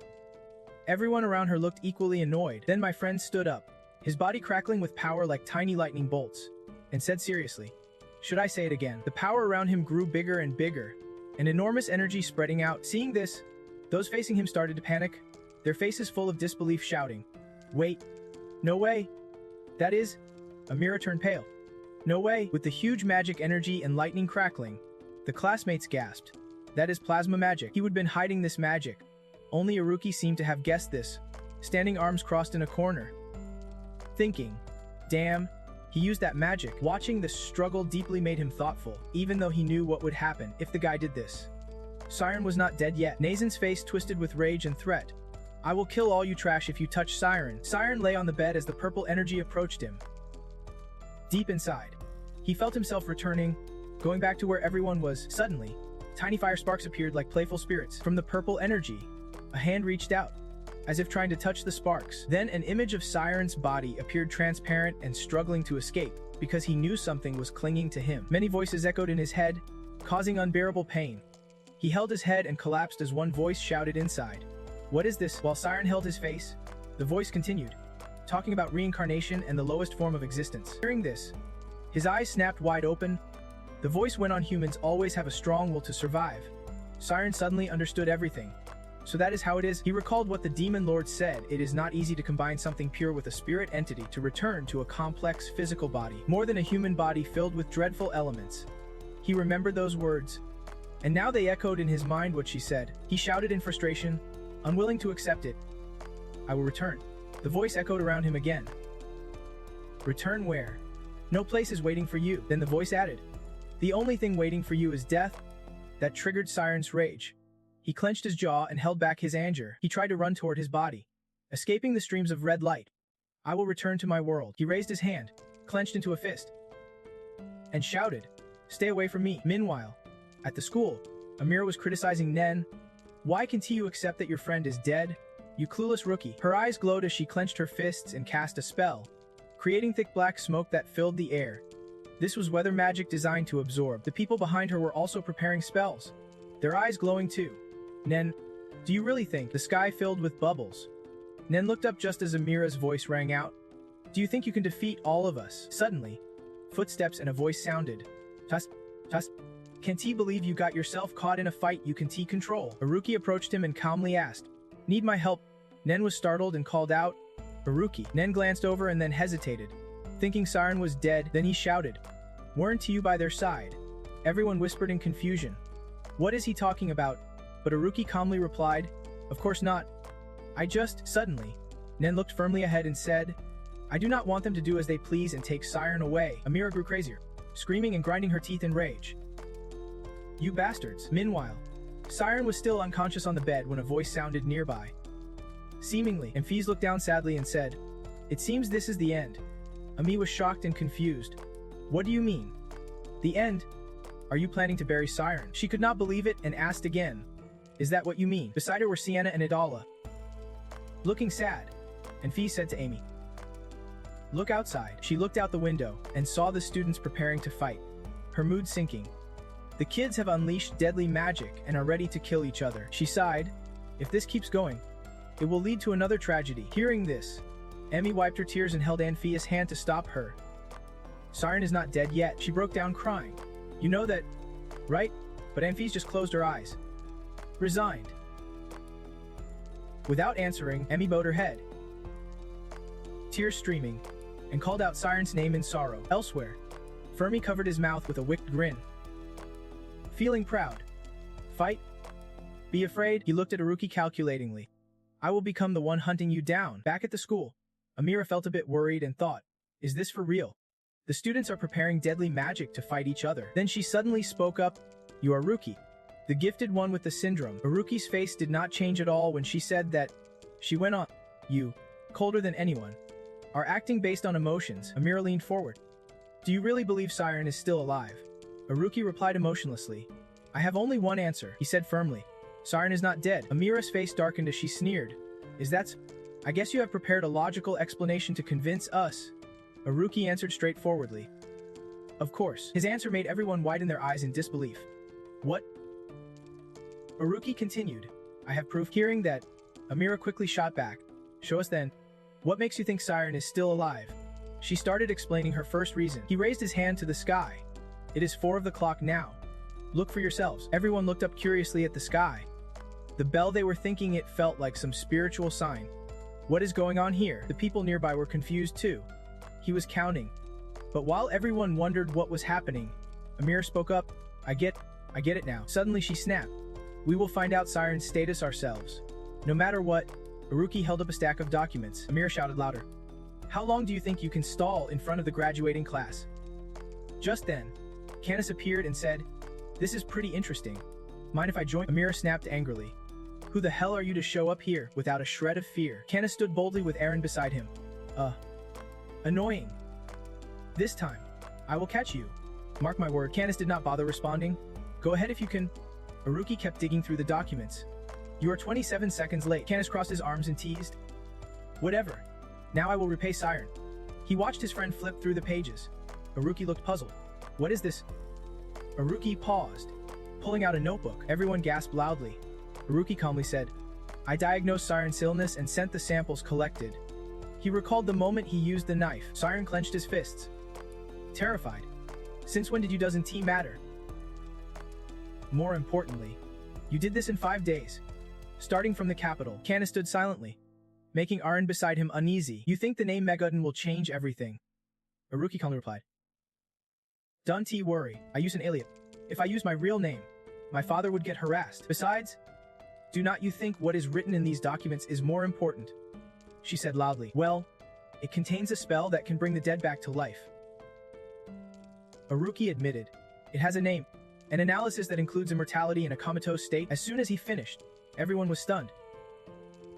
Standing frozen, turning to look at his friend. Aruki explained.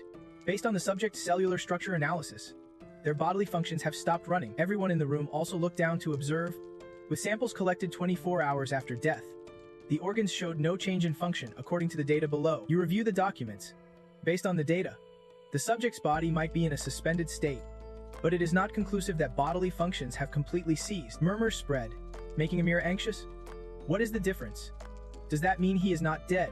Aruki continued analyzing. Lolong classified 3 types of circulatory arrest. 1. Complete stoppage. 2. Temporary pause. When you mentioned the third heart not beating but in a state as if stopped, it made Amira's face go pale with disbelief. Wait, that third one sounds impossible. Flipping through pages rapidly. This part is important. Listen carefully. A heart image appeared as he explained that while you might observe a person's heart stopped, based on an immortal body, there could be two new possibilities in front of everyone. He calmly said, Case 1.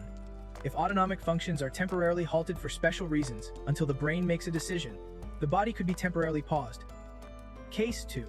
Even if autonomic functions have ceased completely, Haruki held a watch, explaining that the observer's perception of time could differ, even while the body's functions seem normal. Hearing this, Ami relaxed, leaning on cereal. He analyzed that an outsider could not observe this activity due to time-space interference. He kept flipping pages and continued. Based on some magical logic, the subject state flashes by. But still, Emmy panicked at his convincing words while lying in Arianne Siren's recovery room, her eyes full of worry. The document ended with a red seal. Haruki concluded firmly. He can be considered dead. Tears fell before anyone noticed. Haruki asked, What do you think? I have found it. Haruki's face was full of hope as I smiled and said, The way to bring the dead back to life